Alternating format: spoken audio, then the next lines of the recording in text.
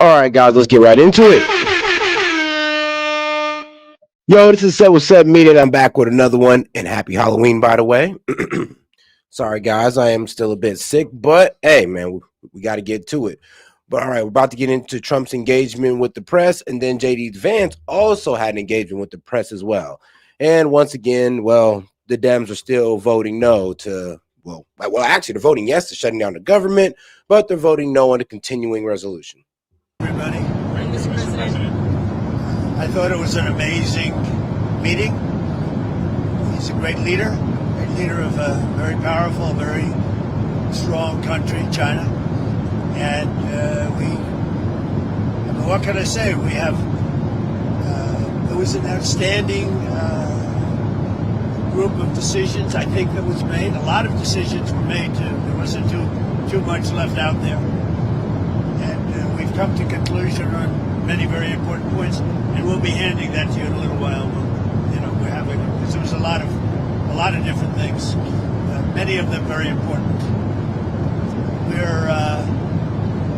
We're in agreement on so many elements, large amounts, tremendous amounts of the soybeans and other farm products are going to be purchased immediately, starting immediately. If you notice, President Xi authorized yesterday for China to start, did you know that, right? China to start buying in very large quantities of soybeans and other things. So, yes, Trump pretty much got China to start buying back the soybeans.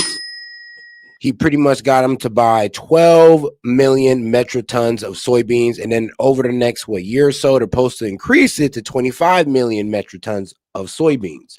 So, yes, Trump has pretty much saved the soybean farmers. So, hey, shout out. He figured that one out. Which I appreciated. That was a very nice gesture. And many other things like that. On fentanyl, we agreed that he was going to work very hard to stop the flow. It's a very complex subject because it's used for lots of different reasons, including anesthetics and things. But he's going to work very hard on it, precursors, and I think you're going to see some real action taken. I've agreed, as you know, I put a 20% tariff on China because of the fentanyl coming in, which is it's a big tariff. And based on his statements today, I reduced it by 10%, so it's 10% instead of 20% effective immediately. I believe he's going to work very hard to stop the death that's coming in. But again, it's complex because of what fentanyl is, what the precursors do. And so I think you're going to see a big difference. We've had discussions on many of the elements that you're talking about. Now, as far as that fentanyl tariff goes, or the fentanyl tax, they did bring it down from 20% to 10%. So, yeah, it was 20% fentanyl tax on all Chinese imports. Now that's been brought down to 10%. So, like I said, he pretty much got China to start buying back soybeans, and he lowered the tariff on the fentanyl. The time you're asking me questions, and most of those things were I think agreed to for the most part. I think we agreed to almost everything in a very acceptable form. I wouldn't say everything was discussed because there were things that probably, in retrospect, we could have discussed and we didn't, for some reason, didn't come up. But if you have any questions, let me know. Go ahead. What about chips, sir? Did he agree? Did you agree to sell any more down? Chips. We did discuss chips, and they're going to be talking to NVIDIA and others about taking chips. Look, we make great chips. NVIDIA is the leader. And I'll be speaking to Jensen from NVIDIA. But they're going to be discussing that with NVIDIA to see whether or not they can do. I said that's really between you and NVIDIA, but we're sort of the arbitrator or the referee. It's a little rough up here. The skies are a little rough. And just to clarify, sir, that is the downgraded Blackwell chips. You would authorize those to be exported? No, not the Blackwell. We're not talking about the Blackwell. That just came out yesterday. But a lot of chips, a lot of the chips. And that's good for us. How soon do you think you'd be able to... Yeah, because pretty much Nvidia and Ginseng has already promised to start making chips here. So that means China is pretty much asking, well, how much chips we'll be able to get since you're trying to pretty much chokehold these two companies to yourselves. And Trump pretty much said, I don't know, you talk to them about that, which is pretty much wild because he just admitted that, well, I am kind of the referee as well. So Sign and actually. Please, come on. You know what you do? Yeah, come on. Let me Stand just right over here. Yeah, hey everybody, thanks. Let me just make a point on the chips. The president was saying there's so many chips we already sent to China, a lot of advanced chips, etc. And as he said, NVIDIA will talk to China and see what's possible. The Blackwell chips, of course, weren't discussed. We focused on export controls of China on rare earths, and they're going to keep those flowing, which is quite important. What are the major stumbling blocks that are left now to work through, and how soon do you think you could sign a trade deal with China? Well, I think pretty soon. We have not too many major stumbling blocks. We have a deal. Now, every year we'll renegotiate the deal, but I think the deal will go on for a long time, long beyond the year. We'll negotiate at the end of a year, but all of the rare earth has been settled, and that's for the world. I mean, worldwide. This, I guess you could really say this was a worldwide situation, not just a U.S. situation. yeah, so pretty much China's going to stop. Well, they was going to attempt to control the rare earth mineral supply that America was getting, not just through China, but through other countries as well, as long as they use it just 0.01% of, well, Chinese, I don't know, technology or hardware. I don't know, just even a bolt that came out of China. If you're using it in your rare earth mineral refinery, well, guess what? China gets control of what you send to America. Now, this is why Trump upped the 100% tariff on China, was to combat this. So since they're stopping their rare earth mineral control, that means Trump is no longer going to impose 100% tariff on China. So we continue to produce the rare earths and buy the rare earths and everything else, when you see from other countries. But China is that whole situation, that roadblock is gone now. There's no roadblock at all on rare earth. That will hopefully disappear from our vocabulary for a little while. So is that a 1 year pause on the policy they announced? It's a 1 year agreement, and we'll extend it after a year. And what will like we do. It's a 1 year deal that will, I think, be very routinely extended as time goes by. To be totally clear, they're not going to impose the rare earth controls that they proposed. President Trump and President Xi came to an understanding on that point. What will your new tariff rate on China's goods be once you sign a deal? Other than what the tariffs remain exactly the same. 55%. It's about it was 57. Now it's 47. Yep. And how long? Because we reduced it by the fentanyl. Because I believe they are really taking strong action. We've already seen the action on fentanyl, and they're taking very strong action. So we reduced it. Yeah, so now the average tariff on Chinese products went from 57% to 47%. So now there's a 47% tariff on Chinese imports instead of 57%. So Xi was able to get a 10% knockoff on tariffs. Lucky him. 10%. So that November date is gone when it was going to go up again. Yeah. Okay. That's right. So That's all. On fentanyl, they've agreed there are a variety of precursors. You may. Hey, and shout out to my man Daniel Castro. He said, to get you going, brother. I'm off today. America. Hey, man, shout out. Shout out to my man Castro. For the support, brother. And hey, man, I'm pushing through it myself, though. Recall that actual fentanyl was scheduled by China in the president's first term successfully. There's certain precursors where they take whatever actions they need to control that. If they can control rare earths, we know they can control the precursors. And President Xi, I think, was very strong in saying he was going to enforce those laws internally. And of course, we'll watch that. And He's going to be very strong in enforcing the fentanyl, everything having to do with fentanyl and regulations internally, including taking very strong measures against those that don't obey. And a variety of other tariffs still remain. The Section 301 tariffs from the original, a variety of Section 232 tariffs. Some of these tariffs are, as the president mentioned, around 40%. For some individual products, it may go up to 100%, but as a general matter, it's about 45, 47%. So, sir, it sounds like you might be going to China then after the successful meeting. That's another thing we agreed. I'll be going to China in April, and he'll be coming here sometime after that, whether it's in Florida, Palm Beach, or Washington, D.C. stand on the shipping fees, the 301 shipping investigation? Well, that's been. So we're going to postpone that while we negotiate with them about that issue. We're trying to rebuild shipbuilding. The Koreans just agreed to invest $150 billion in shipbuilding, so we think we have a good path forward. But that's no longer an issue. Did the war in Ukraine or Taiwan come up? We discussed that, and we discussed basically these are rough winds in Asia. I must tell you, this is a rough flight. We could have waited an hour, maybe. This is a little tough. These are tough conditions for interviews. You know, they're going to be watching Trump. They're going to say he didn't look too good. He's got the shakes.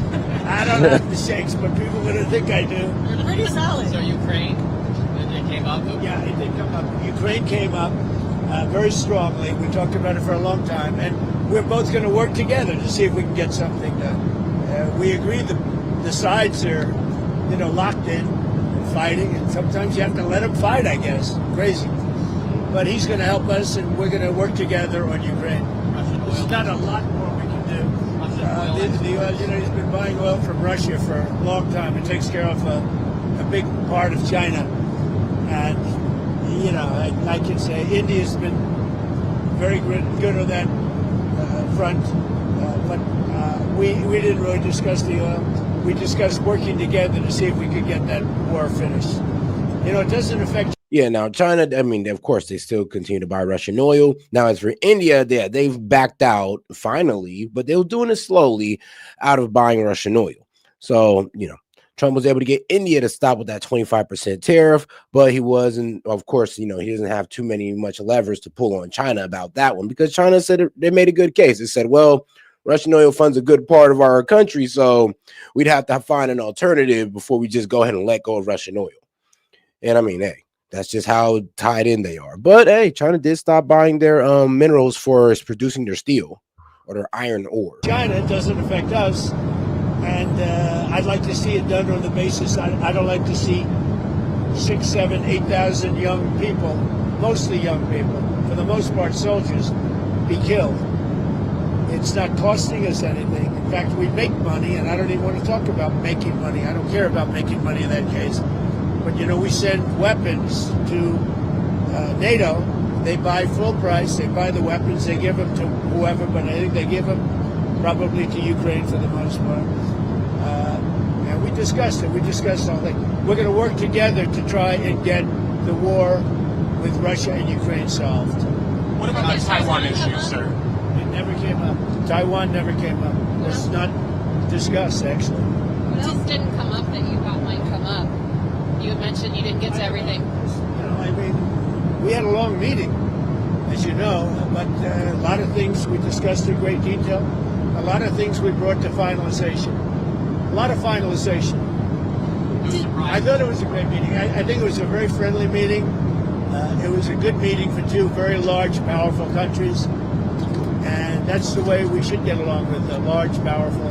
Why did you write your Truth Social about nuclear testing? What about resuming nuclear testing? What prompted you to do that right before the meeting? It had to do with others. They seem to all be nuclear testing. Russia? We have more nuclear weapons than anybody. We don't do testing. We've halted it many years ago.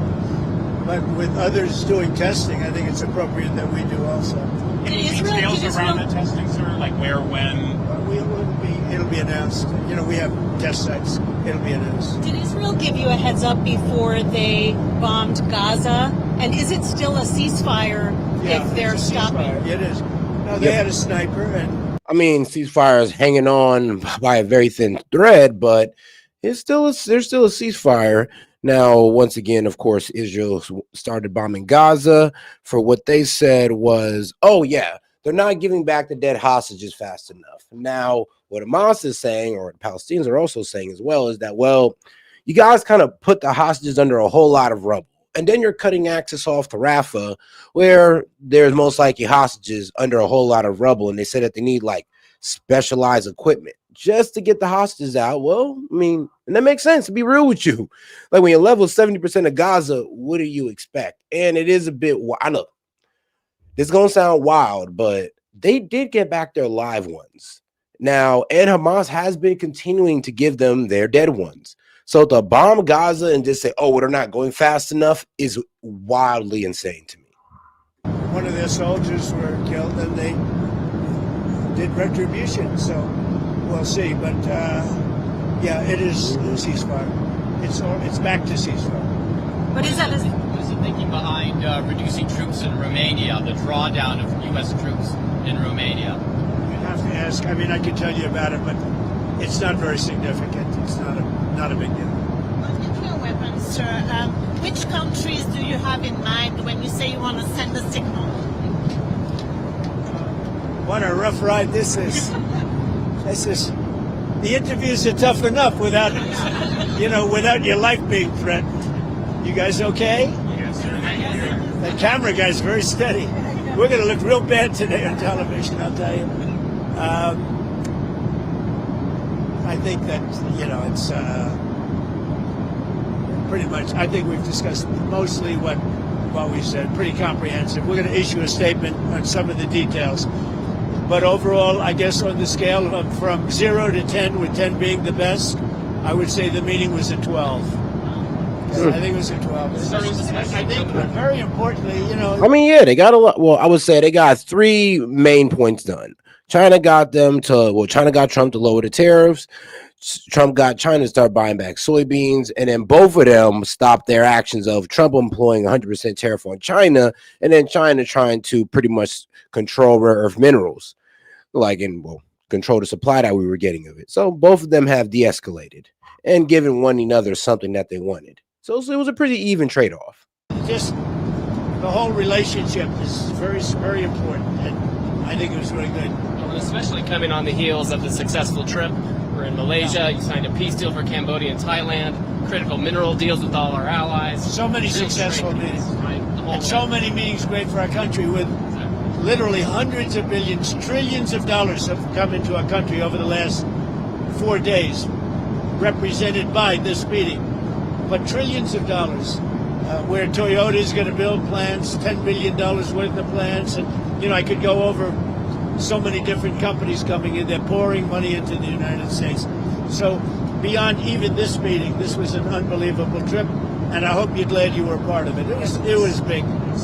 Every country, Japan, I mean, you look at South Korea, Japan, and so many other countries that we met there, they're investing tremendous amounts of money in the United States, like money that we've never seen before. Sir, are we investments from China in the U.S., additional investments, anything like that? They have investments, and they will invest. And China, I think they feel very strongly. They congratulated me on the tremendous success that we've had, because there's never been a country that has had so much money come into it for purposes of investment, for building, for auto plants, for AI, etc. So he was very... Yeah, I mean, the $17 trillion to $18 trillion Trump is talking about is mainly in manufacturing.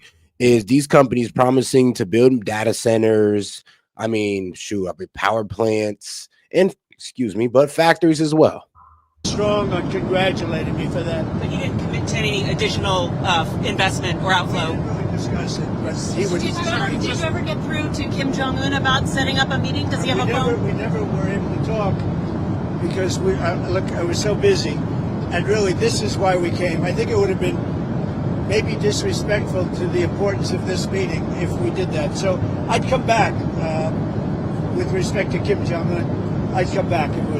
What do you want to talk about with him? I had a great relationship with Kim Jong-un. I think if I didn't get elected, you would have had, if Hillary Clinton came in at the time, who he doesn't like too many people other than me, if you want to know the truth. I think you would have had a big war. Could have been a very bad war, too. Sir, with the nuclear announcement, just one more on the nuclear announcement, do you worry that we're entering a more risky environment when it comes to nuclear issues? No, I don't think so. I think we have it pretty well locked up. But we have more than anybody. But I see them testing. I say, well, if they're going to test, I guess we have to test. I'd like to see a denuclearization, because we have so many, and Russia has some. Russia's second, and China's third, and China will catch up within 4 or 5 years. I think de-escalation would be, they would call it denuclearization, would be a tremendous thing. And it's something we are actually talking to Russia about that, and China would be added to that if we do something. Thank you all. It was a great success. It was a great honor. I mean, he's a tremendous leader of a very powerful country, and I give great respect to him, and we appreciate the fact that he came for this meeting. Thank you very much. And as I said, I mean, both of them got something that they want. Xi got tariffs lowered, and of course, Trump got, well, the soybean situation solved. Now, there is still more things to discuss with China, but hey, those were like the top concerning issues of the time. So, hey, at least they got it solved. Now, guys, we're going to go ahead and get to JD Vance gaggling with the press. Good afternoon, everybody. How we doing? Good, good. Well, let's let these guys file out here. But, you know, what we just did was a little roundtable with leaders in the aviation industry. We've got leaders of labor represented. We've got leaders of the businesses that are, of course, making the airline. And what a lot of people don't understand, though, is that it takes time for these factories to be built on it. So give it about a year or two, and the factories will be built, and you'll start seeing the jobs proliferate. But other than that, I would ask you guys to be patient. That, you got to understand, this year we still have positive job growth. Now, job growth has been a bit hindered. We will see how the September's numbers come out since they've been delayed for some wild reason. Like I said, I mean, the Bureau of Labor Statistics still haven't got their act together, even with the new director. So we'll see how that works out. But hey, the Fed did cut the rate, so we'll see what that has. We'll see what that does to, well, I would say the economy overall, and of course hiring as well. Industry run, and I just wanted to hear from people about the stresses of the aviation industry in light of the fact of the shutdown.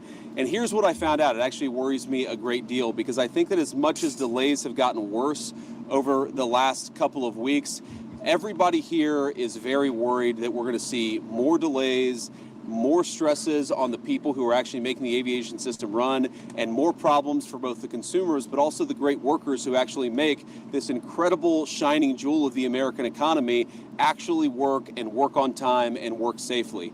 Here are the things that I worry about. I worry about the people who are scanning our bags and making us get through the security line. I worry they're not getting paychecks. They're starting to get worried about how to feed their families and how to pay school tuition and everything else. I worry about the pilots who haven't gotten paid in a long time. I worry about the air traffic controllers who, of course, make this entire system extra safe.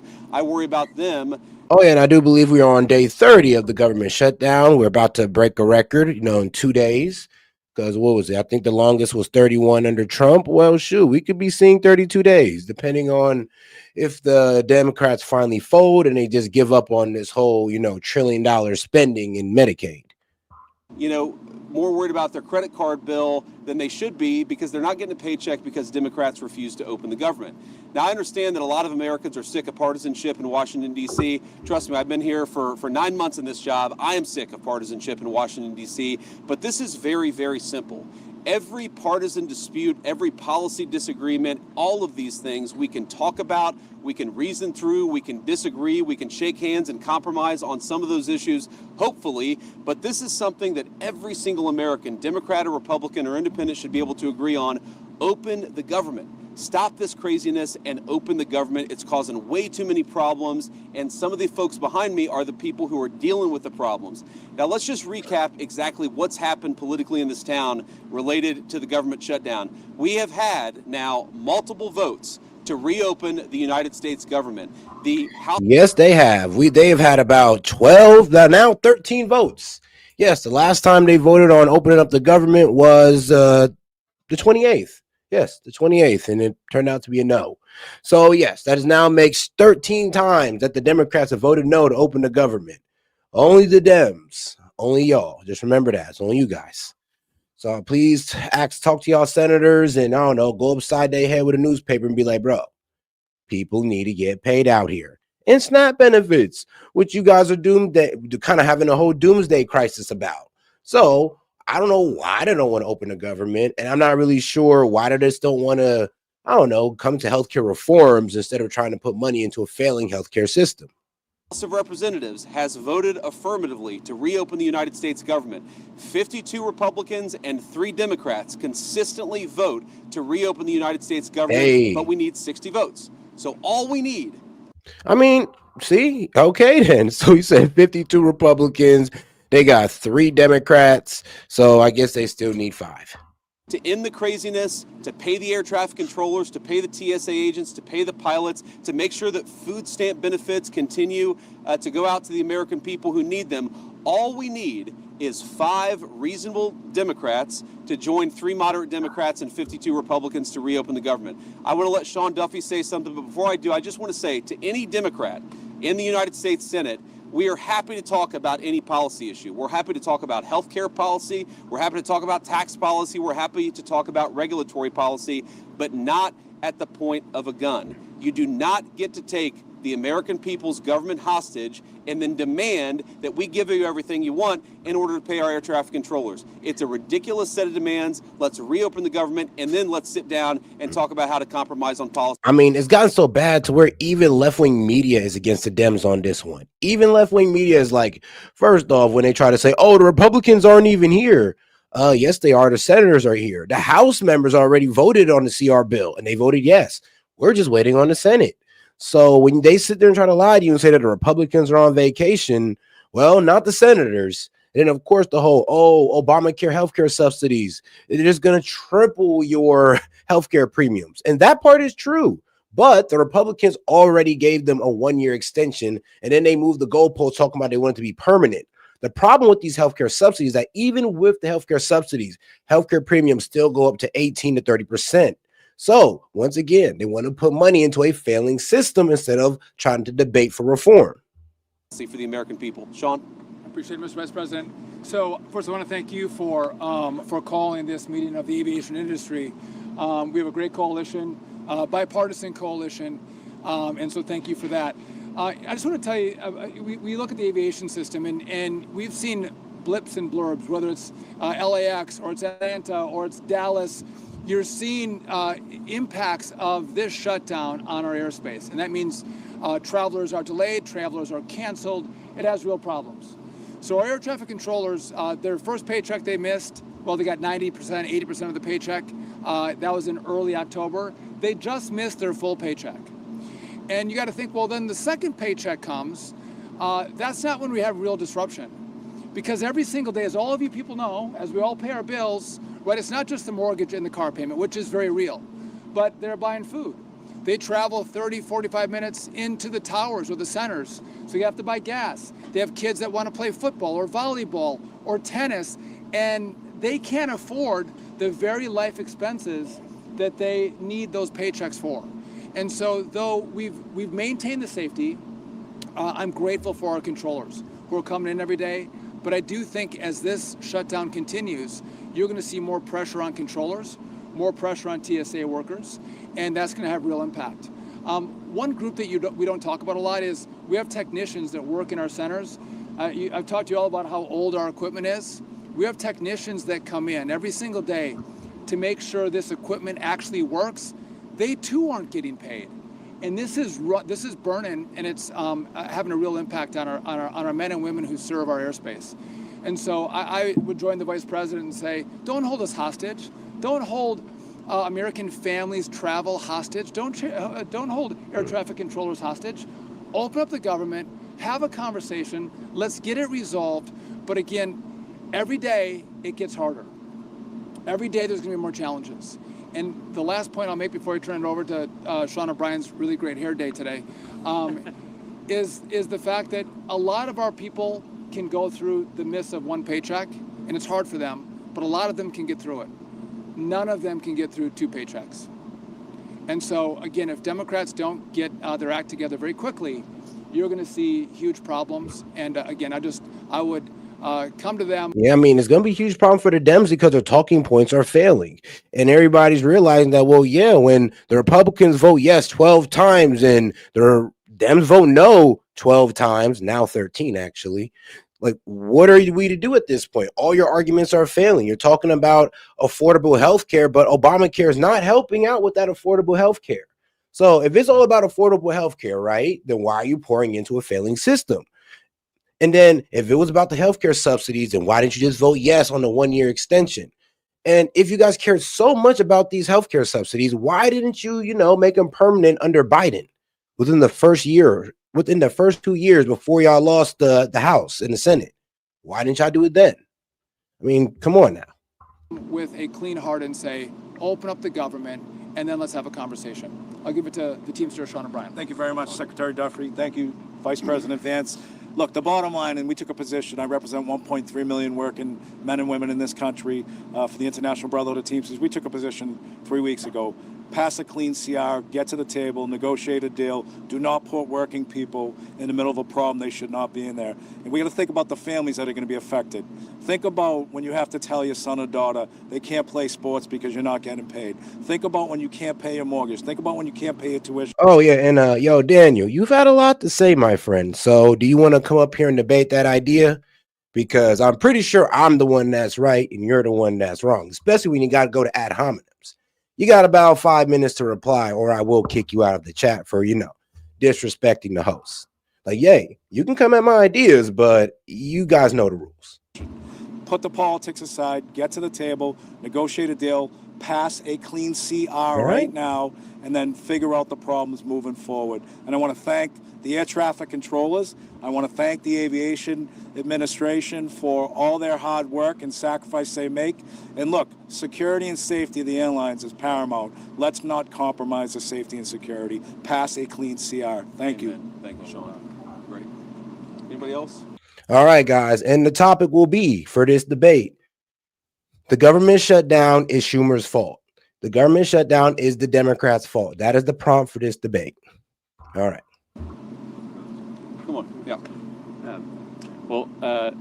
Thank you, Mr. Vice President. Thank you, Secretary Duffy.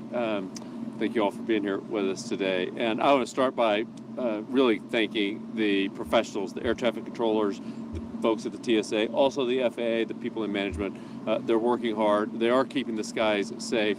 They've minimized delays. Fewer than 2% of flights have been delayed so far because of air traffic control shortages. So they've done a great job.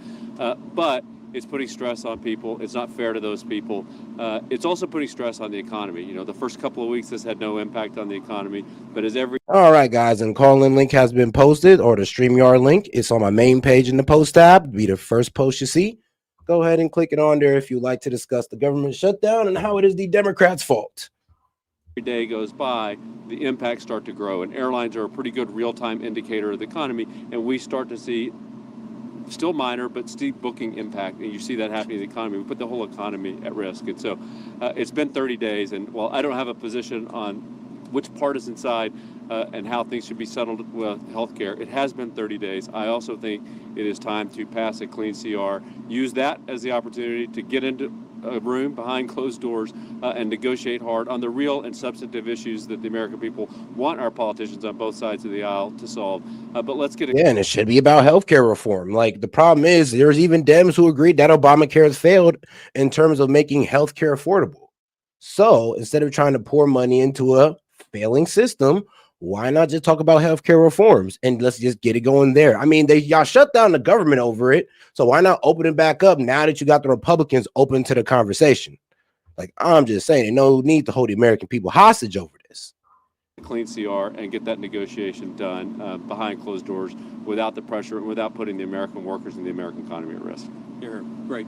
Okay, guys, we'll take a few questions. Yeah, go ahead. Thanks, Mr. Vice President. Mary Margaret with Daily Wire. We're coming up on the 1-year anniversary of this really tragic plane crash in D.C. Should Americans be afraid to fly while the shutdown continues?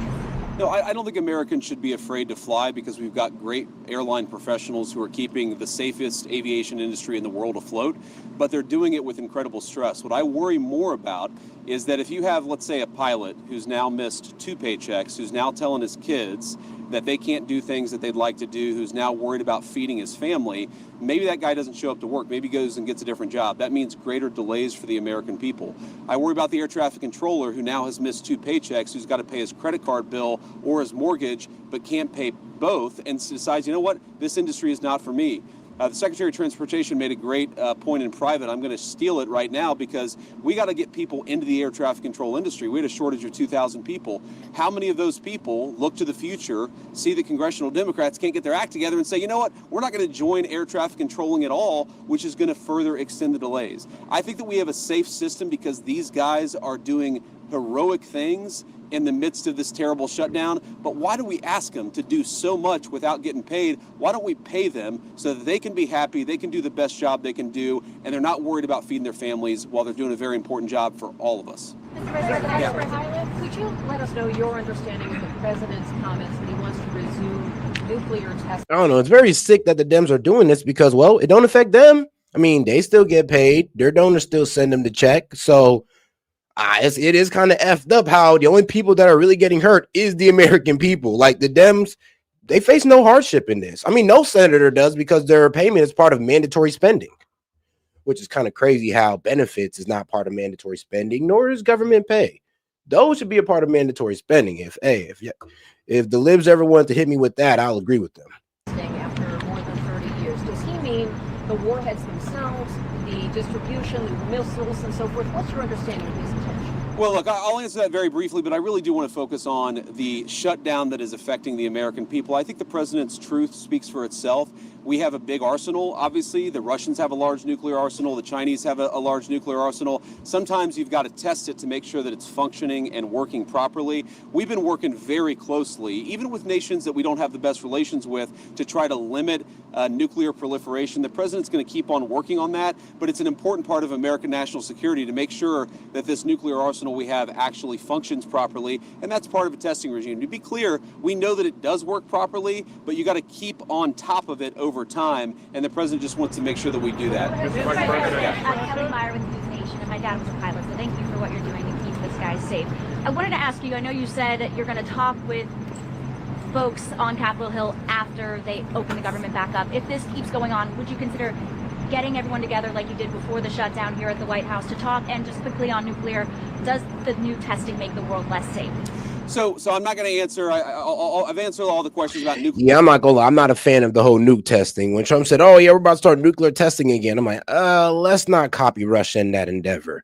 I mean, actually, let's wait and see what happens to Russia with that endeavor, because they might end up effing up their own land, their own airspace. Because I mean, there's really only like 3 ways to test it. I mean, on land, in air, and underground.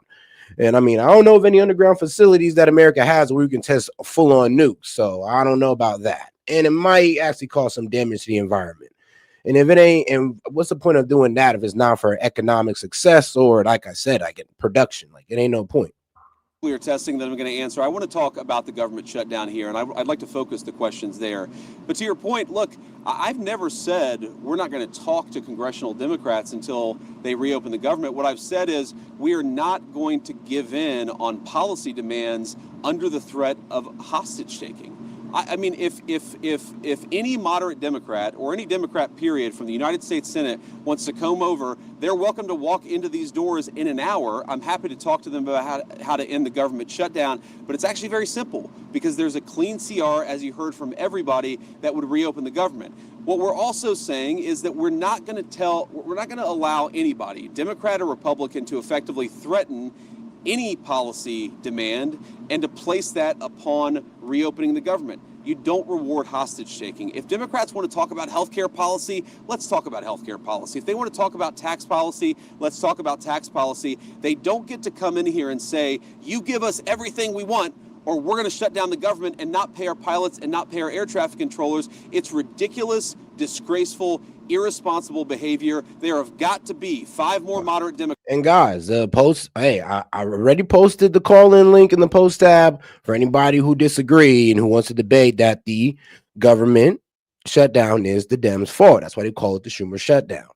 Now, like I said, there were some people who were speaking oh so vociferously, but now I don't hear from them no more. So it's a bit funny. But hey, and guys, if you want to go ahead and get Conspiracy Hour open and open the call-in line for the rest of everybody, please go ahead and send in $2 and up with any question, comments, jokes, or disagreements. I'll be happy to read it out loud and engage with it. Democrats in this entire city who are willing to work with us to reopen the government.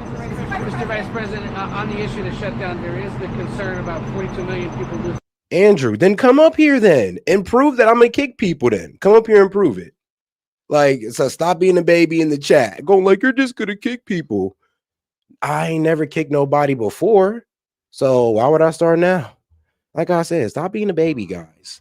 Like, here's the thing. It's crazy how MAGA will line up and debate you guys, you know, like I said, like Parker, Dean Withers. But then when we offer the debate stage to you guys, y'all just create excuses and start running. It's hilarious. SNAP benefits, of course, over this weekend.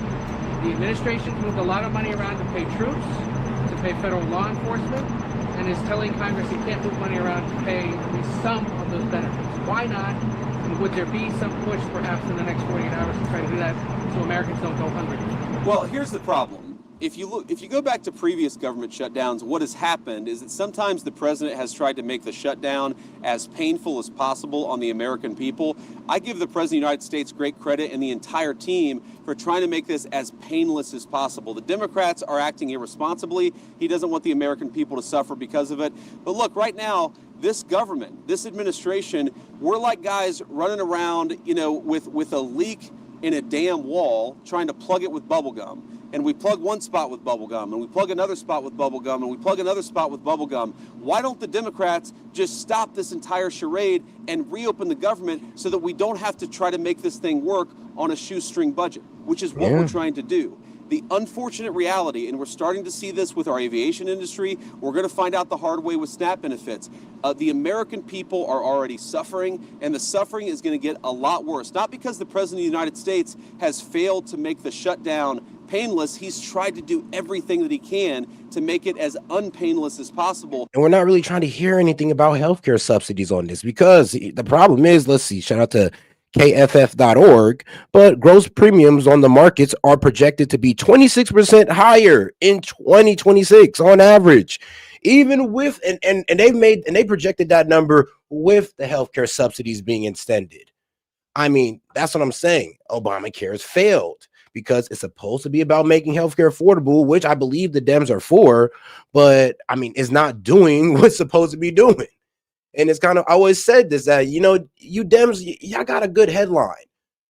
Universal health care, free health care. But then the implementation of it is always trash. Always, every time.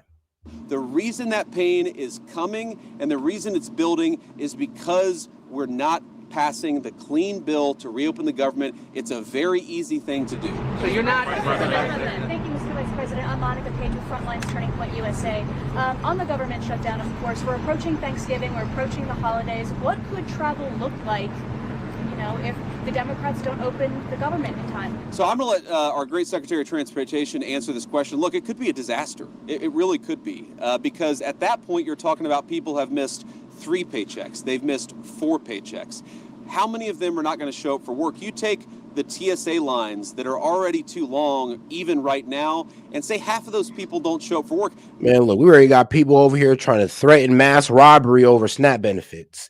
I mean, yeah, when people start losing their paycheck and, these federal workers get tired of lining up in the pantry, things will get crazy. Not because they're not hard workers or good people, but because they've got to find a different job to feed their families. What happens when the security lines are not an hour long, but they're 4 hours long? What happens when pilots start not showing up for work because they're so focused on paying the bills, they can't fly the plane safely? That's going to lead to massive delays. We want people to be able to get home for Thanksgiving. We want people to be able to travel for business, to make this entire engine of commerce work. We want the aviation industry to work. It's not going to work unless the Democrats reopen the government. These guys are doing heroic things to make it work as well as it possibly can, but every single person that I talk to a word, I'm correct. That's funny though, because people think that we're spewing the Republican talking points of what, healthcare for illegals. I didn't even say anything about illegals. I told you exactly what they told us. The Dems have been pretty clear with their agenda. They want to reverse the Medicaid cuts that was done in the big beautiful bill of $900 billion and add another $150 billion on top of it. They want 1.5 trillion. Sorry, my bad, guys. The $900 billion they took out, they want to take that out and then go ahead and enhance it with $1.5 trillion. So I'm not even talking about the illegals. Now, yes, it does help illegals because it does still give funding to those clinics that give you care regardless of your immigration status.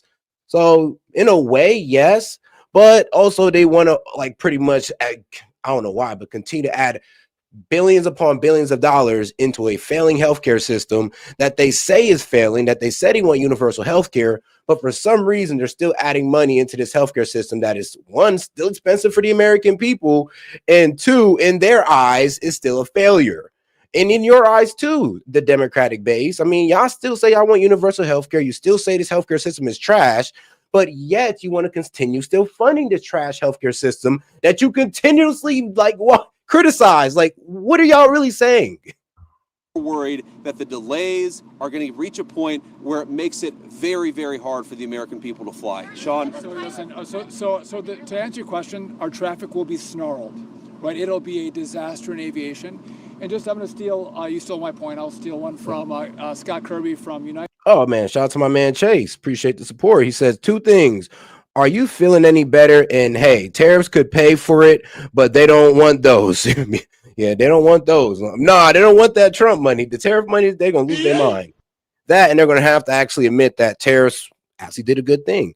But bro, I've been trying to tell people they do not want Trump to cover this with the tariffs. Like, that's gonna make the Democrats look terrible. All this argument against the tariff, they shut down the government, and Trump come through and save people with tariff money. The whole argument is defeated from the left at that point. Whole argument is defeated. But hey, we'll see how far the left takes this, because honestly, they should just open it up. Well, hopefully they do it before the day 32, unless they're trying to set a record or something. You never know with them. October is a slower air travel month, and we have great weather in October. And so you've seen minimal disruption because of good weather and slower traffic. Argue the opposite for 5 minutes. Put on your lib hat. I could argue the opposite for a straight 5 minutes of what? How's the Republicans' fault? But I would have to sound deranged. I would have to use a lot of emotional arguments to low-key make it stick or make it make sense. Because you can't make it make sense logically, Castro, but you can make it make sense emotionally.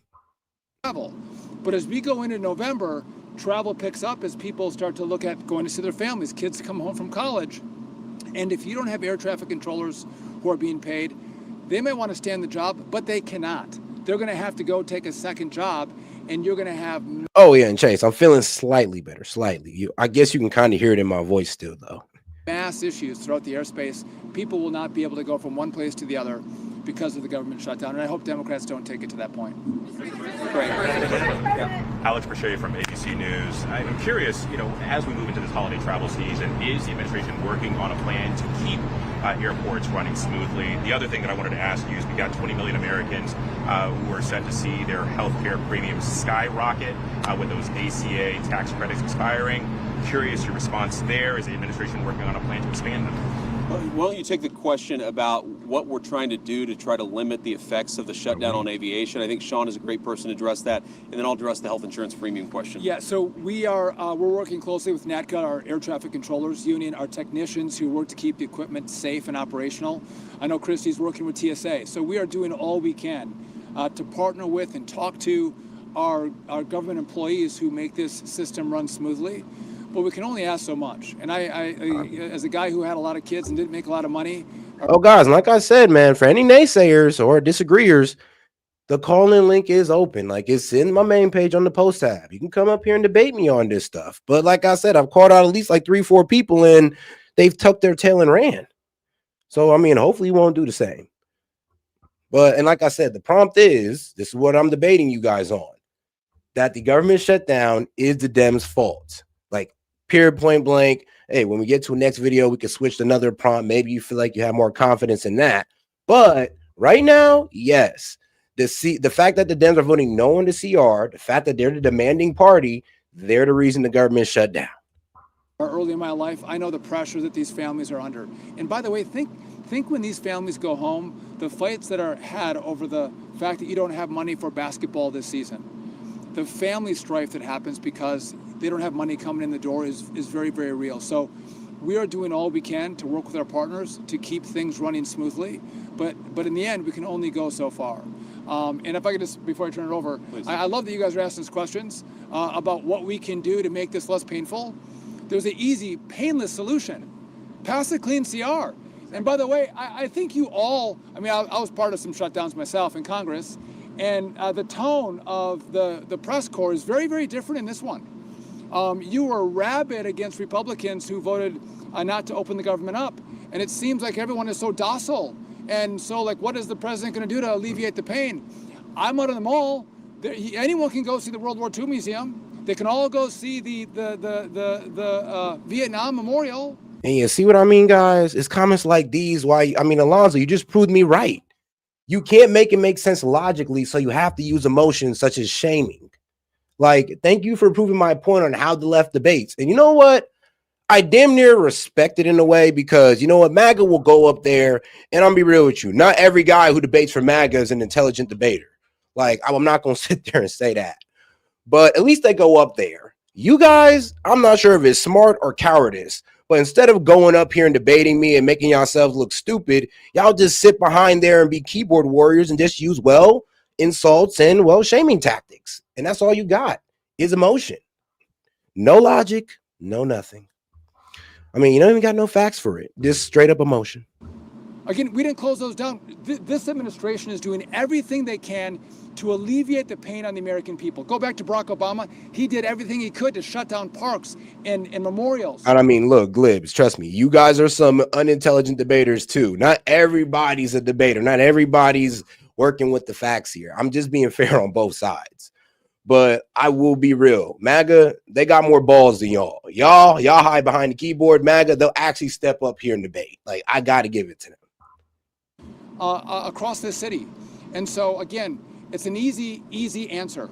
Go ask the Democrats that question. Say, what are you going to do to make sure that people get SNAP benefits this Saturday? Or they have health care assistance for their Obamacare? What are you going to do? Because we're doing everything we can on our end, but there's not much more we can do because the rules of the road by which we have to play. And so, again, I'm grateful for this team because they care about the American people. I just wonder, do the Democrats care the way we do? And if they do, open it up, sit down, and negotiate. Hear, hear. That's a great point. I want to answer the question about health insurance premiums because, look, we don't want the American people's health insurance premiums to go up. We're very worried about this. The president's been talking about this since before we even took office, that we're inheriting a healthcare system that has suffered some real problems under the Biden administration. Because of that, you're seeing health insurance premiums skyrocket. Now, here is our very simple proposal to the Democrats. Let's sit down and come to a compromise and work it out. And you know what the Democrats' response to that is?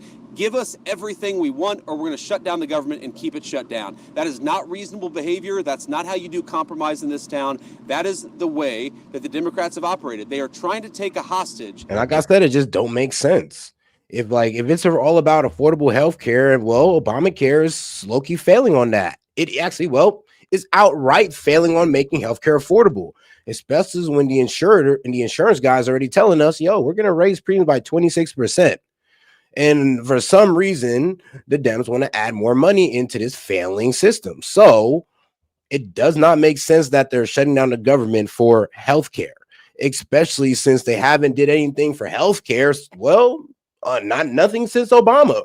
Like, really, they haven't really done anything with Obamacare, and all these changes that they want to it now, they had all the opportunity under Biden. So if healthcare was that important, if those subsidies was that important, then why wasn't they made permanent in 2021 or in 2022? I mean, they even had a chance in 2023, but did nothing. We can't reward that behavior. If we do that, if we say, yes, of course, we'll give you everything that you want if you reopen the government, you know what's going to happen? In 3 months, they're going to come back to the administration and they're again going to say, we're going to shut down the aviation industry. We're going to deny people SNAP benefits unless you give us exactly what you want. That's how a child behaves. That is not how a responsible governing party behaves in the United States of America. And let me make one final point, and then we'll cut out of this press conference. Look, I've been a little bit unfair, and I want to correct this, because when I say the Democrats have shut down the government, it's actually the far left side of the Democratic Party, because to their great credit, 3 moderate Democrats joined 52 Senate Republicans to vote to reopen the government. We need 5 more reasonable Democrats to put the American people first and reopen the government. That's all that we're asking. Let's talk about health care policy. Let's make sure that we ensure that Americans' health insurance premiums don't go up. We want that, and we're willing to work with people for it, but they've got to... And bro, here's another terrible excuse. Is that, well, they could just end the filibuster and go right through. So what, you can call the Republicans a bunch of authoritarians and say that we're trying to skirt democracy and not trying to hear the other side? That's what I'm saying. Like, y'all argue against democracy when it doesn't work for you. It's crazy. Like, I thought we're supposed to hear out both sides. I thought you guys want to be included. Then there are literally Dems trying to argue for us, just pushing past the Dems. Don't even hear them out. F their vote and the filibuster. Just go right past them. I'm like, okay. I mean, but I thought you guys were for democracy. I thought you guys were for the American system, our American government. But hey, it is what it is, right? I guess you really don't care about what y'all plight is. Y'all want the government open like me. I mean, that's cool, but I would also like the Dems to low-key get in on it, have some agreements there. But okay, I mean, just push past them, F what they got to say. I mean, hey, it's your words, not mine. Reopen the government first. Sean came from a background not that dissimilar from mine. Sean O'Brien came from a background not that dissimilar from mine. And trust me, I know it's part of the system, but bro, you really think the Dems are going to let us have that point? If we just push through them, get it open regardless of what they say, how do you think that's going to frame the Republicans? Like, look how sensitive the Dems are already. They're crying over a ballroom, guys. A ballroom. You don't think this is going to send them over a little bit? I'm just saying.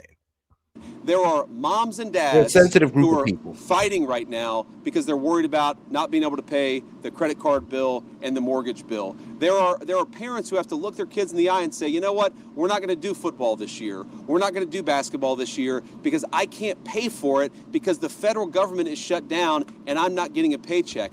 Do we want those people who keep the aviation system running to not be able to feed their families, to not be able to pay for some of the things that make life worth living? The answer to that question is absolutely. We want them to be able to afford a good life. The only way for that to happen is to reopen the government. It'll be good for those who fly. It'll be good for those who work in the aviation industry. It'll be good for the whole country. Just do the common sense thing, Democrats. Reopen the government. We need 5 Senate Democrats to join us. I hope that they will. Thank you, guys.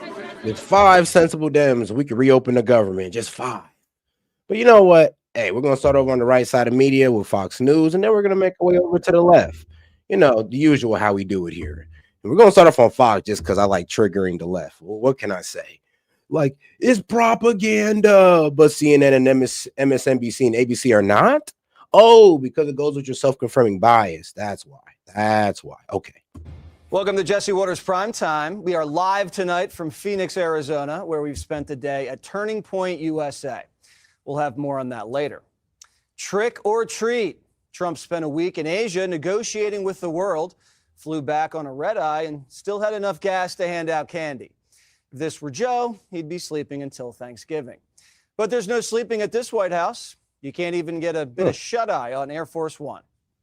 When you go on one of these 23-hour international trips with Donald Trump, if you're lucky, he'll sleep 2 hours. If you're unlucky, he'll be roaming around Air Force One, you know, busting your chops because you've fallen asleep and like, oh, he's low energy. Look, he's already asleep and he's, you know, been on the plane for 18 hours. He wakes up the journalists for midnight gaggles. He wakes up the journalists for midnight gaggles. I'm weak. No one was sleeping on this trip back home. If the president didn't wake you up, the turbulence did. These are rough winds in Asia. I must tell you, this is a rough flight. We could have waited an hour, maybe. These are a little tough. These are tough conditions for interviews. You know, they're going to be watching Trump. They're going to say he didn't look too good. He's got the shakes. I don't have the shakes, but people are going to think I do. The flight was bumpy, but the sit-down with Xi, smooth sailing.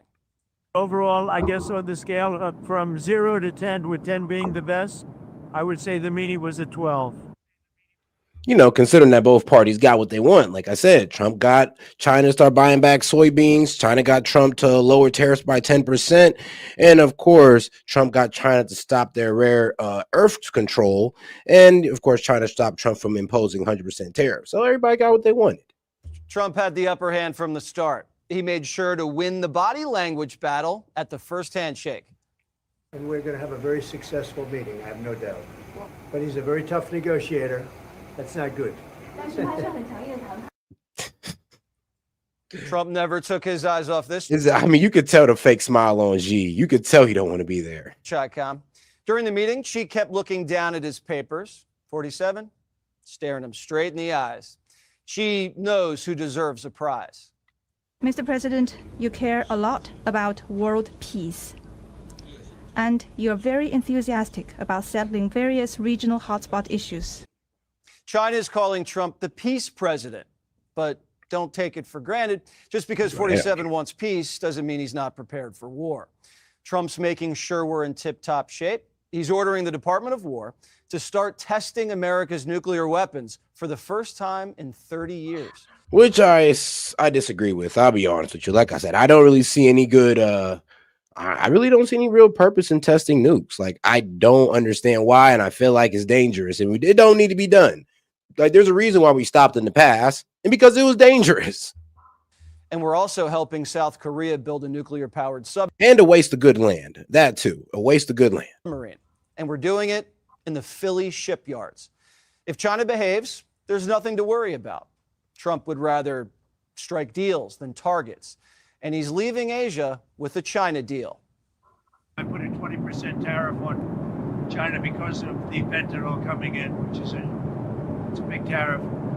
And based on his statements today, I reduced it by 10%, so it's 10% instead of 20% effective immediately. I believe he's going to work very hard to stop the death that's coming in. China has been promising to help us curb fentanyl for years, so we'll believe it when we see it. Trump told them, do the right thing, and if they know what's good for them, they will. Less fentanyl, more soybeans. The Chinese have agreed to buy 12 million metric tons of soybeans during this season, and then for the next 3 years, they're going to be buying a minimum of 25 million metric tons per annum. American farmers are thrilled. So are the taxpayers. No bailout. And it wasn't just soy. Xi wants a taste of American energy. Trump says the Chinese agreed to start buying oil and gas from Alaska. And the more China buys oil from us, the less they buy from Putin. Okay, so they did give them a way out. Because I did say they do, like, I'm going to be real with you. I would say they power a larger part of China with Russian oil. So to just wane off Russian oil without finding another alternative is crazy. But if they're saying they're going to pick that up from Alaska, and Trump has set ground in Alaska to start, drill baby drilling and start mining as well. So if all that goes over well, then, hey, yeah, we could see more Chinese, dollars flowing into our economy through energy. China's also opening up their rare earths market to us, and in exchange, we're suspending tariffs on port fees. And overall tariffs on China will now be about 50%. This isn't meant to be a comprehensive deal. Trump's basically lowering the temperature. China's tough, and Trump is taking his time. It's why the president's going to China next year and inviting Xi to Mar-a-Lago. We're maintaining supremacy over the Chinese. So far, we still have the upper hand. Chuck Schumer, who can't cut a deal for his life, says Trump got rolled. Don't believe this BS. Trump folded on China. Folded? Huh? He's taming China, and we gave up nothing. That's literally. Hakeem's a little jealous that Trump's giving other people attention. Donald Trump has spent more time talking to Hamas and the Chinese Communist Party than he has in talking to Democrats. Bro, how stupid are you, dog? How stupid are you? One, you already know there's really no debate with you guys. Two, so stopping the killing of innocent people, the Palestinians, you're crying about that.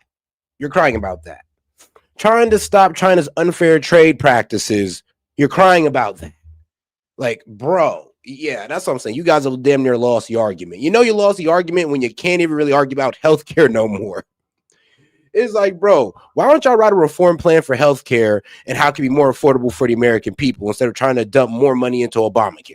Why don't y'all spend y'all time doing that instead of crying about the president actually doing something while you guys sit there and complain? This is why y'all not seen as good leaders.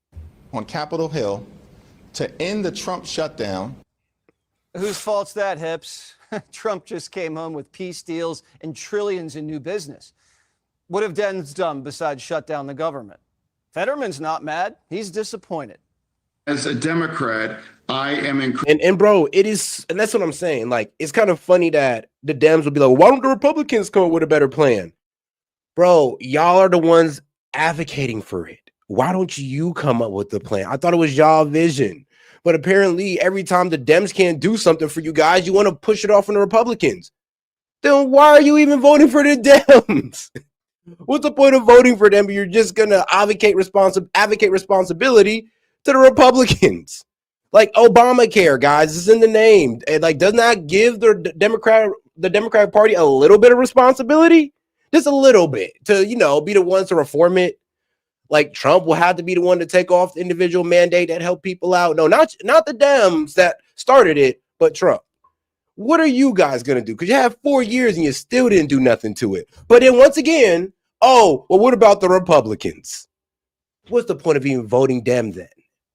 Incredibly, I've been disappointed, and I refuse to have a political gamble that's going to put those kinds of food security for 42 million Americans at risk on this. Now, some people might be afraid of the. Oh, guys, and like I said, the call-in line is still open. I see a lot of you like to run away from the bait, but the call-in line is still open, guys. Just go to the main page, post tab, click that link, and we'll have that conversation.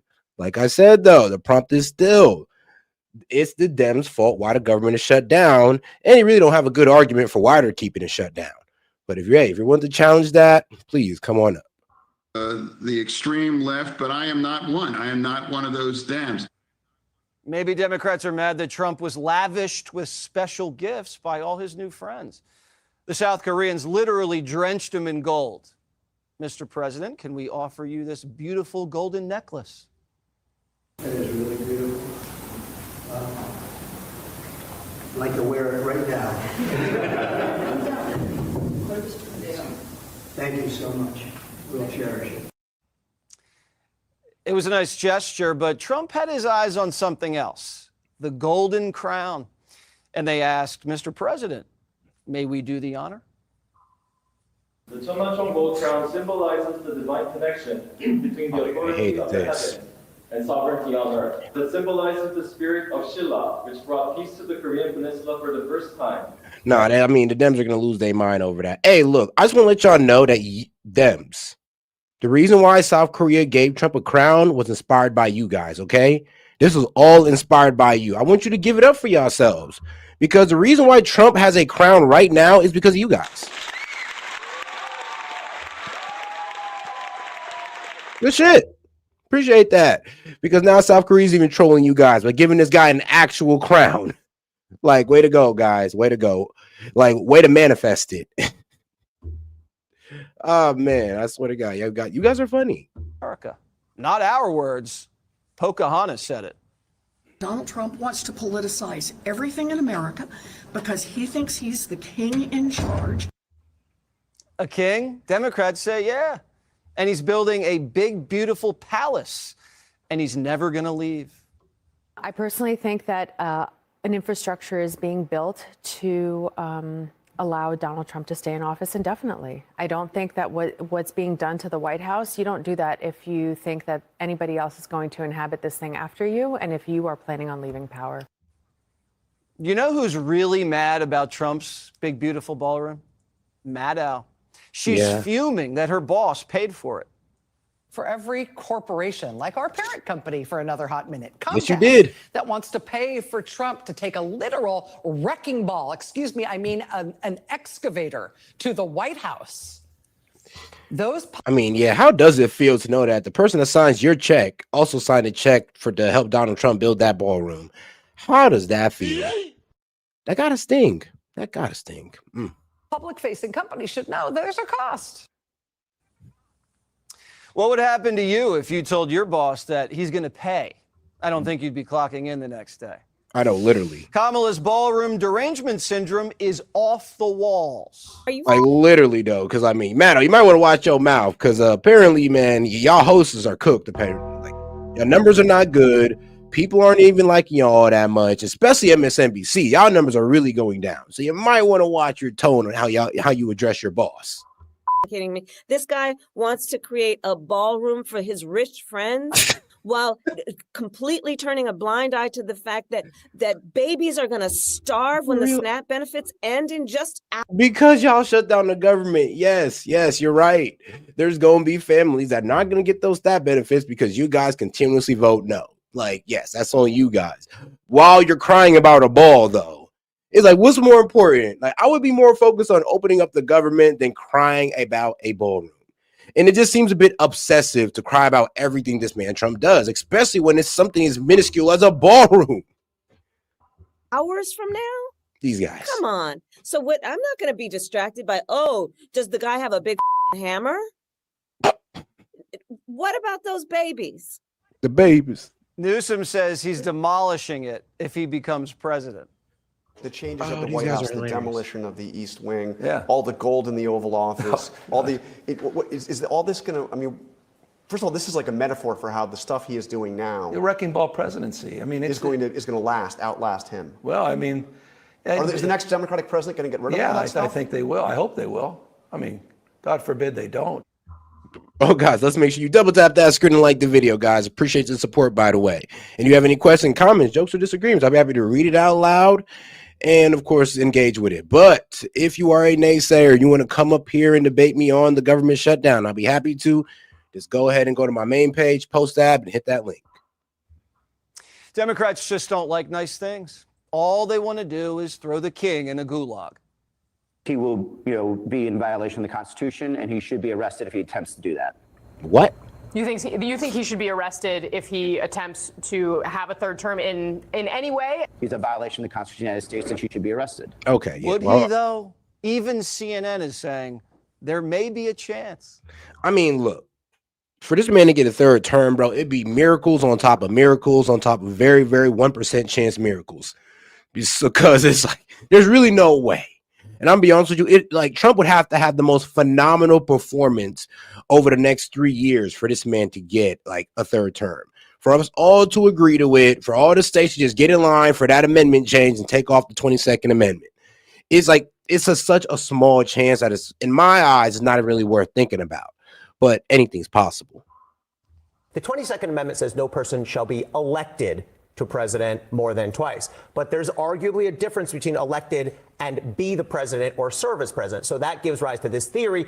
Maybe he'll run as the vice president. I mean, if you don't understand that we can get amendments changed, then hey, I guess you don't know the law, or you don't know how the Constitution works or how we amend things in America. Because we could always take away the Second Amendment. I'll be real with you, the way the country's divided politically right now, I highly doubt it would happen.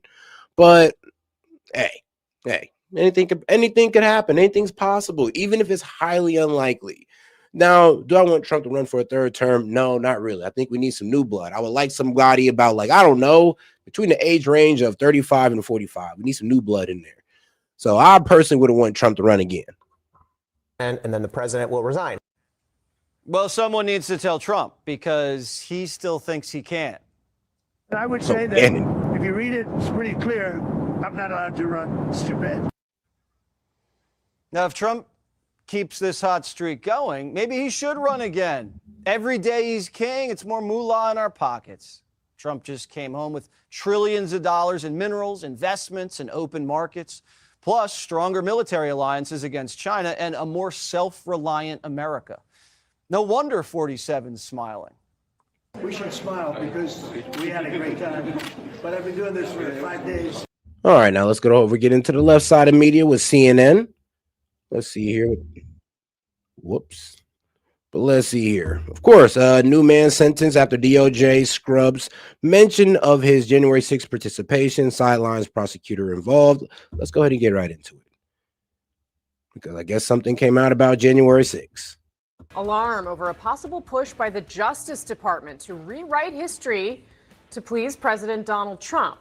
A hearing wrapping up just moments ago with a federal judge complimenting the prosecutors, even after they were removed from the case and their sentencing memo revised to remove references to President Trump and to January 6th, including the phrase, quote, mob of rioters. The original filing did not contain any factual inaccuracies. It raises the question, why suspend those prosecutors and why cut those two very specific references? It's all happening during the sentencing for this man. But I would also have to ask you the same thing. If the January 6th prosecutors and the January 6th committee was, I'll be real with you, operating fairly, justly, then why did Biden give them a blanket pardon? That's really concerning. I'm gonna be real with you. If Hunter didn't do anything wrong, why the blanket pardon? If the January 6th committee didn't do anything wrong, why the blanket pardon? If Anthony Fauci didn't do anything wrong, why the blanket pardon?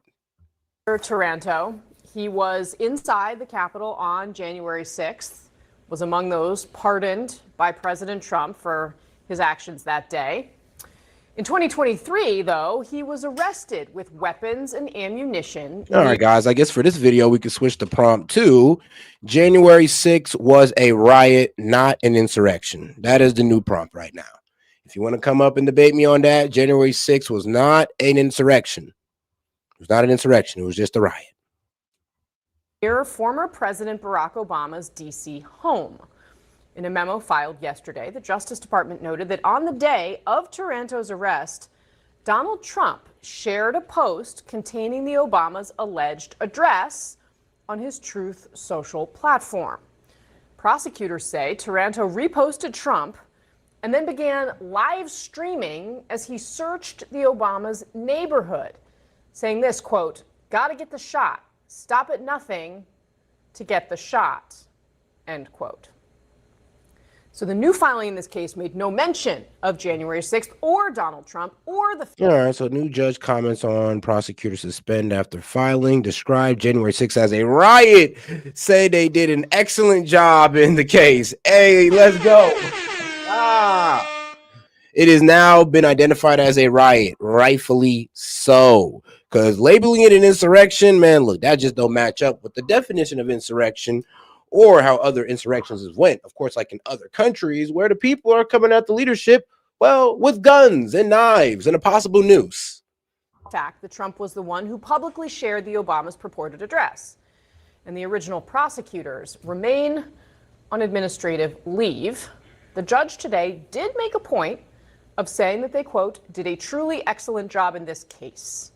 Let's get off the sidelines and head into the arena. My panel is here, and we're also joined by someone who was in the courtroom for this sentencing hearing, CNN crime and justice correspondent Caitlin Polans. Caitlin, bring us inside the room. Pretty remarkable set of events here. Yeah, everyone in that room in the sentencing this afternoon, they were hanging on every word of Judge Carl Nichols, seeing what he would say, how he would address this situation, a situation that current and former prosecutors in the Justice Department are telling me it is nothing short of scandal. For these two prosecutors who had been on this case to be suspended, and for the sentencing memo they wrote to have removed all references to January 6th and to Donald Trump. In court, Judge Nichols was not the one to mention January 6th at all today. It was Taylor Taranto who brought it up very briefly in his remarks. He didn't have a strong point to make to the judge. He said he actually was just mentioning it for the benefit of journalists and students of law who may be watching so that they could understand dissent. But what happened in court, Judge Nichols, the only thing he did was acknowledge in referencing this Justice Department situation, he only referenced the two suspended attorneys. They were there in the courtroom watching this proceedings. They were not at counsel table. They were in the back. Judge Nichols said that my view is that they did a commendable and exceptional job, and they did a truly excellent job in this case. However, whenever it got to the point of the hearing when Judge Nichols may have said something about the history and characteristics of the defendant, the sort of thing you talk about in a sentencing hearing, he did not bring up the participation in the Capitol riot of Taylor Taranto. And there were current and former prosecutors I was watching in that courtroom, sitting, also watching, waiting to see what Judge Nichols would say, and they were shaking their head. They were very disappointed, evidently, by the judge not addressing. Man, look, I always stood on the position of, well, we can't call the BLM riots. Yeah, so we cannot call the BLM riots an insurrection, then we really can't call January 6th one. Considering that more people were hurt in the BLM riots, more police officers, more damage to federal buildings, more damage overall, bro, was a lot worse during the BLM riots than January 6th. So if we can call the BLM protest a riot and not an insurrection, then we can do the same thing with January 6th. This situation inside the Justice Department. The only difference is the people who was doing the riots. And, you know, apparently if it's the right or it's MAGA, now it's an insurrection. But if it's the left, oh, it's just a riot. And, you know, senators will peek out the windows and smell the burning air. And they're just like, well, the burning tires and the burning cars in jubilation. Orwellian is Like what Kamala someone Harris. told me earlier today. All right, Caitlin Polance reporting for us. Caitlin, thank you, as always, for starting us off. All right, our panel's here in the arena. Senior correspondent for New York Magazine, Irene Carmone. Chief Washington correspondent for ABC News, Jonathan Karl. It's a real treat. Jonathan, of course, the author of a new book, Retribution, Donald Trump and the Campaign That Changed America. Irene also has a new book out, Unbearable, 5 Women and the Perils of Pregnancy in America. So here you go. There's your shopping list at the top of the show. We're also joined by CNN political commentator Paul Begala and Republican strategist Brad Todd. And if it's not enough on the left side of our screen, we are joined by our Arena text chain with additional analysis from our top contributors. John, that's for everybody that's on mute. I'm so honored to have you here. Thank you. No, for it's being great here. to be here. It's a real treat to have you on. And of course, your book is Retribution.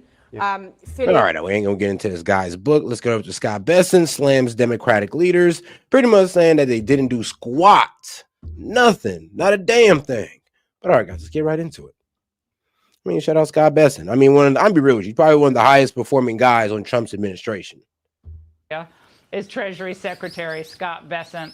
Mr. Secretary, it has indeed been a whirlwind for you, the entire team, the president. The trade deals with Japan and Korea, highly significant, hundreds of billions of dollars. But it will not surprise you, sir, to hear that the globalists at The Economist say that China is winning the trade war.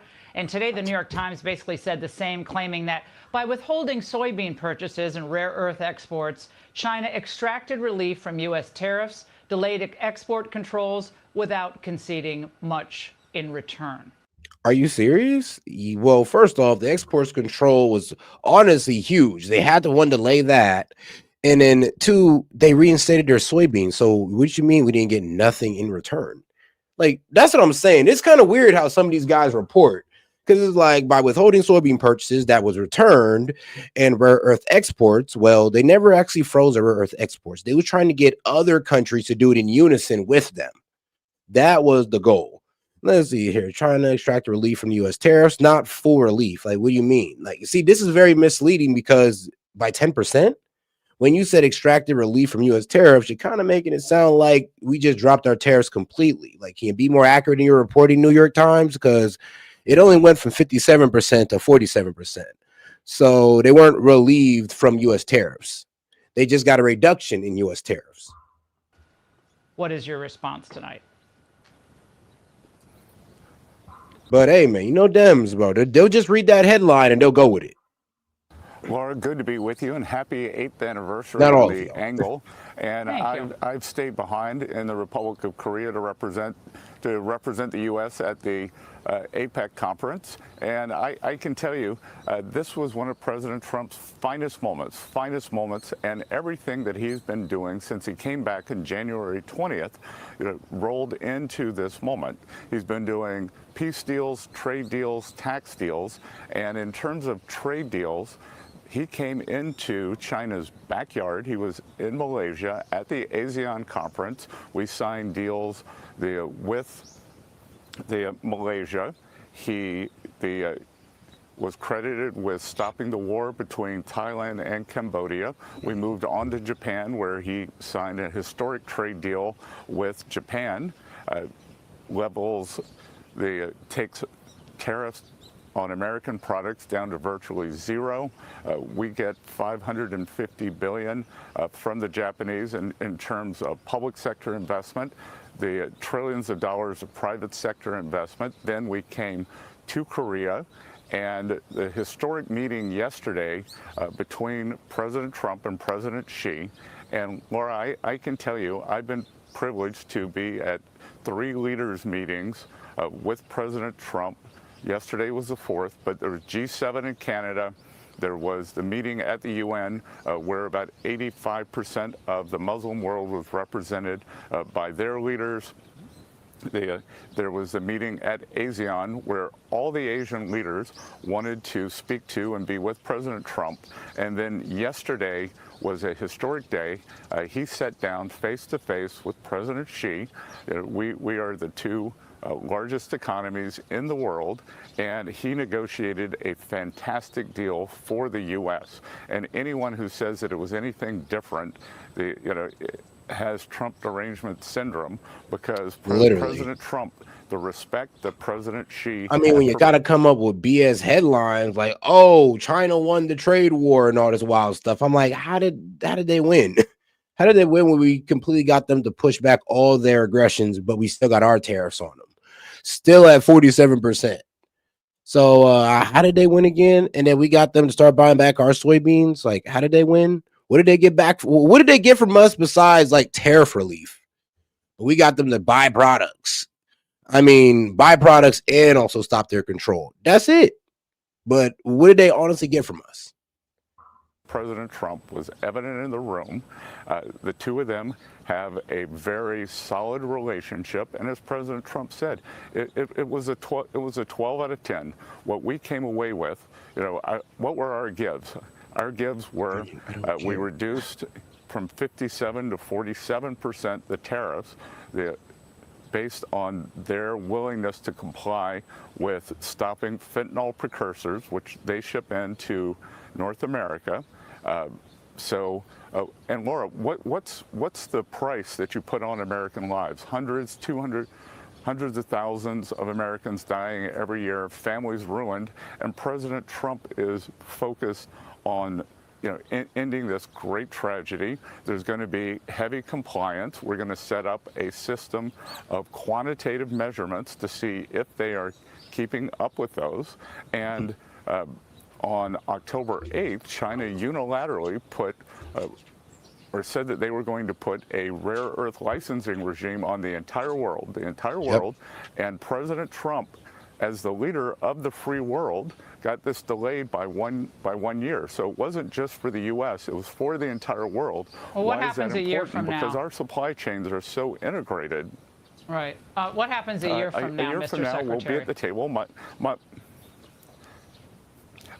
My guess is a year from now we'll be back at the table, and we'll get another delay, another roll, because what everyone misses is the Chinese have rare earths, but we have President Trump's threat on tariffs. He gave the team maximum negotiating leverage when, within 24 hours of the Chinese announcing the potential export controls, he said, if this happens, I will raise the tariffs on China 100%, which is, in essence, an embargo. And the U.S. Yeah, it's pretty much like, honestly, it's an even trade. All right, well, if you want to try to control rare earth mineral exports to try to raise our prices, then great. We'll just put 100% on tariff on you and basically decouple from you and decimate your manufacturing base. Because their manufacturing base lives off American consumerism, and they can't find no other country that's going to buy like us.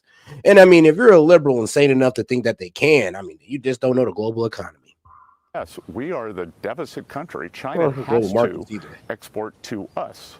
So the deficit country, always wins. The surplus country loses. So we have lots of we have lots of arrows in the quiver that we can use against them.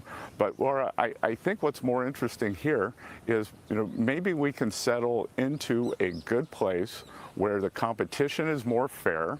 We have substantial tariff income. As you said, we have a chance to start building out our own rare earth network. And Laura, it's not just rare earths. The previous administration was asleep at the wheel.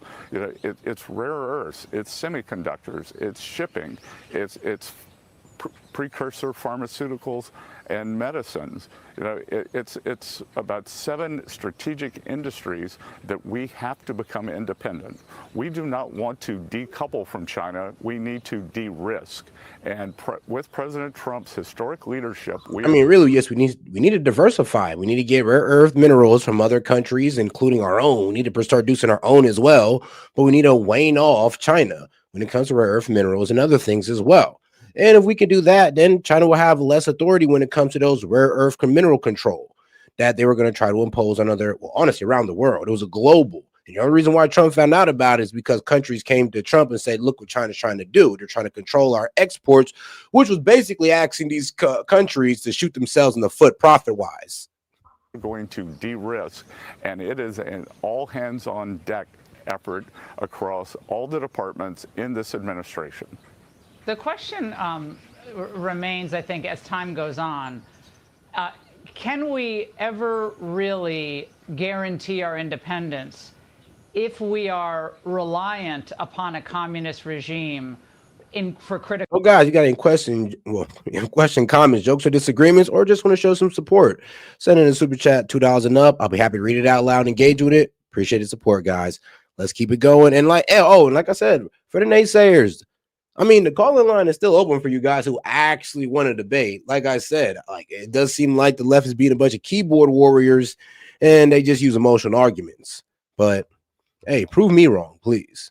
The last left guy I had up here, he was trying to convince us that all of MAG is Nazis, but couldn't substantiate it with one clip, one website, one speech, nothing.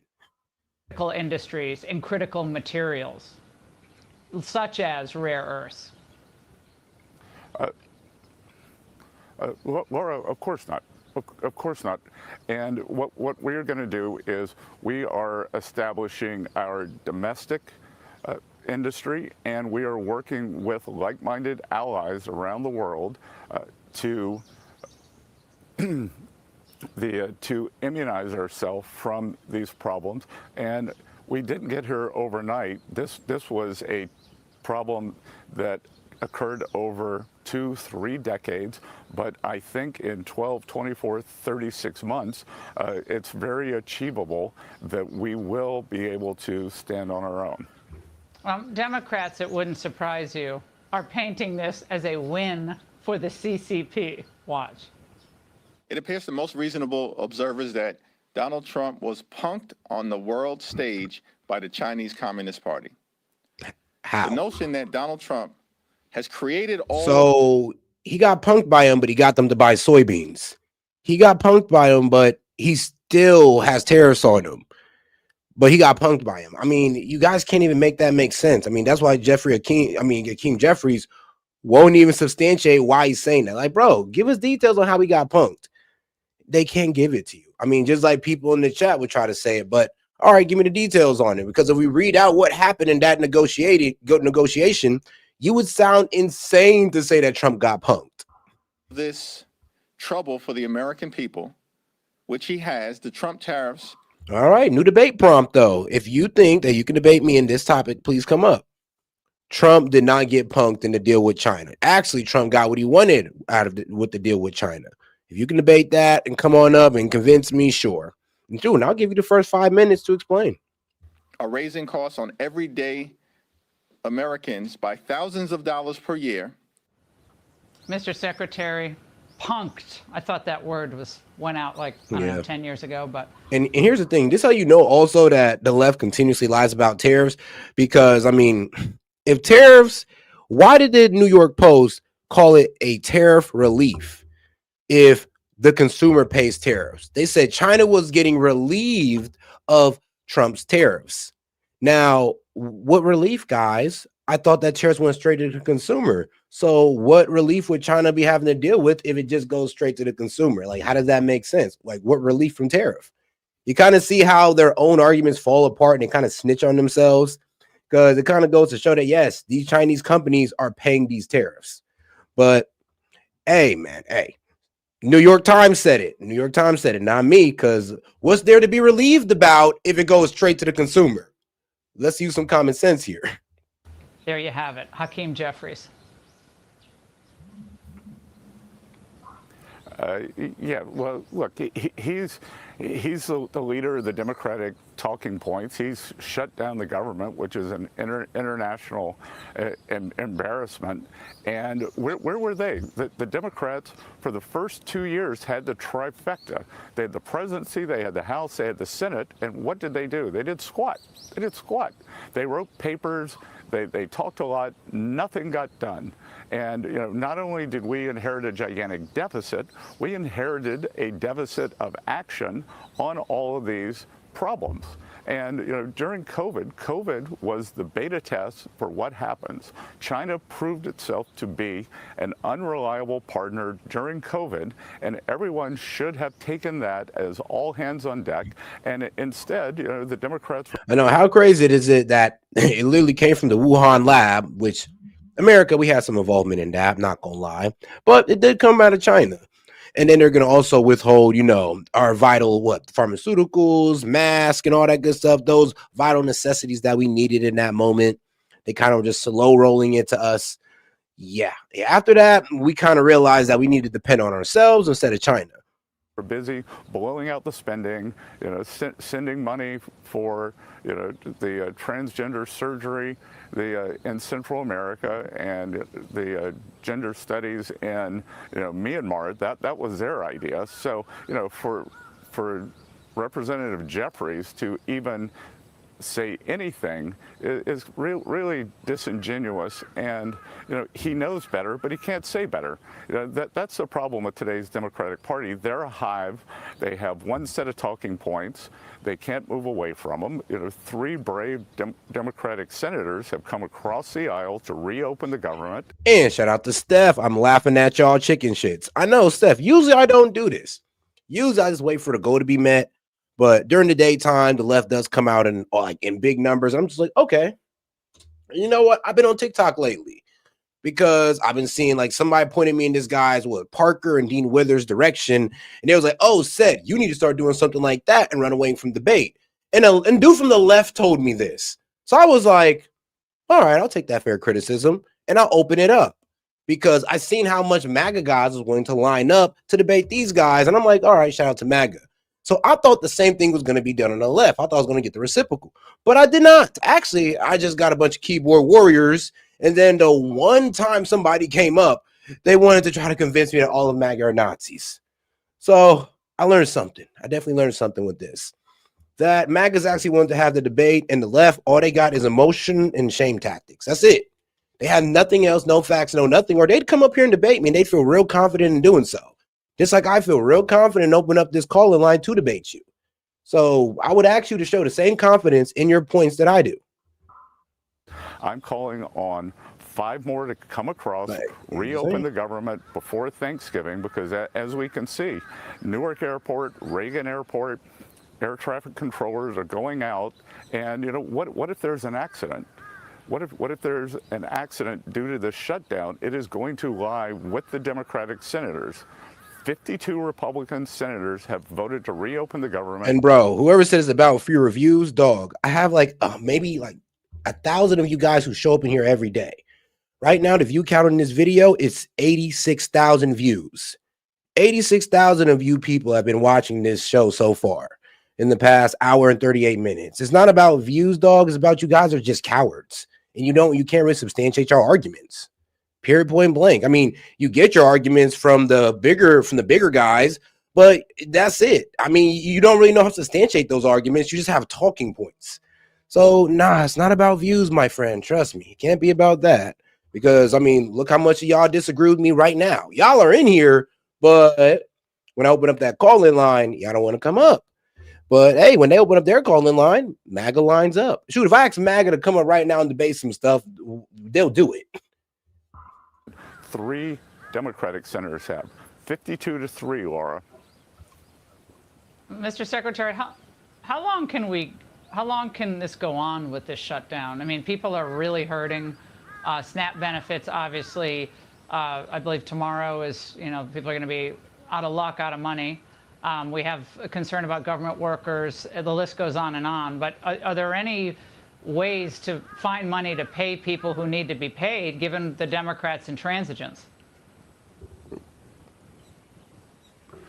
Well, Laura, we were able to pay our brave men and women in the armed services. I believe that we will be able to pay them on November 1st. We're working hard to try to find a way to do it if this thing drags on to November 15th. But Laura, you and I know the day after Thanksgiving is the busiest travel day in America. And if our airports are shut down, it'll mean that highways are more congested, and they'll be the Grinches who stole Thanksgiving. I don't even know what to say. I think that I keep calling them 5 senators come across the aisle. You will be heroes to the American people. Literally. Mr. Secretary, Jerome Powell yesterday kind of threw some the 5 Dems that come over, you might up your presidential stock for next year. Well, my bad, in 2028. You might be able to do that for yourself. But if not, and you want to sit there with the hive mind of the left that's just kind of screwing over the American people, just to say F Trump, because it's not about healthcare. I'm gonna be real with you. It's not. It's literally about F Trump. And it's because Schumer caught so much slack for keeping the government open the first time, and they were threatening to primary him. What was AOC? Jasmine Crockett was calling this man a coward, saying that he bent to Trump.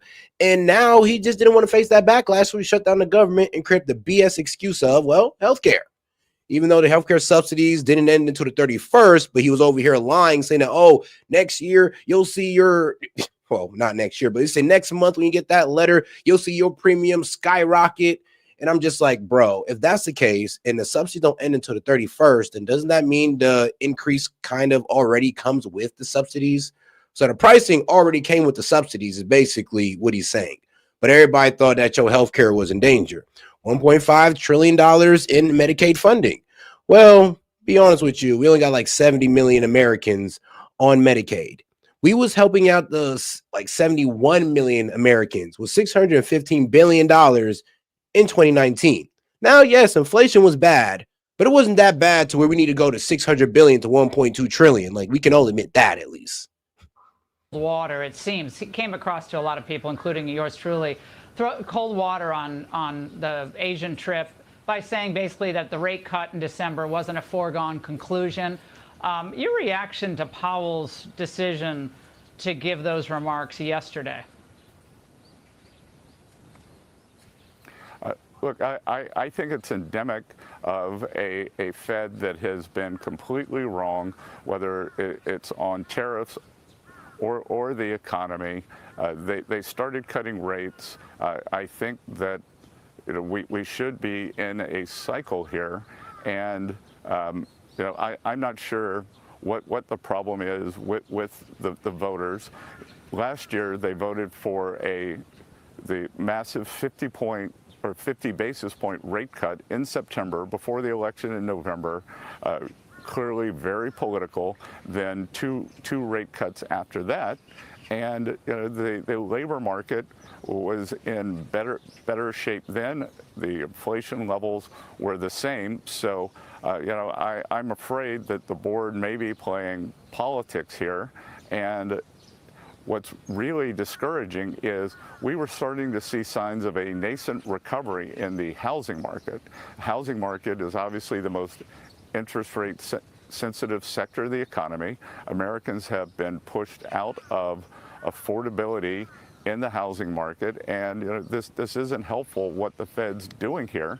And when I look, rents are down, and that's one of the biggest components of inflation. So it's like they want to have a nation of renters and not owners. Certainly looks like it. Anything you want to tell us finally, very importantly, about the birds behind you, because they seem to be quite exercised about. I mean, shoot, you know what? We can also have that prompt as well. Who pays tariffs? Now, I always say, now who pays tariff decides on the competition in that market or industry.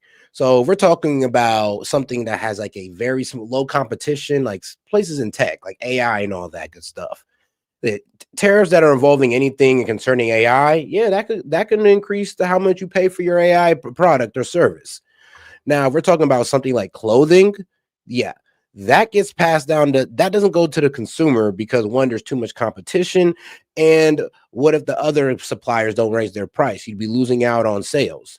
So you'd have to be, you'd have to not really know too much about how business works if you think that honestly, if you really think that tariff just goes straight to the consumer and that consumer pays it. Because even Ford and GM have came out and said they're eating the tariffs as well. They say, well, all right, cool. We'll eat $14 billion in tariff to maintain sales. Foreign car companies just came out and said they're going to eat the tariff to the profit margin to compete with the American car market because, well, guess what? Their cars don't get tariffed. So I'm be real with you. You have to know a little bit about business to understand tariffs, just a little bit. About the whole summit, the whole meeting. Well, have you done something to scare them, Mr. Secretary? I don't know what's going on there.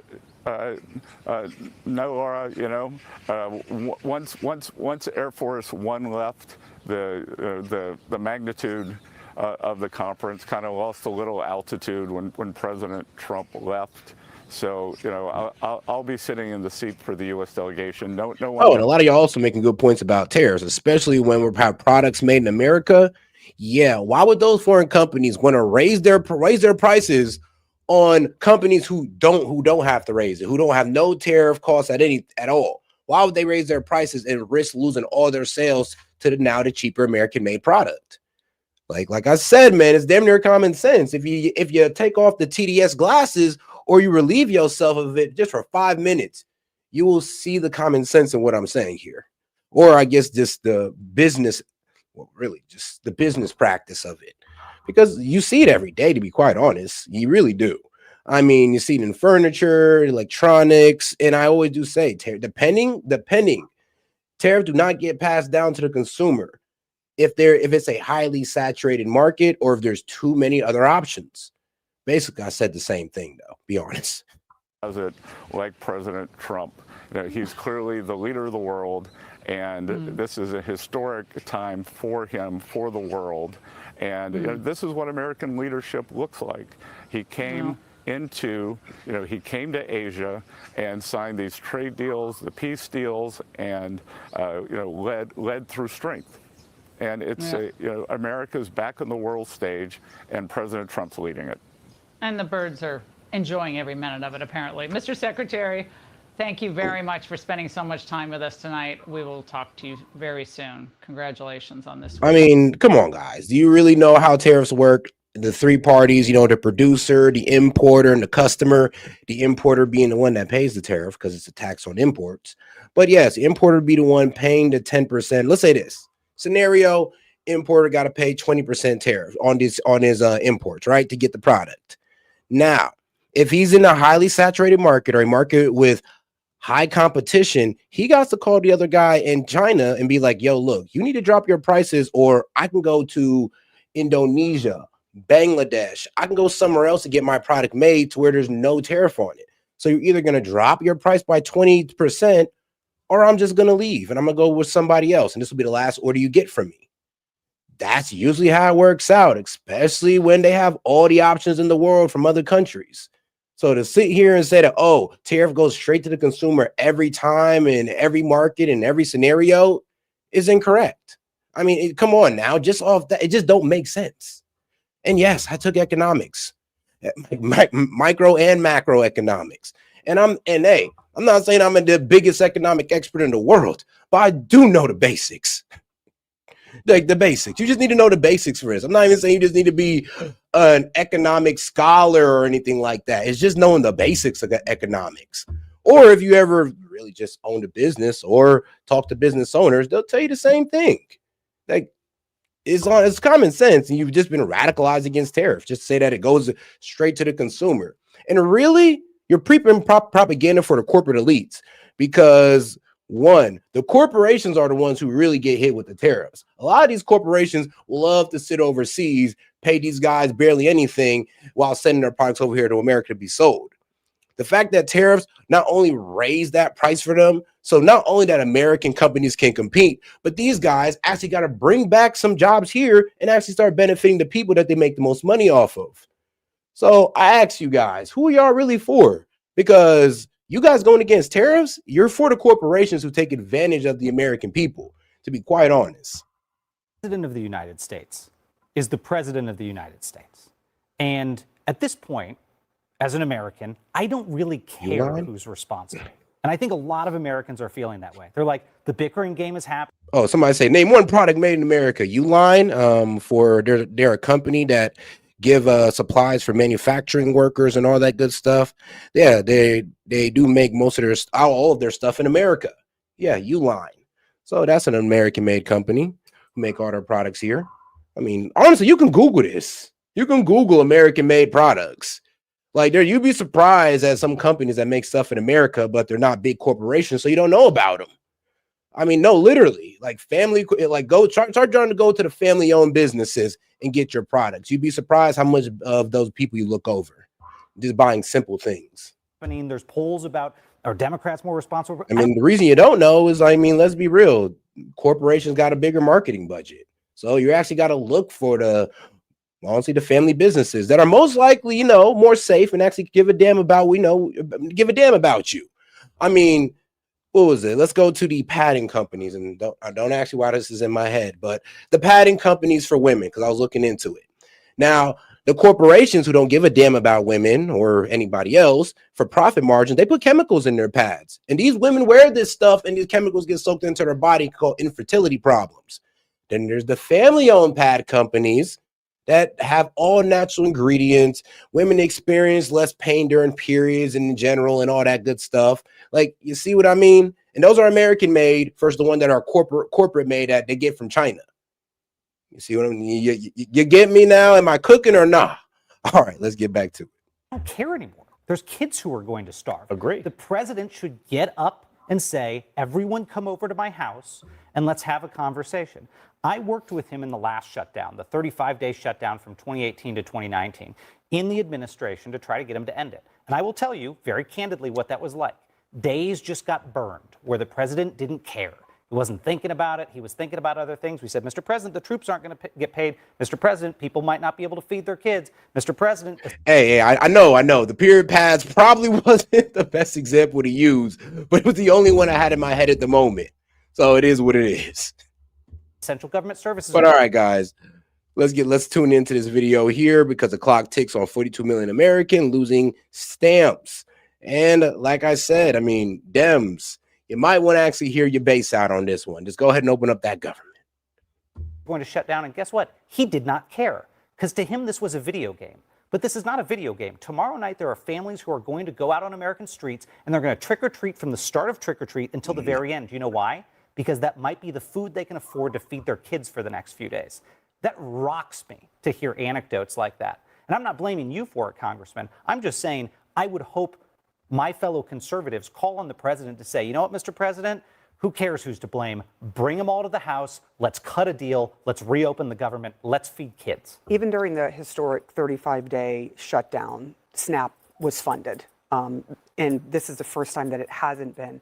The average household receives about $332 per month if they're using SNAP.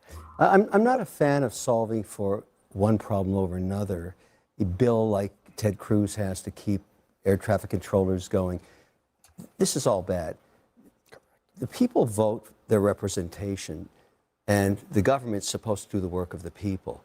I say none of this stuff should go forward, so the pressure gets worse and worse and worse, whether it's SNAP, which is horrific, whether you can't travel. We're a very transit-based society in America. True. You can see it today. I flew into New York, delays like crazy, and it's just, these guys stopped getting paid tonight. Wait, are you saying you don't think that anything should be funded? No separate bills. I think you have to squeeze government on a bipartisan basis like a teenage pimple. Keep squeezing it until they get back to Washington and they solve the problem. Everybody's got an agenda item here. You've got this issue around health care. Other people have issues around SNAP. You've got the traffic controllers, air traffic controllers. Everybody's got an issue. And the reason they have an issue is the government of America is closed. So don't solve one vertical. Don't do anything until everybody is so pissed off. Because I'll tell you, next week, when the one that kills you every time is we get to an airport and there's a 5-hour lineup. That's the one that always gets government back to work. So Cruz is right to bring that bill, but I don't want it passed. I want those people pissed, whether they're Republicans or Democrats, saying to the representation, hey, bozos, get back to Washington. Well, and let me just say this. I'm sorry. The people that I represent can't afford a plane ticket. So waiting in line for a delayed plane is not going to get them pissed. What's getting the people that I know who are upset are the people that are literally not being able to eat. To say that you're not holding Medicaid hostage when you know that Democrats are trying to negotiate to get health care back on the table. That's the Affordable Care Act subsidy, right? Which is a totally different. Right, but you know Democrats don't have leverage, so let's stop playing games. This is their only leverage that they have. They've said this is the only leverage they have, which is why they shut the government. Yeah, I mean, thank you for finally proving it and admitting it. That the Democrats shut the government down because it's the only leverage that they have to get what they want, which is terrible to use the American people as leverage. But this is it. They admitted that, yeah, I mean, the only way we can win with this very small majority that we have is to, well, hold the government hostage and, have the small majority, which is the 5 people that we need to reopen the government, hold out. I mean, that's the strategy they're employing because it's all they got. I mean, they tried to say, oh, he's going against the courts. And then what happened? They took it to the Supreme Court and Trump wins every single time. I mean, so now they stopped the whole argument of he's going against the courts. And now, well, here we are with them kicking and screaming in the Senate talking about, oh, we want healthcare subsidies. We want 1.5 trillion in Medicaid.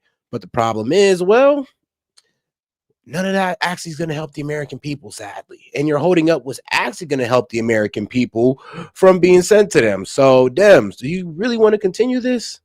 That's exactly it. Where's the deal maker? So where's the deal maker? Come in and make a deal. So we've never allowed policy, and this is Chuck Schumer saying this. This is Hakeem Jeffries saying this. This is Nancy Pelosi saying this. We've never allowed policy to be extracted at the barrel of a gun by using a shutdown to hold the American people hostage. There's a very simple way to address all these issues. And by the way, I'm a lead co-sponsor on a bill to extend the ACA subsidy by a year. I went and asked Hakeem Jeffries 3 weeks ago, sign on to the bill. If this is what you're saying is the issue, let's get it done, sign on to the bill and join me. He said no, because it really was never about that. So if we want to address health care in America, let's do it. But you don't do it in a shutdown. There's something really different about this shutdown. All of us who've lived through all these different shutdowns. I live in Washington, D.C., and what I remember from all of those shutdowns, you remember this, Sarah, there's always somebody on Capitol Hill bickering back and forth, whether they're with the speaker, they're Republican, Democrat. They're going at each other, trying to figure out and trying to cast blame. I take that with a grain of salt as well. But you don't see that right now. There's nobody in Washington, D.C. trying to work on this. The Senate, as you said, was sent home. There's no. No, that's not. You're wrong. Actually, it was just what? 2 days ago, on the December 28th, not December, sorry, but October 28th was the last time that they voted to try to reopen the government. So the Senate is still there. When these guys sit there and lie and try to make it seem like the Republicans went home on vacation, well, not all of them. The senators are still there because they're the ones who need to open up the government. It already passed the House. So you guys crying about House members is like, that's a non-argument. It don't even matter. They already voted yes. We're waiting on the senators, and they know this. And you can't say that all the senators are gone because, hey, 2 days ago, they voted on it, and 12 times before that. So now we're at the 13th time that the Dems have said no. Like, how is this the Republicans' fault again? Nobody there. Donald Trump just got back from an Asia trip where he was gone for 8 days.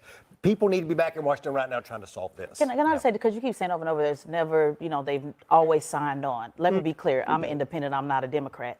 I told Democrats they should have did the same thing that you're doing to them. They should have shut it all down, broke it all down. So I appreciate the or else, that Republicans are doing if that is the agenda that you're pushing. So I just want to be clear about that. When you say they've always signed on, they should have stopped signing on a long time ago when Sarah was following us with the George Floyd matter. They should have shut it down a long time ago when we were looking to expand the Supreme Court. So I am all for, pushing the agenda and using what you can as leverage, and Republicans do that best. Yeah, I mean, that's fine and all. And I'll sit there and we'll say that, yeah, the Republicans shut down the government over a wall. I mean, they did it under Obama too. We blamed them because they were the demanding party. But let's be consistent then and have to blame the Dems. Since you guys are not a demanding party, you guys are complaining about, oh, we don't have enough power, so we have to do this. And this is how y'all going to get what y'all want. I mean, thank you for admitting it, but can you at least tell the American people that? Because there's a lot of people who honestly think that this is just, honestly still about healthcare. Confused why Democrats are doing that is confusing to me. In my conference last Congress that wanted to shut the government down over Joe Biden's open border policy. I and others said no, not because I disagreed with them on the substance of the issue, but because shutting down the government is not going to solve the problem. And in fact, what it's doing, the very people that you're talking about that are not going to get food assistance, that's what it does. It creates this tit-for-tat game where each side uses the American people as a hostage in a ridiculous negotiation. We can easily pass the clean CR, open the government up, pass an ACA subsidy extension. I don't want to see people's health care premiums go up. But the fact is that this subsidy, by the way, the Democrats passed to expire at the end of the. And Republican Mike Lawler, he actually was the one who came out to Hakeem Jeffries and said, look, we're going to give you that 1 year extension on the Obamacare healthcare subsidies. And he was right there in Hakeem Jeffries' face, like, why aren't you signing it? Like, what's going on? I thought this was about the healthcare subsidies. You know what Hakeem Jeffries had to say? Well, he didn't address the argument. He didn't address his question. He just said, did you get that from your boss? Did your boss sign up on that? I'm like, bro, does it effing matter? Like, obviously, the Republicans are all on board with his plan. Like, if it's about healthcare subsidies, then why didn't y'all open it up when Lawler came out with the 1-year extension? Why? This year. If they could have done a permanent extension while Joe Biden was president, they would have done that. But they your couldn't. argument is, And well, so- let's just pass it and let's negotiate later. And that reminds me of sometime when men say, don't worry about it, I'll just call you in the morning. You know, so I've heard it all before. I've cheated on you 655 times, but this one time... Lady, I mean, I don't think that's something you want to say on TV, sis. So I guess a couple guys that ran off on you after a good night, huh, sweetheart? Yeah, it'd be like that.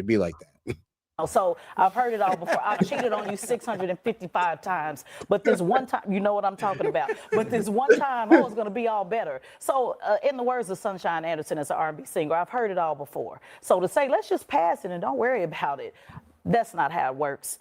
Well, then you will see this happen every single time. If people want to use a government shutdown, you will see this happen in perpetuity every year, September 30th. We're Group not is the going to hold longest it, yet. and it's not good. That's in about 8 days. Yeah. So you got, if you're coming going up for on the it. record, you got 8 more days to go. I think the date is November 15th. That's when the pimple pops. November 15th, you heard it here first. That's when everybody, including you, are double pissed more than you are today. That's when everybody's paycheck stops. That's when transit shuts down. That's when people are starving on SNAP. Everybody's going to be really, really unhappy. And they're going to say the representation, red or blue, hey, guys, get back to D.C. and solve this problem. I mean, yeah, that's a good point. That's a good point, though. There is going to be pressure on both sides. But right now, though, the Dems are kind of losing this argument because everybody's knowing that the Dems are the only people voting no. The Republicans vote yes 12 times. The Republican voted no 12 times. Of course, now 13. I don't know why I keep messing that one up. Fight for all women. AOC's... Whatever happened to the far left's fight for all women? That is a good point. Bro, the left is hilarious. They'll sit there and say they're for women, but then disrespect women's sports completely and allow men in it. I mean, they say they're all for women, but allow men inside, women's bathrooms to be assaulted. It's like, but they say they're for women, though. I mean, ain't that wild? With Riley Gaines exposing the double standard. It all began when Gaines said socialists are destroying America from within. AOC then alluding to her 5th place tie with a biological male, Leah Thomas, telling her to channel all of this anger into swimming faster, and Riley isn't backing down. Damn. I mean, that's insensitive as hell to say to a woman, though. Maybe you should channel all this energy into swimming faster against a biological male who was 200th in the men's, but then made himself up to the top 10 in women's. Are you serious? Like, ain't that just disrespectful to female athletes all over? Like, hey, yo, female athlete, it's not about the fact that these transgender are just stronger and going to be better than you in sports. It's just that you just need to do things fast. You just need to, start taking steroids or something. Don't be such a complainer. Just go ahead and, inject a couple steroids, you'll be on par. Other than that, stop complaining. It's like, is that really what y'all want to tell women? Because really? Oh, boy. Hey. And here's the thing. The left likes to say, oh, it's a non-issue. It's such a small percentage. Here's the problem. There's actually women who get hurt. There's actually women who loses opportunity because of this. Because if one transgender is in a female division, that takes opportunity away from hundreds of thousands of women. And then, of course, they're just, the fact is that some of these transgenders aren't doing this with, I would say, a good intent. They're doing it as an excuse to be able to walk in front of women with their dick out in full swing. They're doing it as an excuse to be able to get to women that they can assault. Some of them use it as an excuse to get out of men's jail. So, guys, let's make sure we're protecting, I would say, the transgenders aren't doing that. That aren't about that. I want to honestly challenge AOC to a debate. She can defend socialism. I will defend capitalism. Any of the radical, insane democratic policies and platform that they stand for, I will debate the opposite. I'm challenging AOC to it here.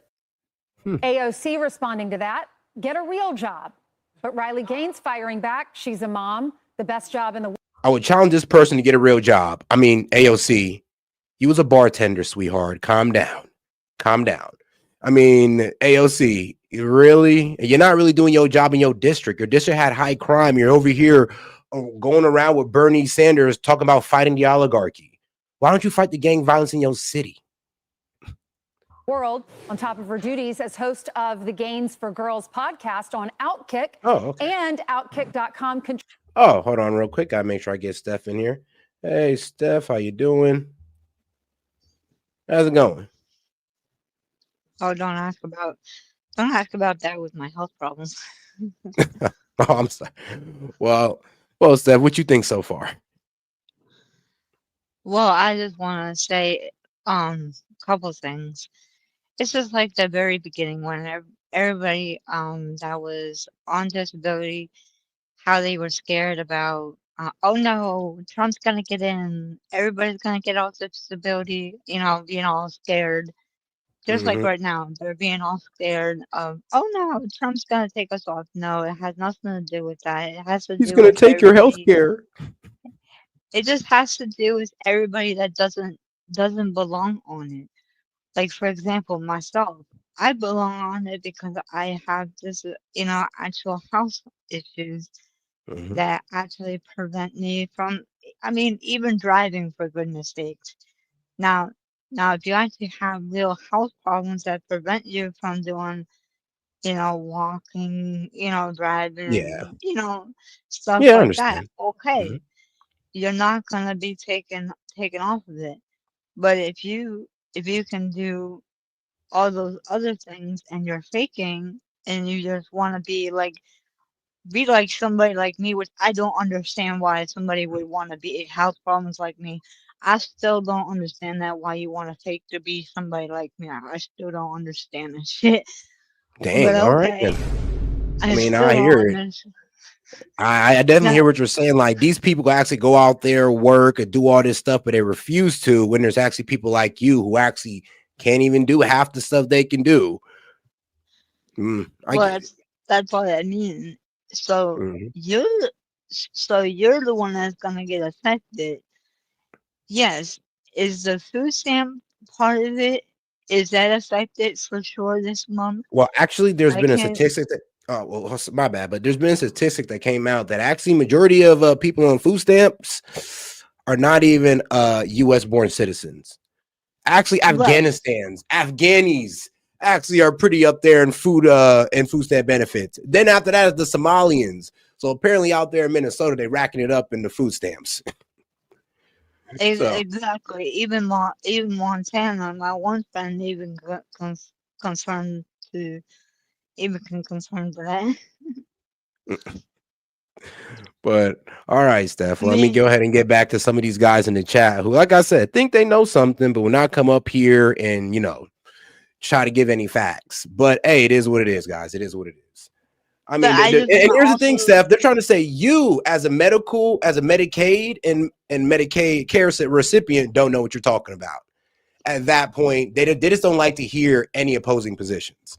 If it don't go along with their self-confirming biases, they'll even, disregard somebody who's actually in it or who's actually in the system. Y'all just hate Trump. Y'all just need to do your research of what Obama said, what Hillary said, what everybody else said. They said the same goddamn fucking fucking thing. Y'all need to do your research. They said the same thing. Y'all need to grow up seriously. I mean, like I Actually, said like, plenty of no. times. Think about this stupid comment right here. Nobody has proof of immigrants using Medicare. No, bro. Nobody said that. We never said immigrants using Medicare. We said Medicaid because Medicaid is what covers the EMTILA law, or when they come in effed up, and Medicaid is what covers these clinics that offer healthcare services regardless of your immigration status. So nobody ain't said anything about Medicare. It's Medicaid, and see that's what I'm saying. They don't know what they're talking about. Like No, most they of them don't. just do not know what they're talking about. And that's the sad reality. Now, I invite these guys up to come up here all the time. Please They won't. come up here and debate me on, whatever. At this point, I'm going to lay out so many prompts for you guys. Like, please take the 1 out of 5 prompts I laid out before you, from the tariff debate to the government shutdown debate. Shoot, I'll even go with, men and women's sports at this point, even though I feel like that's a bit too easy. They But won't. They won't, sir.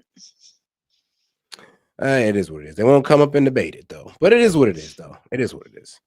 Hey man, like I said, Well, shout out to I'm my gonna go MAGA back in. people who actually go up and debate these libs. Because the libs, hey man, they too afraid to do the same. Well, I'll go back in the chat set. All right, Steph.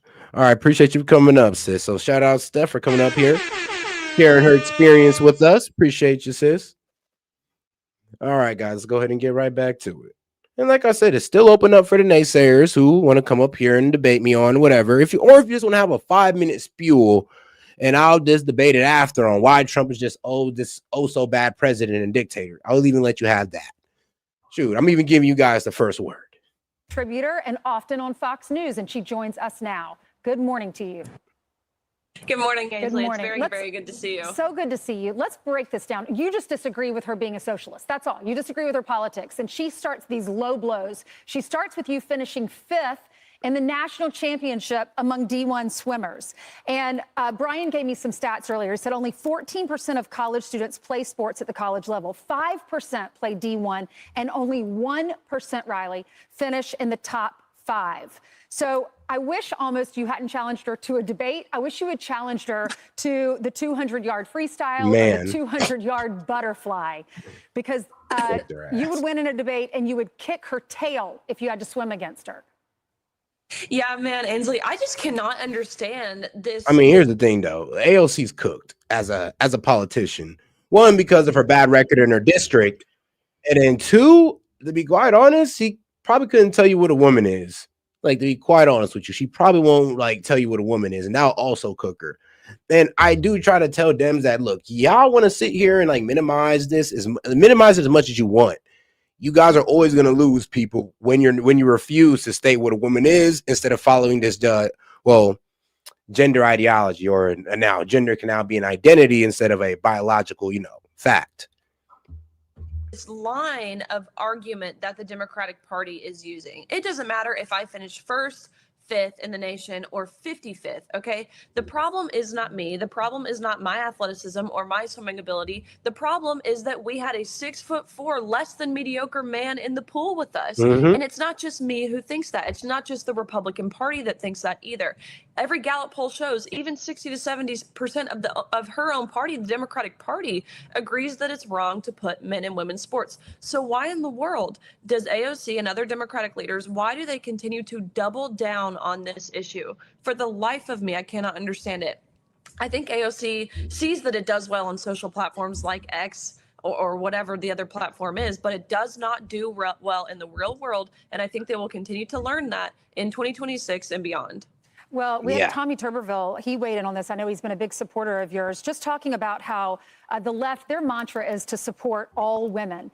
And if you look back at Hillary Clinton in her 2016 presidential campaign, she said there's a special place in hell for women who don't help each other. Tommy Tuberville said she's talking about you, a 5-time SEC champ, 12-time NCAA All-American, not to mention she's a patriot who has fought every day for women's girls. Meanwhile, AOC thinks women's rights just means abortion. Even, Riley, the Democratic Women's Caucus, I looked up their policies. Their policy agenda frames female solidarity as the foundation for achieving goals. We can disagree on politics, but why these low blows?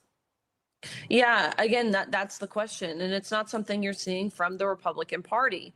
I will never forget, I went to the State of the Union, or I guess the joint address to Congress that President Trump gave earlier this year. And it was right after the Senate heard a vote on keeping men out of women's sports, where, of course, every single Democratic senator, men and women, voted in opposition of protecting girls in sports. But it was the most remarkable thing, because I walked in to that hall and I see all of the Democratic senators, all of the women wearing pink to show how they stand with women, to show how they are the party of and for women, when just the day before they voted against our rights to equal opportunity. They voted against our rights to safety in our sports. They voted against our rights to privacy in areas of undressing. They are virtue signaling that's exactly what it is. It's virtue signaling at its finest. Yep. So, Riley, Turning Point USA tonight's going to be huge. It's going to be at Ole Miss, and Erica Kirk's going to be speaking, as well as our... Yeah, Erica Kirk, JD Vance, he had a little message on there. But all right, next video. All right, let's stop off at Fox one more time. Then we're going to go ahead and get over to CNN. Let's see what they got to say about the Fed doing a rate cut. What was it, 0.25, a quarter point? You know, Marxism, socialism, statism. They want to burn. We'll bring you the latest vitriol on the new Democratic Party, the radical left, and it's all about rage. It's the opposite of what you were just watching, vengeance. And a healthy dose of course, you know, Marxism, socialism, statism.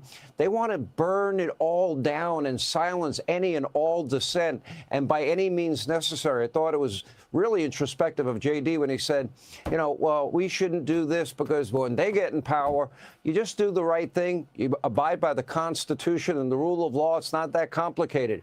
You know. Oh, guys, and a good way to support the stream. Send in any question, comments, jokes, or disagreements. I'll be happy to read it out loud and engage with it. Appreciate the support, guys. And let's not forget to double tap that screen and like the video. The voters that Schumer and Jeffries fear, the base of the Democratic Party, you know, the same highly motivated voters coming out in droves for Marxist, Mamdani, AOC, and other far-left politicians now running for office. Everything you're now seeing from Schumer is because of them and his fear of them. The same with Hakeem Jeffries. This shutdown of Schumer's, the Schumer shutdown, bending the knee, but now he's between a rock and a hard place. His radical base, they're desperate to keep the government shut down until their $1.5 trillion demands are met, including health care money for illegal immigrants, NPR, PBS, and continuing health benefits that were meant for COVID that were meant to expire. On the other hand, we have people in this country, our fellow Americans, 42 million of them, suffering. They need food assistance, SNAP benefits. They have run dry as of Saturday. We have paychecks. They are not going out. Temporarily, we'll be able to pay the military. Air traffic controllers are not being paid, and they are staying home. And by the way, there were 3,300 delays on Monday alone. The American people want Democrats to do what Democrats have been preaching for years, and that's pass a clean, continuing resolution. What does that mean? You fund the government at current levels while they work these things out, rather than using it as collateral or leverage, as every Democrat keeps saying. Now, this includes... Charles, bro, we have majority rule, not total control. That's why we need 5 Dems to open up the government. We need 60 votes in the Senate to open back up the government. So when the Dems keep voting no because they want health care and they're the demanding party, who's voting no is their fault, not Trump's. So you saying total control is false. If we had total control, then we wouldn't even be debating this. We'd have all 60 votes we need, and there'd be no point in negotiating with Hakeem Jeffrey or Chuck Schumer. So what you're saying don't even match up to the reality of what it is today. like I said, what would be the point of even negotiating with them if we had total control? Like, make it make sense. President of the union representing government employees. By the way, most of those government employees happen to be Democrats. Take a look. This whole fiasco need to be resolved. It need to be ended. And people need to do their job, right? And if people are doing their job, guess what? America wouldn't be hungry. Guess what? Federal employees wouldn't be standing in lines to get food. People just need to do their job. So is your message right now to Democrats in the Senate open to reopen the government and then get back to work? Is that what you're saying? Absolutely. I'm saying that the American workforce should be at work providing the services for the American people. Look at this cover, New York Post, quote, "They don't give a chuck. Food benefits for poor run out on Saturday. Democrats still will not open the government." It's not good. And by the way, probably on Monday, if this continues, I might ask many of you to go to your local, food shelter and donate food, because people will be in dire need. Now, Chuck Schumer is cracking under the pressure. Take a look. Irrespective of the dispute on whether USDA contingency funds can be used for SNAP benefits. It is not, wait a minute, excuse me. It is not a dispute. Now, as somebody who doesn't, use SNAP benefits, I would like to say, shoot, I'd engage with it, get a couple cans to the pantry and all that good stuff. But it sucks that I would have to do that, considering that the government is shutting down the government over bullshit. Like, to be quite honest, they could have just opened it up and then debate healthcare reforms. And it's kind of crazy how I don't know how they're based, like the Democrats. How are y'all even going for this? Like, y'all understand this is hurting people, but yet you don't care because what? You can just obfuscate blame to Trump? Like, come on now. And you guys are the ones that say no. So therefore, you guys are the ones not, when you say no to the CR bill, they're also saying no to reopening the government. Like, you can't do one without the other. So really, how could this even be perceived as Trump's fault when you guys are the demanding party? And let's be real, there's going to be Americans suffering from this, and it's going to be blamed on you guys.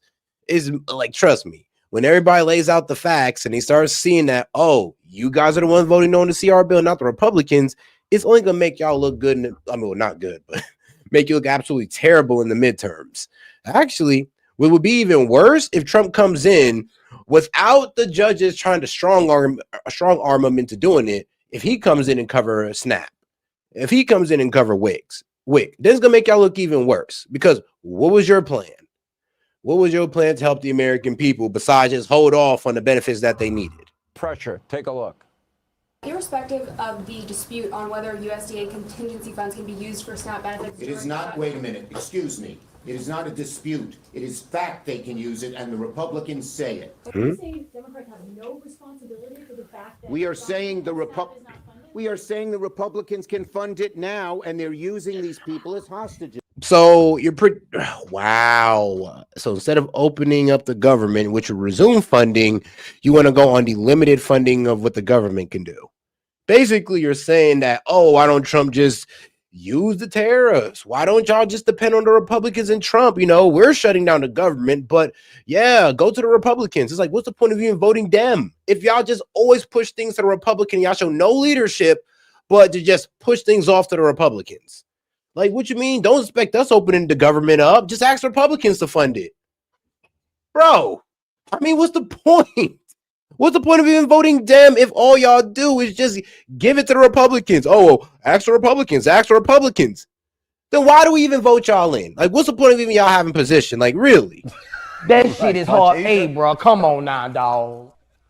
Come on, man. Like, literally.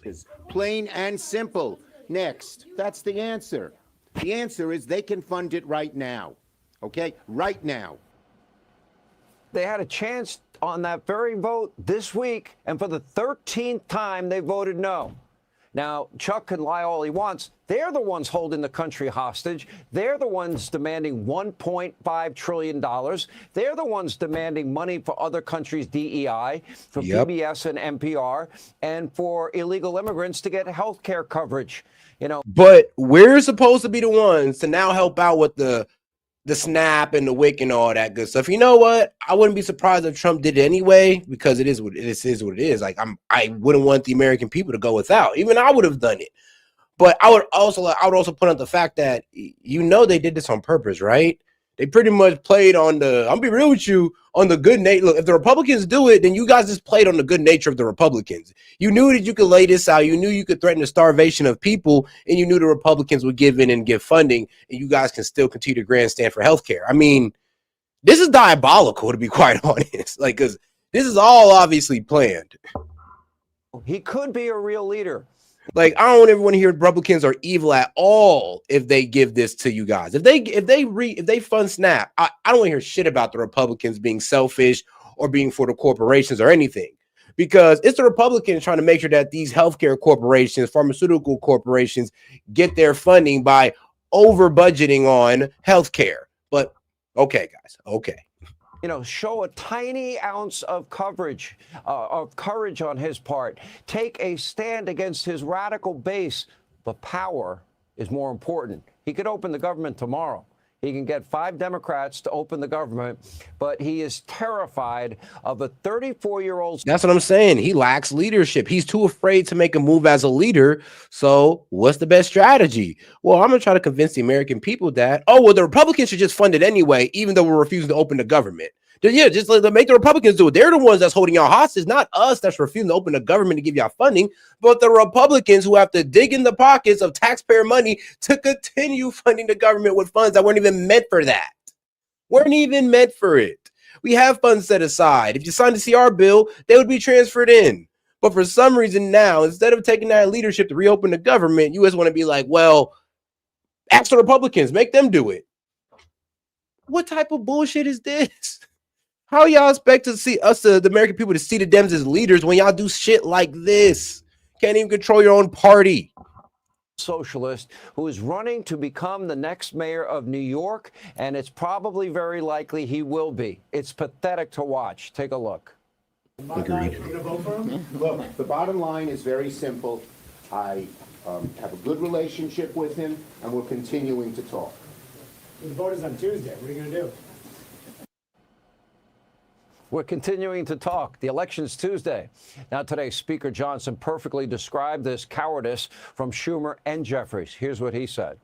We're all concerned about the timing. The Democrats are eating up the clock. We have very important work to do here, and that's why we're pleading with them, not Chuck Schumer. Look, I think Chuck Schumer and Hakeem Jeffries are irredeemable at this point. I don't think they'll be able to tell Mondami in New York and his disciples that they voted to open the government. I've given up on the leadership. So we're trying to appeal to a handful of moderates or centrists who care more about the American people and will put the people's interests over their own and do the right thing in the Senate. Hey, guys, call-in link's still open. It's still there. Go to the homepage, go to that post tab and hit that link. And please debate me on how the government shutdown is Trump's fault. Because like I said, the prompt for this debate would be the government shutdown is the Dems' fault. And I'm pretty sure I'm going to win on it, but I would love to hear the arguments. And it does, like I said, I've been pretty much asking for it for a while now. And no Dems came up. Y'all just remain keyboard warriors and then you stop typing altogether. But hey, as long as at least when I call y'all out, y'all low-key, you know. Y'all fall out of the chat, and I ain't mad at it. I mean, there's no point in me sitting down with Chuck Schumer. He's painted himself into a corner. They are leaders in name only, and I'll say in both cases, Schumer and Hakeem Jeffries, their days are numbered. And it's bad enough the top Democrats are submitting. And that's what I'm saying. It's such an idiotic argument to sit there and say that, oh, well, they have what? Full control? No, majority rule. There's a difference between full control and majority rule. I hope you know this. Because what majority rule means that, yes, they have a number of the votes, most of the votes, but they still need 60. That means out of the 60 votes they need, they have most of the votes. We're at 53. Right now, they got 55 votes. 52, there are only 52 Republicans on the Senate. They got 3 Democrats to vote along with it right now. Now they need 5 more. Overall, they need 8 Dems to go ahead and approve the CR bill. So when you sit here and try to say, oh, well, they have full control, they can get it done themselves. No, we don't. I mean, if we had 60 seats in the Senate, yeah, sure. But we don't. To this radical base. But to make matters even worse than that, Democrats are flat out lying about the shutdown. Take a look. They are choosing to withhold funding for SNAP because they want to punish hungry children, hungry veterans, hungry seniors, hungry women, and hungry families. I mean, can we say the same thing about you guys since you keep voting no on this very funding that would give these people SNAP benefits? Like, how could you sit there and say it's the Republicans' fault when they're voting yes? They vote yes on the CR bill, aka they're voting yes to keep funding SNAP benefits. You guys are voting no, aka means that you want to vote no on funding SNAP benefits. It's not that hard to understand. Like, you guys are honestly giving us an answer with your vote on what you guys truly think. As part of their continued effort to hurt everyday Americans. Let me be clear. SNAP recipients are not political pawns. And we're not going to let Donald Trump and Republicans hold them hostage.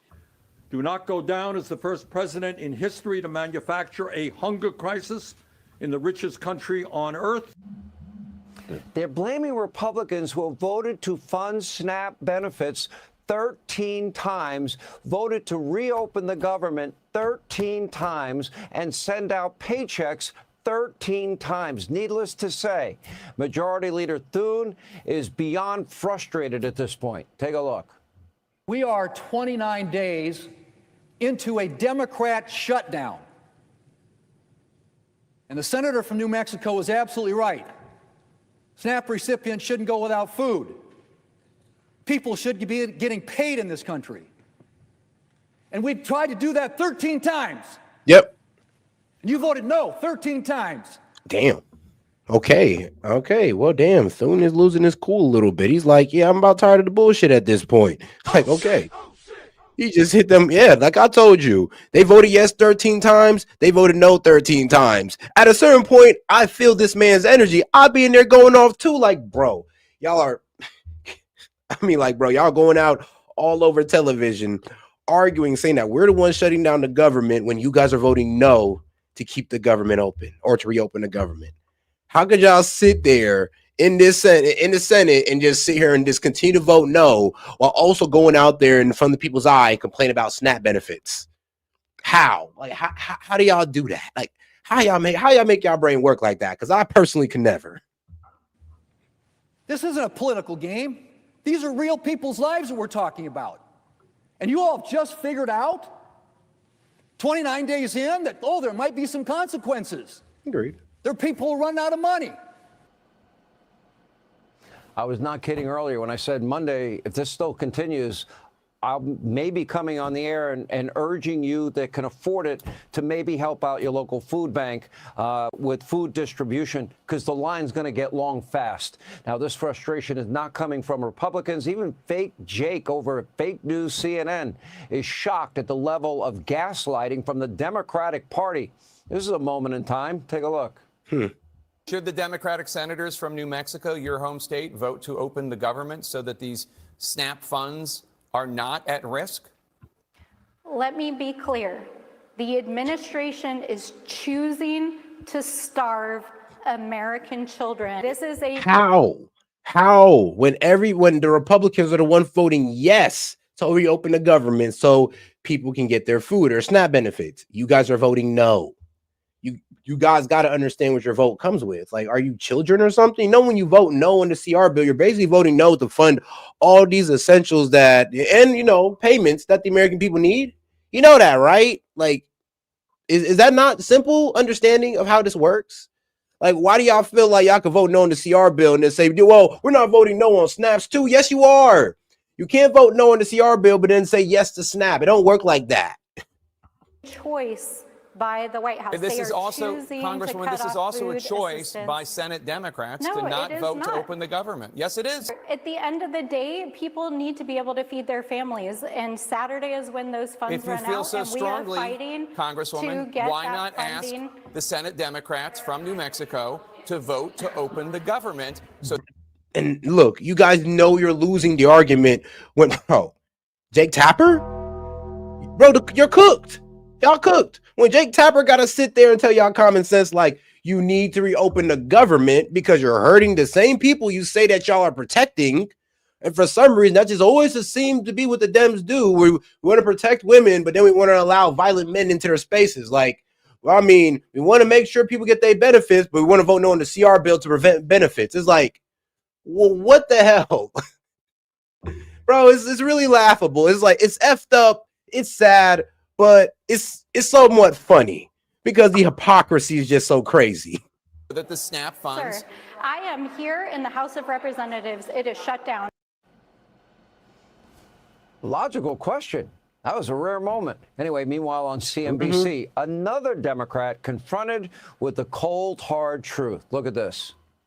You're almost conceding that you should not be shutting down the government, that the Democrats should not be doing that. And I don't think you'd ever say that extortion is the way that Republicans should get their way if they don't like the IRA or they don't like overspending or whatever it is at any given point in time where the other party has a disagreement.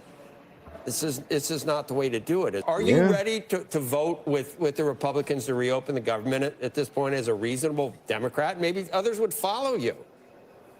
Come on. You know, I'm not there yet because we have had literally, Joe, no discussion whatsoever about how we're going to deal with these This is the right way to do it, Senator? By people not getting paychecks at the TSA?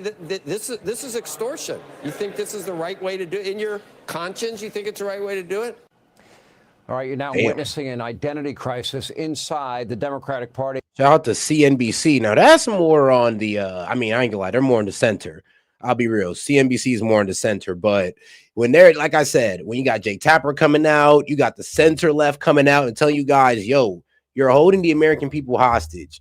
Nobody's really falling for the BS no more. Like I said, you can't sit there and vote no on the CR bill without also saying no to SNAP benefits and really, and government work pay. It's like, you guys got to pick a side. It's either yes or no. You can't sit there and say, oh, well, I'm just shutting down the government for healthcare. Well, guess what? You're also shutting down SNAP benefits and government pay as well. So is it really worth it, especially when these healthcare subsidies aren't really helping Americans, and the $1.5 trillion isn't really going to help Americans either. It's just going to have these corporations take advantage of us. So what is this all about? It just can't be F Trump all the way to 2028. And I'm afraid to say the party's intrusive thoughts, sadly, are winning. The radicals are winning. Just watch Nancy Pelosi try to answer a question about whether her party has become too radical and extreme. Take a look. So we respect everybody in our country. So for them to be saying what they're saying about people is like, and you're people of faith? You're people of faith? You go to church on Sunday and pray in church on Sunday and pray on people the rest of the week? What is this? What is this? Oh, okay. At some point, they won't be able to tiptoe around the subject because the radicals will have, and they really do have, full control of the party. Everyone else, they're going to be tossed in the dustbin of history. By the way, you're looking on your screen, in South Korea, President Trump momentarily will be meeting with China's President Xi. Will obviously carry any remarks live. That's a short helicopter ride away. Hey, Sean Hannity here. Hey, click here to subscribe to. Now let's get into a point that I was making earlier. All right. And Obamacare enrollees get first look at 2026 prices as premiums soar to the moon, to the moon. But all right. Yes, like I said, even with the Obamacare healthcare subsidies, insurers or the insurance guys are still saying they're going to raise their premiums by 26%. I said 18 to 30, but I guess they finally figured out the number to be 26% Obamacare enrollees will be facing. So I thought it was about affordable healthcare, guys. I mean, what, did we just forget about that? So if it's not about affordable healthcare, I mean, then why are everybody supporting the Dems? And why are the Dems, I'm talking to you guys, why are you supporting this shutdown? Because Obamacare failing is getting more unaffordable, believe it or not. So why are you standing behind the Dems with this? Why aren't you telling them to reopen the government and just started working on healthcare reforms? Actually, why don't the Dems just ever, I don't know, write up a plan on how they want this healthcare system to work, release it to the people, let it get tore up by Fox News and praised by CNN, and let's try to come to some type of agreement on it. Because there gotta be something proposed, and you can't just say, well, why don't the Republicans figure it out? Because at that point, I'm gonna hit you with them. Then why even vote for Dems if you can't trust them to make no real decisions? Like, I'm just saying, like, y'all can't keep just pushing things off to the Republicans without also like admitting that, yo, you're pretty much saying that the Dems have no real leadership and they can't just do nothing for themselves to help the American people. So let's just rely on the Republicans. And you know, if you're gonna say that, well, just stop voting for them. New this morning, Americans getting their first look at how much they will have to pay for health care coverage under Obamacare next year. For many, it could cost hundreds, if not thousands of dollars more. With us now, Tammy Luby, CNN senior writer. Her story on this is up right now on CNN.com. Tammy, always great to see you. What are you learning here? What's the price tag people are looking at? Well, we now are getting a first look at what the actual premiums will be for those in the 30 states that shop on the federal exchange, healthcare.gov. Now, CMS and KFF released yesterday that overall premiums will go up 26%. That's what insurers, those are the rates insurers are charging. That's their increase. But because of the expiring federal subsidies, the actual amount that people will pay will be far more. So when folks go onto healthcare.gov now, they can look at their 2026 plans, and they're probably going to be pretty shocked at what they see. When you say, yeah, but what you're not telling you is that if you're looking at your 2026 plans, they already assume that the Obamacare healthcare subsidies are going to be extended, because how could they go ahead and put out this math without it if they're still operating under it? And if they want to get an accurate reporting on what the math would be like without them, I mean, it would be pretty crazy just to take it off without, those Obamacare subsidies, not expiring yet. Like how crazy it is to come out with, oh, well, this is what you'll be paying when Obamacare health subsidies end when they haven't ended yet. So the numbers are given out now. That is Obamacare health subsidies included. And many people were coming out already saying that even with the subsidies, it's still going to go up 18 to 30%. Without it, though, they were going to double or triple it. I will concede that.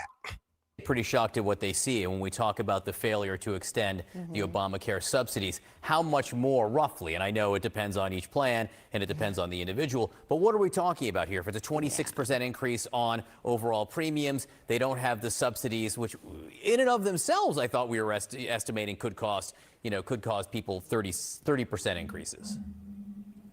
Right. Well, the insurers are raising their rates by 30%, but actually, according to KFF, the amount people are paying could actually more than double. They're thinking that the premiums that people actually pay because of the expiring enhanced subsidies will go up 114%. And there really is no way to say what the average it'll be. You know, it could be hundreds, thousands, as you say, but people will actually, people have been hearing about this for a long time, but many people until October did not actually know how much more they were going to pay. But now those numbers are actually available on healthcare.gov. Window shopping opened late yesterday. And for those who live in states that run their own exchanges, they can go to their state exchanges. Most states, many states have opened up window shopping, although not all. But open enrollment starts November 1st. So on Saturday, it'll all be evident. It's just around the corner, just a few days away, and it sounds like there'll be some serious sticker shock. I didn't ask the question well, but you gave me the answer I was looking for right there, Tammy, which is that people could see the cost doubling here. Yes. They will know Some shortly. Some states have said almost tripling. Staggering costs. All right, Tammy, thank you very much. With us now is Senator Chris Coons, a Democrat from Delaware. Senator, thanks so much for being with us. You hear that estimate where people can have their health care costs double. So as you sit here, some 30 days into the shutdown, the government's still not open. There's still not an extension of Obamacare subsidies. So what has been gained in this shutdown? Nothing. So, John, this weekend on Saturday, millions of Americans will get their notices about the increase in their health insurance rates. When the tax credits that make the Affordable Care Act affordable expire for millions, they're going to be paying double for health insurance. I've already gotten calls from some folks who I know in other states. In my home state of Delaware, those notices go out in the next couple of days. I'm hopeful that at that point, Republicans will realize this is a crisis, that American health care needs to be accessible and affordable health care, and they'll come to the table. Privately and recently publicly, some Republicans are saying they don't want to see health insurance costs double for millions of Americans. And frankly, John, this will impact every American. If we have millions more people getting their health care through the emergency room. Yep, and just like I said, Obamacare premiums could soar as much as 26%, and that's with the subsidies. That's with the Obamacare premium. Premium and subsidies. But without it, oh yeah, even the lady said it's gonna go 1,400%. Like, damn, I'm 1,000. So we're talking about over 1,000% in price increase without the subsidies, and that's why Lawler, and you can look this up. Look up Lawler and Hakeem Jeffries. Lawler walked up to Hakeem Jeffries and said, "Yo, here's a 1-year extension for the Obamacare subsidies. Sign it right now," and they refused to. Well, Hakeem Jeffries didn't really answer him. He just said, "Did your boss sign that? Did you get approved from your boss?" And no shit that he did, Hakeem, but apparently you don't want to open up the government because it's not about healthcare subsidies. The wait times, which are already too long in the ERs in my state, will increase, and everyone's health insurance rates will go up as the number of people covered and getting preventive care goes down. Donald Trump ran on lowering our costs and making America healthy again. He's doing neither. But again, as we're 28 plus days into the shutdown, what has that done right now to extend these Obamacare premiums? Because the House has been out of session the entire time, because our president is out of the country, nothing.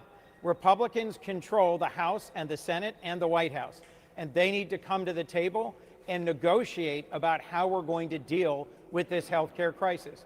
What we've accomplished so far with this shutdown, John, is the focus on this being an imminent crisis for the American people.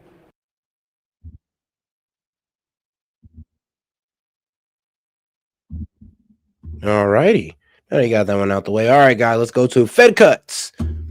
But yes, like I said, they pretty much said it for me. I mean, shout out to them Because for our pretty much president stating is the obvious of that. Well, these Obamacare premiums are not really helping out with this whole affordable healthcare thing. But without it, I mean, healthcare is really going to get unaffordable.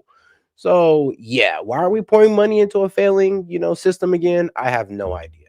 That's why I say healthcare reforms need to be talked about instead of just dumping money into Obamacare. But I'm not sure why a lot of people ain't trying to get down with that idea. It is what it is. It is what it is.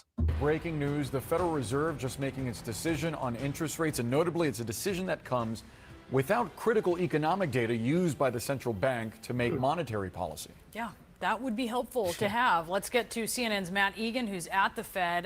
Matt, obviously we're all awaiting this. What can you tell us?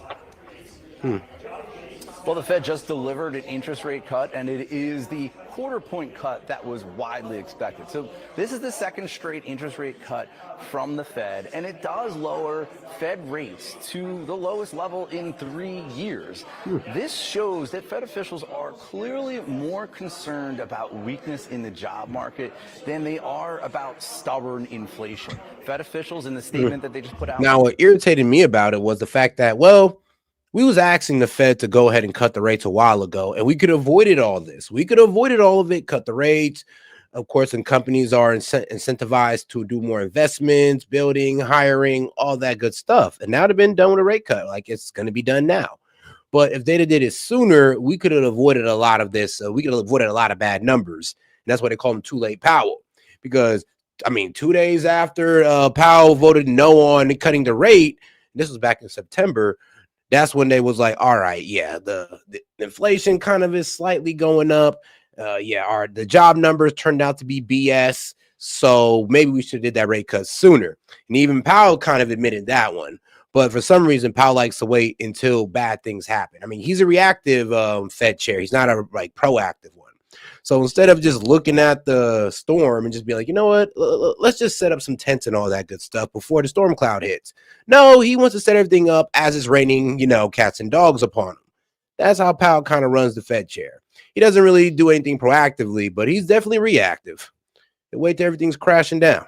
Moments ago, they reiterated that risk to employment rose in recent months and that job gains have slowed this year. Now, what's unusual here with this decision is the fact that the Fed had to make it while flying mostly blind. Because of the government shutdown, many of the indicators that officials typically rely on were not available. That means that this was the first time since the Fed's rate-setting committee was established back in the 1930s that they had to decide on interest rates without the monthly jobs report. And the Fed statement, it did allude to this problem, which is a big problem for Fed officials that consider themselves data dependent. There's just not much data out right now, but they did insert some new language that alluded to this.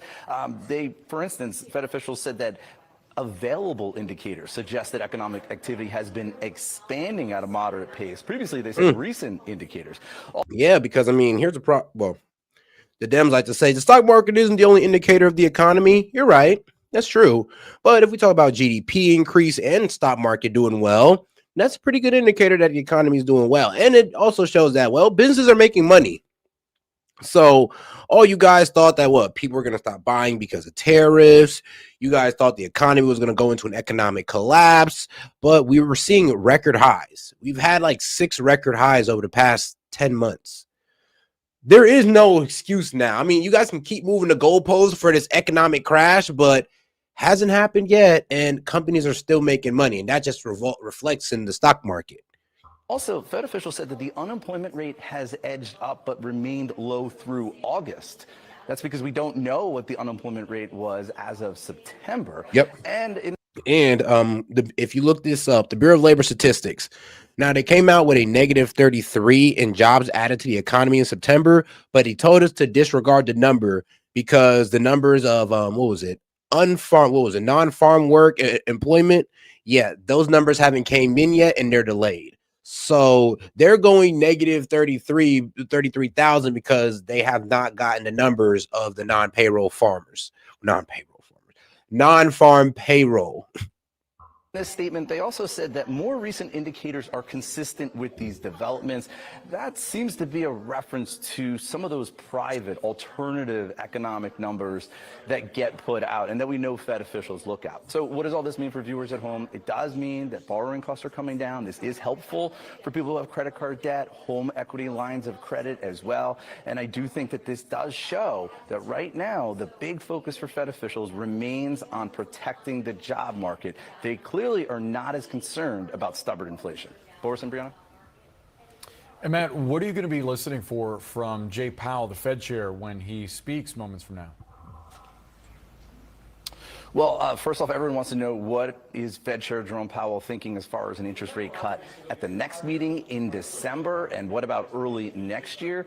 Also, what is Powell going to say about what are the economic indicators that he's looking at during this government shutdown? I'm interested to hear what he says about some AI-driven layoffs, such as the mass layoffs that we heard about from Amazon. Now, I was listening to Fed Chair Powell, and one of the funniest things he said was the unemployment numbers due to the crackdown on immigration.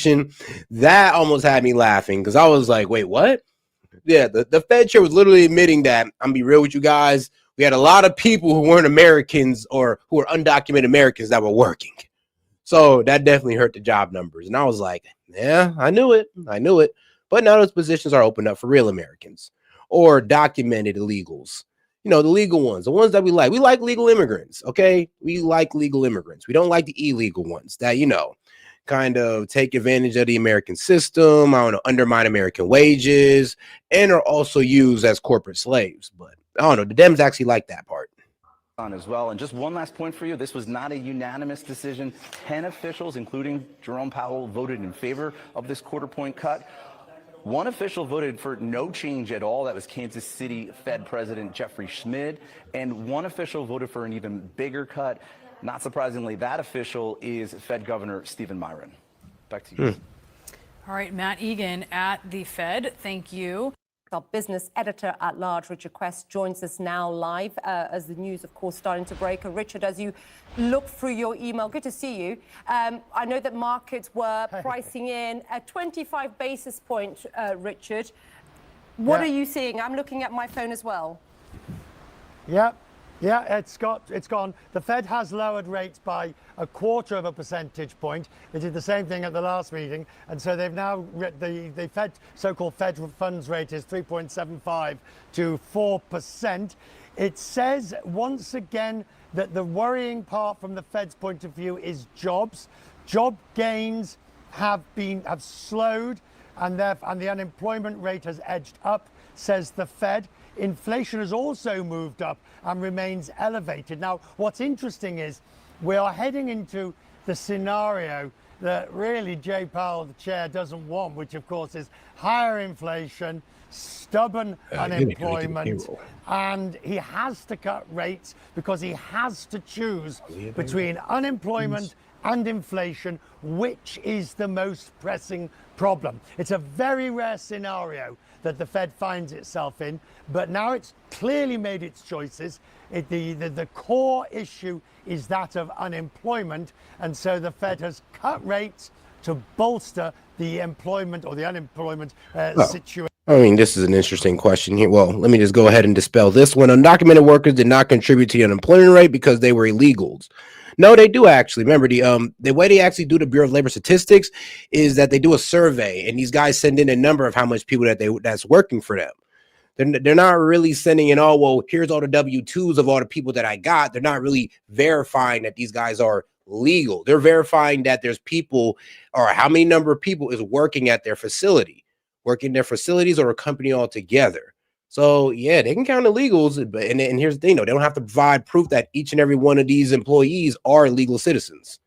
So actually, yes, they do get counted in there because they just got to give them the number of people working, regardless of their immigration status. The government doesn't ask for them to be too specific on that.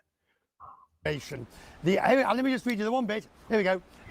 As I've just proven myself right, if you will. You should, though. The committee is attentive to the risk. Yeah, the committee is attentive to the risks of both sides and judges the downside risks to employment rose in recent months. Voting against was our Mr. Mirren, Stephen Mirren, who wanted to lower rates by 0.5 percentage point, and Jeffrey Schmid, who preferred no change at all. What a fascinating Fed. We've got a majority for lowering. One wants to go faster, one wants to go slower. So, Richard, just, you and I have spoken about this because of the US government shutdown. There are lots of readings we haven't had, right? And I've asked my producers to put a graphic up to just so viewers get a real sense. We haven't had jobs report, jobless claims, jobs report, PC prices. All of these have been delayed, of course, because of the government shutdown. So how do they make these policy decisions while in the dark, Richard? Well, they have other numbers. They have a lot of private economy numbers, those from banks and economic forecasters. So they've got a vague idea. And also they knew the trajectory. There are other numbers from those parts of the economy that are still functioning. They can extrapolate. It is a poor best, by no means satisfactory. The quality of the data that you just showed is really essential, particularly the job. As you want to know the dumbest thing I've heard? Well, no, I'm be real with you. When people say, oh, nobody want to work these jobs, that's stupid. It really is. Because what? The farm, who's going to pick the fruits? Americans would pick it. There are farmers who pay these people $15 to $30 an hour depending on their speed.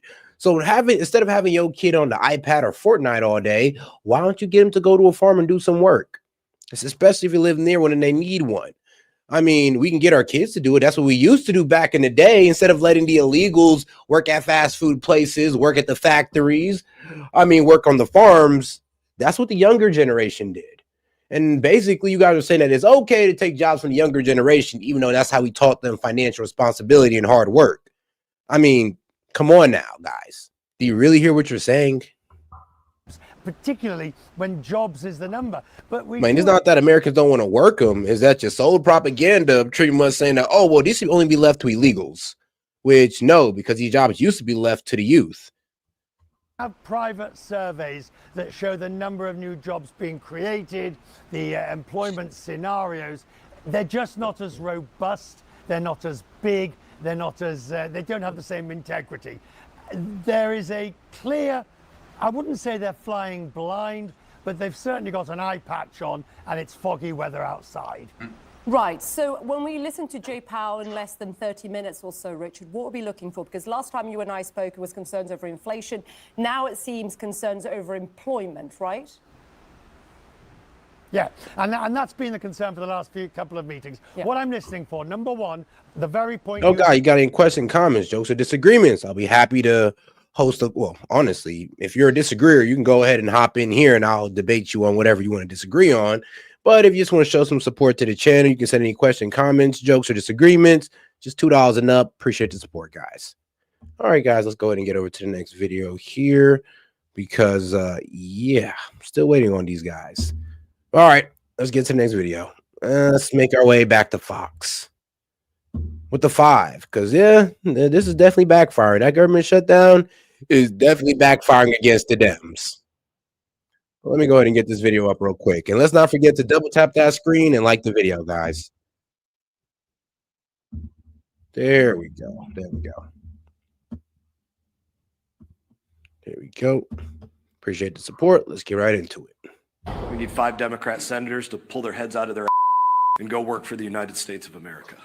Republicans in Congress trying to smack some sense into Democratic leaders for keeping the government shut down. Now on day 29, as some big deadlines loom, the troops are on the verge of missing a paycheck, and funding for SNAP food stamps is set to run out this week, and Democrats are refusing to budge because it's easier to blame the orange man.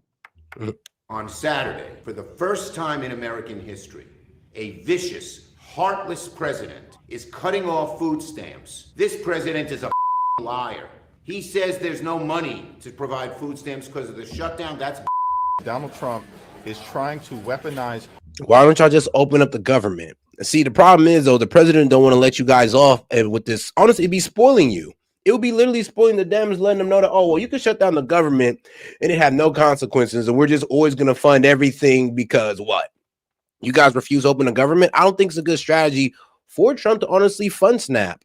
And here's the thing, I want them to, but I would also look at them and be like, yeah, it's not a good strategy because you're spoiling them. Now they know that, oh, well, if we just hold out long enough, we'll get you to support all the things that were low-key that would have made the American people suffer because of us. That's pretty much what they're doing. They're going like, well, look, we know that the snap is going to suffer because of us, but we can frame it to make you pay for it, then we can keep on going with the government shutdown. I mean, and the next problem that arises will just go ahead and frame you, keep the government shut down, but then try to, make the Republicans pay for it and try to make the American people feel like, well, it's their fault. They should pay for it anyway. No, you guys are shutting down the government. Just open up the government and let's make sure people get paid and people get their benefits. Now, like, you're literally over here trying to keep the shutdown. This is why there's no negotiating with these guys, because look how unreasonable that is.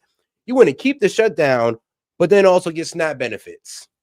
It's like, bro, we just can't help out just one group of people. We got to help them all out. You would help them all out by opening up the government.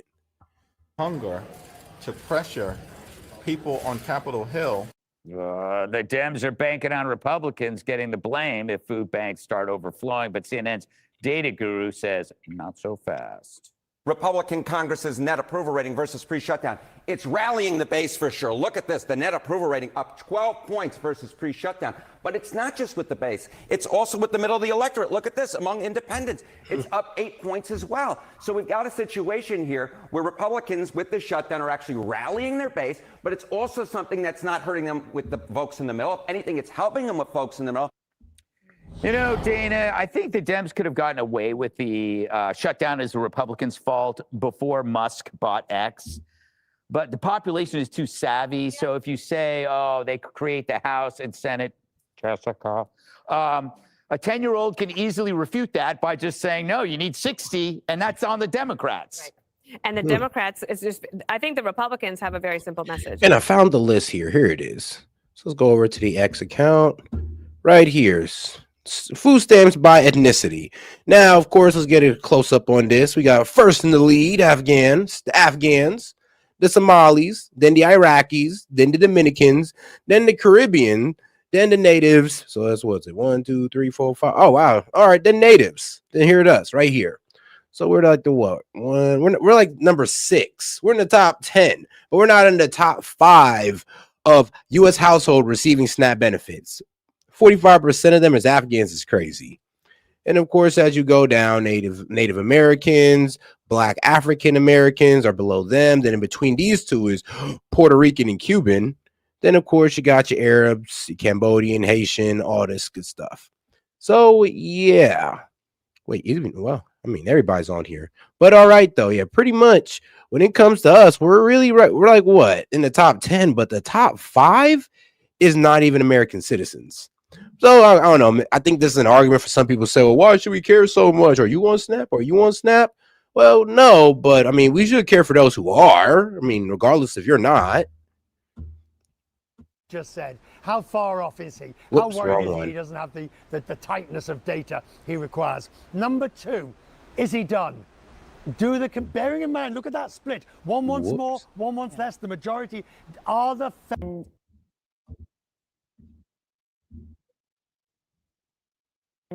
The reporter interviewing him said, well, what about the 22nd Amendment? And he said, we've got a plan. So Trump has demonstrated that he doesn't leave easily, I guess, when he lost a free and fair election in 2020. So I think there is reason to be concerned about that. But wow. My bad, guys. My bad. Mixing up the videos here. But all right, guys, let's get back to it. Look at this, the net approval rating up 12 points versus pre-shutdown. But it's not just with the base. It's also with the middle of the electorate. Look at this, among independents. It's up 8 points as well. So we've got a situation here where Republicans with the shutdown are actually rallying their base, but it's also something that's not hurting them with the folks in the middle. If anything, it's helping them with folks in the middle. Dana, I think the Dems could have gotten away with the shutdown as the Republicans' fault before Musk bought X. But the population is too savvy. So if you say, oh, they create the House and Senate, Jessica, a 10-year-old can easily refute that by just saying, no, you need 60, and that's on the Democrats. Right. And the Democrats, I think the Republicans have a very simple message. The Democrats shut down the government. The Democrats could reopen the government. That's the bottom line. So I think it was a little jarring this morning to realize that 1 in 8 Americans are still needing the supplemental nutritional supplement. Now, that is something I think post shutdown, maybe we should all talk about. You should look into who's getting them, what proportion of the party they belong to. But also the people that are desperate, that do need it. Like, yeah, versus we help those them who figure don't. out a way, like with some more economic growth. Like, where's that plan? So I do think the polling shows that it's hurting Democrats. It's actually hurting Schumer, and his polling numbers were low to begin with.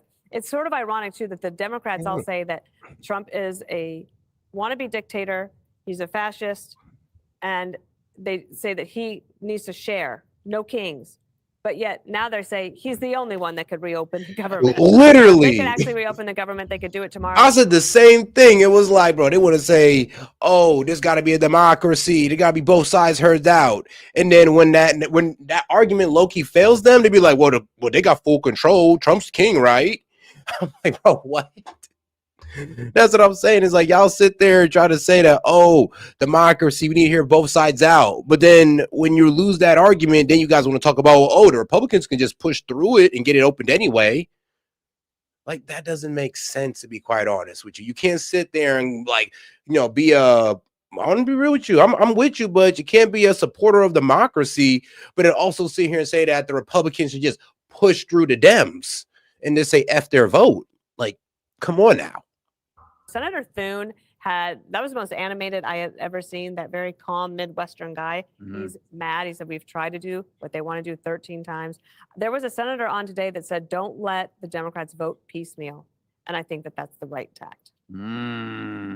Emily, it's day 29. It's getting pretty bad. Jerry Nadler is now buying generic diapers. So bad. But do you think that it feels like the key to the Democrat success is other people's suffering? They're basically taking their own constituency and holding them like in this kind of like threat, I don't know what you call it. Hostage. Thank you. Anytime. Yeah, I think it's an abomination because they're doing that from the safety and comfort of their own offices while they're enjoying their paychecks.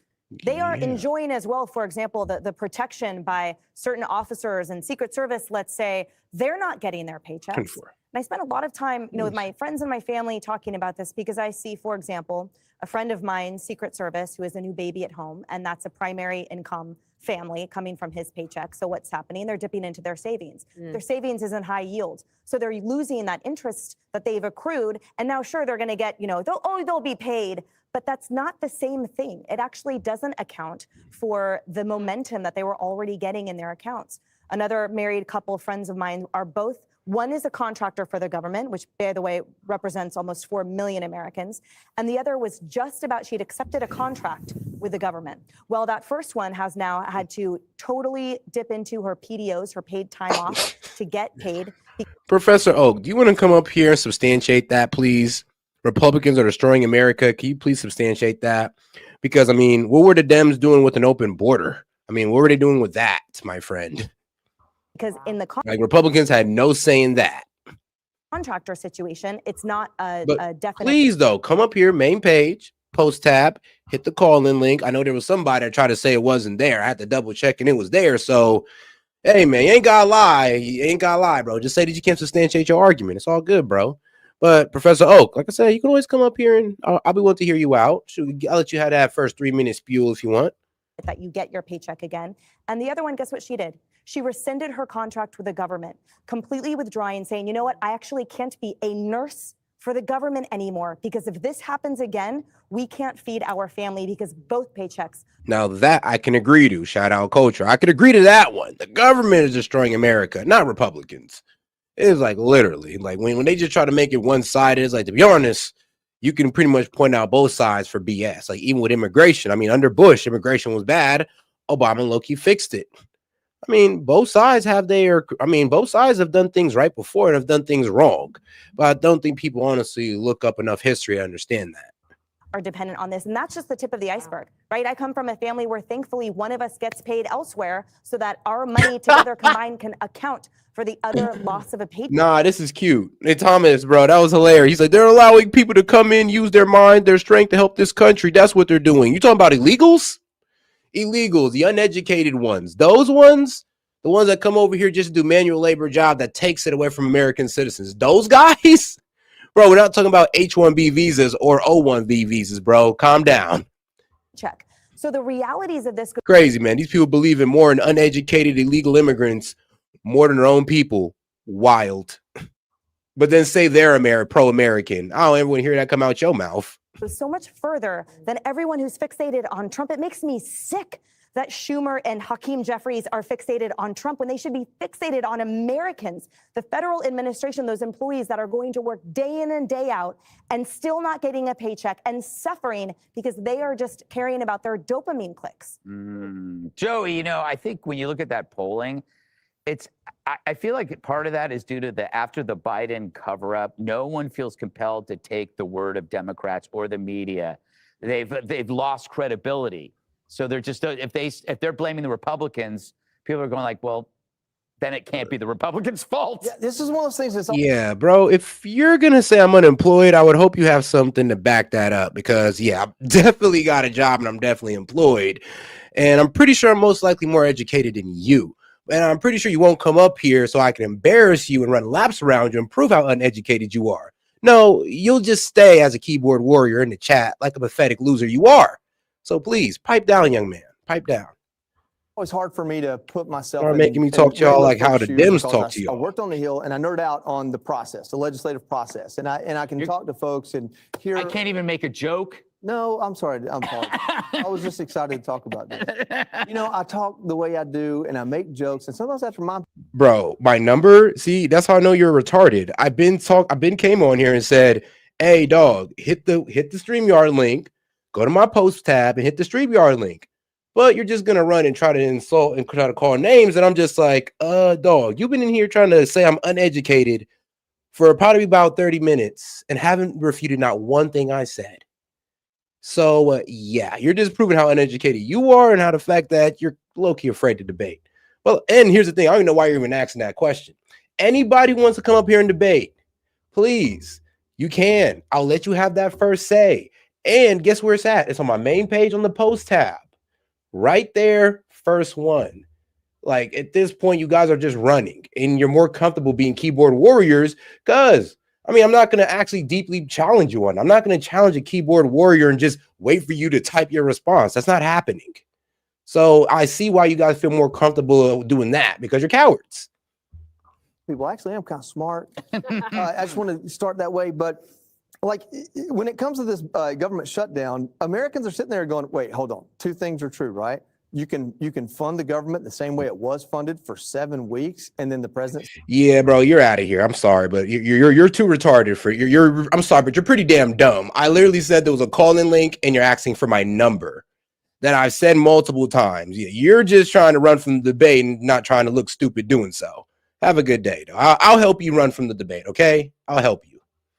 Said he would negotiate with you on the healthcare stuff before that time limit comes up. Hey, and shout out to my man Hellbad. He said, here's a joke for you. Why do black people only have nightmares? because the last ones to have a dream caught a bullet. Bro, son of a bitch.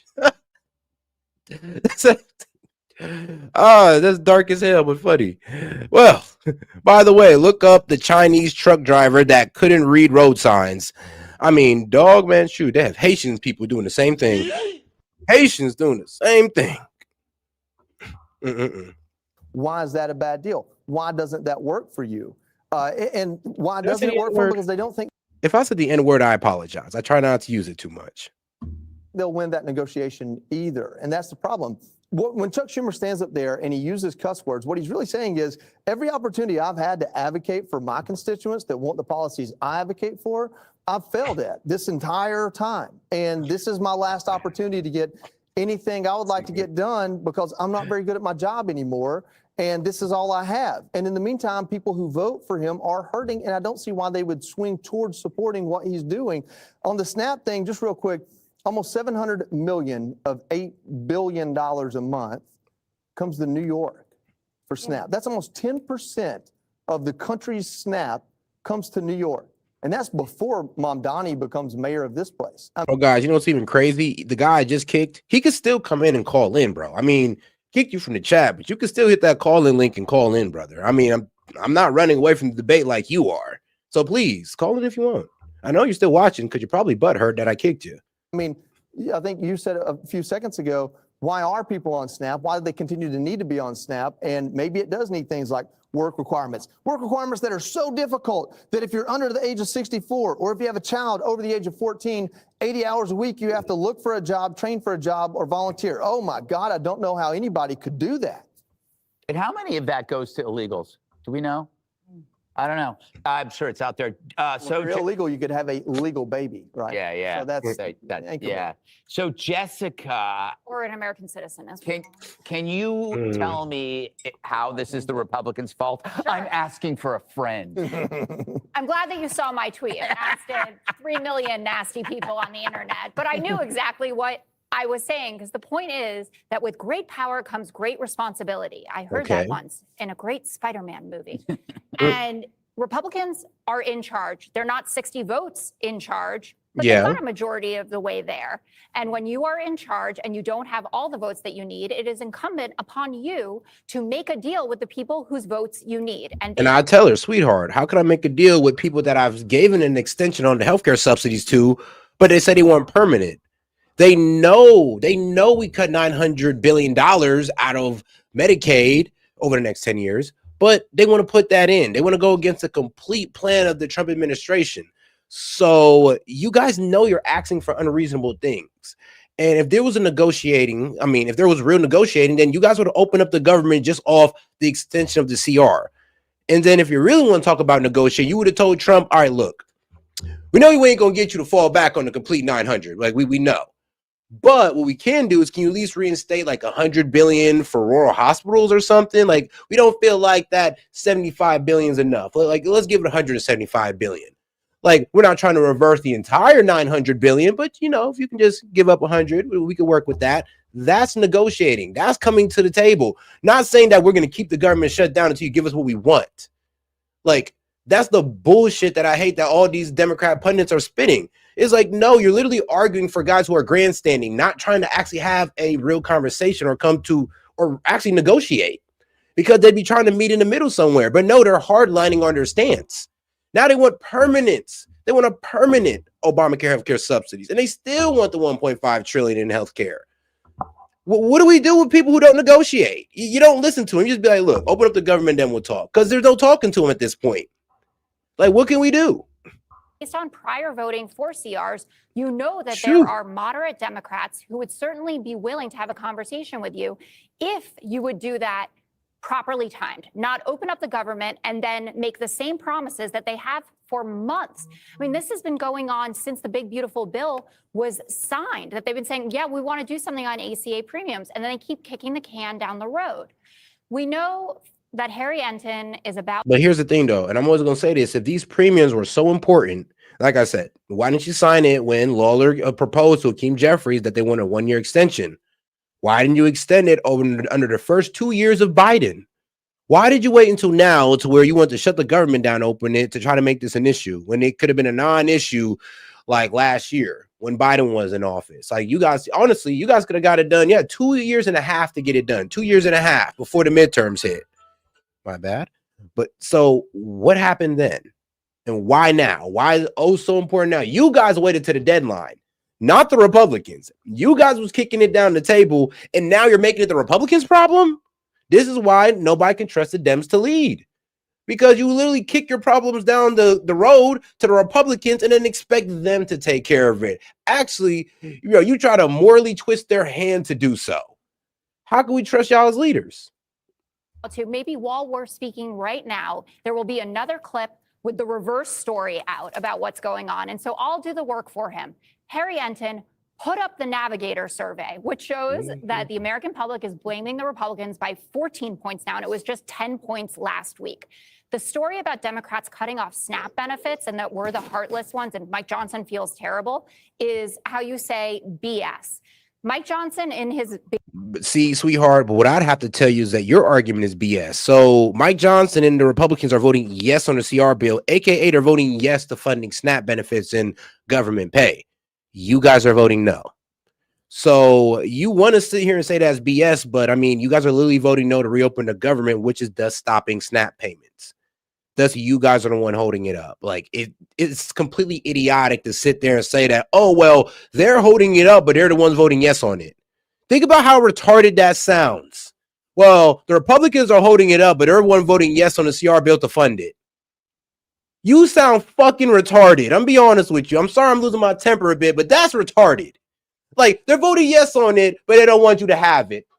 Are you dumb to believe that? Really? Big beautiful bill, $186 billion gone from the SNAP program. And in the 2018 shutdown, Donald Trump made sure that people got their SNAP benefits because he knows that it's important. And that's why Josh Hawley wants to have a standalone bill about SNAP. Josh Hawley, who also wants a standalone bill to make sure that people get their Medicaid coverage back because the big beautiful bill. Okay, so you guys want to continue to shut down the government and then you want to pick and choose what you want to open up. I mean, that's wild. I mean, you could just vote yes and we just all get this out the way. But like I said, it seems like they want to keep the government shut down while also being able to pick and choose what they fund. All right. Takes it away. So, Gregory, that is how I have shown you that my tweet wasn't dumb. It was dumb. It was still pretty dumb. I mean, sweetheart, you sound smart. You got the glasses, but that was dumb what you just said. If you are in charge, you have to negotiate. And just saying over and over, we need to open the government and then we promise we'll do it. Translation, we have to negotiate, meaning we have to give in to you. You have to give something. That is how this works. I think. And what are you planning on giving? Like Thomas, really? Who are the ones on vacation right now and getting paid? Both the Dems and the Republican House members. The senators are still there. You know that, right? They voted again on October 28th, like 2-3 days ago. They voted, the senators, it's still there right now.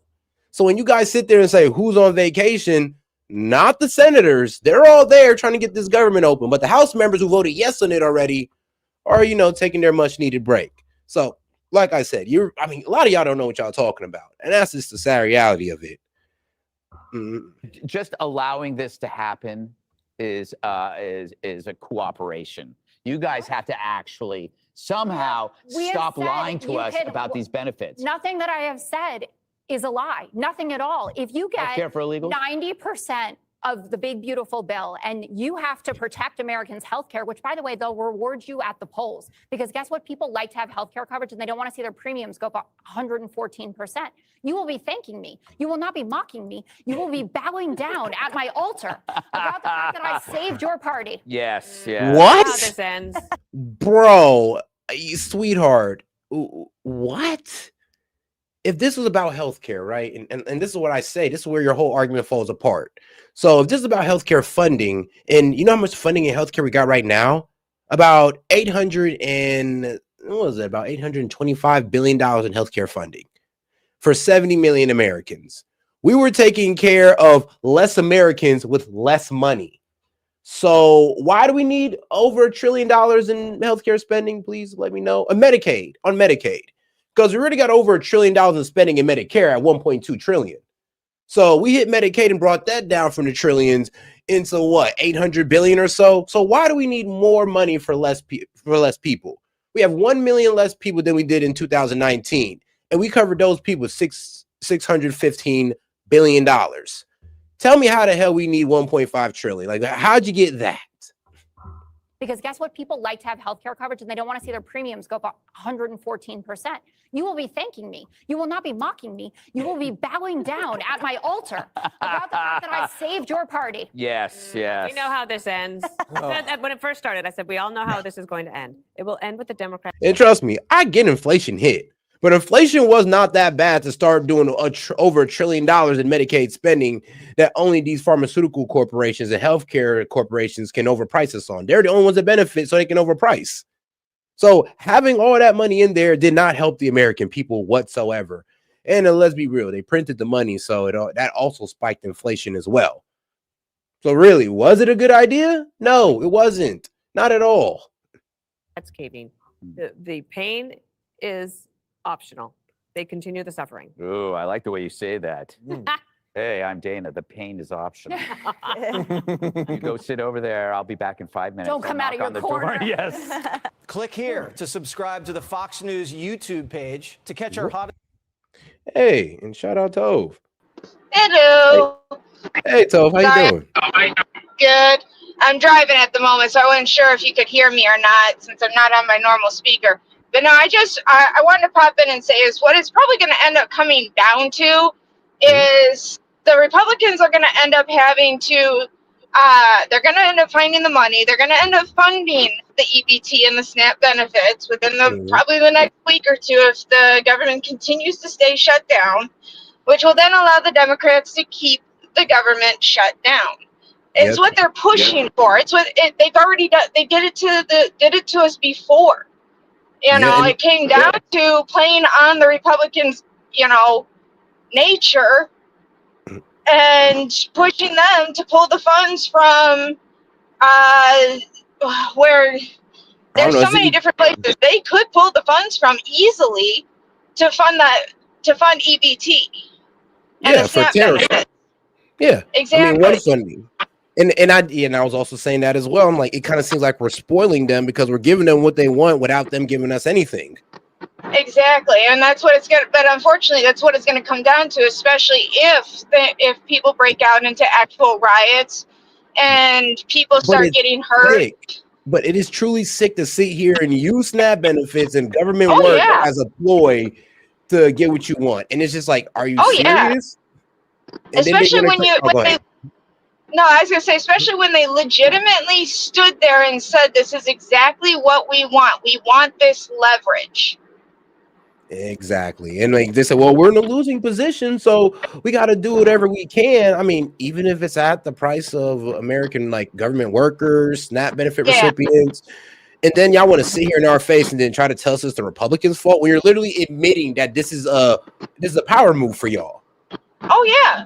And what it comes down to is they haven't actually cared. They have a lot of lip service, but the Democrats haven't actually done anything. And I'm sorry, welfare has been a joke for decades. And it's been the Democrats' baby since the moment it was brought into existence after it was originally started for World War II and the Great Depression. That's what food stamps were originally meant for. And then when they saw how it worked, they turned around and started making welfare, which was all pushed by the Democrats. And ever since then, it has continued to turn into handouts instead of assistance.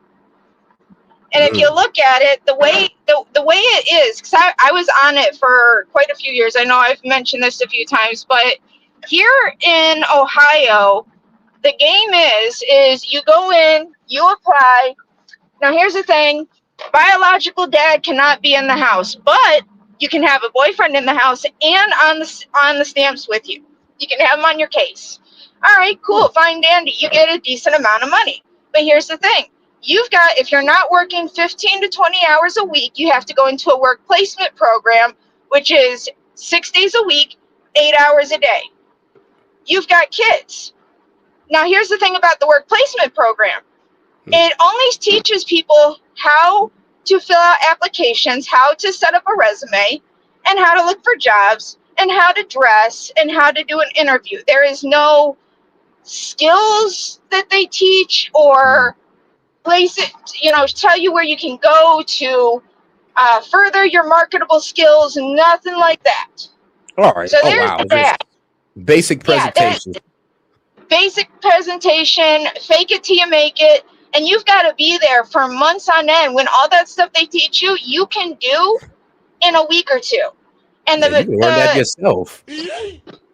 not only that, but you got to prove that you're going to these interviews. So you got to take a piece of paper, like, you know, back in high school, have the interviewing manager sign it off, date it, and then has to explain the outcome of the interview. Did you or did you not get the job, and the reasons why?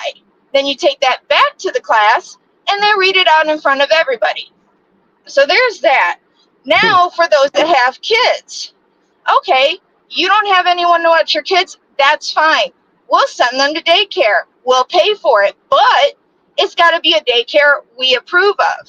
And it's probably going to be about 30 to 45 minutes away from your house. So if you don't have a car, you're going to have to take a bus. So you're going to have to give money for the bus pass. Bruh. Damn. So now here's all that. Now you're going out, you're looking for a job, you get a job, but here's the thing. If you make even a penny over the national, they say it's the state, but it's actually the national poverty line. They cut it anywhere from 50 to completely. They cut your stamps immediately. They cut your benefits immediately, either 50 to 75 to almost completely gone. So now you have no way to get ahead. So if you get a job and you're, you know, and you're doing more than 15 hours, right now, our poverty level, if your state's poverty level is above the national poverty line, you're screwed, because you're now still under your state's poverty line and you can't afford shit without the benefits. Excuse my language. So it's legitimately a cycle of not even keeping your head above water. It's barely keeping your mouth with a straw in it to breathe above water. You know, it's not even a cycle of surviving. I was miserable on it. My kids were miserable. You know, and on top of that, you've got to report it almost every week. You have to go in almost weekly to turn this stuff in at this work placement program. And the worst part is if you're in an outlying town, like Toledo area, I lived on the outskirts, towards the very bottom part of Lucas County at the time. So we're about 45 minutes from Toledo. So we're having to drive out there once a week, 45 minutes, because we have no buses that come out to that town. So there was also that. Yeah, I've heard of that. It was literally a joke. And I would go in there and I'd be sitting there and there would be these guys coming in, these couples come in, these ladies, their hair is gorgeous, it's done, braided, you know, their nails are long, they're beautiful, they're pretty. And they'd be coming out bragging about how they just got 800 in food stamps and 900 in cash assistance, and they don't have kids. And I had 4. I was barely getting 600 in stamps and 500 in cash assistance, and we had our own place. We had our own apartment that we were paying rent for. So they're coming in and they've got these new Jaguars. One guy had a freaking Jaguar, was sitting out there. It was a brand new one, and it was back in there's that fraud. 2009, 2010.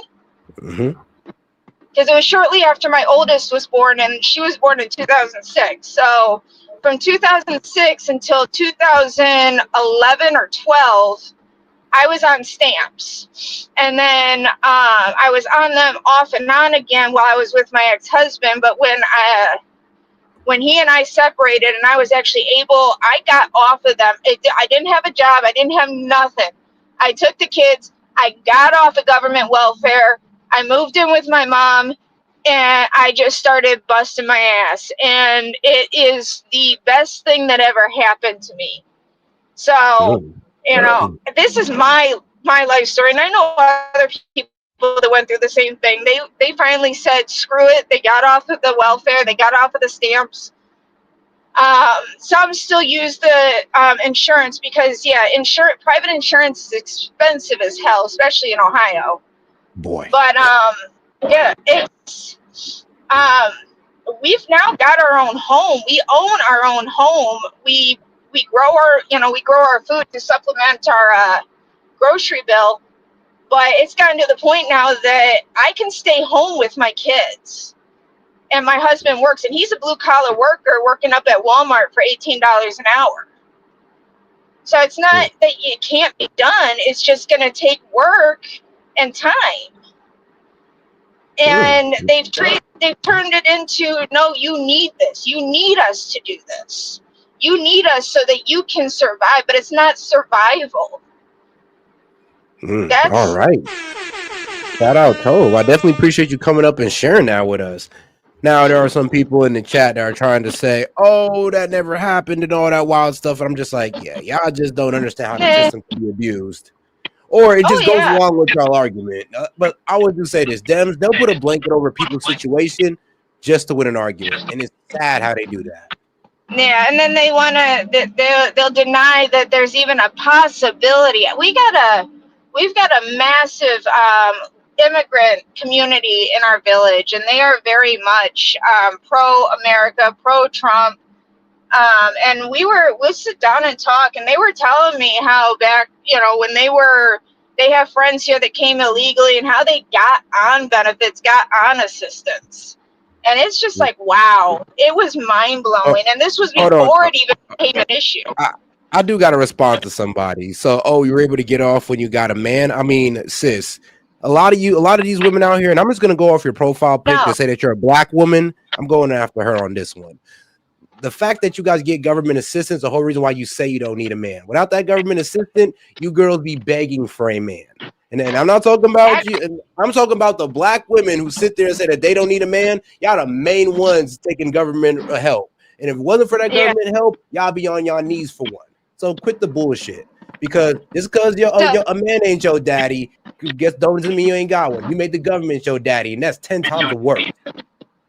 So here's my response to that. Actually, no, I got off of them when I left my abusive, liberal, addicted to drugs ex-husband, who is currently in prison for strangling my children. Oh, shit. Okay, whoa. I got myself off the stamps by going to work and busting my ass. That's my response to that question. Hey, now I do have a good husband. He's the best thing that's ever happened to me. And I thank my God every single day for him. All right. But all right, Tove, we're going to go ahead and keep it going. But I do appreciate you coming up and sharing that, man. I really, truly do, sis. All right, love. You have a good one, Sugar Cube. All right. Appreciate you, Tove. Appreciate it. Hey. Once again, shout out, Tove. Shout out. I appreciate that. I mean, it's kind of like I said, though. I mean, it's kind of crazy how somebody will literally come on here and they share their experience, and all the Dems have to say is, oh, they're lying, oh, they're this and that. I'm just like, she has no reason to lie. Two, it's crazy how you literally put a blanket over people's problems just to win a point. It's like, oh, well, I don't want to sit here and believe that people are taking advantage of SNAP. So let me just sit here and just call a lady who have no reason to lie a liar because it helps me feel better. I mean, y'all do this a lot with people. Like, y'all do this to women. Y'all did this to the people in Springfield. And y'all damn near did it to the victims of what was it?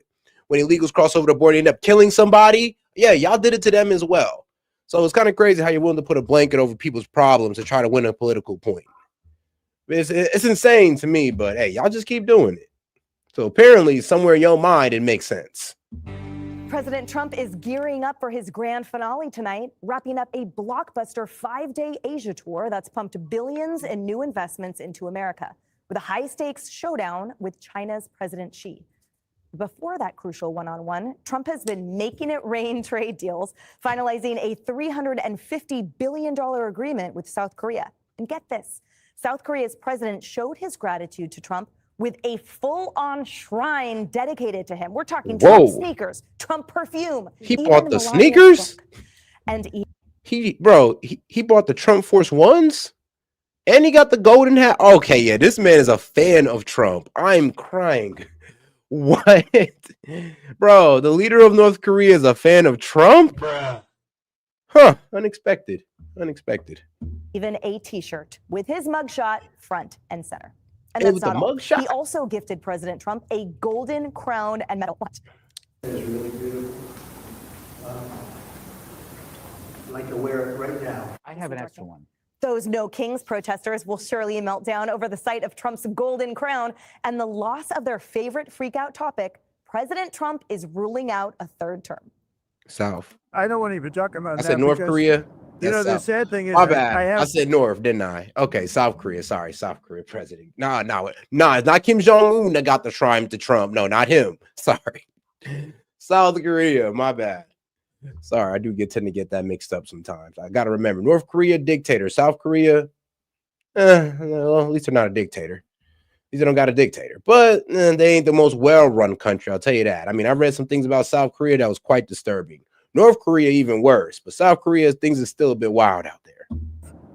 My highest numbers that I've ever had, as I should. I ended 8 cores, and we have the greatest economy in history, and I have the best numbers for any president in many years, any president. And I would say that if you read it, it's pretty clear. I'm not allowed to run. It's too bad. I pissed him. But we have a lot of great people. Too bad. But now that Trump's ruled out a third term, what will liberals freak out about now? If he files to run for presidency and attempts to run for elections and then circumvents and ignores the rules, he's a violation of the Constitution of the United States and he should be arrested. I hope we're absorbing in our souls, because we're talking about the soul of America, is I don't think he takes himself seriously, but he iterates, he throws things out. And he plays with it, and he sees how people react, and it manifests. If Donald Trump continues to do what he's doing across the country in Republican states, it is very hard for Democrats to just sit back and watch him cheat. Oh, Jessica, tell me that they don't actually believe what they're saying. Well, this is a new tune for Donald Trump anyway about the third term. He does like to flirt with it. And, Steve Bannon was doing an interview with The Economist. It wasn't like he was doing a live stream with Alex Jones. He was actually sitting down with The Economist, and he said he will be president again in 2028. Yeah. There are lots of ways that they can Which do scared the absolute crap out of everybody. They're once again riled up everybody. Trump can't have a third term. Wah. It's impossible. Well, it's not impossible, but it is highly unlikely. Like, I don't see it happening, but it is possible. There is some universe that, Trump does so damn well that the American people just says, F it, man. Let's just take away that Second Amendment and 22nd Amendment and give it to the man. Let him run a third time. Now, I would be against this. I would. Why? Mainly because I want new blood in there. I want somebody younger. I'm tired of these old guys running the country. We need the youth. But some people want him to run a third time. Me, I don't want him to. Like I said, the man's 80. He's 80 now. We don't need him in there at 84. for this.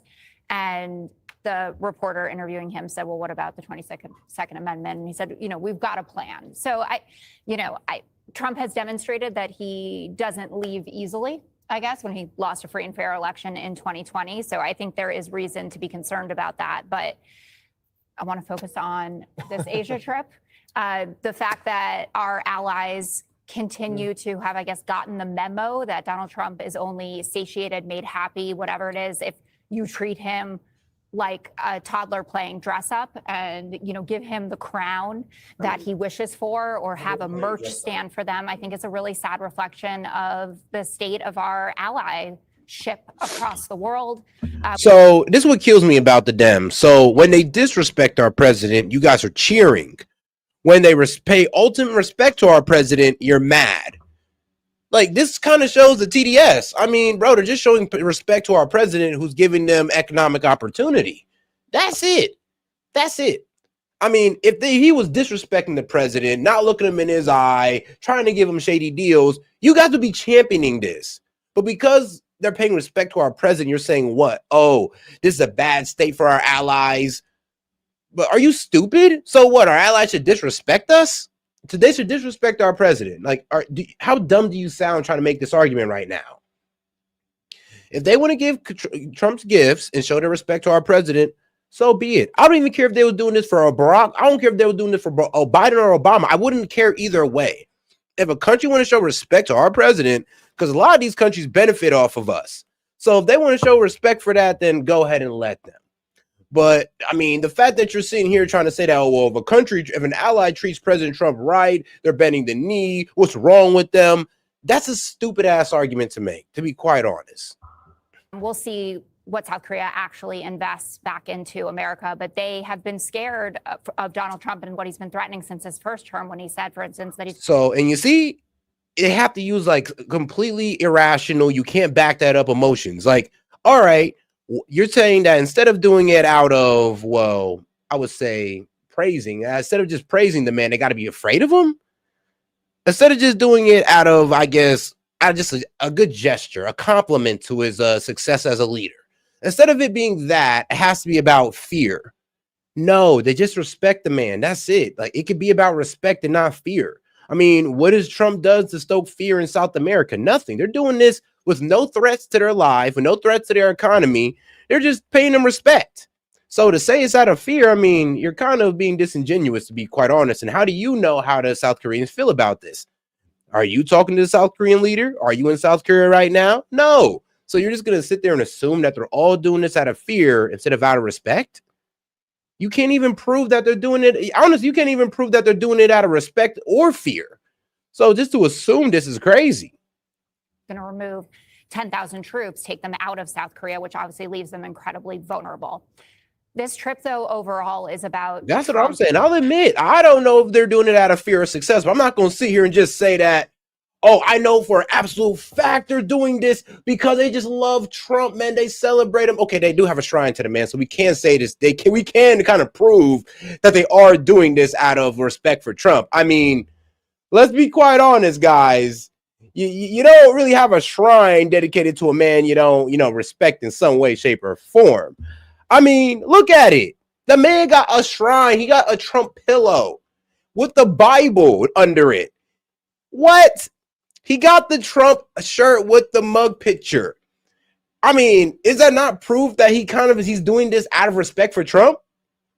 Like, let's be honest. Now, if none of this was involved, then I'll be able to sit here and be like, I don't know if they're doing it out of fear or, out of just respect for this man. But let's be honest. Due to the fact that there's a shrine, that have a whole bunch of church merch that the South Korean leader has, we can sit here and say with at least some proof that this was out of respect and not fear. And her just trying to make it about fear is absolutely insane and TDS'd out. But we'll let her cook. Our ally ship across the world. We'll see what South Korea actually invests back into America, but they have been scared of Donald Trump and what he's been threatening since his first term, when he said, for instance, that he's going to remove 10,000 troops, take them out of South Korea, which obviously leaves them incredibly vulnerable. This trip, though, overall. No, that's funny, though. No, that was funny. Somebody said he could have set that up before he got there. The mental gymnastics y'all got to do is crazy. Because you see, I was able to provide proof that they actually respect Trump. Well, where's y'all proof that they're doing this out of fear? Okay, then. Thought so. So we got proof that they did it out of respect, but you have no proof that they did it out of fear. So you're just assuming this. You're just assuming because what, it's Trump? But if it was Biden or Obama, it would be out of respect. If they gave them boys a crown, y'all wouldn't say shit.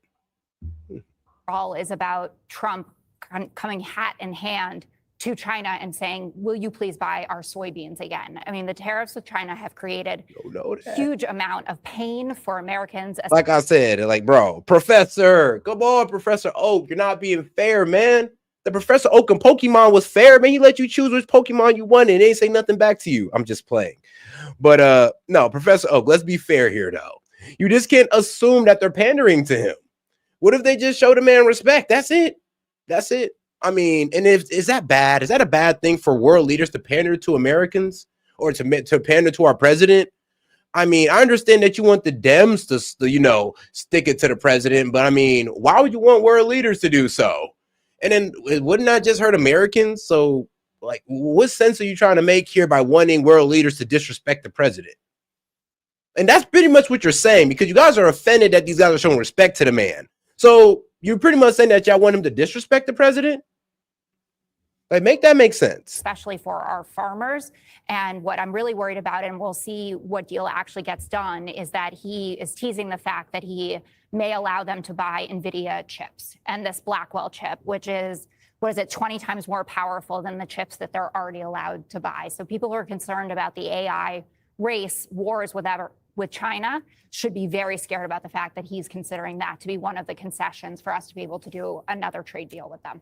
So, Joey, in a way, that sort of proves one of the points that circulates in my head, which is that there's sort of a focus on this very important but nominal aspect of pageantry while ignoring I can't believe Jessica would step all over South Korean culture that way. I mean, call it what, a merch stand? I mean, obviously that's South something Korean that means culture does not like obviously a mugshot that's something t-shirt. that means a lot to them. That big tall crown and what was that other thing? A mirror or something? I don't know what it was, but you know, like that's their culture. They're trying to present it to him, give him the best welcome they can because they're so happy that someone who knows how to make a deal showed up, not someone who might fall asleep in the middle of let's make a deal. So I think it's a great thing.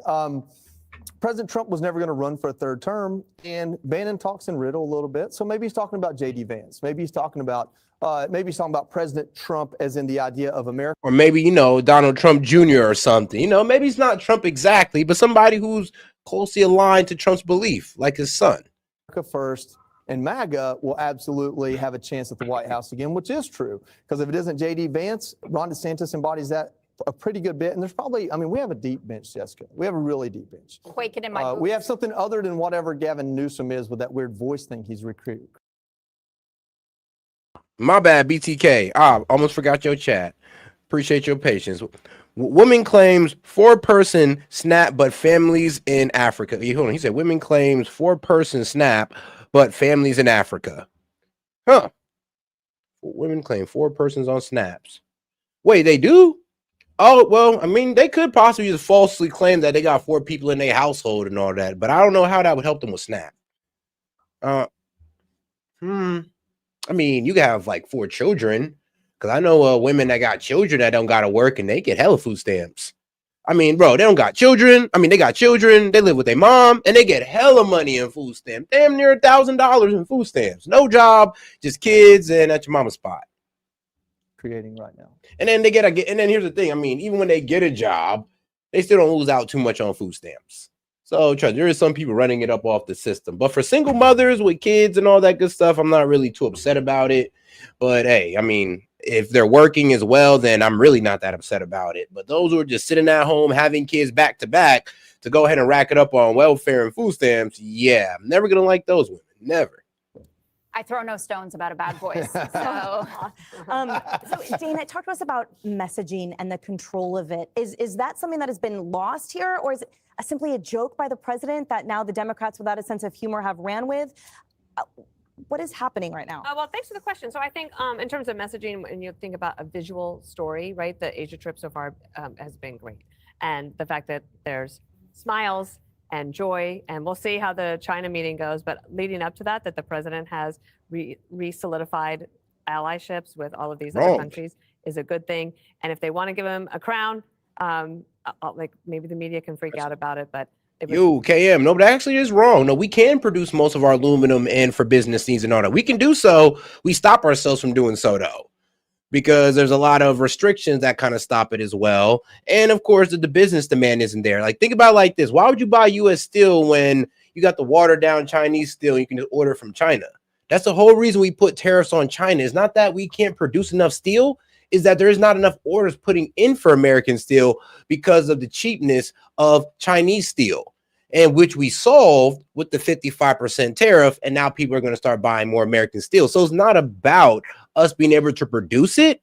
It's about the order being put in so we can. And it's not going to be put in if China can go ahead and make the steel for half the price, even if it's watered down steel. It doesn't matter. I mean, people still buying it and putting their consumers at risk. But hey, you know, profit margins, right? It's a nice gesture. I do believe that the messaging on third term was beginning to block out the sun, and that the juice wasn't worth the squeeze anymore to keep trolling.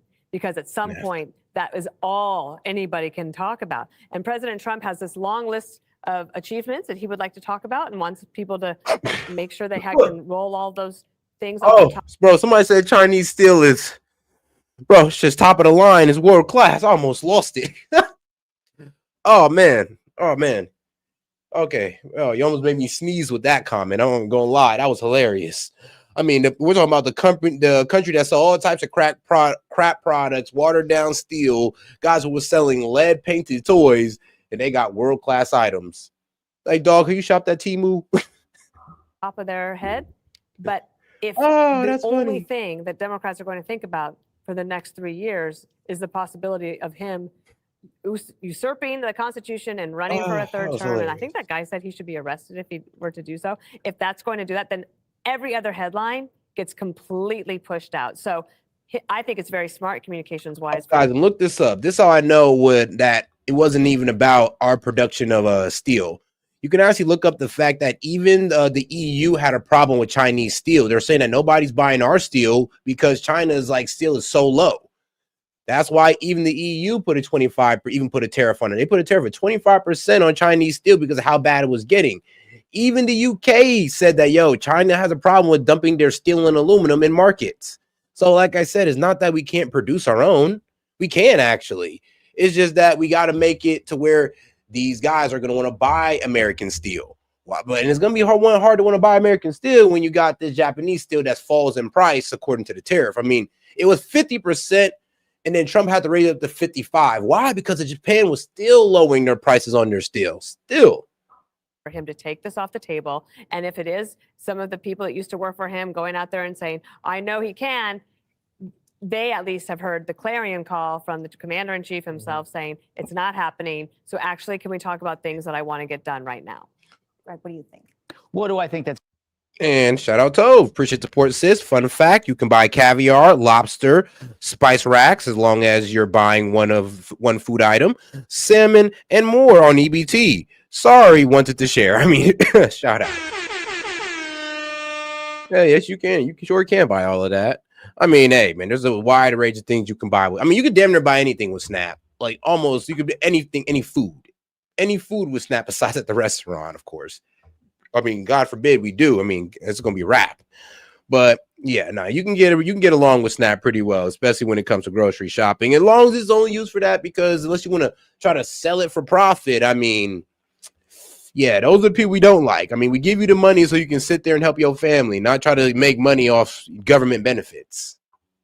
a great question, Emily. 2025, we are truly in the Wait, did they ever bring down the thing for candy where you can't use SNAP benefits for candy? Because I agree with that. I feel like SNAP benefits should only be used for nutrition, like for nutrition food, like food that is full of nutrition, that has nutrition value. And if it's not used for that, then you shouldn't be buying it on SNAP. You should use your own personal money to sit there and poison your kids with or yourself. But if you're using SNAP benefits, man, you're going to be buying fruits, vegetables, I don't know, lean meats, good protein food, and all that good stuff. All that candy, buy that with your own money. Don't use taxpayer money for that, because it's supposed to be for your nutrition, not for your pleasure. We're supposed to be doing it for nutritional eating, not pleasure eating, okay? You did it on your own dime, not taxpayer dime. golden age, and which is hilarious when you think about 2015, which was really when the Trump era began, and the Dems and Republicans both tried to frame him for a golden shower. So it's so fitting that 10 years later, they're the ones getting peed on.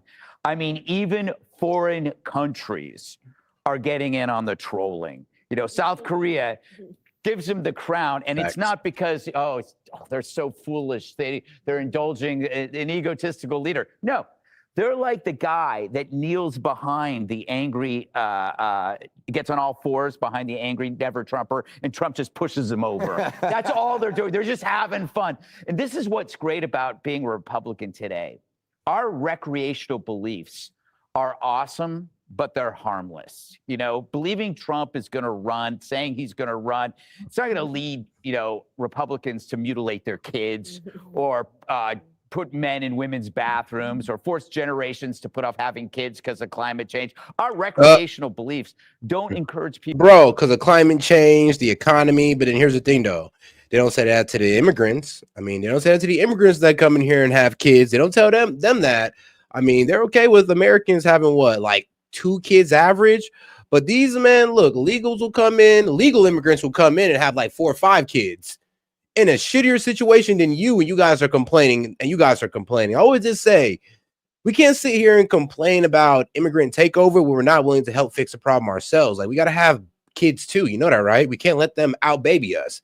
And your excuse can't be, well, climate change and the economy, while also complaining about, oh, well, look at all these illegals in here taking jobs and driving down the wages and all that good stuff. I mean, well, if we don't have enough kids, apparently the Dems and sometimes the Republicans in passive showed us, well, we're just bringing immigrants to replace y'all. And I don't think we want to give them that green light again. So, guys, start having babies. And stop crying about the economy. Because, I mean, trust me, I mean, a lot of y'all parents grew up in worse situations than you are in right now, and they had kids. So who are you to complain? Not all of you, but it was most of you. People to kill their political opponents. Our recreational beliefs are simply kind of fun. They're joyfully annoying, but it's not deadly. And if it does upset you, God, you better get outside because you've been doom scrolling too long. Of course, Trump, he's going to deny that he's running for a third term. But don't you believe it, Dems? I would not believe it. He's definitely doing it. The more he denies it, the more he means yes. Bro, I would be safe and this man assume that he's toxic, going to be bro. around here till 2022. Of course, he'll bring up the 12th Amendment. They'll bring up the 22nd Amendment. They're just going to make him Secretary of State. Because whether it is Marco or JD, it's the surest way to enshrine America first and MAGA in the next term or two is to have Trump in the room. It's like, you look at the track record of the safest airlines. The pilot with the most seniority is the co-pilot, not the captain. That's because then it's not so bad. You can actually criticize the president. And Trump will criticize. He'll be there. And it's so much better to have him in the room than, at home, calling in Fox and Friends in the morning, doing Hannity at night, selling Relaxium during my hour. No, we want him in the room to ensure this continues. I thought you want him. I think we're going to need him to run for mayor of New York. Yes, that would be nice. Secretary. I'll take that too, but I'd rather have him Secretary of State. Click here to subscribe. And all right, now let's get over here to a little bit of Fox business. Let me see if I can. We just scratched the surface. Oil giant reveals America's hidden energy empire. Well, let's get into it. Let's hear about it. Achoo! Woo! Whoa, sorry there, guys. Back from 2 days in Texas Midland and the Permian Basin last week, the largest oil region in the country, arguably the world. I learned all about how one of America's most important strategic resources is extracted. I sat down with the CEO of Chevron, Mike Wirth, for this exclusive look. Well, what's behind us is one of many rigs that are drilling here in the Permian Basin. Permian Basin, I think, is a great example of the ingenuity that our industry represents. We've been here for 100 years. Permian Basin is the part of the world that has delivered most of the oil production growth over the last decade to meet all the demand growth in the world. It's made the U.S. the #1 producer, and it's a massive area. It's the size of the UK and has rewritten the history books of oil and gas. So the Permian Basin is that important. It's critical to economic security in America, and that means national security, doesn't it? I think we've seen in many places in the world, especially recently, whether you're talking gas in Europe or critical minerals with China, energy security and national security are linked. The U.S. is blessed with an abundance of natural resources, and we now have an administration that wants to see the energy industry invest in those resources to make sure that America's energy strength translates into economic strength and competitiveness, and importantly, security. You're not making what you were making a couple of years ago because oil is now below $60 a barrel. Is that going to cause you to pull back in any way in terms of CapEx spending? Yeah, Maria, we've been very disciplined on our spending for many, many years. We take a long view on the supply, the demand, the price, and all the things that go into our investment program. And there's a lot of value for us in predictable execution of our plan, as opposed to moving activity up and moving activity down in response to short-term market dynamics. And so we know we're in a commodity business. We know prices will cycle down. We know they'll cycle back up. We tend not to respond to the price out the window. We tend to look down the road at what we see as a long-term view. The future is very hard to predict, and predicting oil prices, it's fraught. So I won't do that. But typically what happens when prices go down is, in aggregate, in our industry, activity tends to contract, which means that supply growth slows. And then as demand continues, you see the price signal incent more activity, and that means you need a higher price to bring that activity back up. And so after a period of low prices, we typically see a recovery. We'll see how long this current cycle is that we're in, but there will be a recovery on the other side of it. So there are really two technologies, big changes. Number one, we used to only drill a well vertically. We now can drill a well down 2 miles, and then horizontally, the well behind us is going to go almost 4 miles. And so it encounters through a relatively narrow band of rock that has the hydrocarbon molecules in it. We can run the well for 4 miles horizontally and get all that contact between the wellbore and the rock. So that's one, is steering the drill bit differently. And then number two, we use water and sand to break the rock up and create a pathway in this very, very hard shale for the hydrocarbon molecule.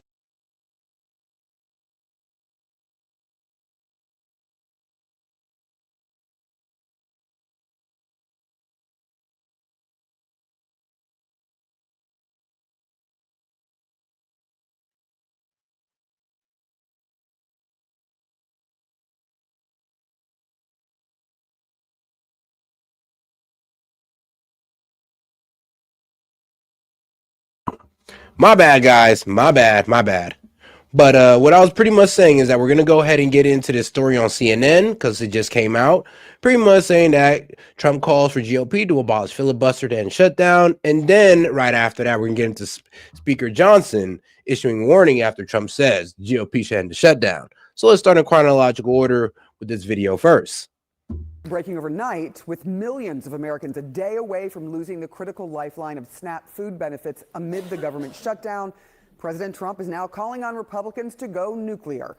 The president posting online, "It is now time for the Republicans to play their Trump card." But yeah, Tove, it looks like we were right. It does look like, hey, look, if we can't get the government open, then the Republicans are going to, well, if the Republican can't get the government open with the help of the Dems, then we're just going to end up funding SNAP benefits. And go for what is called the nuclear option. Get rid of the filibuster and get rid of it now.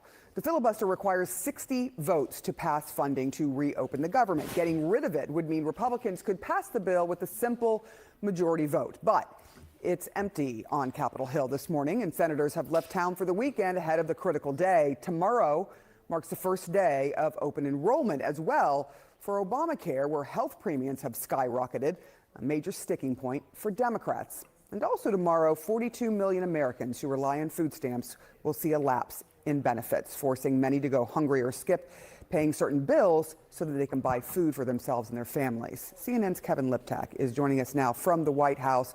Kevin, what is the latest? We have seen these posts from the president making some demands on his Republican colleagues.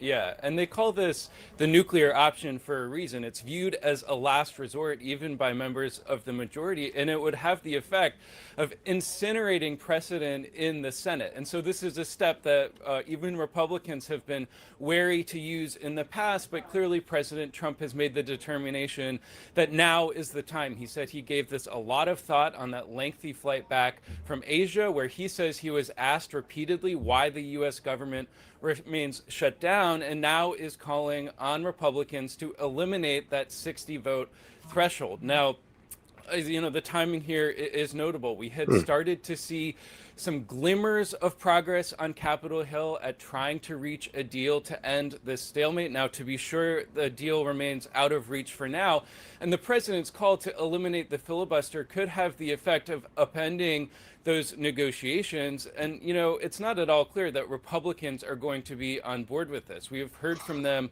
in the past that doing this could have the effect of coming back to haunt them if Democrats come back into power. You've heard that from the Senate Majority Leader John Thune, who just said earlier this month that the filibuster is, quote, something that's been a bulwark against a lot of... But that's still a bit confusing. All right, so the filibuster, threshold to pass bill. What are we doing? Are we including House members? Because if we include the senators, I mean, we still only got 55 votes. 41 votes, majority can block a bill. Ooh. I mean, hold on, I have to look that up. How much senators do the Democrats have in there? Because I mean, they could still block it. Simple majority can pass legislation and in the filibuster. But this is what they need. 60 threshold to pass it, 41 votes. Minority can block the bill still. Could have the effect of coming back to haunt them if Democrats come back into power. You've heard that from the Senate Majority Leader John Thune, who just said earlier this month that the filibuster is, quote, something that's been a bulwark against a lot of really bad things happening with the country. This viewpoint was also articulated by the House Speaker Mike Johnson not that long ago. Listen to what he said. Is it possible? Yes. Is it? And let's see here in the United States Senate, there are 45 members officially in line with the Democrat Party. In addition, there are 2 independents who usually sides with the Democrats, bringing effectively Democratic aligned to a total of 47. So I can see why this might not be the best idea, because I mean, let's be real. We got 47 Dems total pretty much, and this is including 2 independents. So let's just say 45 to be fair. We got 3 of them. So far, 3 of them have went over to the Republican side to open up the government. We only got 42 left. If all 42 of them vote no, then the filibuster is going to fail. But if we can get some of them to vote yes, then it's going to pass through. But I mean, let's be real. They're not trying to open up the government now. So how are we going to get, we still need, to be honest with you, we at least need like maybe one of these guys to come over and, I don't know, not vote no, like to pretty much vote yes to invoke the filibuster or to kill the filibuster, I mean. So I'm not really sure how the math is working out, guys, to be quite honest. Effect of coming back to haunt them if Democrats come back into power. You've heard that from the Senate Majority Leader John Thune, who just said earlier this month that the filibuster is, quote, something that's been a bulwark against a... So yeah, I'm not really sure how they're going to pass that one off, to be quite honest. Trump is not the first president to call for altering the filibuster. Remember, Joe Biden called for a carve-out to pass legislation related to voting rights and abortion rights, but he was stymied by members of his own party. Now, the Senate will be back in on Monday evening. That will put them just days away from breaking the 35-day record for the longest government shutdown in history. Yeah. Kevin Liptak, great reporting for you this morning. Thank you so much. Kate. Well, joining us right now for more on this is Steph Kite, political reporter. Hey, and shout out Tove. So why I always say 50 to 100 each month. I mean, you always got to have some type of savings, man. But hey, I mean, hey, that's what you got to do as a responsible adult. You got to have some type of savings. Order for Axios. All right, so initiate the nuclear option, says President Trump. I mean, how are leaders likely to react to this? How will this change the dynamic of what was and wasn't happening on Capitol Hill, which is negotiating? The reality is most Republicans in the Senate are opposed to doing away with the filibuster, and they've been on the record saying this for a long time. In particular, Majority Leader John Thune has been asked about this on multiple occasions and has made it clear that that's not an option that he would like to move toward. So it's not going to be received particularly well in the Senate among Republicans, but it is going to make people uncomfortable. Yeah, I said the same thing. Like, if we use this whole end of filibuster, it's going to make, like I said, it's only going to lay into their point of, oh, well, they're authoritarians. They don't like to listen to the other side. They just want to go what they want to do, even though these guys voted on the CR bill before.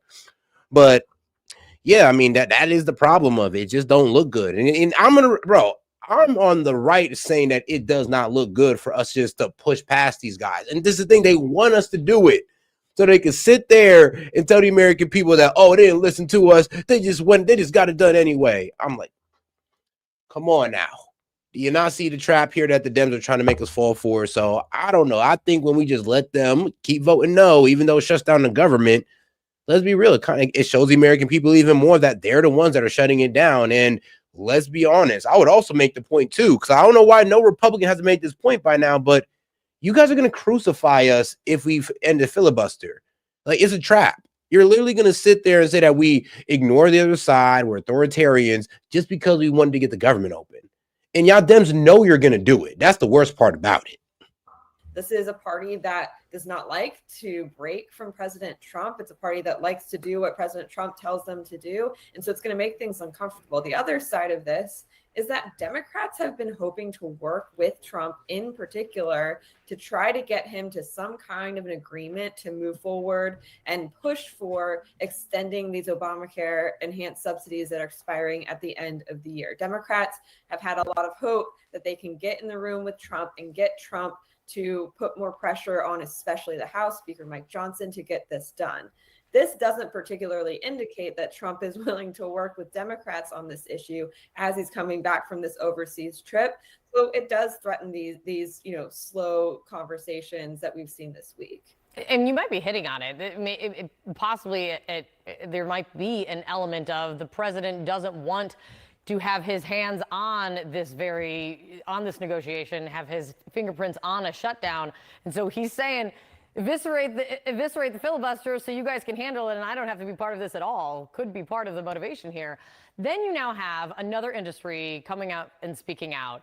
The nation's 4 largest airlines coming out to say that it's time to pass a clean CR. You've got United CEO told reporters about this, said that Congress should negotiate about other policies, including healthcare subsidies, after the shutdown's over.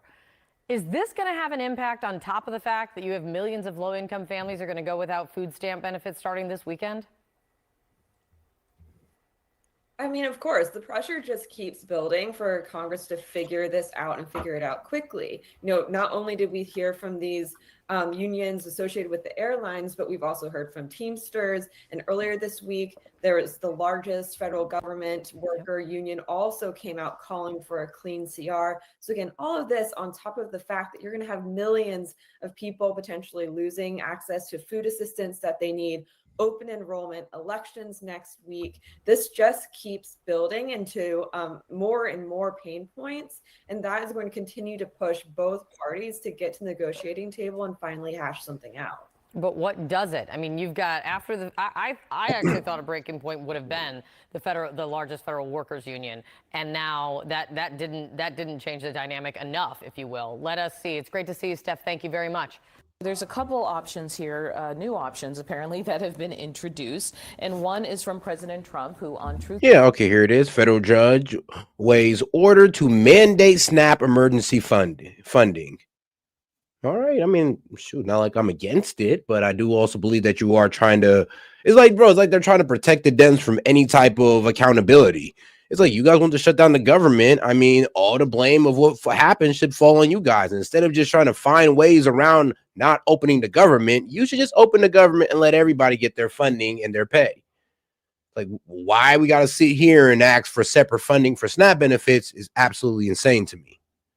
Social last night weighed in with this idea. He said Republican senators need to play. Shut up, BTK. He said, call your 2 U.S. senators and tell them to vote for the CR bill. No, in fact, call your U.S. senator today. Like, please. Their quote, Trump card and kill the filibuster to reopen the government.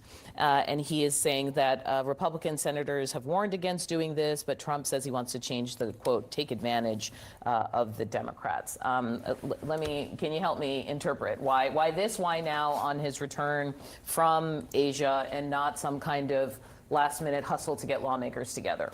Yeah, I mean, I think this is a classic tactic that we see Trump use on a regular basis, which is go for the maximal case as the executive to make negotiating with folks on the congressional level a little bit more palatable. I think Elliott laid out a great tension that you see that's been a tension that's played out really since the 60s between whether the judiciary has a say over how our regulations are actually implemented, or if that's something left to the administrative state, that's something left to the bureaucracy. And both the right and left have come down on different sides of that equation. And I think the president is obviously going to go for a maximalist approach to his own. And there has been a story that just released. Now, this does come from the left side of media, but U.S. judges blocks Trump administration from suspending food aid benefits.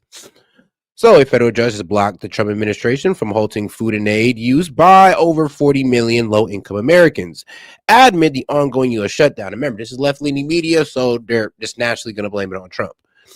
The U.S. Department of Agriculture said this week that the food assistance money will not be distributed in November and moving forward due to the shutdown. arguing the well has run dry. So they want to sit there and try to blame Trump, but it's really because, well, where's the funding? The CR bill's not been passed and the well is running dry. But, you know, the Dems keep voting no on it, but somehow it's Trump's fault. Powers, and that includes potentially changing the rules of Congress. This is the type of tension that we're used to seeing, right? The filibuster used to be a 2/3 majority, but now it's only a 60-vote majority. Okay. And I mean, you've seen presidents of the left and right discuss the issue of the filibuster. It is a constant. Oh, and if you want to know where you can find this story, it's ABC News, Washington Post, and CBS News.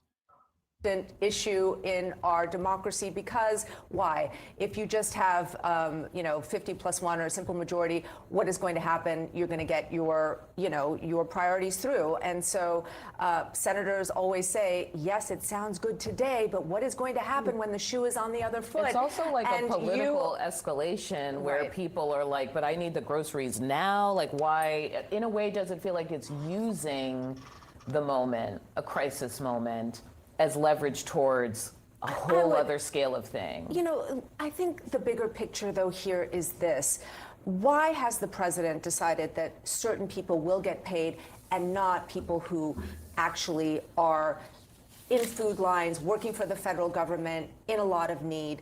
You know, he has made certain determinations about who actually is worthy of federal aid at this moment while this political situation plays out. That's the military, those are other people that he has deemed worthy of getting paid. And then, you know, the bureaucrats, quote unquote, that he has chosen to really vilify throughout this entire process don't get paid. And I think that is something that is playing out really in the political arena.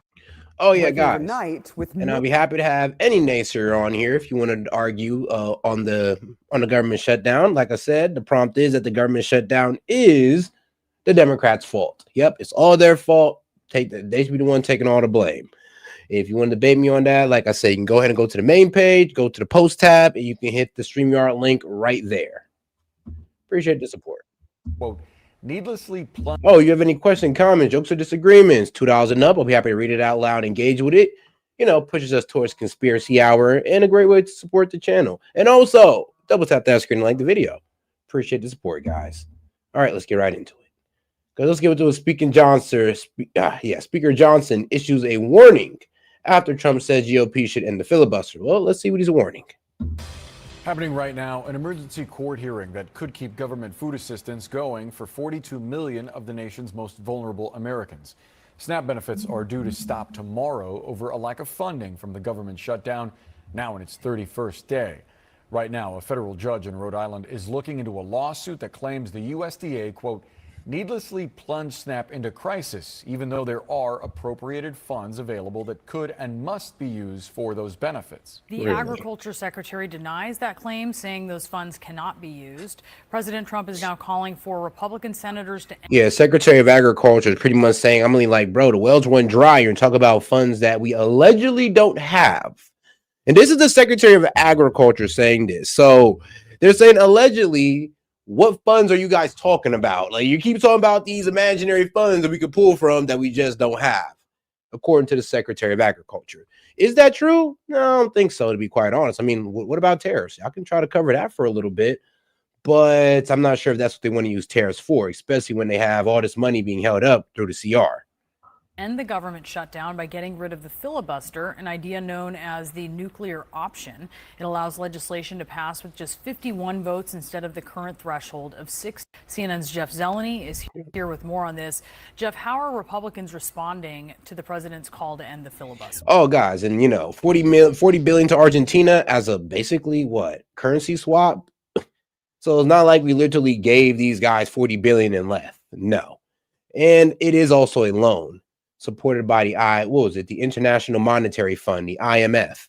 And also, it's also for regional economic stability, because if Argentina falls, Chile falls, then we're going to have places like Cambodia, Brazil. So pretty much all of South America's economies may fall if we let Argentina fall, but since they're so entwined into South America's economy. So for those of you who are crying about U.S. aid, it's pretty stupid for you guys to be crying about helping Argentina when you guys are all for sending millions and millions upon billions of dollars overseas for Lord knows what. But we're giving 40 billion to people that we know that's gonna cause economic stability in that region, because if we let it fall out and let it become economically unstable, that's gonna cause high immigration numbers across the board. We're gonna have people, all these guys are gonna start coming to America, Europe, and other countries that y'all don't want them in. And then y'all gonna be bitching even more about the grace replacement theory. That's low-key kind of real. But still, do we want to get to that spot? No. And I'm a strong believer, instead of letting it get so bad that we have to bring them here, let's help them where they're at so they can stay there. And this ain't a hateful message. This is just me pretty much saying that what the immigrants want them damn selves. They'd rather be helped in their country, say they don't gotta come here. Why? Because they actually do love their country, believe it or not.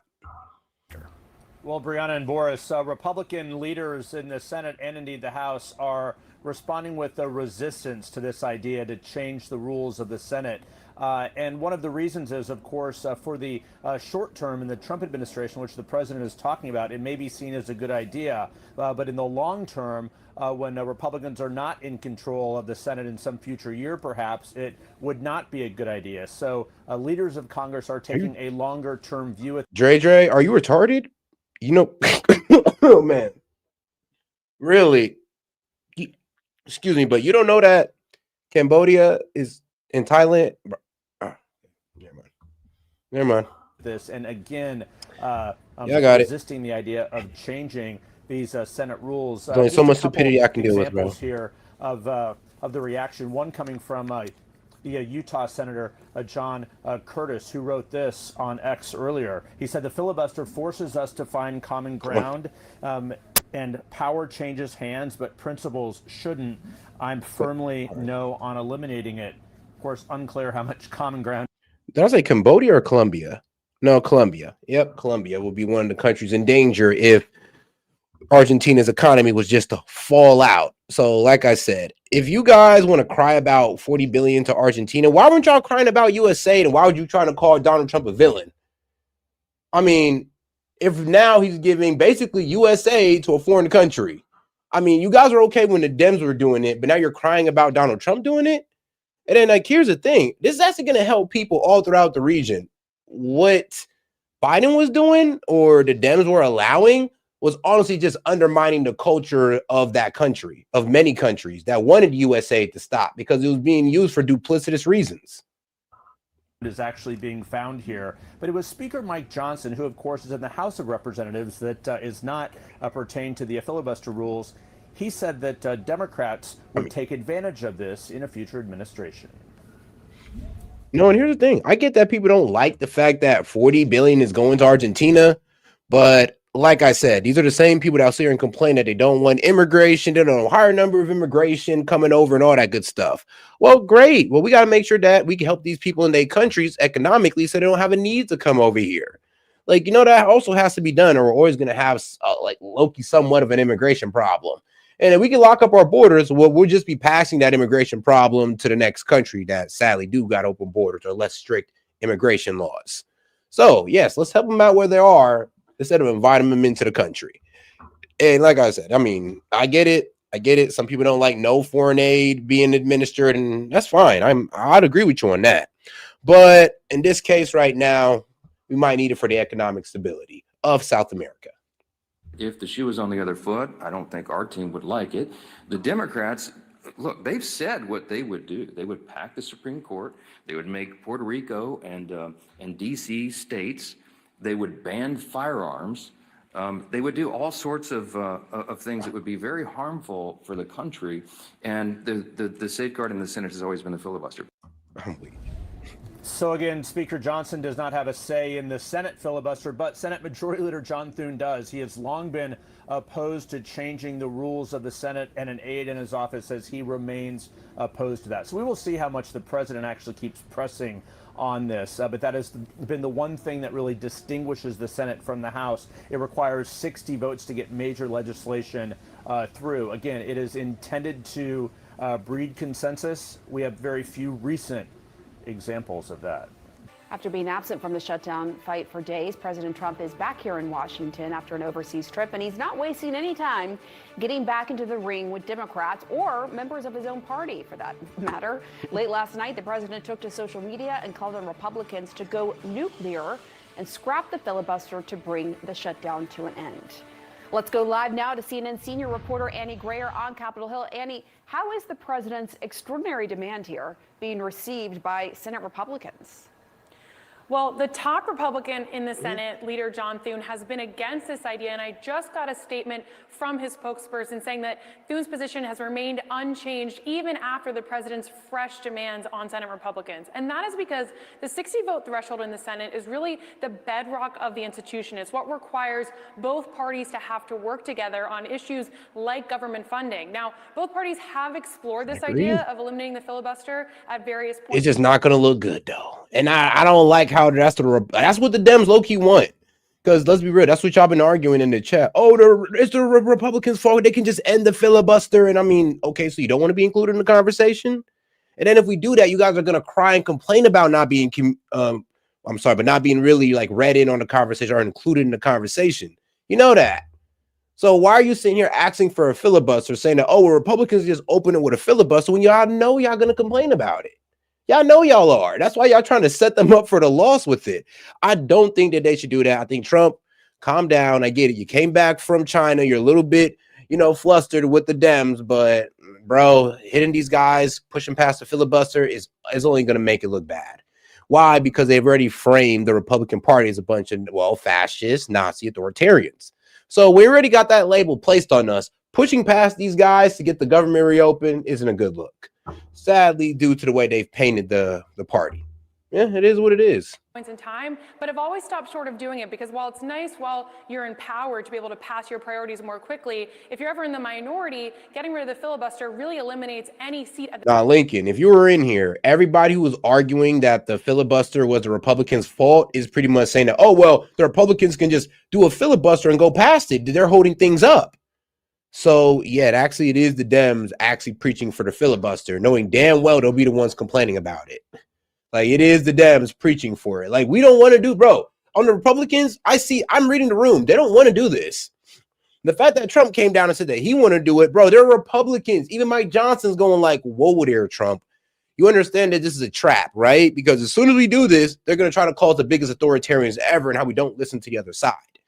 So let's keep them included. Let's keep them inside the vote. So when they keep voting no, we just got to keep showing it to the American people. And I mean, hopefully the American people got enough common sense to understand that, which I know they do. Actually, I know they do for a fact, to understand that, if you're voting no on the CR bill, you're telling the government workers, no, you can't get paid. You're telling the SNAP benefits guys, no, you do not get your benefits. You're telling them no as well every time you vote no on the CR bill. And the Dems need to understand that. I know the people do. The table that you may have. So take a listen to how Leader Thune expressed his opposition to this just a few weeks ago. There's always pressure on the filibuster, sure. Yeah, I mean, there are folks out there who think that is the way we ought to do things around here, simple majority. But I can tell you that the filibuster through the years has been something that's been a bulwark against a lot of really bad things happening to the country. So now the question is what Trump's demands are going to do to the beginnings of bipartisan negotiations that were starting to happen on Capitol Hill. It really throws a wrench into the beginnings of goodwill that was starting to develop between Senate Democrats and Republicans. But the Senate is not in session today, and the pressure to come to a deal to end this government shutdown is only mounting. The real pains of this shutdown are building. Federal workers continue to go without pay, and starting tomorrow, over 40 million Americans are going to lose their food assistance and start to go. And this is what I was saying, like the filibuster, it doesn't even look like it would work. Actually, the attempt and the failure of a filibuster is going to make it look worse on us. And man, look, if they try it and it fails, watch the Dems literally try to call us fascists and authoritarians. Like, watch it. It's going to be like clockwork. Because they still got about 45 members in the Senate. They only need 41 votes to block it, okay? 41 votes with the minority can block a bill. All they need to do is put the 41 votes up and we're cooked. I mean, we don't got 60 votes. We only got 52 votes for the for the Republicans. The Dems got 45. We're kind of cooked on this because even if you take, and then if you add the independents, the two of them that always mainly align with the Dems, then really they got like 47 and they only need 41. Like, yeah, it's a bit of a problem. And if we count the 3 Dems that actually voted along with the Republicans open the bill, those are 42 Democrats left. 42. So we'd have to require at least 2 of them to break ranks. Hungry. So the pressure is on, and the president getting involved with this demand doesn't seem like there's broad appetite among Senate Republicans, but shows that he understands that the pressure to act and create an end to this stalemate is only building, Pamela. All right, Annie Grayer, thank you so Now, much. Lincoln, do you understand how bad that sounds, dog? That's why Republicans need to compromise. They're the ones who need votes. It's because, bro, we have 52 votes. We needed only 5 of you guys to vote yes to refund the government so people can get paid and get their benefits. What do we need to compromise on? We already said we're going to give you a 1-year extension on the subsidies. What else do we need to compromise on? Because $1.5 trillion in healthcare, that's just not it. And y'all know it's not a good game plan. But if that's what you want to grandstand on, you want to like hold, funding and pay from all these people. So what? You guys can increase spending? The same thing you were bitching about the Republicans doing in the big, beautiful bill, you guys are going to do right before the American people's eyes. Really?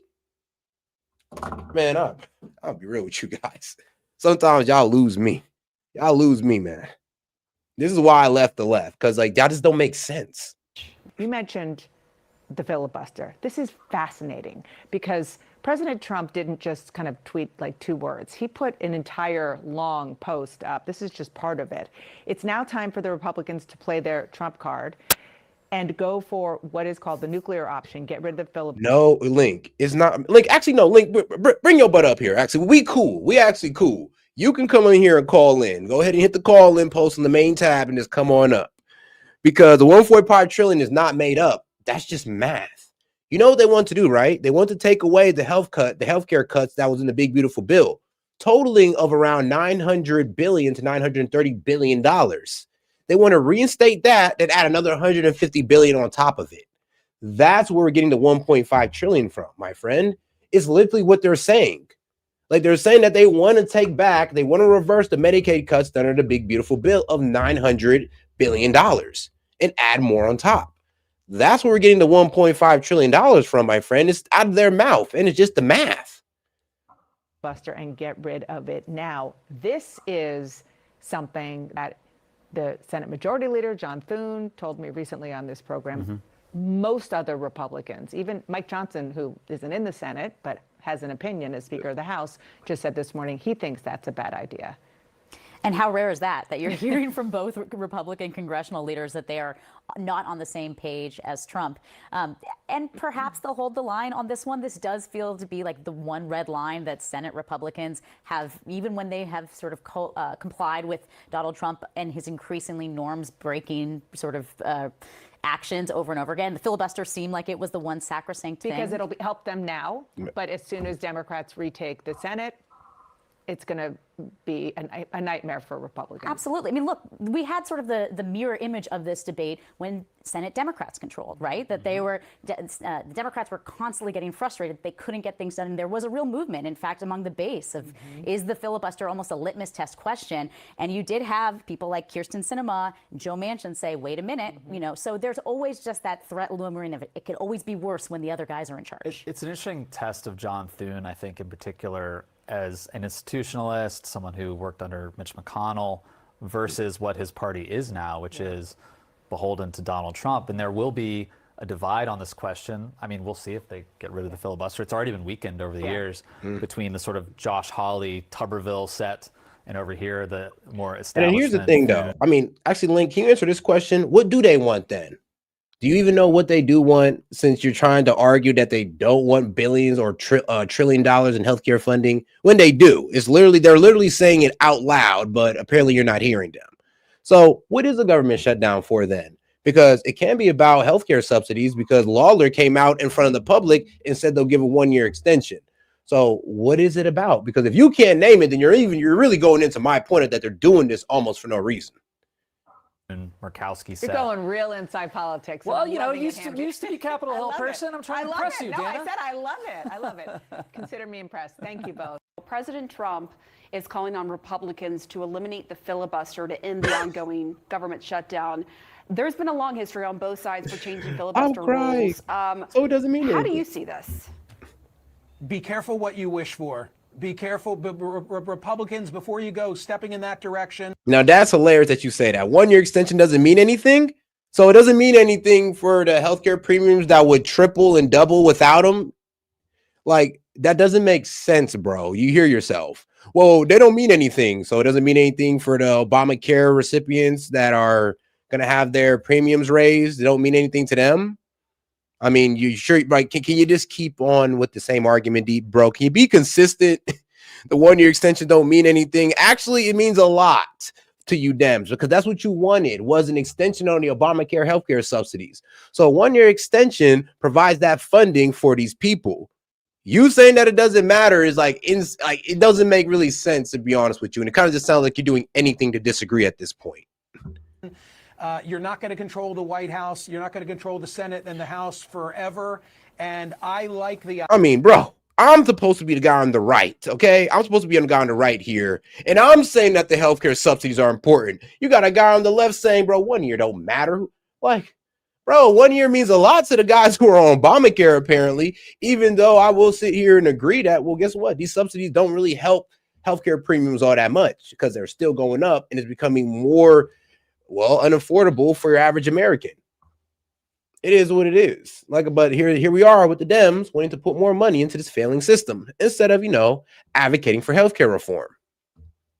Idea. I like the idea that it's built in, that you've really got to get, as a practical matter, 60 votes, because by definition, it causes people to compromise and have to make deals, and to throw that away and go the way of the House of Representatives. Believe me, when Democrats are in control of power, they'll be doing things without having to get the 60 votes that Republicans will regret. I think they will, I'll make it simple, rue the day they do it. I'm not sure when, but at some point in the future. I mean, with the assumption that you guys can win midterms, which is not looking too likely. It's not looking likely that you guys are going to win midterms, especially with red states starting to do some redistricting. Yeah, but especially with the whole redistricting plan of certain red states, like even Ohio and Texas. Yeah, that's going to be a bit of a problem for you guys come midterm. So good luck. And be real with you, you spent like the whole time crying about Trump. So I really wonder how you're going to get people on your side with this one, especially the government shutdown with your own constituents blaming you guys for not allowing them to get paid or benefits and all that good stuff. Good luck in the midterms, really. I hope they don't. Yeah, and we know framers of this country, they always wanted to protect constitutionally against the tyranny of the majority, right? And it goes back to that in our history, but it has been done before. We'll see what happens on this case. Michael Smerconish, thank you so much. How do you figure we get to the real info? I mean, no, that's probably one of the most honest. I like the way you answered that question. I like the way you answered that, because, and I'll read it just because you asked it in a very, like, honestly, non-aggressive and open way. So I appreciate that, Pat. He said, let's see, hey, man, I think the left and the right actually have way more in common than they realize. And that's true. I think the same thing. I think you and I get fed different info. How do we figure out to get the real info? I would go in places like Ground News, and you read what both sides are talking about a story.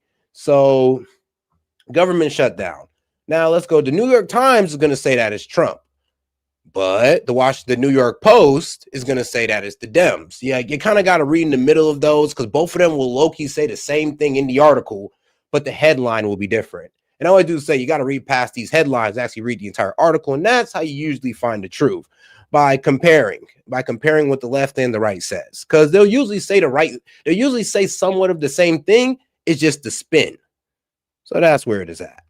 And hey, shout out to my man Lincoln. Lincoln, how you doing, brother? What is up, my man? Set.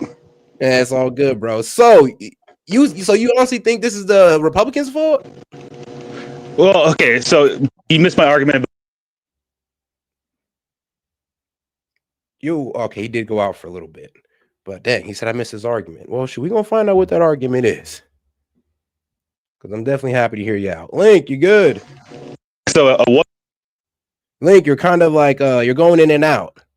Sorry, here, I think it's my freaking. Sound like you're behind a really big fan. Oh shit! Here we go, house. There we go. Is that better?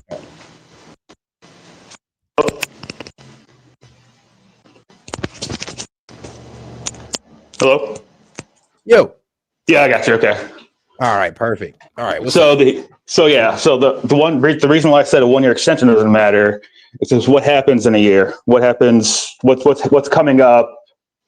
In that in a year, they would have at least some time to come out with some type of reforms by healthcare. By then, they could debate something else. They might need to add it, take it off, but at least give a year to find out a different plan, because it's a failing plan. Let's be real.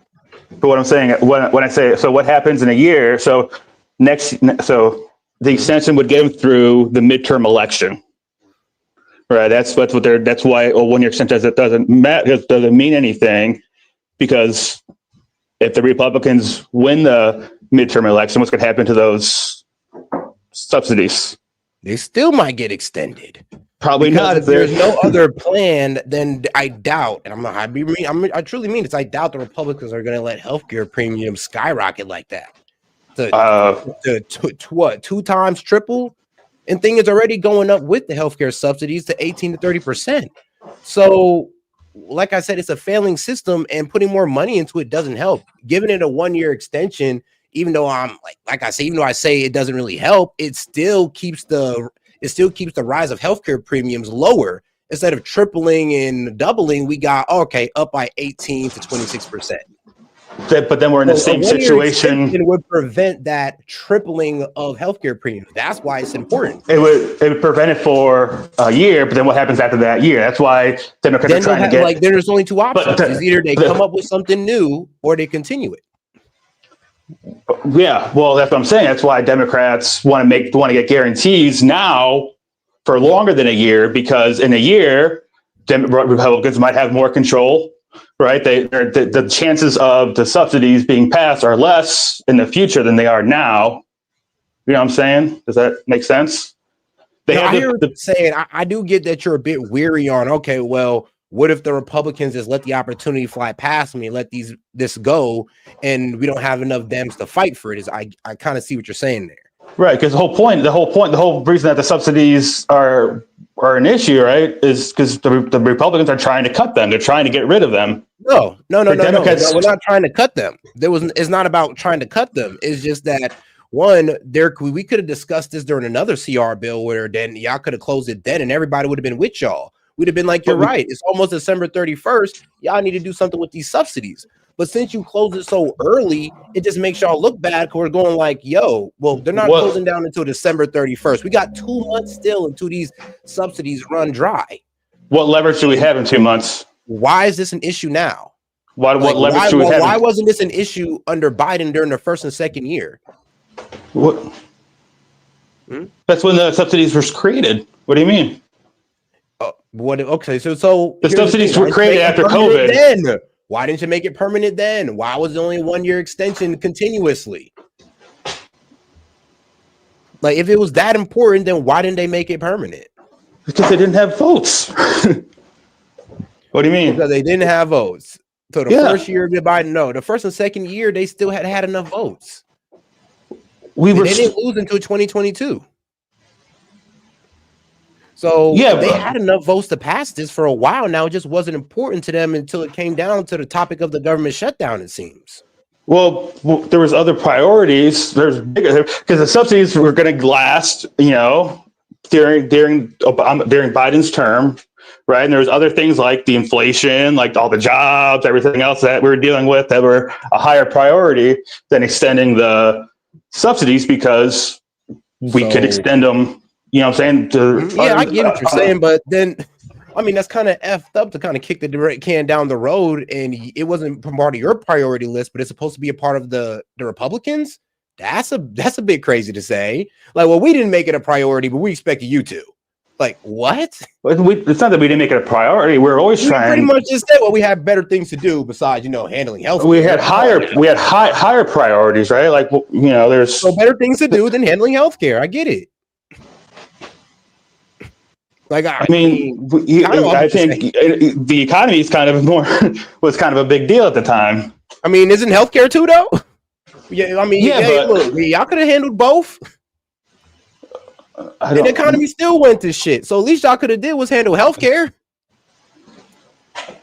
What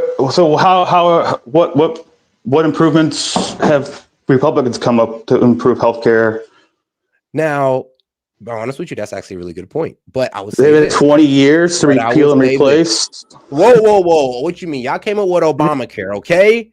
Yeah, after that, we were just running with the idea. It's honestly on you guys to reform healthcare because you guys came with Obamacare, right? Obamacare's failing. At least Obamacare's not failing, though. Reforms. Have y'all proposed any reforms to Obamacare?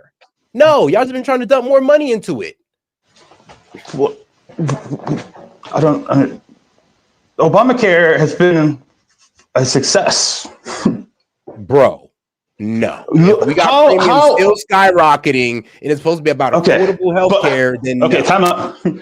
Okay, but what would those premiums be at without Obamacare?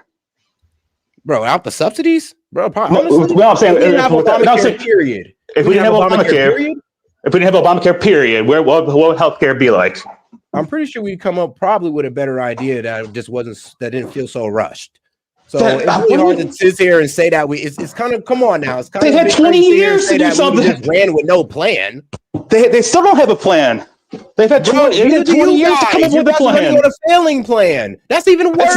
But it's not a failing plan. Actual reforms. All right, my bad. Go ahead. Okay, it's not a failing plan though, right? I mean, what parts of Obamacare are? So let's see. Pre-existing conditions. People seem to like that a lot, right? Affordability, my friend. Affordability. But it's a party of affordability, and Obama is failing in affordability.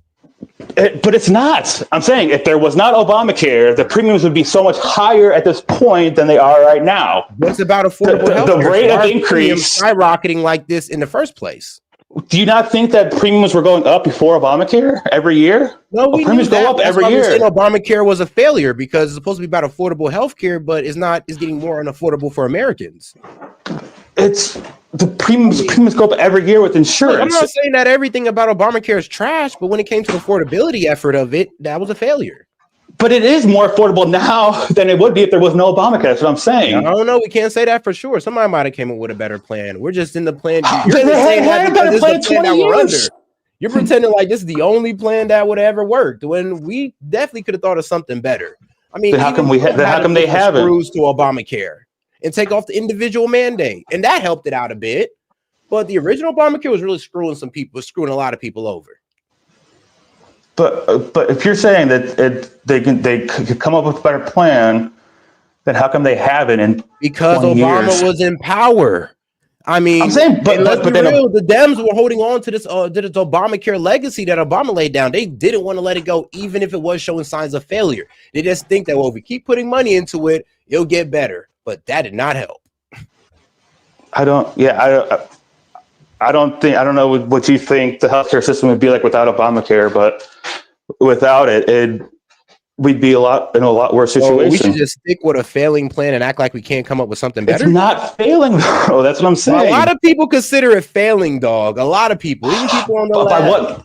By what? By how? By affordability. But how are you basing that off of? What are you comparing it to?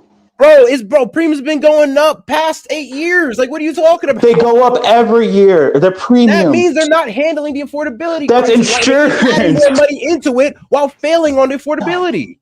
But I'm saying, so insurance companies, their premiums go up every year, no matter what.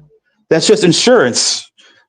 Right? So guess what? Insurance companies are still taking advantage of the American people, even with Obamacare, aka a failed plan. So thank you for admitting it's a failed plan, right? It's not a failed plan. But you just admitted it, though. You just said it was supposed to stop these insurance agencies or the insurers, but they're still raising their premium. It's still becoming more unaffordable. No, it's not a success. It wasn't supposed to stop the insurance companies from raising premiums. What do you mean? Dog. It was not. And now, was it supposed to be? What's it called? The Affordable Health Care Act. Why has Right. healthcare become more unaffordable? It is better than it would be if there was no Obamacare. That's what I'm saying. Because of things like the open market, right? That makes things more affordable for people. That if you didn't have the open It was an market, individual mandate. Trump opened it up to the market by taking off the individual mandate. So no. The individual mandate got done by the Supreme Court before that. That was in like 2010. I think that was before. That was like a year or two after it passed. That wasn't Trump. I know That was the that. Supreme I Court. wasn't saying that. But the problem, what I'm saying is that you're not willing to admit that this is a failing plan, and you just want to put more money into a failing plan. What plan is better? There's not a failing plan. Bro, we're you asking don't have for a plan that's healthcare better. reforms. Here's the thing: you can't say what plan is better when you're not even trying to listen to reforms. You're just What trying reforms? to hinge on Obamacare. You're What not asking for reforms? reforms. You're hinging on Obamacare. You know that, right? Because if We've you were been waiting asking for reforms, you guys wouldn't be trying to dump so much money into subsidies. You would actually be going like, all right, guys, look, we understand that we're putting money into these subsidies. The premiums are still going up. We need to think about some reforms that just keep dumping money into it, thinking that we're doing something. It was never supposed to stop premiums from going up. I don't understand where that's coming from. The Affordable Health Care Act, like, bro, it's in the name. What do you think? It was supposed to help Americans afford health care. And they are. We have so many more people on healthcare than we did before. Healthcare has covered so many more people now. But premiums are going up, and it's more They expensive. go up. That's business. That's capitalism. Bro, you're just feeding into my point that has failed. Thank you. It's not failed, though. My point. But I'm saying, how is that? Oh my God! Because it's still okay. So the only way for it to be successful is if it became single payer. I'm sorry, I didn't hear you when you said that. So the only way for it to be successful, in your opinion, is if it becomes single payer? No, it becomes successful if it actually made healthcare costs cheaper for Americans. And it's successful because it's the Affordable Health Care Act. But it didn't. But it did. So many. Okay, then how do you explain how a higher percentage of our population has insurance now than they did before Obamacare? How do you explain? Bro, the prices are rising. More people that need healthcare because of Obamacare. Capitalism. That doesn't really say anything. That doesn't really say anything, actually. That's like we're talking about the pricing. You're capitalism. talking about the people that's on there. Those are two separate things. And if Obamacare is the only option for government healthcare assistance, then what else do they have to go off of? Those are two different. Yeah, so that's different. But hold on, dog. Hold on. I am gonna have to let somebody up. We've been going on for a while now. But I'm gonna have to let this man Devin up. But first off, shout out culture. It fails. Only people with six figures are getting discounts, not the people who actually needed the discounts. Oh my God. But hey, I know Yeah. you don't agree. I understand. But shout out Link though, because I do love when the man comes up. All right, and Devin, what's going on? What's up, man? It's all good, Devin. So any if we didn't disagreements? pay or all what's these subsidies, why we wouldn't have so much raise in our health costs every year? But Trump already signed with two, like I think it was Pfizer and somebody else, and lowered costs by over 500, 300, 200% on a lot of medication. So how is that not helping the healthcare? Okay, well, I do got to let my man Lincoln on here if y'all want to debate that, because it does sound like you two want to have that conversation. So now, Lincoln, did you hear what my man Devin had to say? Because he made a good point, though. We are adding a whole lot of subsidies, and that's only helping these corporations only take advantage of government funding. A lot of those subsidies are for illegals, and the reason why they didn't sign the bill in the first place was because they wanted to have a $1.5 trillion to help illegal immigrants. Link. Okay, so that's obviously not true, right? We all can agree that. We all know it is. We've all seen the news. We all heard it from every single one of their mouths, and so we don't have to even argue about it because it's a fact. It's against, so by law, illegal immigrants do not receive federal assistance. $44 billion that we're spending. Hold on, now I do have to say something to push back in, because by law we're not allowed to hire illegals either, but people do. Yep. So And we by already law, came we're up not just supposed to let a illegals couple take days advantage of our ago healthcare system, but we do. proving that over 50% of our illegal immigrants are on healthcare or SNAP or something like that, some sort of subsidy.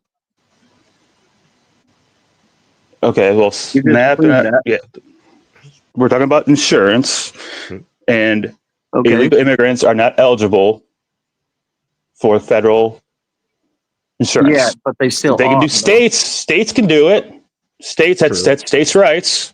So if Medi-Cal wants to cover illegals, that's totally on Medi-Cal. Yeah, right? and we also don't give them Well, subsidies it is for Medicaid that funding, exact though. reason. You know, state funding, state medical service or state medical services are funded by Medicaid, though. Well, do you know how that works? Yeah, So they but get money that and they still just hand it doesn't to whoever they want to. So the government reimburses them, right? So if it's so the illegal people don't get reimbursed, they don't send the reimbursements for them to the federal government, right? Yeah, They just that's cover it why with they're the not local signing the bill, state dude. taxes. No, That's why they're not signing the bill, because we won't do that. They won't let California have states' rights to insure how they want. No, this is federal. We're talking about federal. We're not talking Right. about state. Right. And so so if California wants to cover their people, then they can cover the people however they want. They can't use federal dollars to do it. There's nothing. How is that? Anything wrong with that?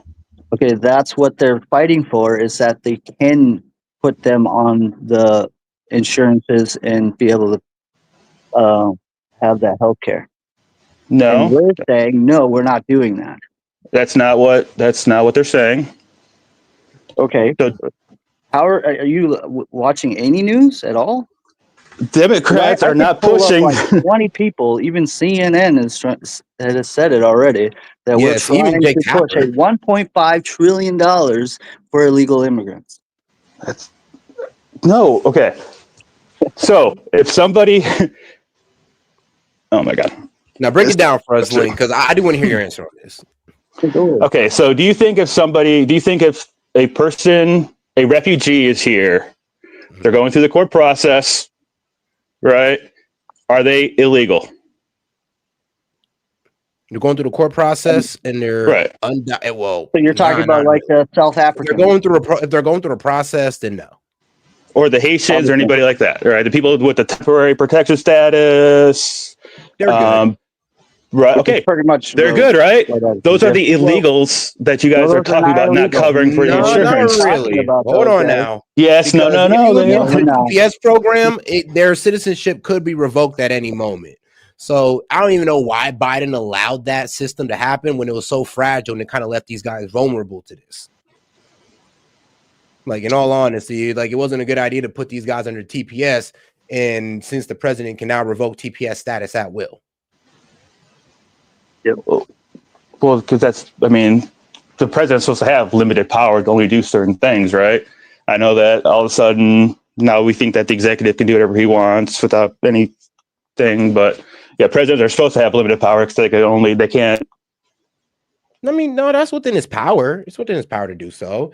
Right. Yeah. I'm not saying. Yeah, I'm saying that's Constitution. Yeah. Right. Wait. Excuse me. No, I'm saying that's what I'm saying. That the president's allowed to do that. He's only allowed to label them, give them the temporary status. He can't make laws on his own. He can't give them citizenship or anything like that. Right. Yeah, we're not trying to give them citizenship. Right, and Biden wasn't either. That's what I'm saying. That's why. Yeah, he was. Yes, he was. 100%. Yeah, it was supposed to be like an 18-month program to be able to get to find citizenship. Somebody else. Biden was never the president, so I don't even know why you bring up Biden. Well, for this record's sake, we'll say that Biden's because the president. Because Seth brought up Seth's the one that brought up the temporary vacations with And it was like a plan for these illegals. Well, not illegals, I'm sorry, but it was an 18-month plan for these guys to, solidify their citizenship. And, they was putting these people to get their license and all this good stuff. They're trying to just trying to push them into the system and get them citizenship. But a lot of these guys failed at that. to be quite honest. And it was usually due to language barriers and stuff. But the smarter one of them was able to utilize that 18 months. But most of the immigrants in TPS program, it failed. Yeah, that's how the system works, right? It judges people like that, and they determine who qualifies, who doesn't. Yeah, but it is a bit sick because it's like, why not just do the asylum program or let them make them go through the regular program instead of having these guys that are just going to fail out, and now we just got to gather them up and send them back home because they failed in a system that, well, they really weren't going to succeed in anyway due to their language barriers and maybe prior education. Yeah, they weren't willing to assimilate into our culture.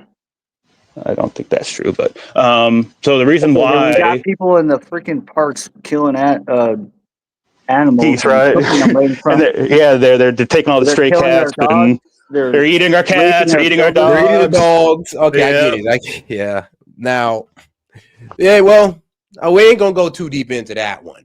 But I get the concern. I get the concern about the whole TPS program and what you're trying to say. But I would say this: that program was completely trash. Biden should have never did that to those people, and there was a lot easier way to get immigrants in here the legal way, without having to give them a test trial, which they kind of effed up on. The one thing that I notice is with our military, we let other militaries come over and train with us. They teach us stuff, we teach them stuff, and then they go back home afterwards. That's the same thing that we should be doing with like immigrants, is teaching them, okay, this is like how a society works together, and then they go back and teach that to their people so that their own country can survive instead of getting demolished or ransacked by the immigrants that are just running into their country and destroying. We do a lot of that. That's why we have a lot of foreign students. That's why we invite them to our college campuses so they can. So the H-1Bs you're talking about are staying. They're taking over our jobs and getting paid less for it. Which is true, but then they go back to. You can talk to like a lot of like economic people or like teachers and stuff like that would teach you exactly the same thing, where you would just teach them and then let them do it on their own country, instead of gaining more people in our country, which we're already overpopulated. I mean, how many homeless people do we have? And it's not because of the fact that they don't want to work. It's they have no work and they have nowhere to stay. There's no consistency in our economy because of the fact that we keep fucking things up, like letting 50 million illegals into our country and expecting us to pay for them all. Over 50% of immigrants are on some subsidy when they need to learn how to do that shit on their own. Like, I don't live off of subsidies, and my mom was on welfare when I was younger. She didn't even work. And so, like, when I grew up, I learned, hey, I got to put in a work ethic and got to learn stuff so that way I can be a contributing person in society, and they're not willing to do it. And wait. So what do you think? Okay, so those kids of those people that you just talked about, what do you think they're going to be like? They're going to be the same way because they learn. Wait. So your mom was on welfare, and you learned same as me, not like them. They're going to be more like me. They're going to hate their parents for being lazy bums and become something in society, hopefully. Exactly. And that's on average of like 30% of those people are going to do that. Where's that? Where 30% come from? But yeah, that's just something I made up. Obviously, it's not a real statistic, but I'm just saying, like, that's on average, less of them are going to actually contribute, and they're just going to, because I know I have in my town, we have lots of immigrants here, and most of them are on subsidies, getting health care and stuff like that, and their kids learn that, and they continue to do the same thing because they don't think that our culture is something we should assimilate to. I patently disagree. I think throughout our history of immigration, it has shown that the first generation over, it always takes. When you look at these guys, they're just sitting out here doing shit, and their whole family has been doing nothing for the whole entire time they've been here. They haven't done nothing. All they've done is sit in the ghetto. Okay. Hey, sorry, Seth, man, but I gotta go. I gotta get to work. All right, big dog. I appreciate you for coming up, man. I truly do. Yeah, no problem. I love you guys. Be safe. Be smart. Do your research, and communism will rule us all. I hope not. I'll link, bro. I'll see you next time. Hey, man, and Dev, man. Hey, I appreciate you for coming up as well, my man. Came up here already trying to come out with the facts. I like it. Yeah. Hey, thanks for having me on, man. I love Man, the no show. problem at all. All right, bye. All right, man. Peace out. And all right, man. Shout out to those guys who came up. Hey, like I said, I'll have any of you guys on here from the left or the right. And hey, I like to keep it respectful. I like to let you guys get your ideas out. So hey, hopefully some of y'all will also take the opportunity. But hey, man, first, shout out to my man Monty. Hey, Monty, how you been, brother? What's up? Man, it's all good, man. Everything's been all right. I just got on. What are you doing? Doing lives in the morning now?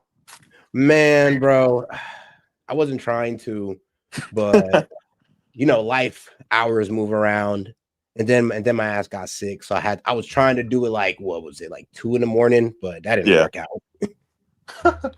I'm surprised. I'm surprised you did it at night for as long as. I'm assuming you're going to go back to doing it at night, though. Yeah, I said I didn't want to go back to doing that at night. Honestly, what also kept me on the morning schedule, it was the fact that a lot of the left would pull up here like way more than at night. So I was just like, all right, this would be the perfect time to have some of you guys up here. Yeah, and yeah. they failed me every time. I mean, your viewership in general is going to be a lot more when people are awake. Yeah, it's eating. Oh, yeah, on the common sense of it, but what I was hoping for though was for these guys to come up, and man, Monty, they did not want to come up. But of course, it was remaining keyboard warriors. Oh man, they're always going to be keyboard warriors. There's they ain't got nothing to contribute. They just want to shit on people. Literally, and that's what I learned. It was just literally guys who would sit there and say, "Oh, I'm about to come up any minute." Any like minute. An hour later, I had not heard from these 3 hours later. Not a word. But they had so much to say in the comments, though. Now I just had to just say it out loud. I'm like, okay, then you guys aren't really confident in what you're saying, honestly. Like, y'all can't be too confident in your beliefs. Like, okay, well, maybe guys like Link are. He's confident in his beliefs because he's going to come up here and say it.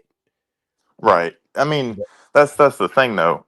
People that are not confident in their beliefs and don't want to be checked on anything, just want a continuous confirmation loop. They're just gonna shit post, and a couple of people might like their post. A couple of people might say, "Oh yeah, I agree," but it's not. All it is surface level thinking. But all right, hey, Monty, when you get into the story, because it just came out about 34 minutes ago. Second judge rules Trump must use funds for SNAP benefits, which I believe is it's a bit unfair that they're kind of like putting this man's hand behind his back to give SNAP benefits when the Dems should just vote yes on the CR. So tracking, I saw that. So isn't it the same district courts that say that Trump is not allowed to act without Congress on everything Trump does? But now Trump is supposed to act without Congress when the government shut down to do Congress's job for them? I'm confused. Bro, I was confused too. And I'm just thinking, like, bro, this gotta be a trap. Y'all just want to do this so we can just like fall for the trap. You're gonna call us authoritarians, fascists, because we didn't get no Democrat input to open the CR. It's gonna look bad on us. It's so ridiculous. Like this CR could be passed any day. There's like been 12 different versions of it with compromises put into it. And what people fail to realize is this isn't even budget talks. This isn't anything to do with how budgets are going to be allocated. That happens in next month or the month after. I can't remember. But none of that has anything to do with like actual spending. It is just the government is shut down because they want to, fill a bill with pork, as some of the old dogs would understand. And that's not happening, and the Republicans are in control, yes. So the Republicans probably should get to say, what goes into a budget, because they're the ones that have the House and the Senate. But a minority, like we're talking 7 people is what it would take, or 7 to 5, depending on what the vote's been, to Mhm. open the government back up. And what is that minority? It's the Democrats. Yep, we got 52 Republicans who voted yes, and we got 3 Democrats who've also voted yes, and that's hmm 55 total. We still need 5 more Dems to come over and say yes. Remember, next time your favorite Democratic congressman says, "Oh, Republicans are shutting the government down," just remember, 52. You said 52 Republicans. All of the Republicans are voting to open it, and Yep. all of the Democrats, except for 3, are voting to keep it closed. Exactly. And that is the worst part about it. But Hey, shout out but to our that's man. as they said, that's a sacrifice they're willing to make. They're willing to let Americans go hungry so they can use their leverage. That's what they see you as leverage. I'm weak. Shout out to H3I. You're such a deep thinker, aren't you, Monty? You're so much better than us surface thinkers. All hail King Monty and his outstanding ability to think. I added the last part. Bruh. I mean, I'm not. This is surface level thinking. This isn't even. If I wanted to get into it, I could get into it, but we don't have all day. Yeah. But all right, so let's see what they're saying. On our breaking news, a second judge has ruled that the Trump administration must use emergency funds to at least partially cover SNAP benefits in November. Remember, 42 million Americans depend on these benefits for groceries to feed themselves and their families. Yeah, so many people. And Renee Marsh is following this. Renee, what else are we learning? A very quickly moving story here. Yeah, so these 2 judges, one in Boston and one in Rhode Island, making these decisions Shocker. really just minutes apart. And so what we have here at this hour is that these 2 federal judges are aligned in saying that the Trump administration is required to tap into this emergency fund that is sitting at the USDA that contains close to $6 billion. They must tap into that fund to keep SNAP benefits going. If you remember, the Trump administration said because of the shutdown, they had spoken to states and told them that payment. Oh shoot! I already got another guy coming up.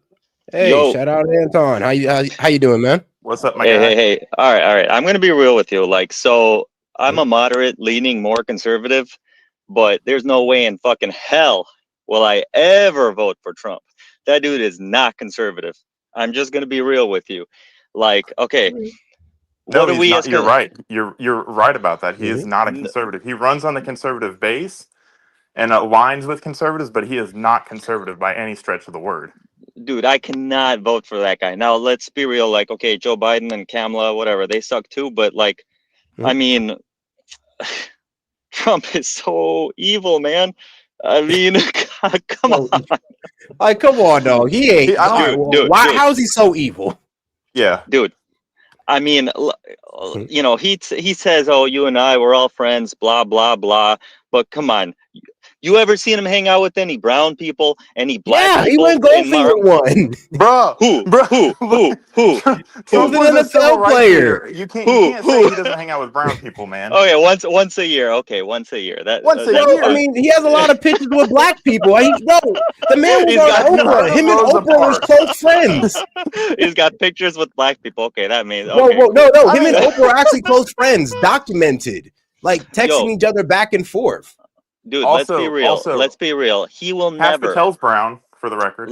Let's be real. He will never in his life ever hang out with people like us. No middle class, no poor. He doesn't give a fuck. You ever seen him hang out with anybody? I He think has you're never lived. sensationalizing his character a bit. Hold on, Dude, pause.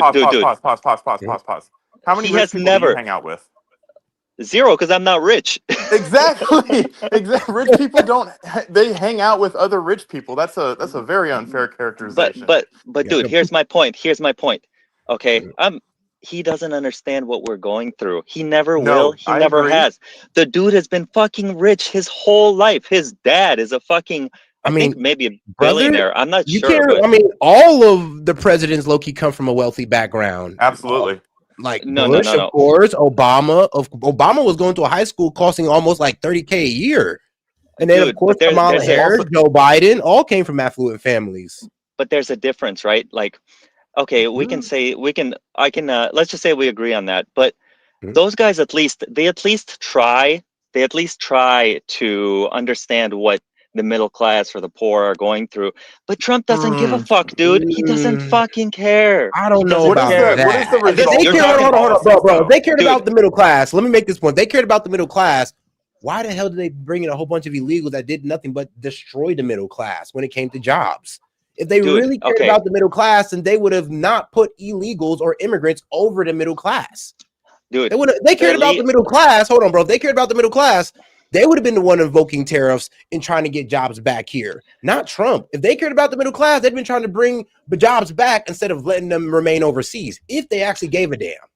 So Dude, the illegals came here by themselves. Nobody said, "Hey, man, let's come over here." They're gonna fucking keep coming too. They're gonna Yes, be but they had terrible border security to allow all of them to come over here. So they That's passed. everybody. They That's didn't George overtly. Bush. That's George Bush. That's That was Except George for Bush for sure, but it Senior. wasn't That's Obama. that's It wasn't Obama Clinton. though. That's all, dude.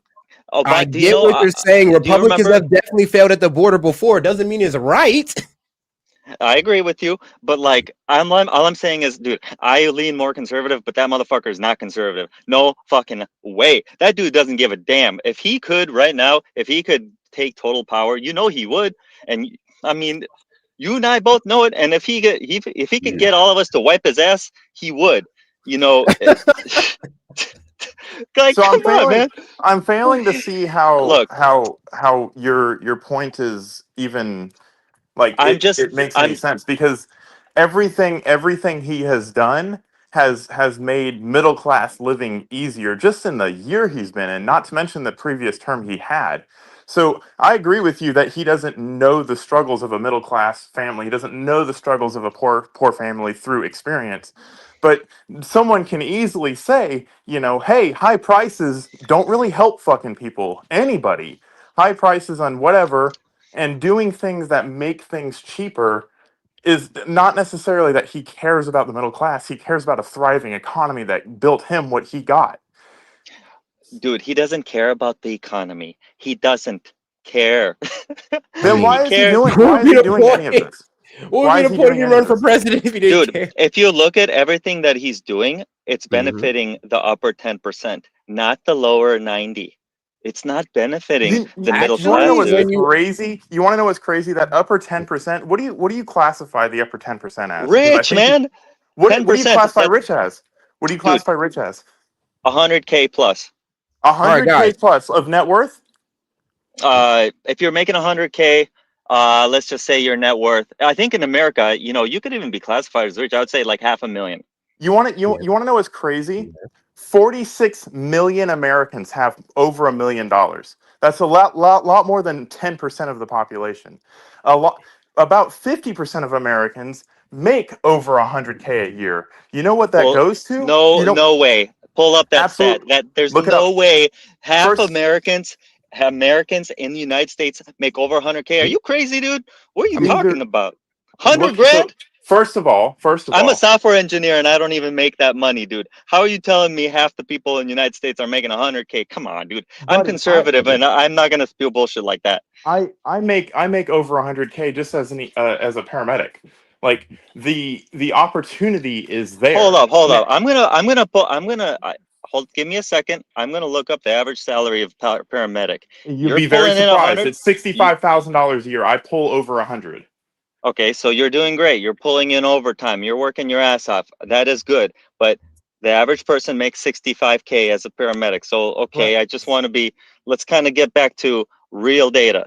Because, I Real mean, data. Hold on. Real I mean, data. dog, So you've been going look up the against. I'll be first. real with you, dog. You've been kind of going against. Hey, Trump's this evil man. Trust me, bro. No. I'm dude, trying to prove this fallacy that if you have a certain amount of money, you're look up how many Americans have over $1 million in assets. It's not 10% of the population. It's a lot more than that. So yeah, it's all this tied to their house. Who cares? It doesn't matter how much your house is worth. What matters is like, no can you survive? no. Like, We're talking about millionaires, people that have liquid assets, not their house, because your house could be easily half of that. But if you don't own your house, you don't have that asset. dude, I think I don't know where you come from or how much. where your neighborhood is, but I'm telling you, there aren't not as many rich people as you think. Like, that's crazy talk. What I'm saying is this Sure, idea hold that on, you have to guys. make Now I 100 do gotta grand read to this be super rich chat is real not. quick.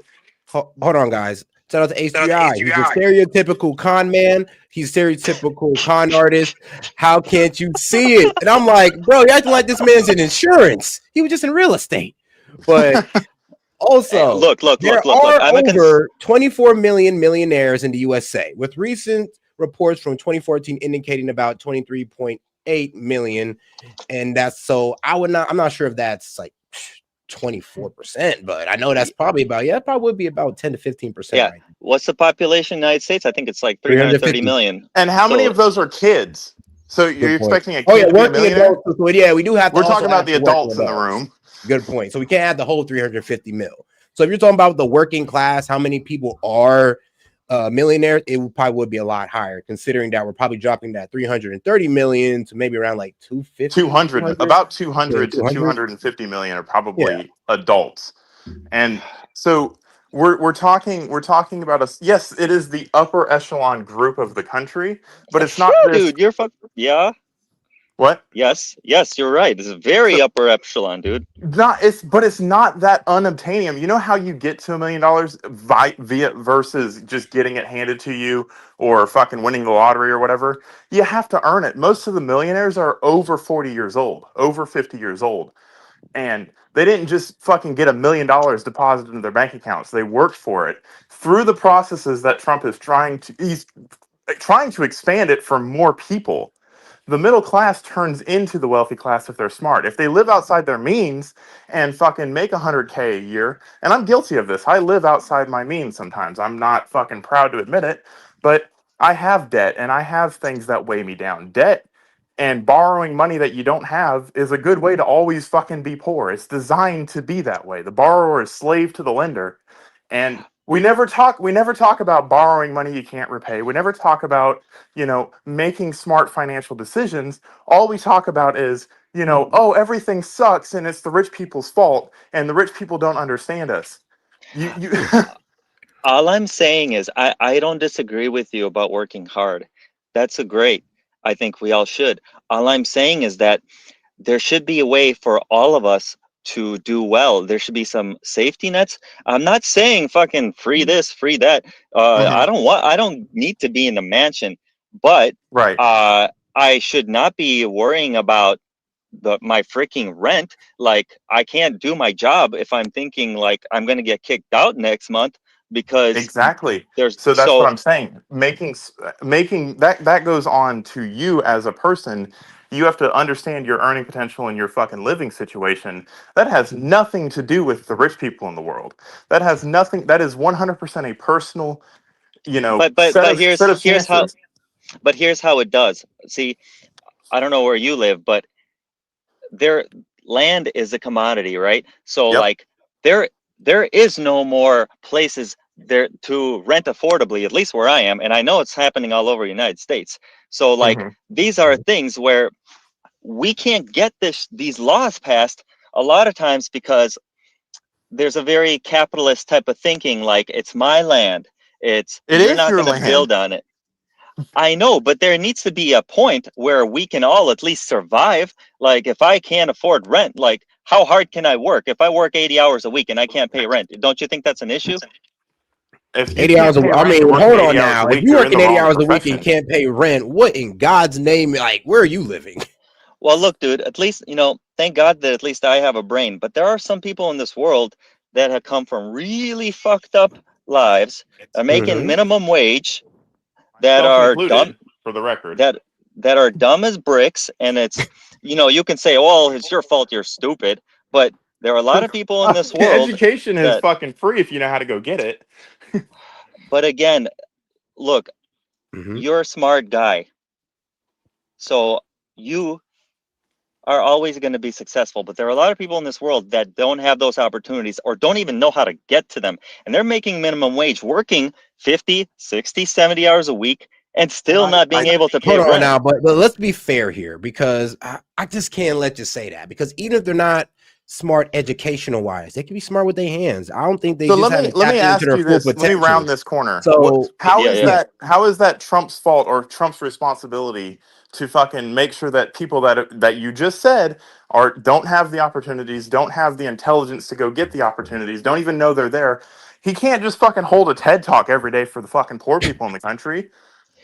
I'm not expecting him to have a TED talk, but some reforms that actually benefit society, like, well, I don't know, not firing all our education people, or let's What has say, education done for this country besides enrich fucking people and make people stupid? I don't And know if that. I'm not talking the about education fucking department, trades or Department of OJT. Education. We're not talking about the teachers. We're talking about the officials that was taking in, or the administrators that was taking in most of the Department of Education's budget, while probably like 25% of it actually went out to, well, the students. Well, that's capitalism. Damn, No, that's not capitalism. No, no, no, no, that's no. good effed up, That's but not capitalism. That is socialism. Sure it When you is. yeah, I take mean, in hold on No, now. For taxes. college, yes. For That's college, yes, capitalism. You but want to for make inner city schools, no. that's capitalism. You want to make as much money for as little work as possible. That's capitalism. No, but not. Hold on, we're in the dog. Now, for exact colleges, I opposite. would agree, but we can't say that for inner city schools, though. Public school, we can't say that for them. I mean, as far as I'm concerned, if you can make as much money for as little work as possible, that to me is capitalism. That is what No, capitalism is. you don't. No, You whoa, don't whoa, have whoa, whoa. capitalism off the back of taxpayers. That's called socialism. You don't make money off of taxpayers. No, a tax system is designed to give things to people equally that everybody pays into. Now, giving something to to an administrator that's not actually doing any of the on the ground fucking education or teaching or any of that shit, that's not capitalism. That's government cronyism and paying back your political supporters. No, no, That's no. I'm saying her actions were capitalist actions. She did the right thing. She squeezed out as much money as she possibly could for as little work as possible. So, now that's not But when right. you I'm work not in the saying it's right. government, you're not a capitalist. You're supposed to be a civil servant. Well, of course, and that's her, that's That's why why he's getting rid it's of it, because good. they're not civil servants. They're acting like capitalists. I'm And that, glad you brought that point up. And and he I'm got totally rid fine of with that. them. And I'm totally fine with that, which there should be checks and balances. And as long as there are checks and balances, that stuff is going to get weeded out. But that doesn't mean that it's wrong, that, hopefully they put somebody in position that's actually doing work. I mean, that's the whole No, idea is, I don't disagree with you. I don't think that if you got a government job that pays you fucking out the ass that you're the bad person. But the fact that that government job that exists that pays you fucking more than you're worth, when we're $37 trillion in debt and we're not doing anything to improve the education system, that's when you need to start looking at it. It doesn't work. We're going to get rid of it. speaking of debt, by the way, and that pisses me off that he increased I know Debt ceiling. everybody's doing it, the Democrats and the conservatives. I get it. Everyone's doing it. Nobody gives an F about our budget. But that also pisses me off that Trump increased it again. I'm really mad how much he increased it by too, by the So way. I'm going to say that. what exactly is he supposed to do? But let's be real though. That's not Uh, a guarantee that he's going to spend it though. It's not a guaranteed. No, I no. mean, So you hopefully have not. a Republican. You need votes to pass a bill. I don't know if you knew this. I'm sorry, that was condescending. I shouldn't have said it like that. But you No, need it's fine. votes to pass things, and everybody has what they will and will not vote for in Congress. And if you want your agenda as a president, you have to fucking compromise. I Like, know, but as a conservative, I think that one of the big reasons that I voted, and I was a little baby then, but when I voted for George Bush, I was a little bit naive, but I thought like, oh, I believe in, spending your money appropriately. That's what conservatives do. I'm going to be a conservative, and that was one of the big things. Guns. That was the conservative side of me.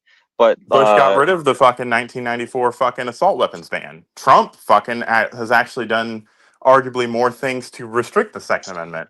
So I which get is what you're kind of, saying. yeah, that's the kind of shit pisses me off too. It's like, dude, like I don't understand him. I just don't. It just makes me he makes me Oh, just but because Trump was a 90s Democrat. That's what we got to understand. Exactly. That is what's turning into conservatives nowadays, and it's a different fundamental belief, and it's more of a populist belief and It's a mix of conservatism and tight government control. So I understand what you're saying. He's not a conservative. I don't believe he's a conservative, but I believe he represents conservative values and he's working in the interest of the country as a whole picture. You can't just sit back and say, capitalism has to rule the day. If you go work for a government agency, there's a reason it's called civil service. You're giving your time and effort where you could be making more money to the people. That's how it's supposed to be. That's the president's supposed to be a public servant. Congress is supposed to be a public servant. Congress is supposed to be no different than the fire department, no different than the police department, no different than, you know, a doctor working in a hospital.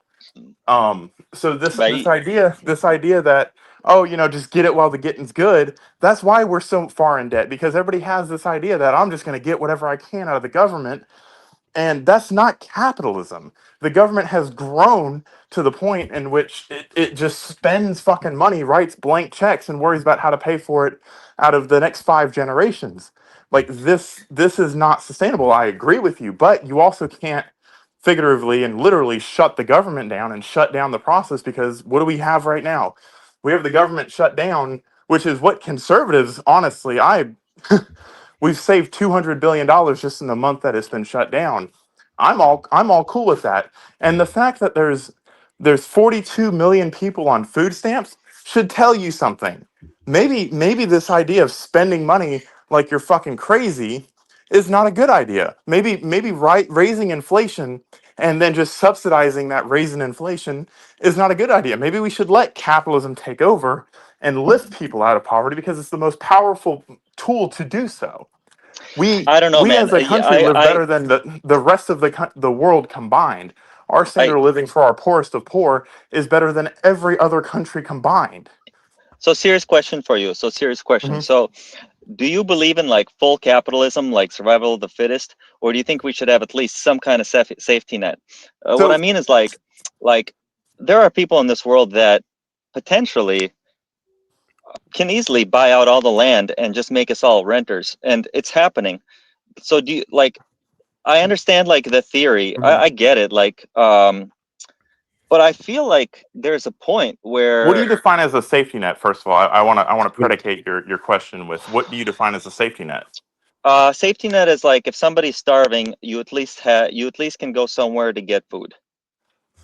Okay, we have that. Yes, I agree with that. I believe that if every opportunity should be afforded to you, and the excess of wealth that the country produces probably should go to the people that need it the most. I don't believe that should be through government control and government regulation, though. Okay, so I mean, how do you feel like? Okay, I'm just kind of in the last 20 years, I'm just seeing shit change as a conservative, Hmm. and what I see is like I kind of see like the ending of capitalism, and what that to me is like these big ass corporations like Blackstone or whatever, like BlackRock. pretty They're much not a like buying. corporation. You know that they're not a corporation. They're just an investment firm. All right, People like you investment and firm. me, Yeah. people Yeah. like you and me put our money into our retirement, and that's how we get us the nest egg that we have when we're older. That's how you get to Well, become a Now, here's the thing. millionaire. I don't think it's the end of hold on. capitalism. I think it's the end of that crony capitalism, to where, Cronyism, yes. yeah, we kind of let the capitalists or the ultra rich, yeah, let them take advantage of the people by buying up land and all that good stuff, and that should be stopped. Like, they have But no like business in doing that. Like, grow like your business for sure, but buying up single family homes, like, what are you doing that for?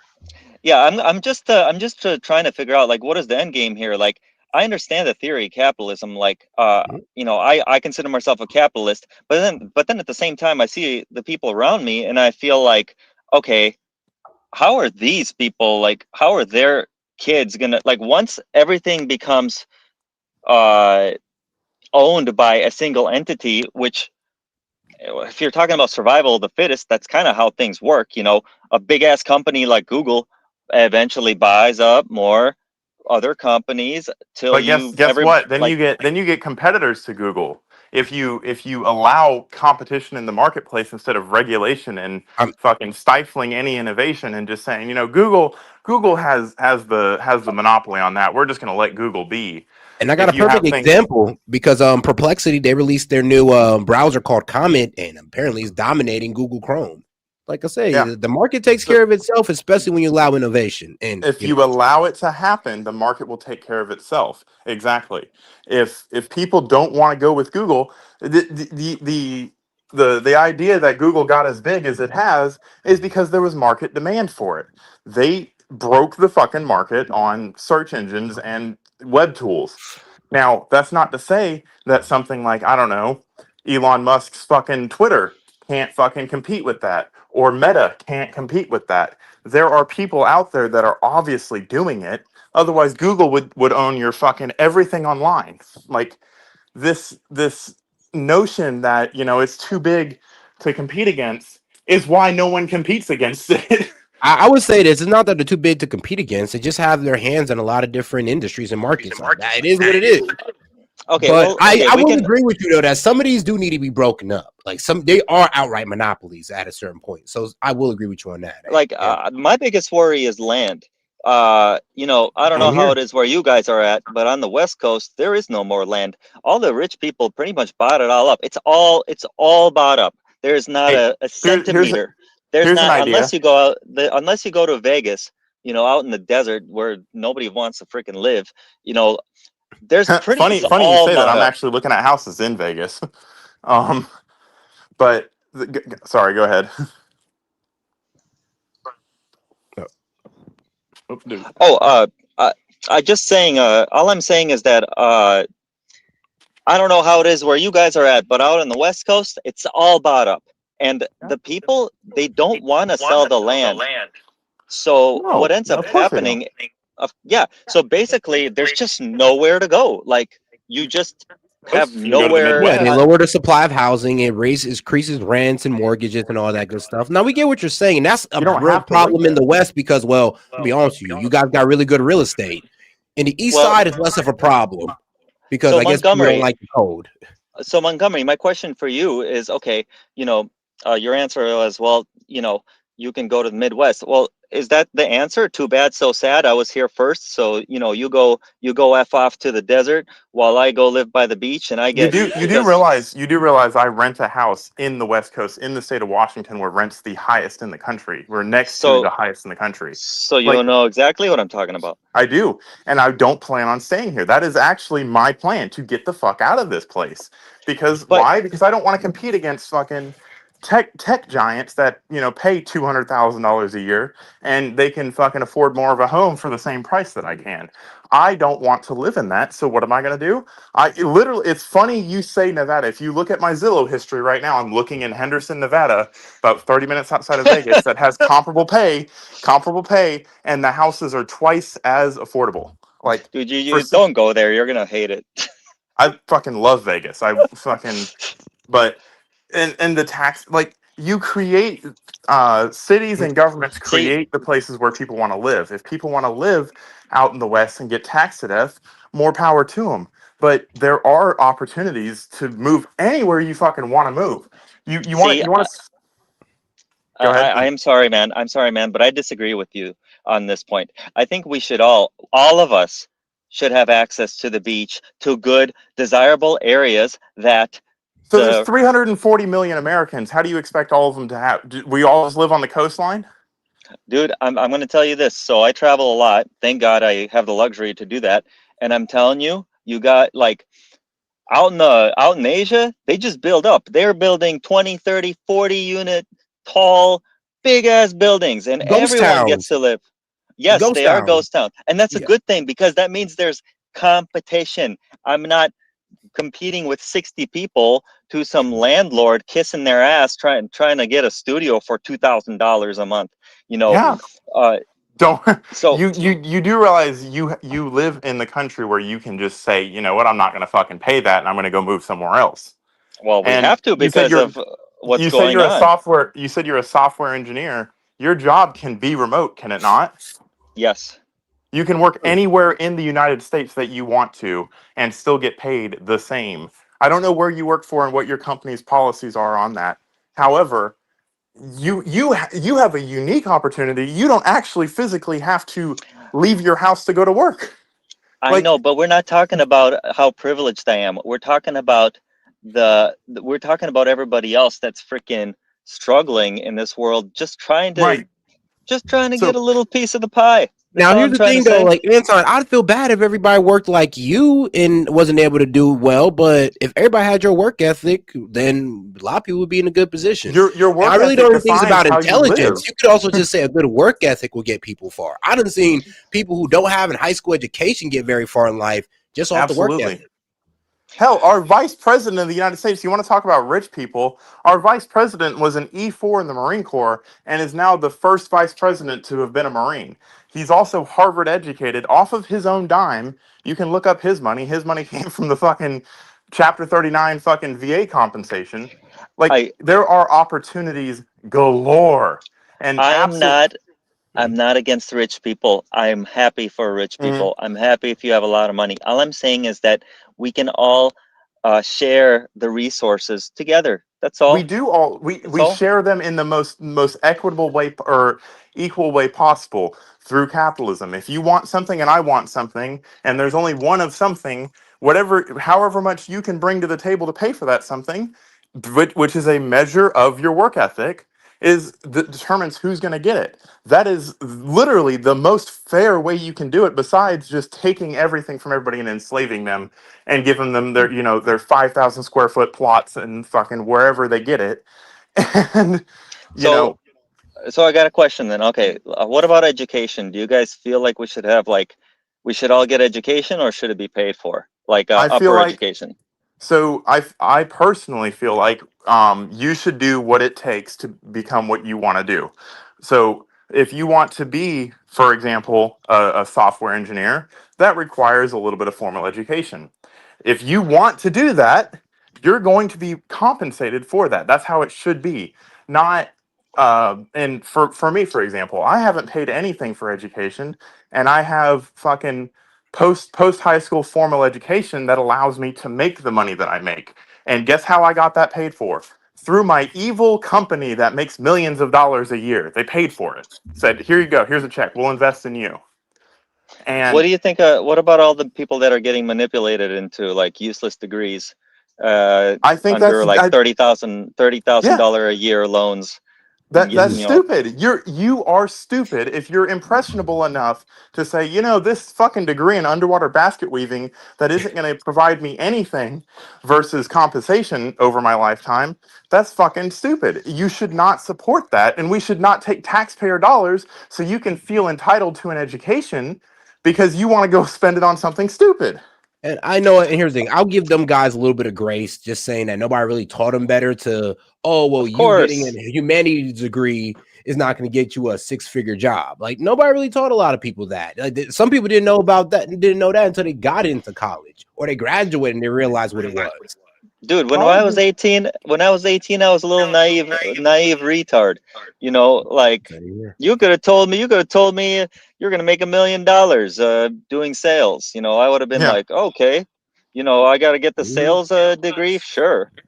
You know, uh, Man, You know look, what's bro, back crazy? in The my people day, that are they just making say get a $1 million bachelor selling degree. things don't have a Bro, degree. back in my day, it would just get a bachelor degree and everything would just fall into line. Like, Yeah, boom. that's the lie that we were sold by who? We were sold that lie by Obama. You need a college education, so we're going to pump money into the colleges, or else you're not going to be worth anything in life.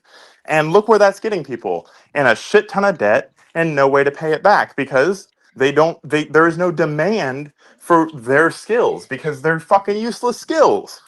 You so spent $100,000 to learn how to fucking talk in a presentation. Congratulations, you have no work experience now. Montgomery, question for you. What are you for universal education, or you think it should be How paid I'm for? for universal education in K through Okay. 12.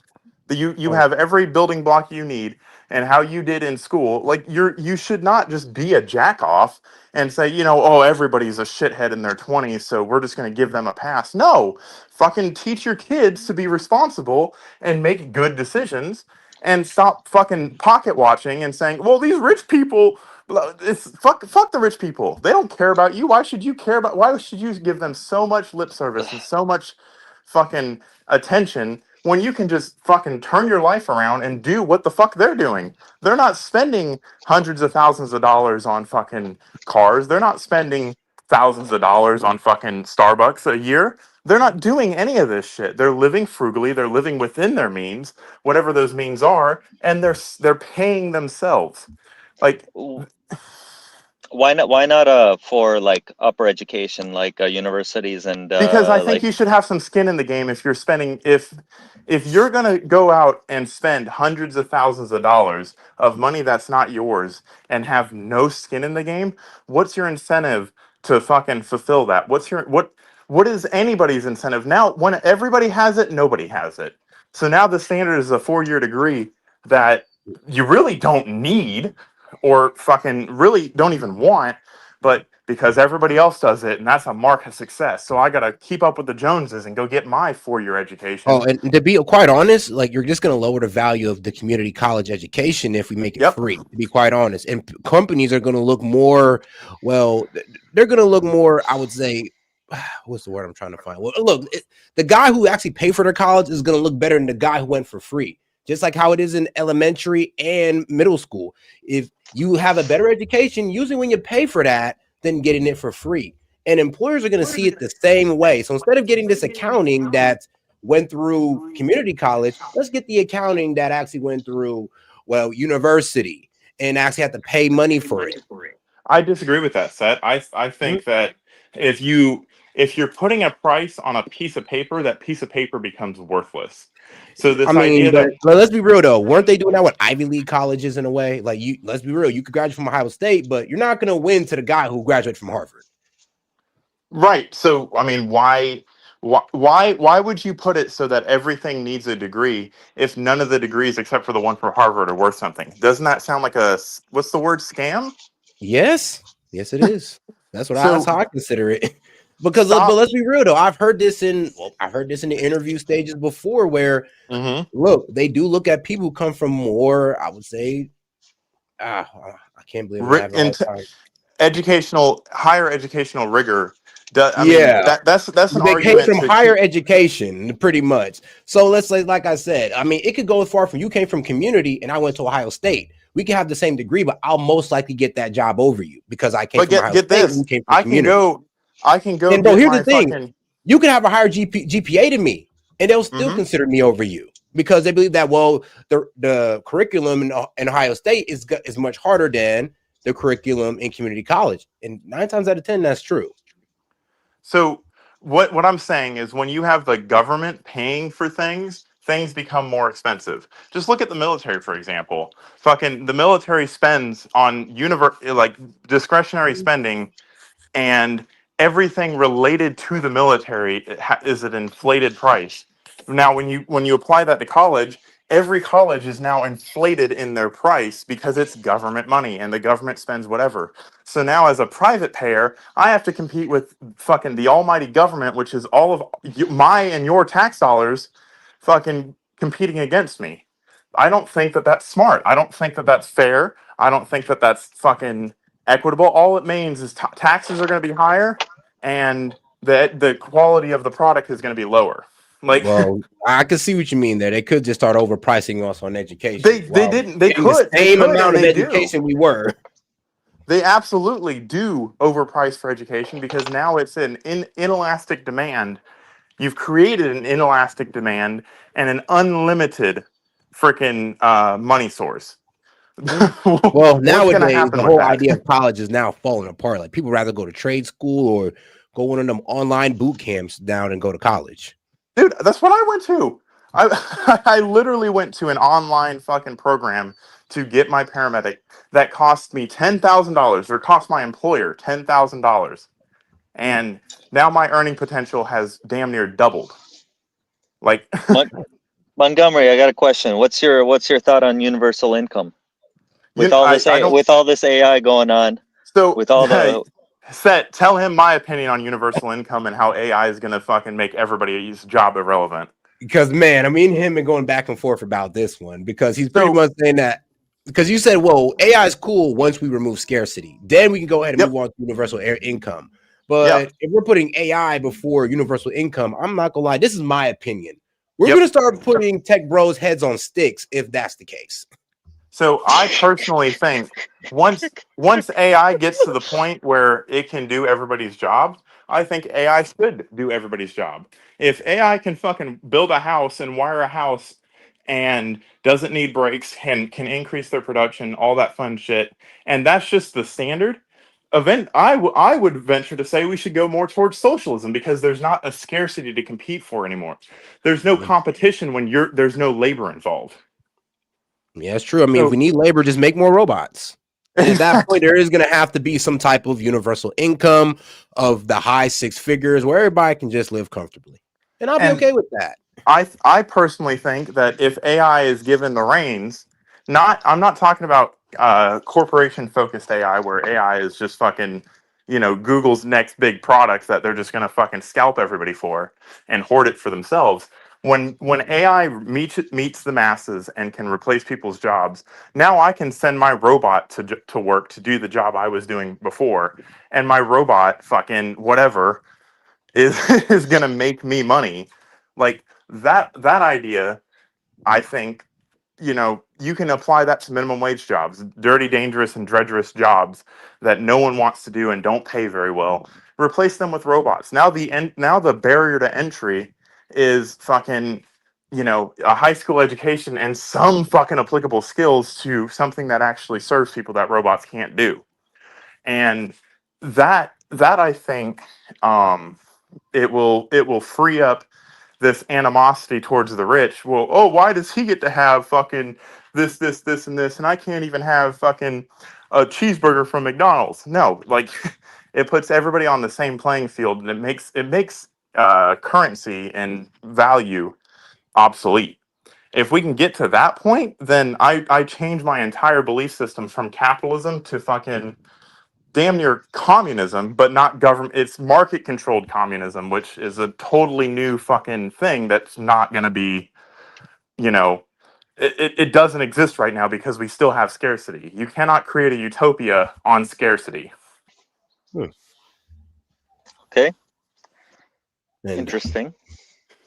I have very, very far out thoughts on that, and I see that becoming a new evolution in the world. So it makes this conversation obsolete. Yeah, and that's Well, anyways, I don't like Trump, and I'm a conservative man. This guy needs to go. JD Vance, please kick him out.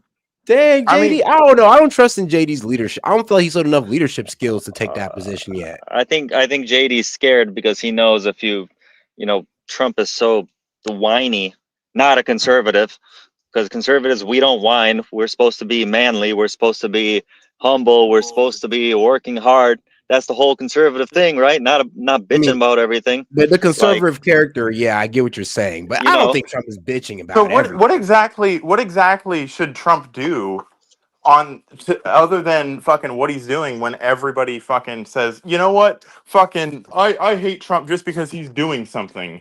Like that is fucking asinine to me.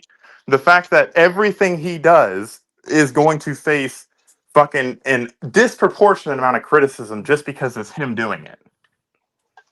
Dude, he whines way too much. It's so annoying. It's like it makes me a little bit embarrassed to be conservative. All right, well, what was the last thing you whined about that pissed you off? I'm a bit curious. It was who's that guy? The Jimmy Kimmel, and then he just made this big fuss about wasn't it Jimmy Kimmel or something like that? Jimmy Kimmel got a show took for like a couple of days. I mean, like, the dude is a comedian. Come on, man. Like, he's paid to say the shit that people tell him say. He's literally like Jimmy Kimmel. I don't think Trump had anything to do with that. He didn't whine Trump about had nothing to do with that, which shows. Didn't he? I thought he made a Twitter right after that. Or am I going crazy? Yes, you're going crazy. Scott, I thought he made Scott Bassett. I know the FCC chair said something, I believe, though. I know the FCC chair said something. Okay, I'm wrong. That was the Scott Bessent guy. Scott Bessent. Scott Bessent. No, the Carr. I know his last name is Brendan Carr. I think that's his name. Brendan Carr. Yes. And So Trump had literally nothing to do with that, but you have been led to believe through fucking an organized effort to say everything that happens in the world that's bad is Trump's fault. And that is the baggage you're carrying for the Democratic Party. No. No, yes, you just proved it. Look, me, okay. See, I'm man enough to say that I was wrong about that, and I told you, the But that was citation was definitely wrong. the implication. You're right. You're right about one half of that. That was the implication, is that Trump was controlling his political enemies, and that has been the implication. And every single time you put it to any sort of scrutiny, it falls apart. But yet the narrative stands. Yet the idea still stands. No matter how many times it's disproven, no matter in what situation it's disproven, no matter how many times it said, "Well, that's completely without context." But come on, you know Trump whines about everything. Like, I can Google it. I mean, I don't want to, but I can Google all the damn shit he said in the last like freaking 6 months. The dude is whining more than a little baby. Like, come on. I don't know, dog. You have to give a better example then, because like I don't really see him as whining. I seen him as honing down on people, like bringing things to light, but whining, nah. I heard him say, "Look, China over there doing unfair trade taxes. We're going after their ass." Not why is China treating us so bad, man? Like I thought we were cool. Like nah, that's whining. I'm just saying the shit that conservatives are doing. Again, I'm a moderate. That leaves conservative. It makes me a little bit what's that word? Cringe. It makes the shit that's going on is a little cringy, man. Like I can't do it. It's just like I'm trying to hone in on what exactly you see as cringy when okay. Here's a big one. That was really cringy to me. Saying that the elections were rigged. That's not cool. Come on. We like. he is bringing. When you let's can be real. prove He's that kind they of bringing, were, that's highlighting something to something. complain about. That's That pretty is a much what I said. legitimate. He highlights something, and he's like, "All right, I felt the election was rigged. That's why I'm about to put some investigating into it." Not, no, they took it away from me, and I feel like there's nothing I could do. Like, no, Dude, he's putting action toward words.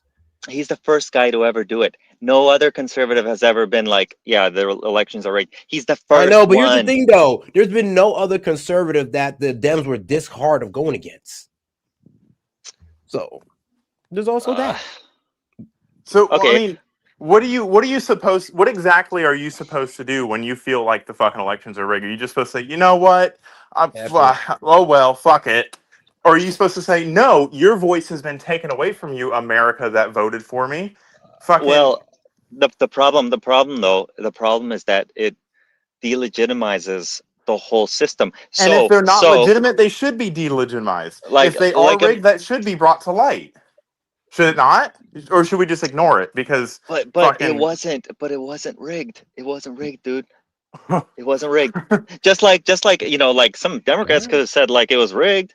They could have said the same shit about this election, but like they did. There's no. They did. Who? They are currently right now. Who?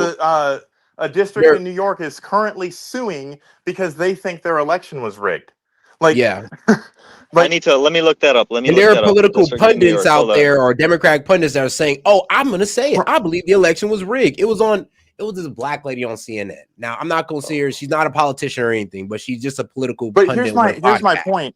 When you hear lie after lie after lie after lie after lie, and you can fucking do a little bit of digging and prove that everything that fucking the left is saying is a lie, I see. I mean, you might call it whining. I call it exposing the truth. When fucking conspiracy theorists are sitting back and saying, well, this doesn't fucking add up. And this guy's like, yeah, this doesn't add up. No, it's not whining. It's whining. Hold on. Now, I do want to make a point. You did say something about like, being a man. And all men, they stand for what they believe. So if Trump truly believed that the election was stolen, he would be less of a man by your definition on not standing on what he believed. I mean, that's true, but I do think that he wasn't whining, he was standing on business. But we all know Trump is blah blah blah blah blah. He talks so much, you don't know what the hell is like. Come on, man. He doesn't even know if he believes himself. All right, come on now. He does have very voluminous speeches, like they are lengthy as hell, but we know what he's talking about. Okay, even the guys at Fox, they I think like some Democrat was like they said like they were like, so what's Trump gonna do? He said he's gonna do this and that, and they're like, oh yeah, well, we don't know because it's Trump. I mean, anything can happen. Like, What is like, your point in all of this? I'm not seeing a point. You're saying that he's such a bad dude, okay, and all my you're point. giving me is Okay. that he's doing what the voters have voted for. My point is, you were saying that when I was talking about him whining, you said that he's standing ground, that he's not whining, that he's being real. What my point was that he's not being real. I don't think he believes in reality that they were that I don't think he believes the elections were a fraud. I really don't. I think he's Then why did trying he to, spend so much money trying to take it through the courts then if he didn't really believe that? because it's not his money. He doesn't give a fuck. If he wins, he wins. Like why would you give a What? it's not It it's not his absolutely is his money. money. It costs It's not money to his bring money. lawsuits. It's not his money, dude. He's not, you think Whose he's money using is money it out of then? his, dude, it's all his donors. It's not his money. By definition, if someone donates to you, that becomes your money. He That is his cannot money. use, no, it's not his money. It's not like he can go and buy a personal yacht and like No, buy but a that's money helicopter. that he has been donated. He could have spent that money on campaigning, but instead Dude, he said, "No, this fucking seems wrong. I'm going to fucking sue it." And it was completely fucking legitimate in what he did. He brought legitimate lawsuits, and there has been tons of evidence of voter roll manipulation, fucking all of this shit. And I'll give you an example for one. Dominion voting machines was just sold to a conservative. 4 years ago, we were told how impeccable and unwavering and fucking every superlative you can imagine to say that they're secure. Now, Democrats, because now it's owned by a conservative, not a liberal, they're losing their fucking minds. Why is that? because you and I know Trump doesn't give a fuck about the law. He's going to do what it takes to win. He doesn't give a damn. Everything he's done has been within the law. What is one thing he's done that's not that is outside the law? Okay, hold on a second. Let me get some, I don't want to talk out of my ass, so let me actually get you some data here. All right. Because I don't know. I'm wondering too. I'm just sitting here, just like, come on, dog. I get you trying to paint him as a villain, but you gotta give me a good picture here. And I'm trying to break this idea that All you right, have with him. I'm gonna state my intentions all right. before I debate this. But I think that you have been sold a bill of goods and you're believing fucking a narrative, and you have not fucking, all you hear is Trump's a bad guy, and then you see, bits and pieces of truth to what the narrative Okay, is, and are you're you like, oh, ready? that I agree, All that right, hold makes on now. sense. Before you read it out, so let me Okay. get some of the super chats. Shout out to my Let's man go, Jay. let's Says go. happy Halloween, everyone. Go trick or treating. And I'm a little too old for that one, but hey, though, I'll be out there handing out candy. Shout out Vlad 'Cause I'm not- Steams. Hey, go ahead. I'm not going to talk out of my ass. I'd rather get some sources because I'm not going to blah, blah, blah. I'm actually going to go research this and I'm going to pull it up and we can go over the sources. You can say, hey, they're bullshit sources, whatever. That's fine. I don't care. Okay. Well, at least you brought it up. He's just trying to get his super All right, chats shout out of out the to way. Vladstein though. He says, "Hey, Set, what do you do to shine that bowling ball?" Well, I tend to use hair oil, and it does get into the head, so to shine, bro, to shine. Bro, you got a But fucking stage 3 fucking paint correction on that fucking forehead.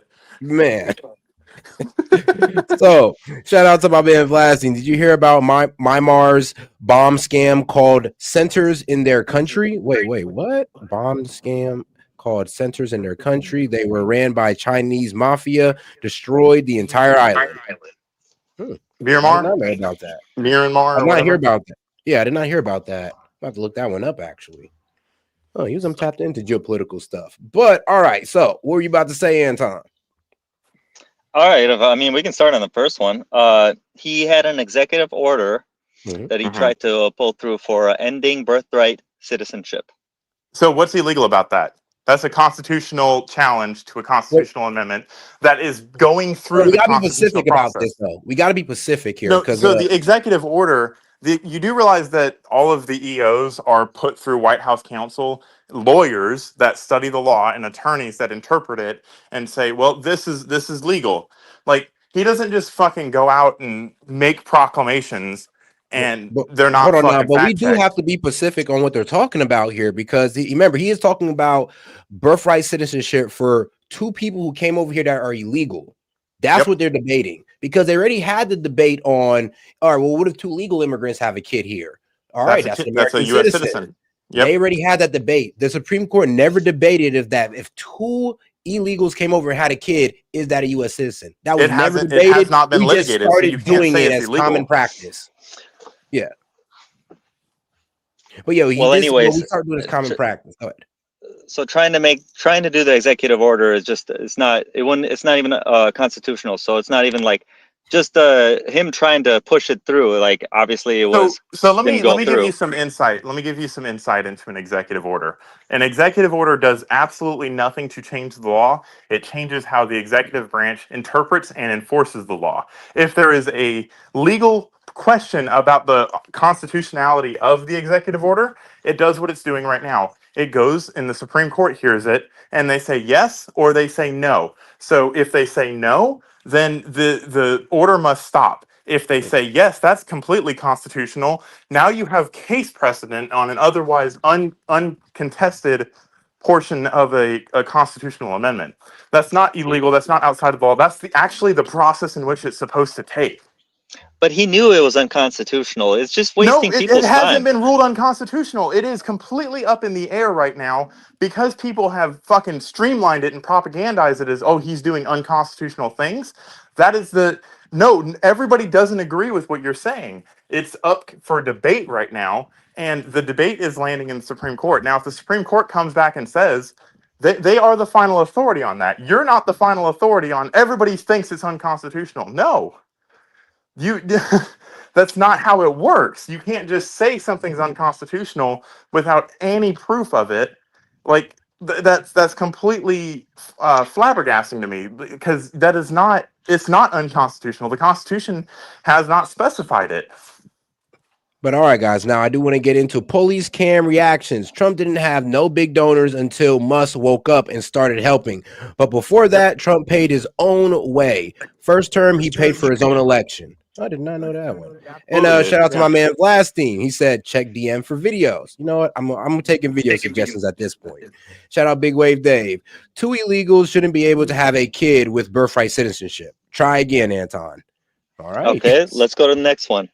Hold on a second. All right. What? You can tell me, go see if I Hold can on, go ahead and hold on. put it up. But yeah, shout out to the supporters. Gave you any question, comments, jokes, or disagreements. Be happy to send it in. $2 and up. If you want to ask the caller some question, you can. They'd be happy to answer it. Well, they've been pretty open with questions lately, so I don't know why they'd stop. Nah, you know what? From now on, any super chat, I'm not answering. It's like, all right, well, Monty's saying F you, but Anton's still here. No, right? I'm kidding. I'm kidding. All right, let me see if I can Give the people what they want, or they will riot. No, I appreciate that. Hold on. Let's see here. Oh, shit. Sorry, I gotta read this long article because I don't want to spew something that's not gonna make sense. So I want you to. Oh shit. Oh, Monty. Oh, he accidentally signed himself out there. Oh, it's all good. He'll be back. Let's see here. I guess we're gonna get into a little bit of geopolitical for a little bit. All right, then. Until Monty comes back up, or unless Anton, you want to read it right? Well, nope. Monty's already back here. All right, Monty's back. Sorry about that. So what do you think about the? All right. This is a good one actually. Deportation and detention of student protesters. How do you feel about? Completely constitutional within the U.S. General Code. I ain't gonna lie. I disagree with this one, but it is constitutional, especially since Secretary Rubio. Well, the Secretary of State Rubio can actually go ahead and revoke, For at any time for any reason. It doesn't say any I don't lawful agree reason. with it, but I will admit he does have the authority. He has the latitude. You might say it's unprecedented, but you'd be wrong. I would say that it's being spun in a direction that says, oh, this is completely unprecedented and unconstitutional and a stretch of power and blah blah blah blah blah blah blah. But that is all fucking narrative. That is narrative building, and that's antithetical to what the actual law is and what the powers of the president are. Okay. But I guess that's our answer for that one. Now, and so here's what I want you to. I was going to say this before I cut myself off. When you read an article or when you fucking consume news, I want you to think about Question. something. How Go about ahead. ignoring an order from a judge to end funding freezes? What do you think about there are a lot of judge orders that he just ignores? oh How yeah, do you because the judge can't tell the district The judges judge can't tell can't them what do to it. That do. is The Supreme unconstitutional. Court That is can though. violating balance of power. A district court judge does not have more power or more latitude to make decisions on the executive branch. So, for example, they cannot issue nationwide injunctions or order the president. They are on the fucking tier of things. They're like 3 pegs lower than the president. The Yeah, president it's can do supposed to whatever the be fuck he wants what's supposed to be district. until the Yeah, Supreme Court says no, you can't do that. He can do that, and it can be on appeal. And while it's on appeal, the deference goes to the executive branch until the Supreme Court, because they're not on the same level. yeah, it's That supposed to be just like through the district court, then the circuit court, then it goes to the appeals. If they come with a disagreement at the appeals, the Supreme Court, they just need 4 justices to decide if the Supreme Court want to take that on. If not, they'll just leave it to the appeal court. But hold on, shout out to my man Guest Dude. He says the birthright executive order was trash. It bypassed the judiciary branch and went beyond the range of the executive branch. It was an overreach. All right, shout out Guest Dude. Well, that's how Guest Dude's seeing it. I don't know, like everywhere I'm reading, every article I'm reading here says the whole birthright citizenship is a blatant violation. Nah, because they're mischaracterizing it. They're not They understanding are, what yeah. the debate is They're for. they're The they're debate is for assuming what the Constitution says in ambiguity. no. They cannot Actually, do that. I honestly believe that they're trying to like frame it to the people that we're trying to take birthright citizenships away from all the guys, even the legal immigrant born citizens, like ones like me, like both my parents, they're legal immigrants. I was born in America. They're thinking that they're trying to take that away as well, when no, the argument is for illegal. Do illegal parents get to have an American citizen get to birth an American citizen on our soil? Is that okay for them to do? Because we already decided with the Supreme Court already on legal immigrants, but we never argued on illegal. And that's the problem with left-wing media. They're not giving you the full details of what's going on. Or They're any of the making you context. think that he's trying to get rid of all birthright citizenship when he's not. He's just trying to solidify the argument of, all right, well, are we going to let illegals do this too or not? And let me ask you as a person, do you think no, this goes to a personal question. Do you think that someone that breaks our laws to be here should then be rewarded by proxy via their kid having citizenship? No. Then you agree with what Trump did. That doesn't mean that I agree with what he did, because how do you solve that? Whose responsibility is it to ensure that doesn't happen? Well, if you want to know my view on something like that, I have a little bit of a crazy view on stuff like borders. In my opinion, borders shouldn't exist. Hold on, guys. Before we get on to borders, I'm a little bit crazy on the border thing. Yeah. See, I'm gonna go ahead and let you cook on that one. But shout out to Guest Dude. He says using an EO, will be challenged to try and get a rewrite on a constitutional amendment is an overreach. Like I said, I don't believe he was trying to get. I know he wasn't trying to get a rewrite to try to pretty much say, oh well, it doesn't matter. Only U.S. born citizens can birth U.S. citizens. That's not what he's going for. He's going for the challenge of, all right, well, are we just going to let illegals do this as well? We let legal immigrants do it. My question is, if that's an overreach, why does that mechanism exist? Yeah, that's also a good point. But shout out to Vladstein, said judges act like they are the true kings. Feelings. Yes. We'll do the border thing in a second, but I'm just going to give you a quote from Trump from 2020. Here's one about him talking about What? Hold on. Here it is. My bad. The infamous KK part. My bad. Shout out my man Big Wave Dave. Almost skipped you there. He says, Anton said Trump doesn't care about the law, couldn't bring up specifics without researching it. Still coming up short, Anton. Like 4 or 5 short. That's fucked up. Damn, you please add an extra 5, bitch, it'd be like 410. Dude, you know Trump doesn't care about the law. If you look at his history with all the all the Atlantic City shit he did, he doesn't give a fuck. Dude, So you're making generalizations based off of no evidence. I need you to do better than okay, that. okay. Give me a second. All right, So and shout out to all Digway Dave. all you're Don't skip speaking my about super is your chat set. feelings based off of narratives that have been spoon fed to you. All right. 2020. This is Trump.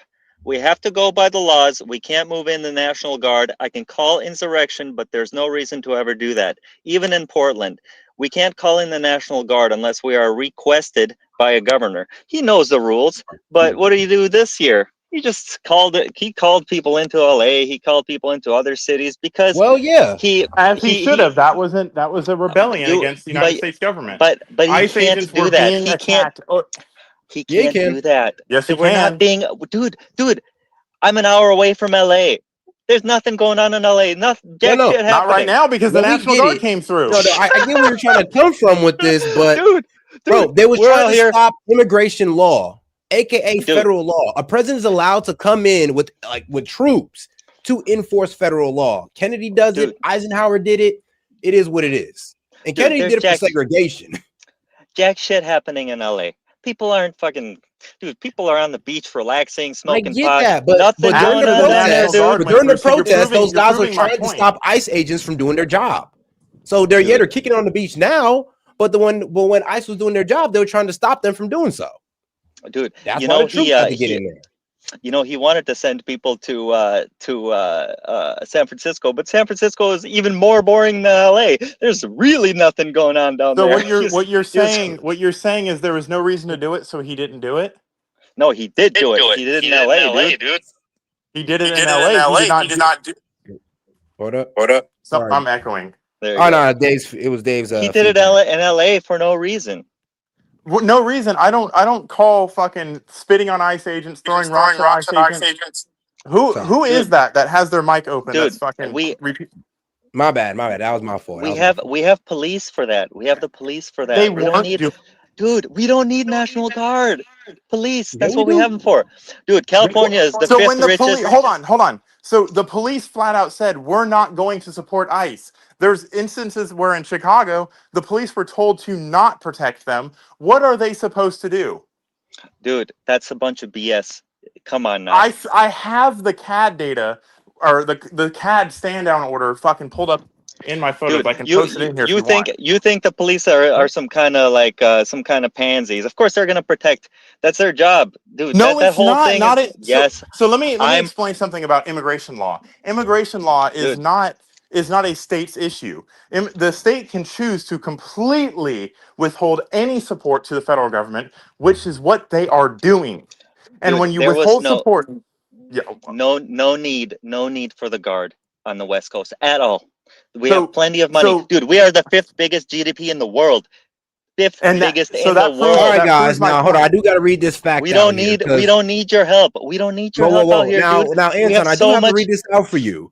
The Chicago police have a policy of not assisting federal immigration enforcement, a restriction due to the city's sanctuary status. The policy rooted in local ordinances means that Chicago Police Department's officers cannot participate in civil immigration raids or act as immigration agents. So, AKA, they weren't helping these guys. That's why, and LA did it too. That's why these guys bring in the troops or bring in National Guard.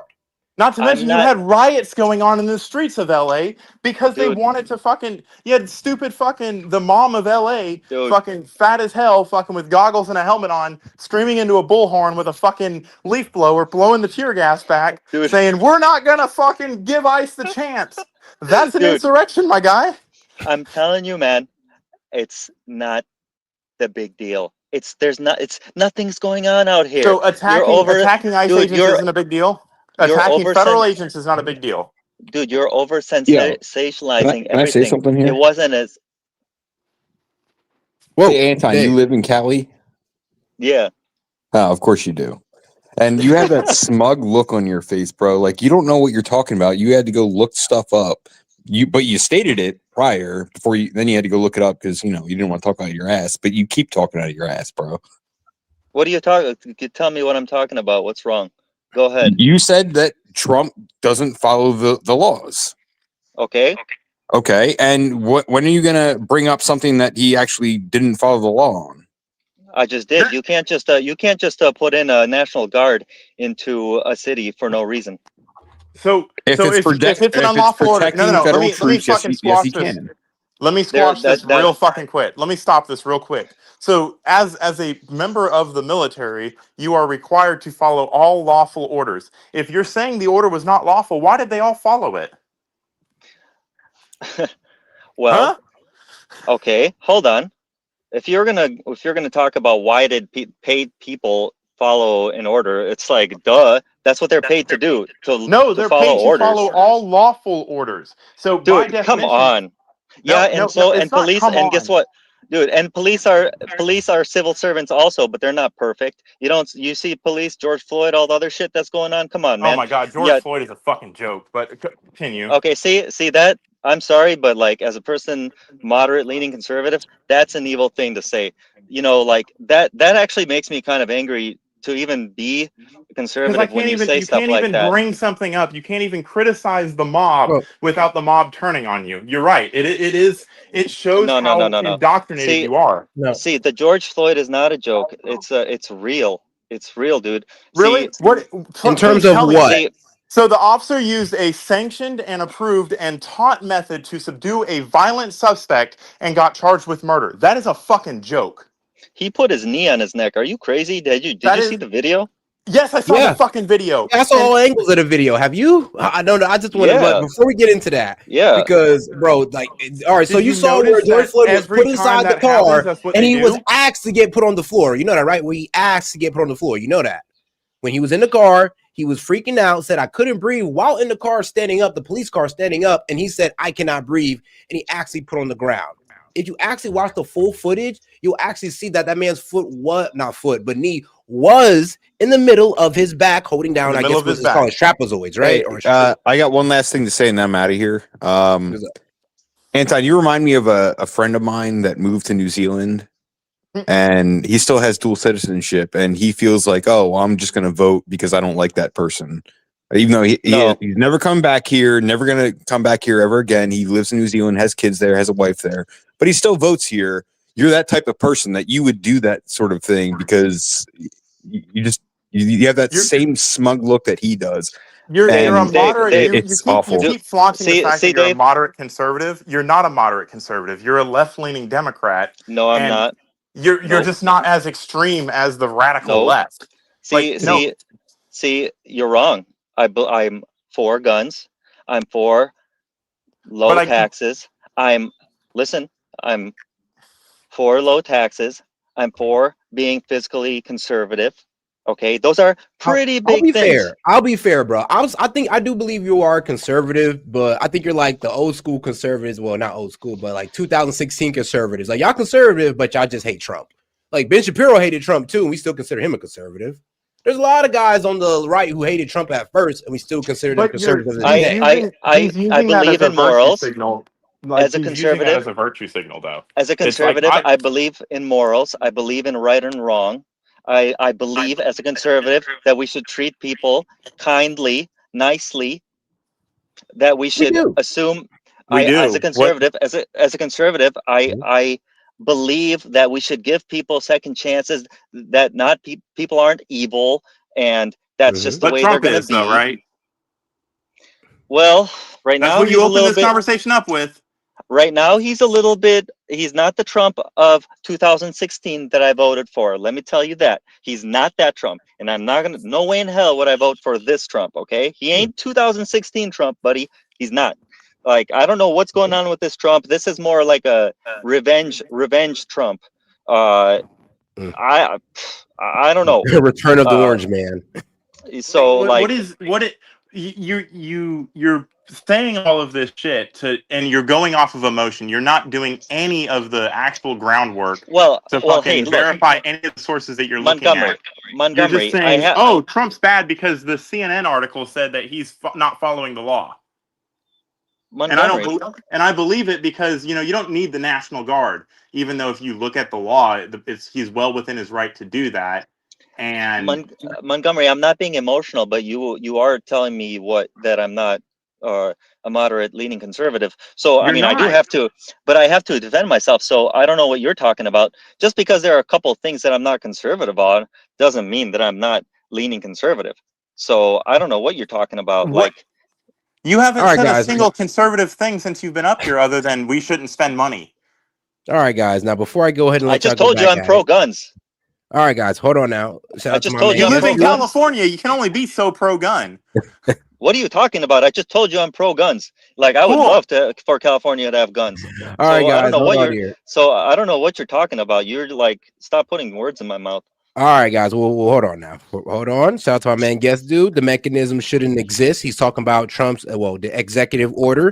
It's a busted loophole that lets the president of the United States overshoot the judiciary in order to change constitutional interpretations. Huh. So in other words, it's a legal mechanism that exists, and it's not an overreach if he fucking uses a legal mechanism that exists. Like this idea that fucking, oh, it's never been done before, blah, blah, blah, blah, blah. Every legal argument, every new set of precedent has never been done before. That's why it's called fucking unprecedented. Like this, fuck. It's ridiculous. No one had a problem when fucking Obama was spitting out fucking executive order after executive order. He's the one that fucking cemented that idea to fucking put executive orders out there. So when a fucking Republican does it, now it's going to be scrutinized to all fucking hell because fucking what? It's not a mechanism. It's a loophole. Hey, it's a loophole. Montgomery, I got a question for you. Do you think we should actually have military in our nation patrolling the streets? You cool with that? If we have guns, dude. Hey, dude, we have guns. That's what. Why do we need? Why do we need? You don't have guns in California. You're making my point for me. You have a fucking liberal ass state where a fucking riot's going on, and dude, anybody with a brain can just go to Arizona and get a gun. Are you like what? Hello? Hold on, dog. That's illegal. You want to talk about law-abiding citizens? Residents of California are going to go out and get guns and fight the gangs, right? Is that what you're saying? And fight the drug dealers and cartels. Now I know. Look, Montgomery. My question is very simple. Montgomery, my question is very simple. Stop. Do you want the military? Are you cool with the military fucking patrolling military in the streets? I'm tired of fucking people shitting on this fucking country and fucking rioting and tearing shit up and making my insurance premiums go up because they have to fucking rebuild all this shit. Yes, I want them to fucking maintain law and order. I want them to protect the people that are deporting the fucking pieces of shit that came here illegally, fucking bypassed all of our laws. Yeah, I do. So yes, I'm completely okay with that. Do you want cameras on every single cross street of every single suburban neighborhood? My dude, there already are. No, I just have a question. Do you want cameras everywhere? Everywhere. Do I get a fucking say in that? No, I don't get a say in that. But do you? Would you like it? Would you like to have a camera making sure that every single lamppost, every single cross street? Do you want it? I mean, to be super safe. What is your point? What is your point? My point is a police state. No, I don't want a fucking police state. A police state is different than upholding existing law and order. You're trying to conflate the fact that I like the fucking military in there, and it's not the military, first of all. It's the fucking National Defense Force, the National Guard. That's literally their fucking job to protect the homeland. Actually, I'll be honest with you, Monty. I will give one thing to Anton on this one. When he says that the people need to honestly go out there and get guns and protect themselves, I mean, but we don't y'all need gotta the hold yourself military. responsible on that. No, like y'all are in cities that keep you guys from having guns. Hey, I'm glad you circled back to that. We don't need your help. We don't need the military. No, you do. We don't need the You do because you're not fucking stopping it. Think about most illegal immigrants are in California. You're not stopping it. You do need help. How long has California had these problems of gangs, drugs, cartel activity for a while now? And y'all had the opportunity to get guns for a while now to fix this, and y'all haven't. So yes, we gotta come up there and fix it because the police cannot fix it, the people can't fix it, and Lord knows your government officials don't want to. Yeah, I know you have the fifth largest economy. Shut up. I know you have all of the resources to fix the problem, but you're not. There is no problem. I know you could do it if you wanted to. That's the thing. That's the thing. There is no problem. There's no problem. Hold on. hold on. Before we go too farther, shout out Dr. Butt Tool. How does Anton stay up on that toothpick? Hey, S.E.T Media, I'm gonna make you rich by the end of this. But honestly, I don't have too much time because I actually have to go work. But I'm gonna try to make you some money here. Get some conservatives riled up. Oh man, well I do appreciate we you go. for coming on. Shout out Hellblazer. Dude, just because you say you're conservative doesn't mean you are. So far you did nothing but do liberal and dem talking points. Nah. That's all Look. Can I get to the point that I was trying to get to? Because you've We have stomped on it guns. like 3 times. We have guns in this country. We don't need the military to come in. We don't need military. Okay. That's anyway. You made a statement. You made a statement. Montgomery. No, stop. You want said less your piece. or It's more my turn. government? What? Conservatives believe in less government. Well, I don't need more government. I don't need more military, more National Guard, more ICE. I want less government. Okay, bud. Anyway, so you made a statement earlier that you can just go to Arizona. So I know you don't even own a gun because you would know that if you've ever filled out a fucking 4473 that you cannot go to another state and buy I don't need a gun because there's no crime out here, dude. There's no crime in LA. No. Bro, where the fuck? Okay. Hey, question. All right, Montgomery. right? Montgomery, you live in LA? You live in LA? No, but okay. You know what's crazy? You don't live in LA. The biggest police departments in the world for a reason, dog. You don't live in LA so you don't know shit. You don't live there. That do. I have Oh wow, you have brothers who live there. You don't live there, dude. You don't live. You're not in Hold on, bro. We just gotta watch the news and we know what's going on in LA. What are you talking about? Oh wow! So you watch the I'm glad you brought that up. So you watch the Hold news, on. and that means you know what's going on in LA, huh? No, if I watch the news and there's been multiple murders across LA due to gang violence, yes, I know that there's gang violence in LA. I've had more crime committed in LA against me than I should have because I don't live in LA, yet I've had crime committed against me in LA. Okay, dude. So hold on, bro. for 1 second. Let Dave talk. Go ahead, Dave. All right. So first of all, Anton, I was born in LA County, Bellflower, California, right? I live there. That place is a fucking shithole. I live in a different shithole now, but California is a shithole. First of all, with your guns, look, you can't have an AR with a pistol grip without having a fin on the back. You can't. Now they're trying to get rid of removable mags. So now they're all fixed mags. And you have to load it. Like they have to make things to load it from the chamber that ejects the freaking. You have to have a bullet and have a detachable mag. All right, guys.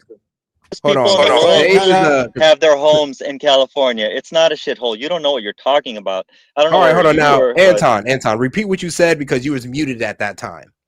Oh, this guy's saying California's a shithole, like the whole fucking California. Yeah, 40 million people live here. The richest people in the world have their homes here, and it's a shithole. Yeah, Why do you think they're leaving? Why do you think the richest man They're in the not world left leaving. California? Really? You're talking about Elon Musk because he's a little pansy who got there's like Joe some no, there's some State Farm? No, there's some government left. No, just Elon and Joe Rogan. That's it. Like, oh wow. And State Farm. Like, who cares, dude? We're the fifth biggest economy in the world. I'm proving your point wrong. You just don't want to listen to anything. Who cares? The richest man in the world. I will say this. I think we you guys need to. Dude. He left because of taxes. It has nothing to do that. No, he actually left because of regulation, buddy. He left because during COVID they wanted to lock everything the fuck down and stifle the most fucking profitable car company at the time. So he said, "No, I'll go somewhere where they'll allow me to work." Well, actually, Elon said it out on social media. Elon left because Gavin Newsom invoked that law that allows children to hide their transgender surgery or affirmative care from their parents. Yeah. So that's it, Elon. So Elon Musk left. That means that's it. California's turning into shit. It's a shit. No, it's not just Elon Musk. Dude, that's a weak ass. That's a weak ass argument. Come on, that's not just look up the population shift that's happening with California. California is losing people hand over fist for conservative areas. They're tired of the shit. Just because you're isolated by it because you have money does not mean that it's not a shithole. Dude, it's not a shithole. You don't know what you're talking about. Anton, California is I think you're great. speaking from the ivory tower here, big dog. I think you are. If you were talking about to the No, hoods these, in LA, they would look at you dude, crazy right now, like, damn, dog, you just gonna throw the blanket over us? dude, you got three guys that don't live in SoCal telling a guy who lives in SoCal about how shitty SoCal is. What are you talking about? Now, Like, I'm not I'm not gonna sit here I and was born debate there. how I lived shitty there, dude. SoCal Shut the is. fuck up. I'm Big gonna Wave sit Dave, here where are you I from? sit here and I understand that you guys have the biggest police department in the Bellflower, world. California. Or no, I'm sorry. I lived in Whittier, which is in LA County, you dumbass. Where are you now? Now I'm in Jersey, which is even shittier. But same gun laws that you have in California, they Same kind of fucking have here, government. except not as bad because you guys are fucking awful over there. Now you believe in gun laws. Well, stop voting in fucking idiots that get rid of start making gun laws because criminals don't care about gun laws. Hey Dave, why did you go from one liberal state to another liberal state? Why don't you I go didn't to have a conservative choice state? because I came here when I was younger. What? Why don't you move to a conservative state? I don't understand. Because now I'm stuck Dave. here because of kids and shit. So Why can't you get move over your look, kids to a conservative state? move the phone away from your face, bro. Like Why? Holy crap. Why can't That's you, Dave. Stop You're being the one so that's echoing. smug about thinking you know everything because you obviously don't. Like you have two other people telling you, like we see on the news what goes on there. I live there. I know what goes on there. You think there's no crime in Southern California and LA? You are so full of shit, bro. Like it's beyond. It blows my mind. Why are you in Jersey? It's liberal. Why don't you go somewhere conservative? Hey, I'll tell you what. We're about to have a Republican governor again. Man, possibly. I ain't gonna lie. Dave, your mic is echoing. Yeah, everybody. Yo, yeah, okay, You went from one liberal state to another. I mean, like, what the fuck? That doesn't. What is your point? Oh, that's your argument? Piss off, Anton. There's no That's your argument idiot. in that. Anyways, man, I love this, man, because I like, sometimes you gotta have some fire. You gotta, even though we're all gonna be pissed off at the end You of the mean like day, when LA was burning to the ground, you have to have some fire sometimes? burning to the ground. By the way, they found the guy that's from, I believe he's from Florida, actually. And they blamed it on climate change too, didn't they? Hey, the guy is from Florida, by the way. Okay, what's your fucking point? Now, Anton, Like, I'm gonna be real with you. You kind of lost the debate when talking about LA crime. You're trying to make it sound like LA sound one like of the it's highest this, in the country. bro. You're making it sound like it's honestly like this. I'm gonna be real with you, like it's a conservative city, like it's a Republican city, but they got LA hoods, used they to got be gang nice. violence. Dude, I mean, it's not bad. It's not bad. Bro, I'm telling you, I'm fucking. I'm not Have saying you it's the lived worst anywhere place else? in the world. Have you lived anywhere but we're else? not gonna sit here and pretend like it's good. Dude, like you can't have the biggest police force in the world and then say, "Oh yeah, this is a great place to live. This is all safe." Well, why are the police force so big? California has 40 fucking million people. 40 million. You understand? LA. Let me check out. Hold on. There's places in California that got good I don't crime, think that has Anton's reasonable lived crime. anywhere other than California, so he's just been surrounded by it his whole fucking life. So Hold he on a thinks it's second. the best he can do. Hold on. Let's take a look at the population of LA. Hold on. It's irrelevant to the That's what I mean. conversation. It's a shithole. No, It you're has wrong. has crime. 3.7 million people. Do you understand? That's LA. Just LA. We're not even for talking you. about. I'm glad But that we're not doesn't even. go into my point about And there what is is the hella crime rate in in that LA. state? There's a lot of crime in LA. Dude, That's it why is I have not one of as the biggest bad. police forces in the world. We have a big police force because we have a ton of people. No, you have a ton of crime. You have a really big police force because you have a lot of crime. You guys don't even live here. How the fuck are you telling me how much crime Because I there's have other in the cities place? close to your number that don't have as much police. Dude, tell me, quote what city? Quote Chicago. one that has that. Chicago. Yeah. That's it? Chicago, New York City. Yeah, New York City is actually a pretty good one. I believe Denver is closing in on that. It's not the same size, but their police we're force talking is about smaller that. to their population relative. 2.5 million to 3.5 million ranges those cities, and they don't have a bigger police force than you guys. So what does that mean? You guys have a lot of crime going on.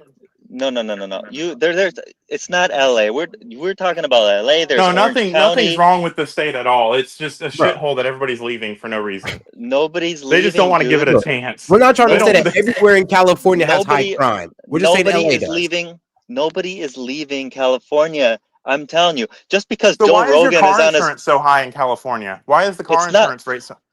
dude, my car insurance is $67 a fucking month. Do you have full coverage? $67. I don't have full coverage. No. Okay, then shut up. You're missing the point. You know what No, I'm not you know what missing the my point. liability is? You know what No, my dude, liability? no, You know what my Montgomery, liability is? It was Montgomery, $25 when I had liability. So Montgomery, my my friend, point proven. I'm not missing the point, my friend. The point is that I actually live here. So I can That tell you doesn't when I mean walk down, anything. You're nose blind to it. Congratulations. Have you ever lived anywhere other than fucking Southern California? we are talking, Have you're you ever telling lived me, anywhere other than Southern California to compare the two? Because I have lived in Southern California. I don't live there now, but I have. So Montgomery, I don't need to compare crime to anything else. that's what this You're is. asking me, This is a comparison. you're, I'm taking an objective state, comparing it to the fucking place you're talking about. I can do that because I have lived in multiple places. LA is a dude, shithole. Have you lived there, anywhere other than LA? we don't need to compare because I'm telling you Have you there's lived no anywhere crime. other than LA? There's no I'm crime telling in you, LA. No not crime. like you, not like There's you said, no not how you, homelessness. There's no All theft. right, guys. They not how decriminalized you, stealing of under 900. I got to read something out for the both of you real quick, okay? Because I looked something up to my surprise, right? And I had to ask ChatGPT. So, what are all the companies that left California? Let me go ahead and read them out for you. We got Chevron in 2024 left. We got Tesla in 2021 left. We got Oracle in 2020 that left. Bro, we have HP, the laptop guys, in 2020 that left. Charles Schwab. Charles Schwab. Like, bro, World Economic One Forum, of the that guy. biggest investment companies in the world. In 2021, CPRE Group, 2020, AECOM, 2021. Palantir even left in 2020. Digital Realty, 2021. McKinson, 2019. FICO. Really? FICO? Fair, really? Move Bro, headquarters to the credit Bozeman, people don't even want to Montana. live there. They moved to Montana over you guys. Realtor.com, 2025. They moved to Texas. Playboy. How y'all lose Playboy? Playboy Enterprise, 2025, Miami Beach. They took their stuff to Florida. And I'm going to be real with you. A lot of these guys are even taking their stuff to Texas. There's one Palantir went to Denver, Colorado, but most of these guys went to Texas. Like, each and every one that I've named, besides Palantir, has went to Texas. So that is the fact of the matter. Is that, yes, California is losing business, but you guys, y'all need to shape y'all policy before it gets bad, in my opinion. Here's the thing. Because right now you guys are in decent standing still, but it can get worse. And I don't think you guys talking shit's gonna help. the last 30 years, the United States economy has all come out of Silicon Valley, California. Okay. The last 30 years, we're talking about computers, microchips, silicon. We're talking about but quit acting like it can't be everything. somewhere else, bro. Quit acting like the new Silicon Valley cannot be in Texas. You guys are replaceable, obviously. Nah, he's had too much of that fucking software engineer money. He's completely removed from reality. So he thinks crime isn't a thing because he probably lives in a gated community where he has fucking armed guards outside his gates. Montgomery. No one breaks into my house. My Montgomery. HOA is only $300 a month, Man, though. he's a software engineer, bro. What you mean? He already programmed the AI bots to protect his house. He don't need to do all that. Montgomery. I'm giving you shit. We all need to get along as human beings. We don't need to imprison anybody. We need to help each other. We should just let the criminals out on the street. I got you. We need to help each other. We need to help educate each other. We need everyone to be educated. We need to treat each other like friends, not like enemies, even if Sorry, you're rich I'm or not going. poor. I'm not gonna treat the criminals like they're my friends. I'm gonna treat them like they're criminals.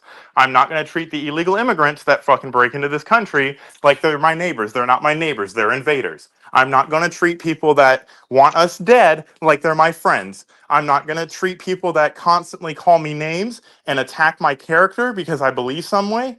That I'm not gonna treat them like my friends. I'm not gonna treat anybody that stands for that as my friends. No, that's not how this works. It's not get slapped in the face 1,000 times and fucking just keep turning the other cheek. I'm not Jesus. Well, I would say I this. understand how you feel about that. That's for Look, sure. now it's funny because all you Californians, like y'all are good people. I ain't gonna lie. Yeah, y'all be easygoing people, but the problem is y'all got too much. Like honestly, y'all like narcissists in a way. You guys think you're irreplaceable. You think y'all shit don't stink. Fit the biggest GDP in the world, and that's great. But please do not act like that cannot go away. That's what you guys are acting like. Nobody's gonna leave. Who's leaving? I just gave you a list of multi-billion-dollar companies that left. Like, and I'm not saying that's the end for you guys right now, but I'm just Oracle saying if you sponsors a guys keep fucking on this Formula One action, keep team. You on want to this, talk about oh, rich? nobody's gonna leave, so we don't gotta make shit better. Trust me, Texas is gonna be the new California. Montgomery, we are a country of immigrants. You're No, I we're don't know. not. You're We are no. We Montgomery. are not a country. We are a country of settlers. Try Montgomery, again. what your last name is Kraus, correct? Yes, my last name is Kraus. Guess what that means? German? Absolutely fucking German? nothing. Yeah, German? it's German. My grandmother was Okay. not German. She took a last name. So keep going on. You don't Okay. know what you're talking about. You're just What? trying to fucking Tell me. generalize things. Tell about your great grandparents. Where did they come from? Where in Europe? I don't fucking know. I didn't fucking do Ancestry.com. I ain't got money for that. I'm not a software engineer. But bro, that doesn't Oh, change yeah. the fact that So settlers came Montgomery. over here, and we are, and Montgomery. this is a country of settlers. Guess what? Not So your immigrants. point is proven. Your point, you're not proving your point. So because people followed the laws and came here, that makes them the same as the people that didn't follow the laws and are breaking the laws and are That's not my destroying the point, buddy. economy. Then No, what that's is your not my point by saying we're all immigrants? That we should Montgomery. just let illegal immigrants stay here? Montgomery, back in the day, your great grandparents came here to look for a better life. Cool. They didn't come here. What's They your didn't come point? here. Mm-hmm. Did they We come should here give that illegally? up. Yes, they did. The No, Indians they didn't want. didn't. Dude, the No, Indians they didn't want your didn't. ass here. Bro, Dude, you That's think why the we're Native settlers. We didn't Americans? say you're immigrants. Hold on, no. You so gotta understand why I fucking say settlers, outdated not and out of immigrants. touch. Jesus Christ. Like, whoa, country of settlers. That means we didn't really give a F what the Indians thought about us being here or the white people being here at that time. It is what it is. Now, But you try why to say did the the? country of immigrants don't make sense because, like, it kind of sounds like you're defending the Bro, illegals. all he is a talking piece for the liberals. He's saying Like, it No, I'm no, no, doesn't no, make no, conservative no, sense, no. to brother. gain Nope. garner fucking Nope. sympathy. He is just giving out liberal talking points. That's No, and here's all the it is. thing, He's though. Nope. not Don't you think it's conservative in any disrespectful? aspect of the No, thing. no, bro. Think about it Because like this. Don't you think it's disrespectful to guys like me who parents did it the legal way? The legal way to watch everybody get praised for doing it the illegal way. Are you they're saying that all the immigrants guys who are doing together. it the illegal way should receive praise over the people who are doing it the legal way? Because We're that's also what not the the parents fucking did. world They came here security force. legally. So you can't disrespect their history by saying, oh, no, it was illegal. No, it wasn't.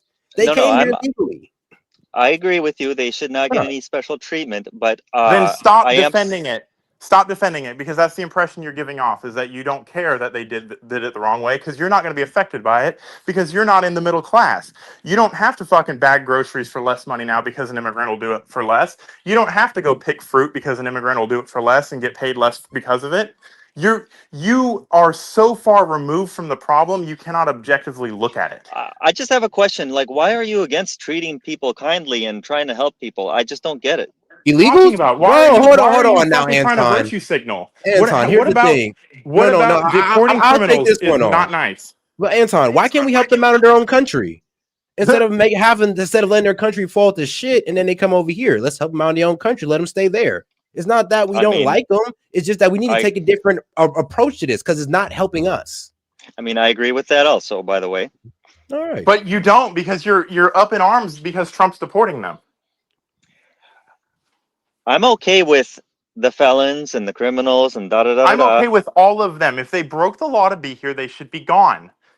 That's where you and I are going to disagree. We have clarity, but we do not have fucking resolution to this argument. Well, no. I agree with you. I do think the ones that crossed illegally also Then should what's go. your fucking point in all of this? So you're mad that someone's actually doing it instead of just No, giving lip service to the problem and I'm mad that taking somebody's the cheap doing it labor? the incorrect way. That's all What's I'm the mad about. incorrect way? Completely within the bounds of the Constitution and legally? No, National Guard and all this other bullshit. The National Guard is to stop people like you from rioting in the fucking streets and attacking them. Do you realize that ICE hasn't had an 8,000% increase in violent attacks against them? Because of the But way fuck that they're them, doing right? it. Fuck them. We should treat No, them no, no, no, no, nicely. no, no, no, no, no, no. Because of the way that they're doing it, dude. What's the way that they're doing it? Completely Hey, legally? But you have been fed this bill of goods that somehow No, they're the no, no. Gestapo. hold on I now. bet. Hold on. I gotta read Guest Dude's super chat because he's making a really good point. If you're pro-immigration, you are a bootlicker of billionaires. Even Trump is only putting on a show. Nothing will be done about immigration. Now I see why he believes that because, like I said, a lot of people cut corners, or a lot of billionaires cut corners or cut costs with immigrants. I mean, Yeah. even H-1B visa guys that kind of affect guys like you, Anton. I mean, we bring some guy over here from India that's willing to, like, you're doing it for 100K plus. My man's gonna do it for 70. I'm Like, okay with that.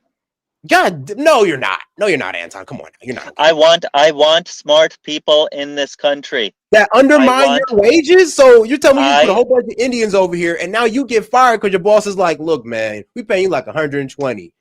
My man Pajit, smart. he's coming over here doing 75,000. Dog, you need to go I somewhere else. I want smart people in this country. I'm cool But with we it. have enough smart people in this country, bro. It's We like you don't don't. believe in the American. Damn, so you don't believe in the American people? You think that the Indians are smarter than us? Well, Come on. I need to look at the data, but I Hint, think hint, they're we are. not. Then you don't believe in the American people. That should just be, bro. you're Whose side not are you on? Like, conservative. You're a globalist. bro, that kind of proved it right there. You kind of like expose yourself as a No. What I conservative, was as gonna. a guy who's supposed to No, believe in no. America. Stop The with the first thing just that should have admit came what out you your mouth is are. that I believe in the students who are attending our universities in STEM. I believe them over the Indians over there who's only doing 2-year programs. But You're data supposed to doesn't have that lie. belief in your American people. But Where is it? data doesn't lie. We're not doing as well on education as we could be. We're not. Maybe because we've been fucking giving universities taxpayer money for doing nothing. Wow, we've come full circle on that argument. And then here's the thing. They only have 2-year programs here. We're making our guys go through 4 years of schooling on STEM. These guys come from a tech program. He For 2 doesn't years. get it. He does not get Right. it, and he's never going to get it because he has it in his Bro. head that the orange man is bad. Or honestly, I really don't think you believe in the American workforce. JD Vance. Like, here's the JD thing. Vance for president. JD Vance Bro, over, how about this? over Trump. Trust me, in 2028, Common that's what sense. you're going to Common get. So sense. I Do you guess believe you'll that? be happy in 3 years. Bro, do you believe that foreigners should work in call centers? Do you believe that foreigners could talk to American people better than the American people? Because of the way the world is and because of money, I think it's better to have foreigners do those 8-hour, 10-hour. Listen to me. Listen to me. Okay, brother. I'm hearing you. I don't think most Americans want to be in a call center 12 hours a day. They do. Doing that. They're kind okay of, with that. Actually, there's Americans that are complaining that they can't get these call center jobs. Mostly women, by the way. Mostly women are complaining that they can't get these call center jobs because they're hiring the not illegals. H-1B visas. They're outsourcing to India. And here's the worst part about that. Why the hell am I talking to somebody in India who I can barely understand when you could hire somebody in America that I would fully understand? I'd rather hear a hood ass dude over the phone than, I don't know, Pajit all the way out there in India. Thank you for calling AT&T. Claim that guy. Dude, we don't want these shitty manufacturing jobs where you're putting a stuffed doll together. Yes, we do. You fucking. You don't understand it. We do. No. These kids in the hood want those jobs. They depend on them to feed their family, or else they're gonna be out there in the fucking street selling drugs, my friend. We need to Do you educate understand those how people. this works? We need to educate those people. We don't need to provide them low-skill labor jobs. But you don't even believe in that because you think that the Indians should take their job, even with the educated positions. You don't believe in the American people because even with H-1B visas, you told me that, oh, we should give it to them. So what do you mean? There's enough room for everybody. And No, there's not. People, No, there's not. Yes, Jesus there Christ. is. Yes, no, we yes, work there under is. scarcity. There's enough people. There's enough room for smart people outside of America to come here and help America, and we can educate our not so smart people to do high-skilled jobs, not manufacturing bullshit jobs like putting little doll heads on a doll 12 hours a day like a robot. But that's Like, I'll be no, bro. dude, Come you on, don't want that's that job. assembly. Come on, That's you're assembly. gonna You don't know what manufacturing is. Those are you want like that job, forklift drivers and all that wild dude. stuff. We don't want those jobs. We don't want Yes, those they jobs. do. Stop There's plenty speaking of for people who want those everybody. You're jobs. not Bro, do you even know how everybody. much those jobs pay? Do Dude, you? How much they Stop pay? You speaking know how for much? everybody. No. So hold on, Set. Hold on, Set. He keeps this we argument up. No, we don't agree with you. You're so the one Montgomery, that's on the outside here. You're the so outsider Montgomery, speaking from your ivory tower with your fucking cush job that you could take anywhere in the United States, by the way. That Montgomery. So if there's like some kind of plant that opens up near you, pays minimum wage to put a doll head on a doll, 12 hours a day, every day, 5 days a week, you're gonna take that job? no, because I'm more educated than that. But I bet my daughter would Would when you she fucking. would you rather Yes, I have her would. would you have her work that job or get a higher degree and do something specialized like be the I would have her, doctor bro. I'm or pretty sure Monty would have her work that job while she go in search of a higher While she degree, pays learning for her work fucking ethic higher while she's degree. at it. Like that's the fucking evolution of the American dream. Fucking going from sweeping the factory floor to fucking running the factory. okay, Absolutely.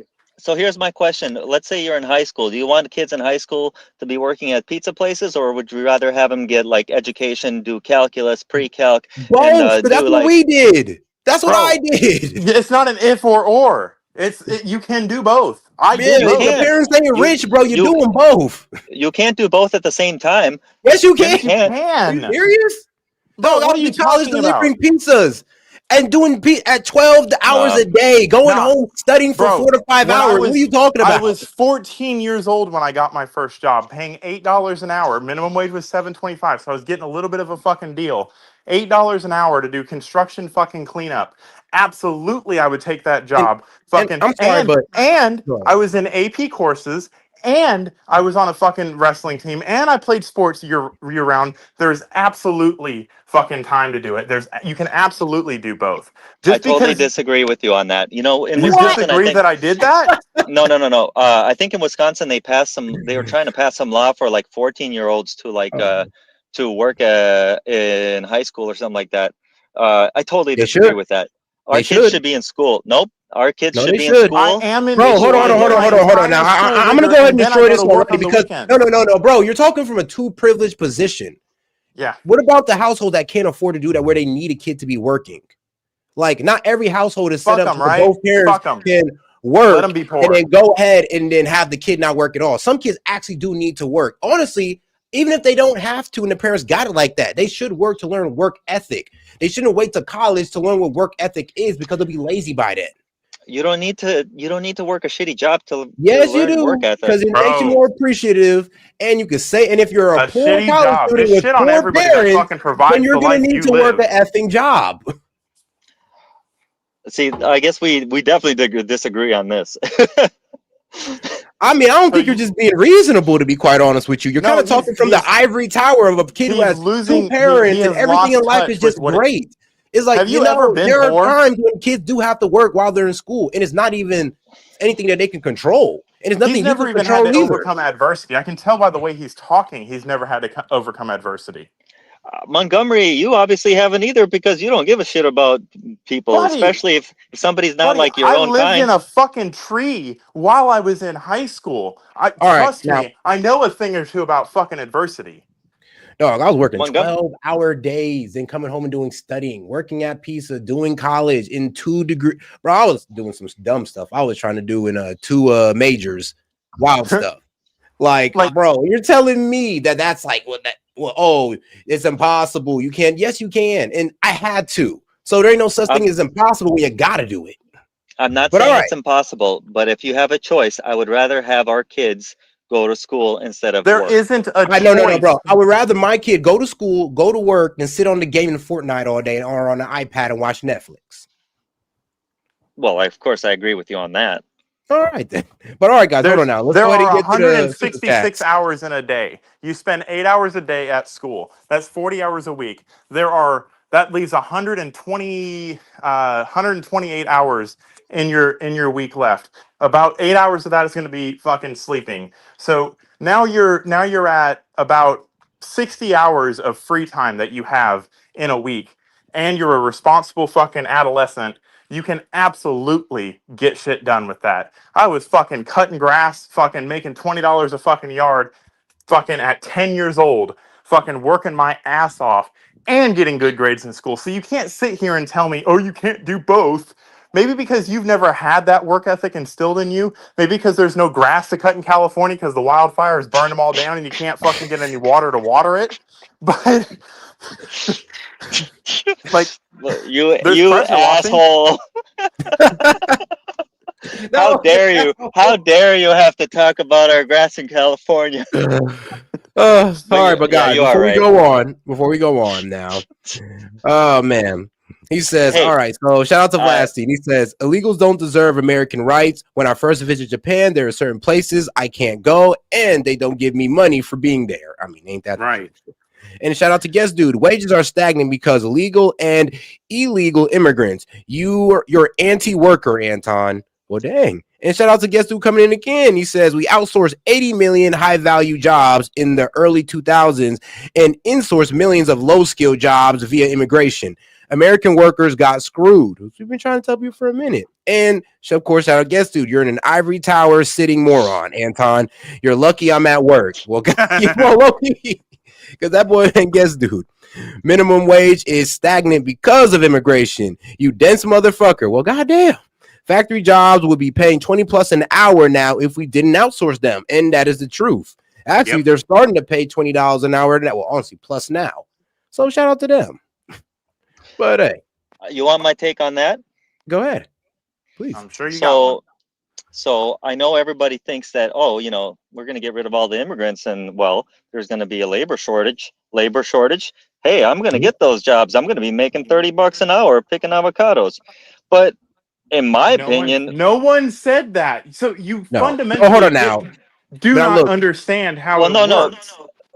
No, I do. It's basic economics. He's making a point, but he's being a bit facetious with it. I get what he's saying. He's like, you know, when you lower the number of of people live in the job market, prices raise because there's now a bigger scarcity of workers. And the less workers there are, the more you got to pay.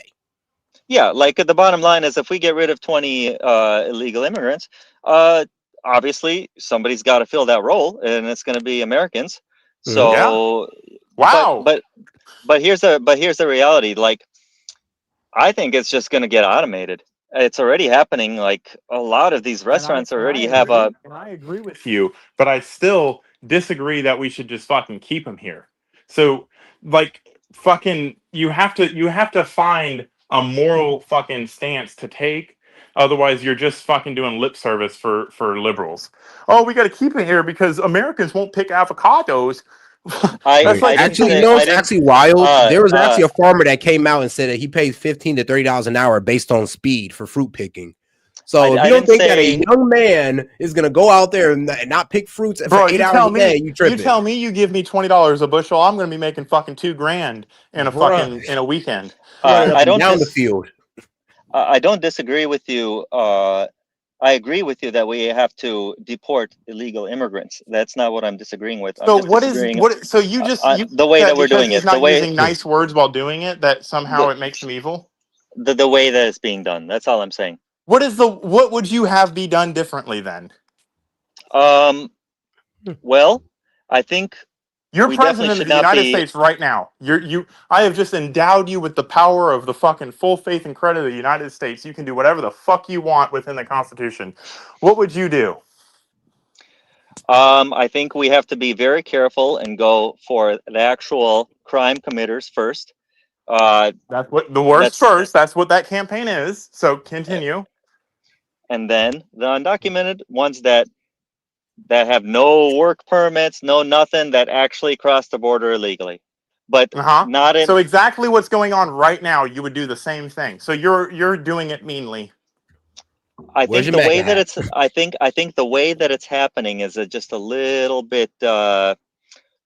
No, you mean the way it's being portrayed in the media? No, the way that it's happening. By saying it's the Gestapo going and rounding people up. No, just if you look at the way it's being done. What do you mean by that? That is a subjective statement that has no weight in the argument. What do you mean by the way it's being done? You're a smart person, so I figure that you could fucking give me an example of the way it's being done is so meanly, other than they're getting removed from the country and that's just mean and we shouldn't do that because we're all immigrants. That's where I'm Sure, hearing. That's what I'm hearing. sure. Just seeing people pushed on the ground, faces shoved into the concrete. Do you know why their People act. faces are being shoved into the concrete? Do you know why? Do you know why? Every time you see that, you can predicate every image that you get with them attacking ICE or fucking trying to No, resist in some way or another. no, dude. No. They're If not just somebody going to has, willingly say, you know what, I'm gone. dude, if somebody has their hands behind their back and they have handcuffs on them and they're like 5'2" and the other guy's like 6'4", you don't need to smash somebody's face into the concrete. You And that's don't, not happening. I Find me a mean, video of dude. that No, happening. dude. It's Find me a all video of you. that I'll be happening. real with you. If you run from police, it's like damn near you're expected to get your face in the concrete. To be quite Dude, honest. it's happening. I don't know how. Obviously, I can't pull up like a video right now. Like Oh no, I know I'm what you're on the talking phone. If it's about. I happening at seen a such a white high lady get scale, arrested by ICE, and she was, a bit Dude, overweight, but they didn't show the part where that person threw something at ICE, and that's why she got like that. So I would dude. ask you, do you know the full context of these situations? To where, all right, did you make no, he sure that just that knows person what didn't fucking do his local anything? news is saying mad about Trump.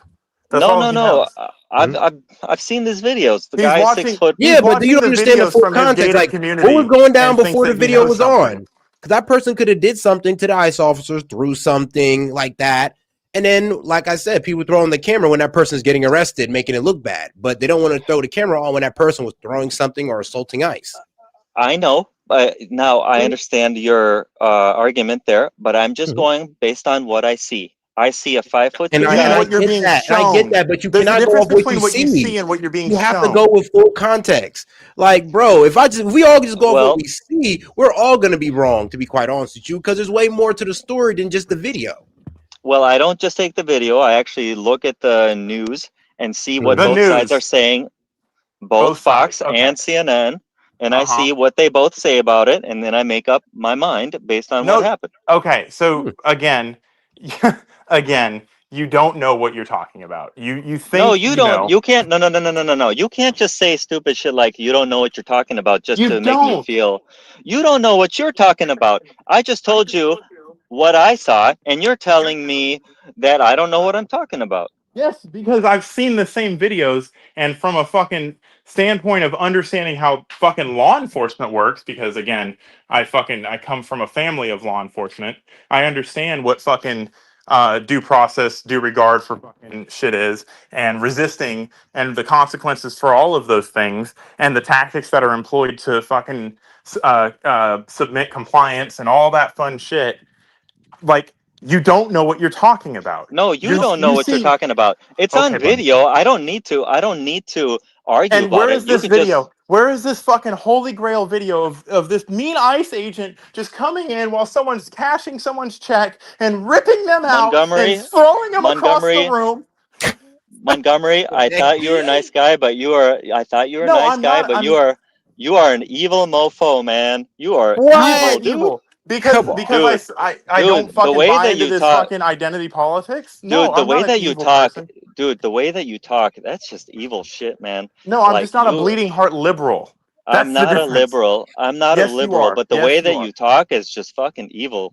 I'm gonna call you How? out, dude. I'm gonna Okay. call you out on Okay. this. Now, I'm calling you out, before you go further on calling Monty this oh so diabolical character, dude. There might be some truth to that, but I still don't understand There how you that. go. I fucking knew it. I No, fucking knew it, Montgomery. Listen, you know what? It takes a man to admit. It takes a real man to admit, and you did it. I I have knew no I would get sympathy it, for these people. So no, Mister it may seem evil Montgomery. to you. Montgomery. It takes a real man to admit, and I'm happy that you did I don't. because you know I'm what? not admitting anything. This is what the No, entire you already country's did. thinking. You already What? did. well, bro. By Okay, hold on facetiously now. saying there Before might we be go some too evil. far, Yes, you did. Yes, you did. Okay, We all heard it. okay, We before we go too far, shout I out just Big don't know Wave what song Dave. that Oh, is. by the way, Anton. But okay, oh, by the way, Anton saying he's going to make you money. Another sheeple relying on the money from others. Ha ha. And then Big Wave Dave coming in again. He says, mainstream media is not your friend. I don't care what you watch. What? Oh, Big Dave, I don't think Big you're Dave. convincing too many people here that you're conservative. But I will say this: wait, so how is Monty evil for wanting to uphold immigration law? Dude, the way that he talked about that was a little bit evil to me. I'm gonna be Because I real, was man. making fun of the fucking narrative. Dude, the way you said Find me that, the video. man. Find me I the don't know, video man. of Come this on, poor facts innocent are Asuela revealing. fucking getting thrown Hey, across the fucking street. hey, Like, find me that video. set media. You gotta watch out. Well, you gotta watch your back with Montgomery. You What? got Come you. on, don't I've say been that, Monty. hand in Nah, hand come with on now. Set for Don't do that fucking to months Monty. now. Monty's the real one. Yeah, I don't know, man. It makes me a little scared now. Shit. I mean, hey, man, say, look, What some are you people's fucking scared ideas. about? I'm a white guy, It is but I what got a it is. tan on me. I'm a little scared right now. Bro, that Um, shows how so, disconnected you are from actual reality and No, the I actual know. investigative work that goes into fucking finding these people and deporting Montgomery, them. Montgomery. I don't know, man. What you just said a little bit ago, What it did got I me a say little that was bit. so evil? What did I say that was so evil? You you already Find me forgot, so it proof doesn't of your matter. claims? How You already dare forgot. I? You already forgot, so don't worry about it. No, Anyways, what did I say? What did I say? I don't have sympathy for fucking criminals. No, I don't. no, you just admitted it. What do you mean? What did you say? You said I am a little evil. That's what you said, I was being facetious when he called me diabolical. dude. It's come on okay. now. No, Come on, you cannot spin this any harder. Like you're trying, but I you're don't. failing. I don't have to spin anything. You said it, not me. Oh, and that's all you're doing. That's what spin is taking someone's words and fucking trying to spin them to fit There's your nothing. narrative. There's nothing to spin. You said that you are evil. Oh, I did? What? Really? What Yes. I said I'm there might be a little truth to that when he said I'm diabolical. There And you I said go. it sarcastically with a sarcastic tone.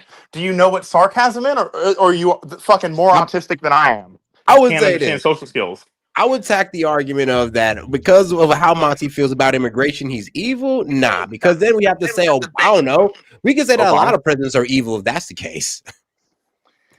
But no, Uh, I don't think Monty's evil. I just think you just disagree on. Well, honestly, I think you have too And much of a you're heart for these looking for a illegals. whataboutism to fucking but to discredit my but I will argument. say, but I will say that I don't hate you. Like honestly, like it's a Oh good. no, we don't It's hate good you to have too, it. bro.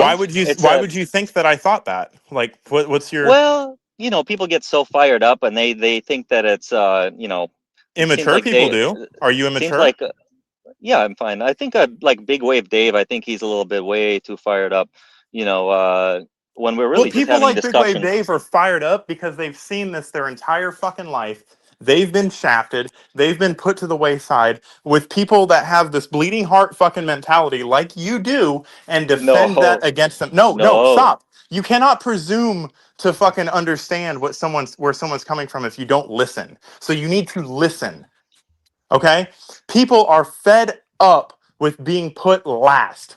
That's what it boils down to. People are fed up with this fucking notion that we just need to be coddling to fucking everybody as they steal from us, as they fucking rape our citizens, as they murder us, as they traffic drugs through our country. We just need to be, a little forgiving and have a little bit of sympathy for them because they're coming from hard times. Fuck them. I don't give a fuck about their hard times. I had my own hard times. I'm having my own hard times because they're here. I have to lock my fucking door because they're here. I have to fucking worry about my shit getting stolen, fucking auctioned off on eBay because they're here. I don't care.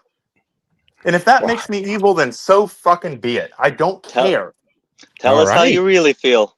Shout That out is to how I Big really Wave Dave. feel. That's how everybody Tell feels. tell us how you really feel, buddy. I mean, hey man, Damn, 77 million damn. I do Americans feel not. the same, dog. Hey man. I'm scared. Please God, don't make me your neighbor because I'm gonna be scared to look over my What do back, my you, are shoulder. you stealing from me? Over Are you fucking immigration? Come on are now, you dog. attacking my wife? Are you If, attacking my daughter? You have nothing to if be afraid of if you don't fuck with me. okay, good. Yeah, see, everybody's cool on that note. But all right, shout out to Big Wave Dave. He says, so Anton isn't a real man because he won't admit he's wrong? Well, shoot, who knows? Well, Anton's admitted he's wrong at least a couple times. Shout out to Daniel Castro. Monty, an Indian citizen and feels strong about America. Monty's an Indian citizen who feels strong Bro, about America. shut up. Oh, yeah, apparently we deported Monty to India a Yeah, while I ago. got But deported like 3 months Steph, ago, according to Steph, Castro. all you can give Set Media is $2. Oh, that's sad, man. Well, don't do $2 stuff like that. continuously. He's probably Hey, given probably Hey, $1,500. this guy has good Discord, and that's all you give him, $2. What is $2 gonna buy in whoa, whoa, whoa, YouTube whoa, these days? whoa, whoa, whoa, whoa, whoa, whoa! You Don't can make shit fun of on the everybody else but Steph, Anton. Anybody else but Steph. Why? Because Okay, I'm kind of gonna make you feel bad a little bit, but bro, she's I a apologize. medicated medical recipient, so you gotta. Okay, I do apologize for that. But but look what she said though. I mean, what are you gonna buy with that money? Like one egg? Okay, I didn't read it. My bad, Anton. Oh, you poor little bitch, you're a libtard. Yeah, she is a bit aggressive against the left. She gave you enough money to. You can get a Diet Coke, I think. No, you can't even get a Diet Coke at McDonald's now. What are you gonna do with that money? You Yes, you probably can. get like. Oh, see, this is. I love this. I'm glad you brought that up. Well, in California, you not. Boy, Lord knows your That's prices true. are insane. That's true. That's true. You got me on that. You got me on that. But like $2, what is that? Like half an egg, maybe half an avocado nowadays. I'm done. In Cali, sure. Where I live, an egg is not $2. What the fuck?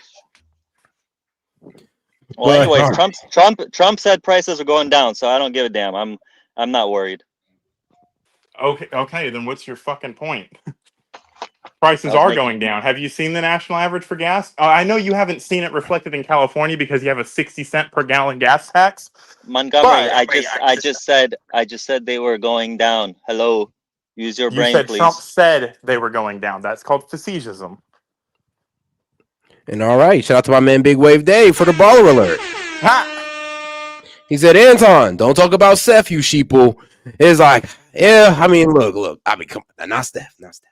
Like you can get on the comment, but I wouldn't say nothing about anything else. Okay, Steph, I apologize. You know, karma but you can be defend bad, yourself so. against being called a bitch, though. I'm not gonna sit there and say you can't defend yourself against that.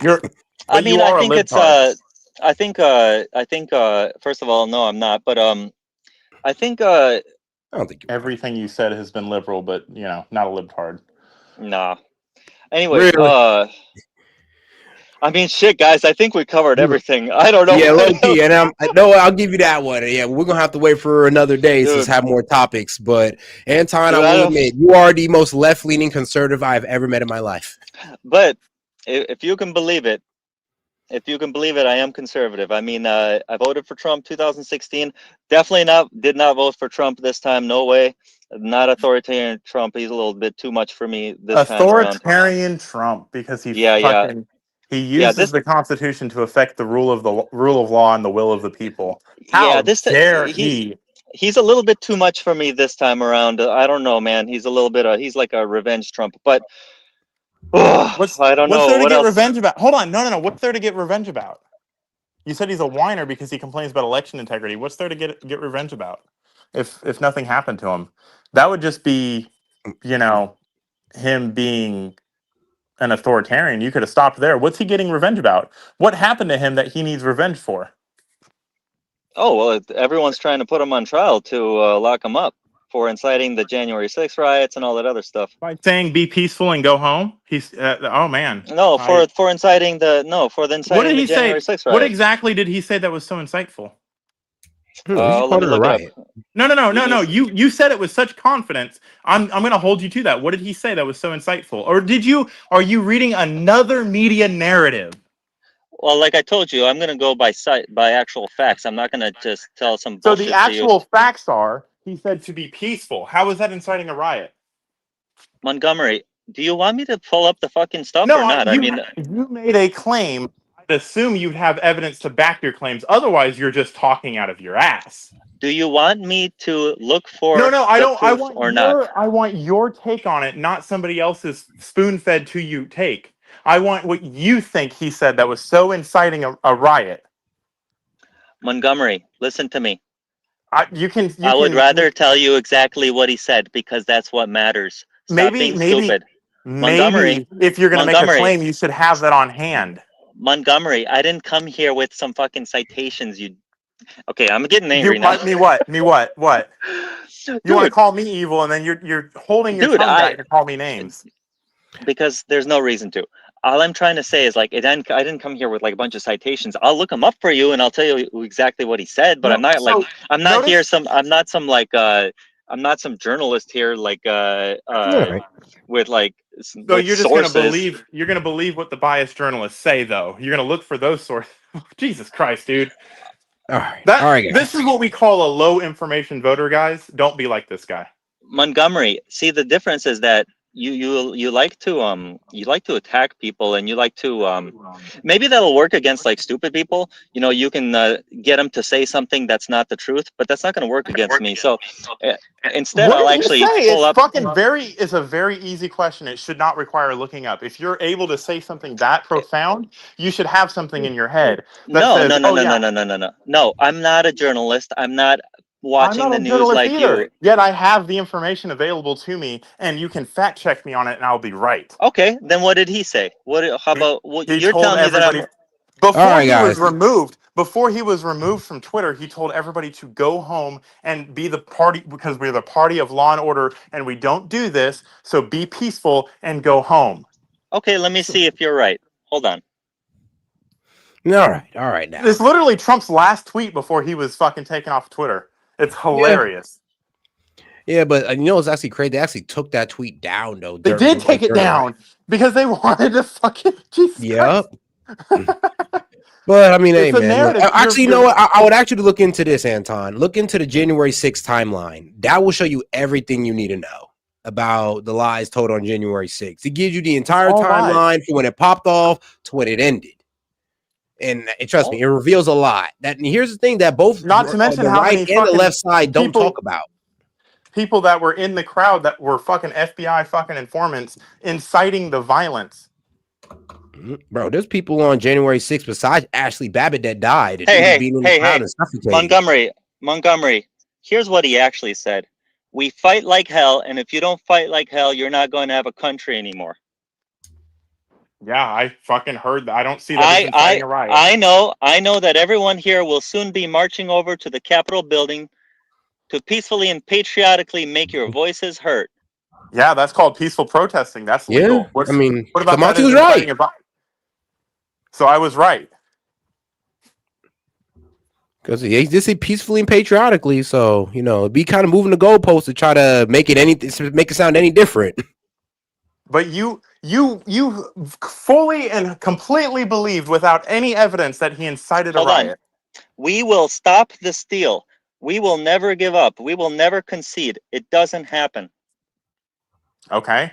You don't concede when there's theft involved. Our country has had enough. We will not take it anymore. That's not inciting? No. Come on, get out of here. He's asking for protest. You will have an illegitimate president. That is what you will have, and we can't let that happen. If you don't fight like hell, you're not going to have a country anymore. Well, I'll say it like this. At least you admitted that it's not an insurrection, so I'll give you that one. But what I do have to say is that, one, do you understand why they were there? They were there to protest the vote. They weren't there to stop the vote. They were there to protest and ask for an investigation on it. That was it. And you know what's here's where the conspiracy gets into that. Ready? So the vote was going their way until the Capitol was stormed. You will have an illegitimate president. That is what you will have, and we can't let that happen. If you don't fight like hell, you're not going to have a country anymore. And that's inciting a riot, you think? Fuck yeah. Okay. Well, at least you didn't call it an insurrection. I'll give you that one. Hey, I'll agree that January 6th was a riot. I'll agree on that all day. Will you agree that Trump incited a riot? No. Exactly. They did their own thing on that one. And again, there were agitators in the crowd that incited the initial storming of the Capitol. And when you have mob mentality, it wasn't the president that incited anything. Remember this: there were 247 confidential human informants in the crowd, and their goal was to incite violence. And all right, guys, before we go any further on this, hold on now. Shout out to my man Big Wave Dave, still a sheeple libtard. And shout out to Daniel Castro. Put a poll, is Anton a libtard? I'm pretty sure I know where that's going. Shout out Vlad Steen. Steph is a PETA loving, bleeding heart liberal. Okay, come on, Vlad. Now we know that's false, but we know that's not true. Big Wave Dave. Okay, now Anton just outed himself. Nope. Sometimes he is. Sometimes. Hey, we conservatives, we believe in being honest. We believe in integrity. We believe in guns. We believe in fiscal responsibility. We don't believe in whining. We don't believe in lying. We But don't that's all believe in you've all done of is that whine stuff. and complain about Trump. That's you, dude. I haven't complained about Trump once. I love what's going come on. on, Anton. I'm happy. But all right, Green Bean, shout out. Okay, I whined a little bit about him, a little bit. Okay, look, appreciate it. Shout out to Green Bean. He said January 6th was Nancy's plan to impeach Trump. And shout out to Big Wave Dave. Piss off, Anton. What? Dude, said media, you better go get yourself a nice steak dinner with all that money I made you. I'll see you later tonight. I'm weak as hell. Like, shoot, yeah. Meet me at Roof Chris.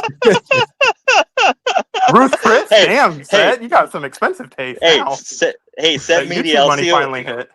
Man, Said media, I'll see you. Don't ask me why about that. Don't ask me why I mentioned that. Said media, I'll see you later tonight at the secret spot, the steak spot. Yeah, all right, got you. All right. Bro, he's gonna fly his Roof Chris helicopter. The Yeah. Or Hey, I'll pick you up on my helicopter. No, don't worry, bro. Don't worry. I'll take the jet, man. You ain't got to worry about it. I'll take it. Well, no. I want to say this. I love all you guys. I actually enjoyed this talk because it's nice. You got to hear different opinions, and it's crazy, and we all think we're all crazy. Who cares, right? It's important to understand how some people think, whether it's rational or not. Shit, we've been talking for like 2 hours, so I'm actually like sweating. So hey, I have that effect on people. I'm weak. So I do. I love you guys. Keep debating. If you can, don't be mean. We'll try. I try. But I think it's good, nice to wrap it up now, right? Yeah, pretty good. I'm not mad at it, man. Anton, I appreciate you for coming up, bro. I'm cool now, with the debaters. bro, out of the hundreds of like liberals, well, you're not a liberal, but out of the hundreds of people who've disagreed with me, you're like the only ones that came up. So I'll give you that one, man. I do appreciate you on that note. So, and Link, Link too. Link, if you're still in the chat, shout out to you too. Anyways, guys, love all of you. But I'm hungry, so I gotta go eat. All right, man. Peace and love, Anton. Peace and love. All right, guys. Yeah, what's up? In the conservative, my ass. Bro, he just said that to fucking garner credibility until he could fucking unwind his fucking liberal ass talking points. I mean, maybe in his mind he's a liberal. I mean, in a conservative Monty. He doesn't know what it is. Like that's the problem with living in California for so long. You get completely distorted to reality and think that fucking now he's in an even better position because now he has the financial capability to not deal with the fucking shit that goes on in California. He literally said there's no crime in California. I mean, LA was wild. I was like, in LA is crazy. But what? But shout out Anton doesn't believe in anything. I mean, my bad. Shout out Big Wave Dave. Anton doesn't believe in anything. Well, damn. He just knows that what the media told him is above reproach. Yo. Oh. Dave. Yo. That dude is not a conservative. I'm so sorry, but no. He is so full of shit, it's beyond repair. Yo, Dave, like, you believe in guns, but you live in Cali and you keep voting these dumbasses in that make unconstitutional gun laws, but you believe in guns. Like, you want fixed mags, you want fins on the back of your pistol grips. Like, get the fuck out of here. He believes in common sense gun reform. Yeah, no. There's no common sense. It's a joke. Shall not be infringed is a fucking thing. Shut the fuck up. Fucking reject, bro. Oh man. Like next time he's on, we're gonna have a gun debate set. Well, get this. Did you hear what he said? Turn your mic down. You're picking up all the echo. But did you hear what he said? He literally said you can go to Arizona to get a gun if you don't like the gun laws in California. Yeah, no, you can't. Nothing. You can't. You cannot buy a gun out of state that violate the state laws that you're in. Exactly. Which is wild as hell how he would suggest that. I mean, well, because he doesn't know. He's all about people committing crimes and getting guns illegally, you know. Well, at least they're sticking to their regular practice of promoting crime for some reason. But hey, Anton was a good sport while he was I don't know. He was being a good sport as far as keeping the debate respectful. As far as being disingenuous about some of his talking points, of course, and uninformed. He's not disingenuous. He's ill-informed. He's been sold a bill of goods. This is what I mean. Most people that think this way from an honest perspective. They honestly believe what they're saying. They are just completely misinformed, completely miss the picture, have surface level thinking. That's what it is. It's surface level thinking because all he does is read an article, and we all know which way the articles lean. Hey, and also he was playing that game where he directs things in another direction when he doesn't get his way, and he was doing it constantly, and it's very fucking irritating. Yeah, goalpost moving. I get it. Trump incited an insurrection. No, he didn't. Oh, find me what Trump said. Oh, it was Monty, peaceful. that's where I made that super chat. Like, oh, he just outed himself. Like, Yeah. I'm sorry, you're not a conservative at any way, shape, or form if you thought that he incited an insurrection. It's hilarious. It's hilarious. When he said that, I was like, oh man, another topic he's learned nothing about other than fucking what the headline said for fucking 2 weeks. I don't know. Well, I would say this. Like I said, one of the most left-leaning conservatives I've ever met in my life, right there. I mean, he's calling me conservative because you're going to make me hate you, Seth. I know, but what he just kept saying it, I'm just like, bro. At a certain point, I was just playing along. I'm just like, you know what? I'll play along. Fine, you're conservative. He's a conservative as much even as you though are it's a liberal. F Trump unreasonably, sure, you're a conservative. But shout out Vlad. He was full of shit at the end of the day, and that smug smile he had on his face, God, and keeping the phone so close to his face, like I wanted to reach through and just grab his freaking throat and squeeze the shit out of it.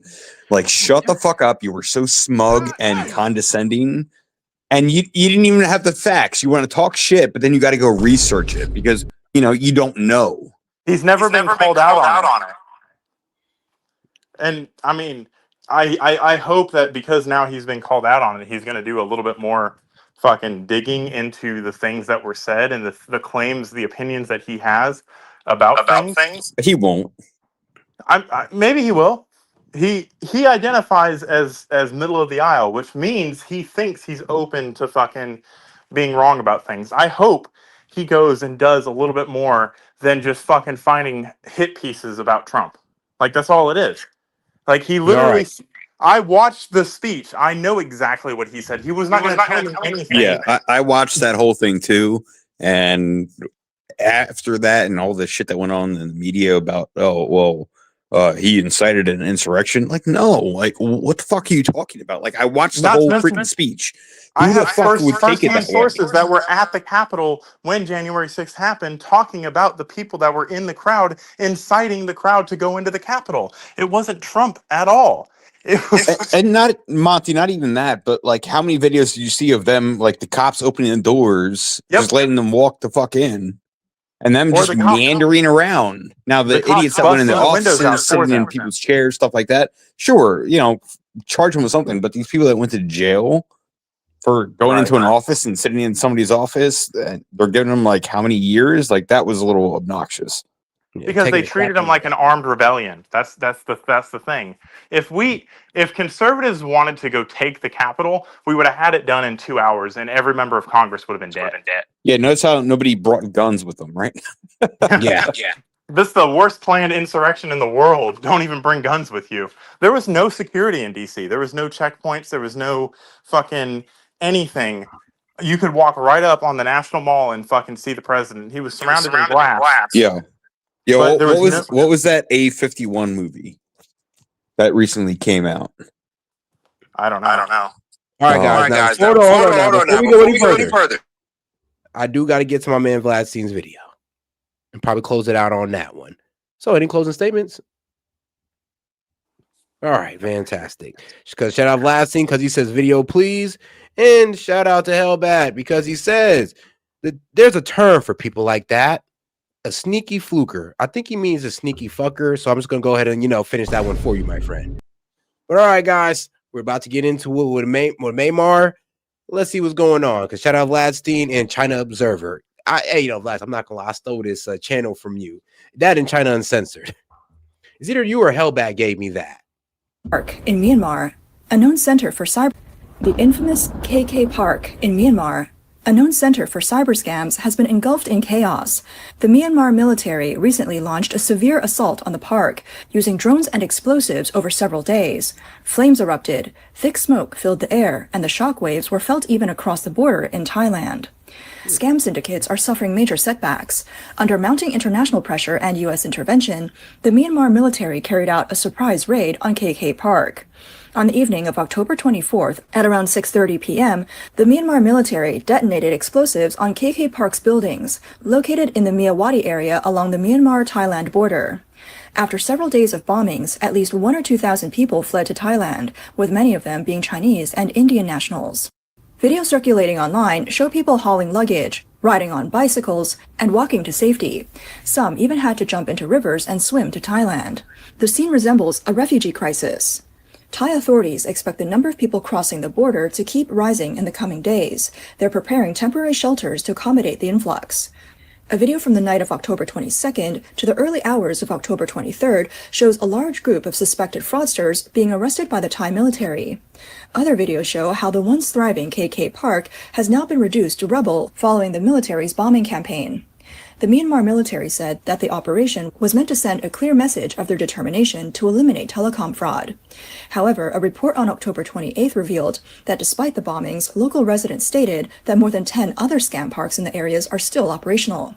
The fraudsters who fled from KK Park have relocated to these other sites, and employees report that the internet remains accessible. Along the Moe River on the Myanmar-Thailand border in southeastern Cayenne State, dozens of other scam parks continue to operate. KK Park is just one of many. These parks have become key centers for cybercrime and human trafficking. International attention turned to this region earlier this year after the kidnapping and trafficking of Chinese actor Wang Xing. He was lured to Thailand by a scam and then trafficked to Myawaddy.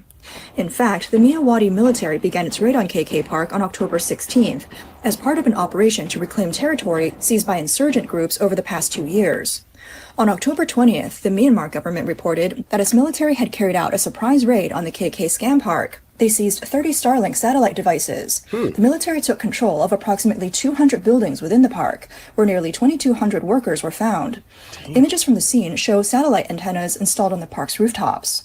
Thai police also intercepted a truck headed for Myawaddy, which was carrying 60 Starlink satellite devices. Damn. Authorities suspect that these devices... Now, this got to be like, I don't know, but sometimes it's like a foreign-funded effort. Like, this is crazy. Huh.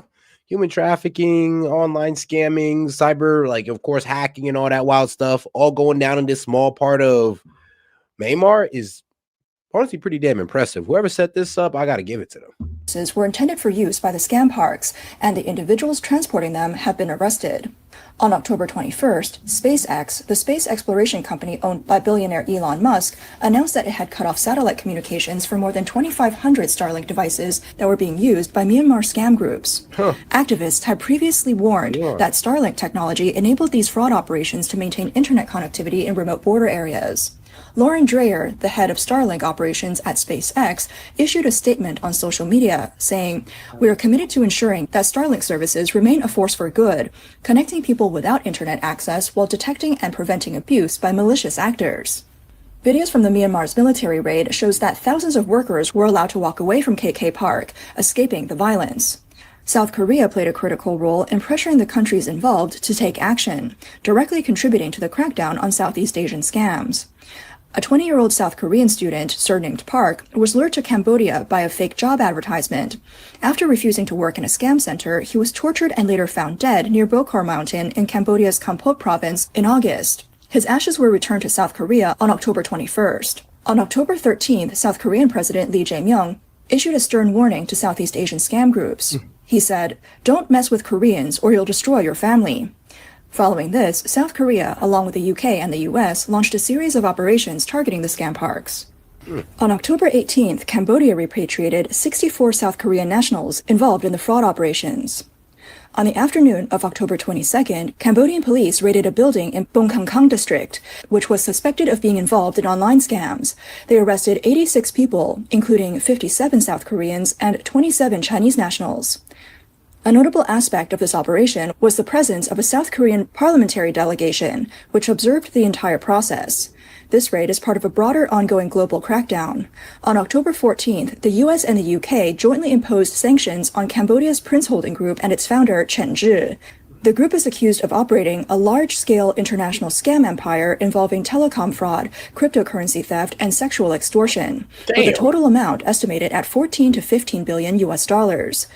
The sanctions freeze the group's global assets, including accounts for 128 affiliated companies and 17 individuals involved in the operations. While the US, UK, South Korea, and the United Nations have all taken action, China, the country most affected by these scams, has remained largely silent. Coverage of the sanctions by Chinese state media has been minimal. On October 20th, the People's Daily briefly mentioned the issue, mainly focusing on the public outrage over the death of a South Korean student. It referenced American and UK sanctions, but did not include a standalone in-depth report. Other state media outlets have not followed up with further coverage. Many search results were outdated or unrelated. Chinese state media also downplayed the bombing of KK Park. Xinhua News Agency published a brief report on October 20th, which was only under 200 words and offered little detail on the incident. Videos showing the aftermath of the bombing were deleted from Chinese social networks. Some online commentators have questioned whether the Chinese government's... I mean, I swear, this is why I never really trust what comes out of Asian countries sometimes, because they hide everything. I mean, when you damn near got complete control of what your people see and what other people see outside of your country, it's hard to believe that any good news that come out your country is real. That could just be propaganda to, position yourself well on the global stage or the global economy. So places like China, North Korea, South Korea, who does this mess, it's really hard to trust anything good that comes out of their country. And I'm talking about good news, not good people, but good news. Hard to trust that. Actions are truly beneficial for the country, noting that while many Chinese citizens have been lured into scam centers, there has been little effort to rescue them. The government frequently makes bold statements but fails to take concrete actions, drawing ridicule from critics. In February, a family member of a kidnapping victim posted a desperate plea for help on Xiaohongshu. The victim had been trafficked to Cambodia's Poi Phet Boring Garden Phase 4, an area with a large Chinese presence. The family reported that during the Chinese New Year, a Chinese national was killed in the camp. Cambodian authorities investigated and rescued South Koreans, but no Chinese victims were saved. The Post urged the Chinese government to intervene. In January 2025, Chinese actor Wang Xing was lured to the Myawaddy area in Myanmar, but he was fortunate enough to be rescued. A Weibo user started a shared document to collect information on other trapped individuals, helping their families take action. The document quickly gathered over 1,000 requests for help, but it was removed from Chinese internet platforms within days. One ex-user commented, "The Myanmar scam centers mainly harm Chinese people. Why isn't the Chinese government doing anything about it?" Some even say high-ranking officials are involved with these fraud groups. Now that the US has stepped in, we're finally seeing results. The world needs America to play the role of the global police.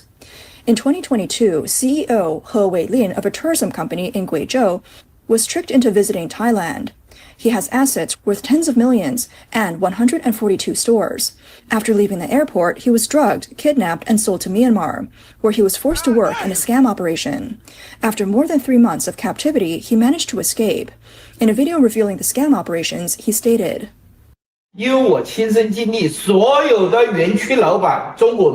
I personally experienced it. All the scam park owners are Chinese, and all the fraud companies are run by Chinese. Myanmar scam centers, long controlled by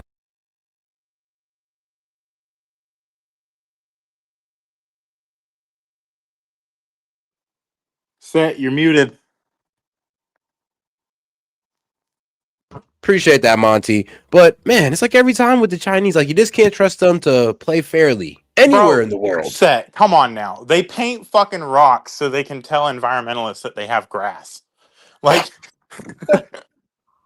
they put fake trees in fucking barren desert fields to give the illusion that they have trees. Everything about China is fake. China is a paper. I don't care what fucking guest dude says. China is a fucking paper tiger in more ways than one, including their military. I agree, Stu. bro, I like every single time. It's hilarious. It's almost laughable. Like I feel like everything that talks about China is just like in an alternate universe, wet dream, fucking cartoon land. Like, whew. Yeah, somebody needs to address the fact that I ain't gonna lie. China, they work pretty well with their criminal organization, the Chinese Triad. So let's not just play stupid here. Like, who you think is doing this? Most Yeah. likely the Chinese Triad, because I mean they work with the CCP. It's like they're criminal organized wing of the Chinese government.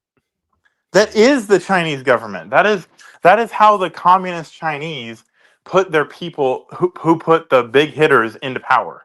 I mean, Like, yeah, it's kind of what we were doing back when we had the mafia. Like, hey, if somebody in government didn't like you enough, the mafia was coming for you. exactly. Like it's laughable to take them serious in any regard. Yeah. And I mean, I'll take them serious as a threat that needs to be watched. And that's as far as my serious. Like it's hilarious how much bullshit comes out of them. Every time I see something about China, I think of North Korea's military parades of their fucking hollow, empty fucking shells that are supposed to be missiles, that are just they're basically just fucking PVC pipes that are painted green with fucking nose cones on the top of them. All right. Chinese crime groups deceive victims through fake romance and investment schemes, sometimes using legitimate job offers to lure foreigners. These victims are imprisoned, tortured, and forced into criminal activities. A video shot inside one of these scam parks shows that those who fail to meet their fraud quotas are publicly beaten. The attackers inflict violence to gain favor with their superiors. Nah, that's crazy. You didn't steal enough crypto to go upside your head, right, bro? What? You imagine getting your ass whooped for not stealing enough money? It's like you rob the bank and be like, bro, you stole less than 10,000. Now I gotta beat you up. And those are the people we want in our country, right? Fucking Apparently. Anton, bro. Those are those superior fucking tech bros that could do his job better than him. Bro, literally putting hands on this man because he didn't steal enough. Wild. While those who repeatedly fail are sold to offshore surgical ships for organ harvesting. Bro! In January, a daring online user... Bro, this... Hey, yo, Vlad, you didn't tell me this story gets worse and worse as the minute goes by. As you don't get beat anymore for not. We're gonna get that pound of flesh literally. We're gonna fucking steal your liver and sell Like, that. bro, if you don't steal enough crypto by the end of this week, I'm selling your kidney. Like, what? Oh my god, bro, these guys used a drone to capture footage of the KK Park in Miyawadi. The area is heavily guarded, surrounded by watchtowers and high walls topped with barbed wire. The park contains dozens of buildings, some serving as offices, others possibly dormitories. A floating bridge connects vehicles to the park, likely the entry point for kidnapped victims. The video also shows forced physical punishments and armed guards patrolling the premises. An insider later revealed that Southeast Asia scam centers are closely tied to China's Belt and Road Initiative, with some speculating that they are part of China's larger plan for overseas colonization, benefiting the Chinese Communist Party's elite and their families. It is believed that there are more than 30 scam syndicates along the Thai-Myanmar border, with annual fraud losses amounting to hundreds of billions of dollars. These centers have become a significant part of Myanmar's wartime economy, as the military government battles insurgent groups and relies on Chinese support to maintain its power. Regarding the recent bombing of the Miyawadi scam centers by the Myanmar military, Chinese commentators joked, "After years of taking traditional medicine, a shot of Western medicine did the job." The implication is that while China's government has repeatedly talked and negotiated, it was only after U.S. sanctions were imposed that the scam centers started releasing victims. Wow. Another Chinese user on X analyzed the situation. "It's not that China couldn't handle Miyawadi. China is the mastermind and behind-the-scenes player in Miyawadi." A video shows on X that explosions at KK Park continued for 3 consecutive days, starting after 6 p.m. each time. The blasts grew longer with each passing day, leading some to believe that KK Park has been completely destroyed. However, others suspect that the explosions might be an attempt to destroy evidence. The KK Park in Myanmar is just one part of a much larger Southeast Asian international crime network. Founder Chen Zhi of Cambodia's Prince Holding Group is now under formal indictment by the U.S. Department of Justice and has become the center of public attention due to his mysterious and powerful background. At age 38, Chen Zhi holds multiple nationalities, including Chinese and Cambodian. Born in Fujian, China, he later became Literally. I mean, he's a big guy in business. He owns multiple companies, and he's caught up in human trafficking and, of course, scamming as well. And these scam farms. Huh. Oh, there's something. Oh, who knew they had their own Jeffrey Epstein? Makes sense. It does make It's a sense. Timu Epstein. Yeah, Timu Epstein. Bro, made in China Epstein. A Cambodian citizen, and was even granted the title of Duke. This leader of a criminal group who dropped out of school in the Hey, 80s. no, shout out Culture. She said the real life Squid Games minus the money. Literally, it's just look, bro. If you do not steal enough crypto, that's your kidneys, or I'm just gonna sell you to some other guy. And bro, this is happening in modern day. This is modern day stuff right here, guys. This ain't happened 10 years ago. It ain't happened 20 years ago. Boy, this happened probably like 2 years ago. Last night. Literally, like last night, this exact crime might have already happened. And you know what's crazy is What's up? we sit back and we complain about fucking slavery and black relations in America. Meanwhile, take your ass to Asia. See if you don't get your kidney stolen from you. Bro, and then if they enslave you, bro, can you imagine, like, bro, you don't hit your quota and they're like, I'm sorry, bro, but hey, man, like, how good is your health? Because, you know, we might need a kidney. It's like, bro. Right. Oh, they're After doing these that. complimentary blood draws to look at our liver enzymes. They care about us so much. Bro, you got a good liver. Bro, you're on a boat in a week. Man. You're done. Was even granted the title of Duke. This leader of a criminal group who dropped out of school in the 8th grade has recently been linked to powerful officials in the CCP. A pro-democracy activist in the U.S., Sheng Xue, recently exposed on X that Chen Zhi is the nephew of Huang Kunming, the wife of Guangdong Party Secretary Huang Kunming, and a close ally of Chinese President Xi Jinping. Shen claims that Chen Zhi manages the wealth of the Fujian gang in the CCP and Xi Jinping's sister, Qi Chaoqiao. He also claims that money laundering is a key part of his operations. When all of their names and everything for everything are three-letter fucking syllables that all start with C and K. Bro, literally. I mean, yeah, if you ask me, like, what type of I name would can't I keep track of prefer? none of I it. would All I prefer hear a is Qi and Japanese Chong. name. Bro, I would prefer a Qi, Chang, Japanese Chong. name over a Chinese name, to be quite honest. At least that sounds, I don't know, complicated. Mitsubishi. Literally. It's like there's a hell of syllables. Bro, in China, bro, it's like your name is like 4 syllables. Bro, that's because they don't have enough food and they don't have enough energy to say full fucking sentences. God damn, Monty. Sister, Qi Chaoqiao. He also claims that money laundering is a key part of his operations.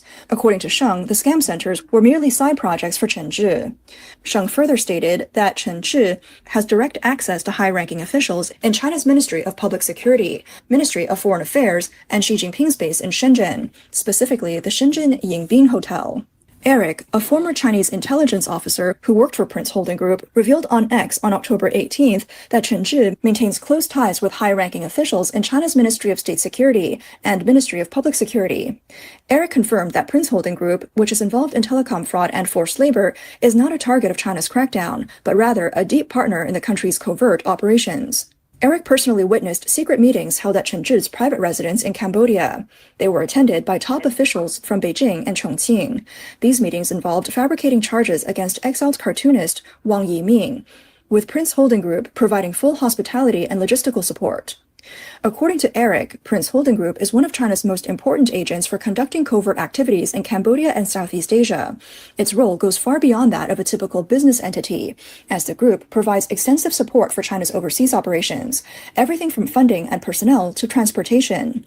Chen Zhi's company has essentially become a funding and logistics hub for China's intelligence system. Documents disclosed by the U.S. Department of Justice show that Chen Zhi is protected by China's Ministry of State Security, Ministry of Public Security, and United Workfront Department. In other words, he is the black glove for China's illicit activities. Hong Kong Baptist University journalism professor Lu Bingchuan revealed to Deutsche Welle that Chinese leaders and their families use agents to launder money through complex networks. They avoid using their real names or showing their methods, but as long as there are no major political issues, their wealth and activities remain protected through mutual balancing of interests.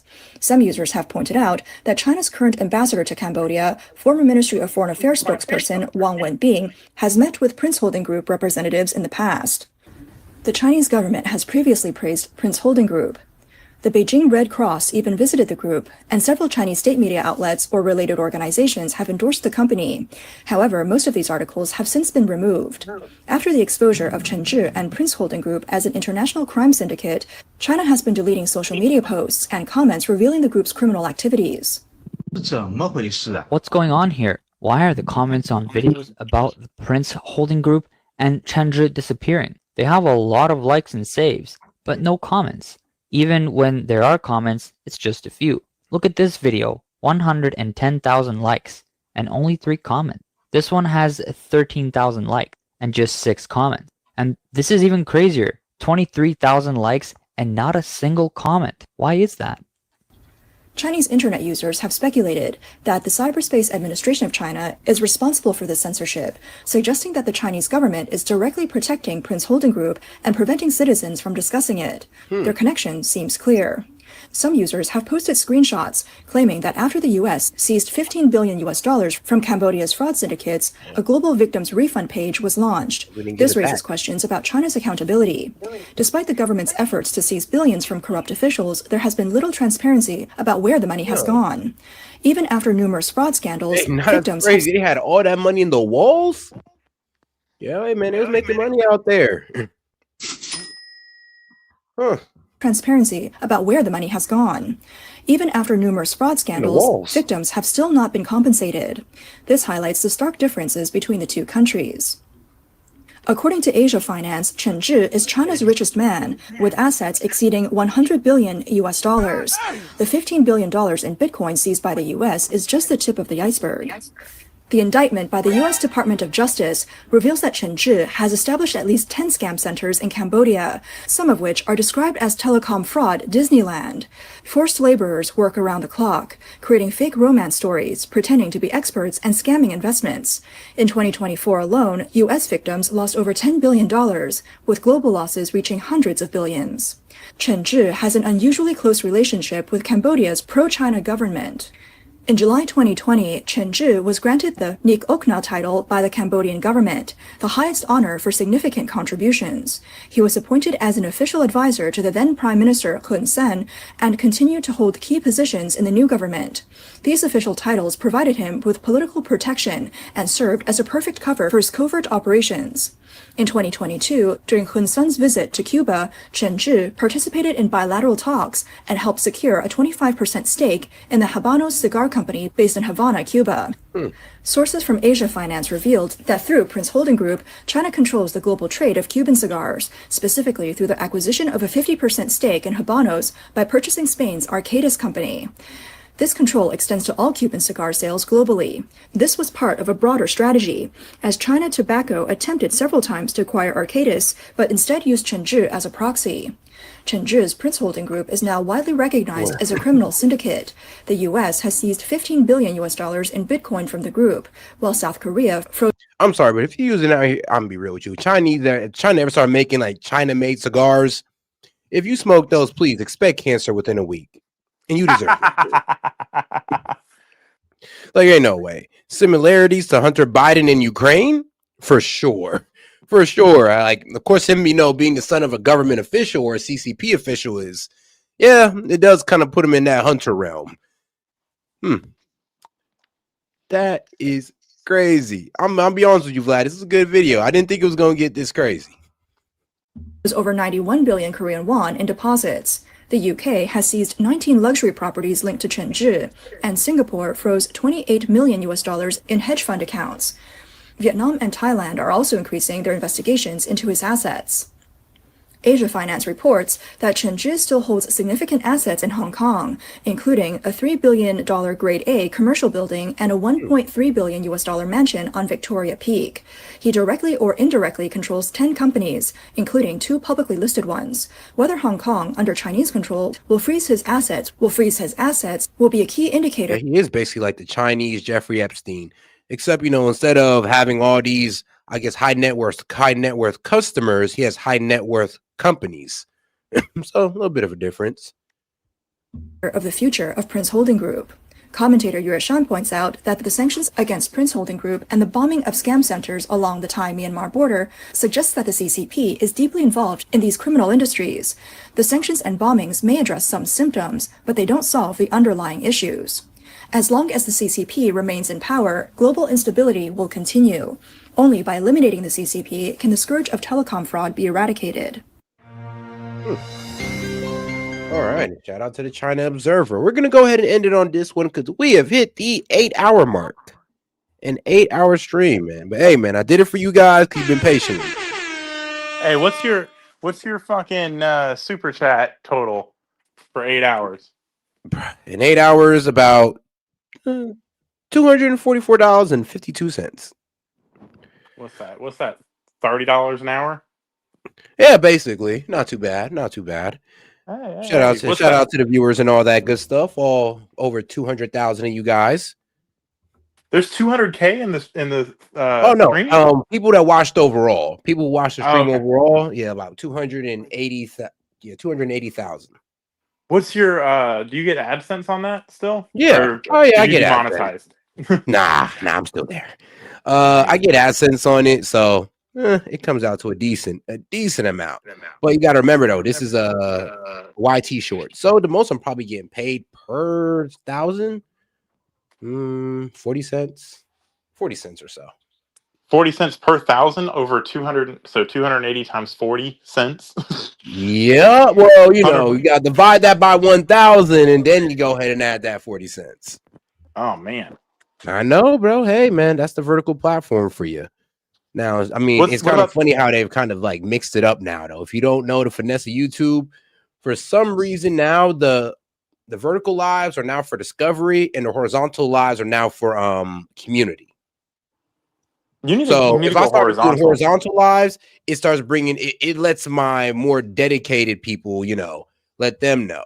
But the vertical live, I mean, let's be real, I'm like low-key being streamed like around the world when it comes to the vertical live. I have more reach with it. Can you do both? Actually, I can. Yeah, I can.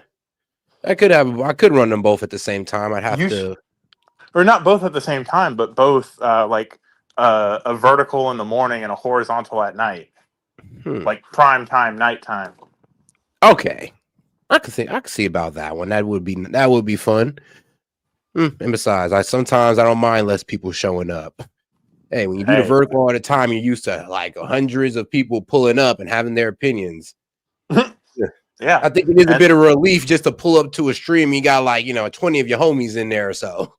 Right. Because I mean, you can put notifications. I mean, I get notifications whenever you go live, even when you're still doing that. However, I'm subscribed to you and I have fucking notifications turned on.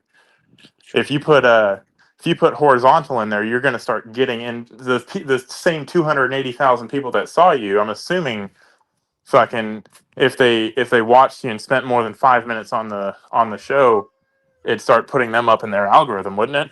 Yeah, it would. And if they liked if they liked it too. It depends on like YouTube is gonna feed you what you watch for a long time plus what you like. So yeah, if you watch, you don't even gotta like it. If YouTube see that you watched it for more than like, I don't know, 2 minutes, they're like, okay, cool. Yeah, we're gonna and then put a comment in there. That's why you're about to see that for the next week or so on your feed. Like it's a wrap after that one. Like hey, you're gonna be, and then if you don't watch it for a while, then it'll disappear. But that's the way YouTube works. It don't work off subscribers or anything like that. Nope. It works off engagement. What you view. Mm-hmm. And then it pushes like content around that too. Yep. Like content, like trust me, there's people that in my analytics, it will show it literally shows me like the other channels you guys watch. Yeah. I would say find a big fucking niche, and those are contradictory terms, right? But a niche that has a big following, and fucking look for viewers in that too. Oh man, you right now you're fucking casting your net so fucking wide and getting so many viewers. If you could convert those people to fucking constantly watching your shit, I don't know anything. And about that's YouTube. the goal. That's just what makes sense. Now you kind of called out my strategy a little bit. The goal is to cast the net wide and see what I can pull in. And even though the net, I mean, let's be real, I'm kind of using not the best net. I ain't gonna act like I'm using the You got best a bunch net of ever. holes It got in a the little net, bit of holes but in it, but I get a good amount of fish. Considering that I'm casting my net around the entire effing world, like considering that I'm getting views in Africa, Asia, Australia, bro. but Like in think about that. sub-Saharan, yeah. Think about that. When are you live? You're live when they're all awake. True. That too. That is also true because you're right. When I go live at night, I mean it's daytime over there. Yeah. So, hey, if you hit like a consistent like 6 o'clock Eastern time live, that's when all your American viewers are going to be popping out. That's when they're getting off work. That's literally prime time. Literally. And I'll give you that one. Yeah, that or that 1:30 or so. For some reason, you guys come out then too. 1:30 in the morning. That's Yeah, just I because keep wondering. I'm like, that's that's 5 when minutes. you're on. If I want to see you, I have to get on at 1:30. Yeah, that's true. But well, I would say this though, like I said, when I did it at my regular time, it didn't seem like I was getting that much of the left as I would in the daytime, and I'm just like, huh. That's Well, you know strange. the left. They're awake in the middle of the night, and they're awake during the day. They ain't working. Man, You're missing all the conservatives because they're going to work. Well, shoot, I'll give you that one. But I would like all I gotta say is that look, I appreciate all the viewers, especially around the world, and I think that's one of the reasons why I do the live stream because it is interesting to see that I'm getting views around the world and seeing who I could pull from there as well. Like to be I will quite say, honest. I found you on a short. I didn't even know shorts were a thing until I found a live on a short, and I was like, "What the fuck is this? This is live. What is this, TikTok?" And then I like scrolled a little bit more, and I found your channel, and I was like, "What is this fucking liberal talking about?" And I was like, "Wait a second." I know I do look like a liberal sometimes. But all right, All y'all right, man. fucking subscribe and put a bunch of viewing hours in on him so he can fucking get bigger. Yeah, Bigger's man. gooder. Like, let's make it to 200K. 200K. All I'm right, guys. waiting. So, I'm waiting for the day that I see one of your lives posted on like CNN or something. bruh. Oh man, when that happened, man, it's on. It's on. That's all I'm gonna say. And I would hope You you better be guys watch ready. what you say because you're all going on CNN with me. Yeah, I'm I just gonna think be about right that. there, and it's gonna be you talking. And you know what? It's gonna be effed up because they're gonna blame me still. All right. Y'all All have a right, good one. brother. All right, man. You too, Monty. Let's go ahead and get that ass going.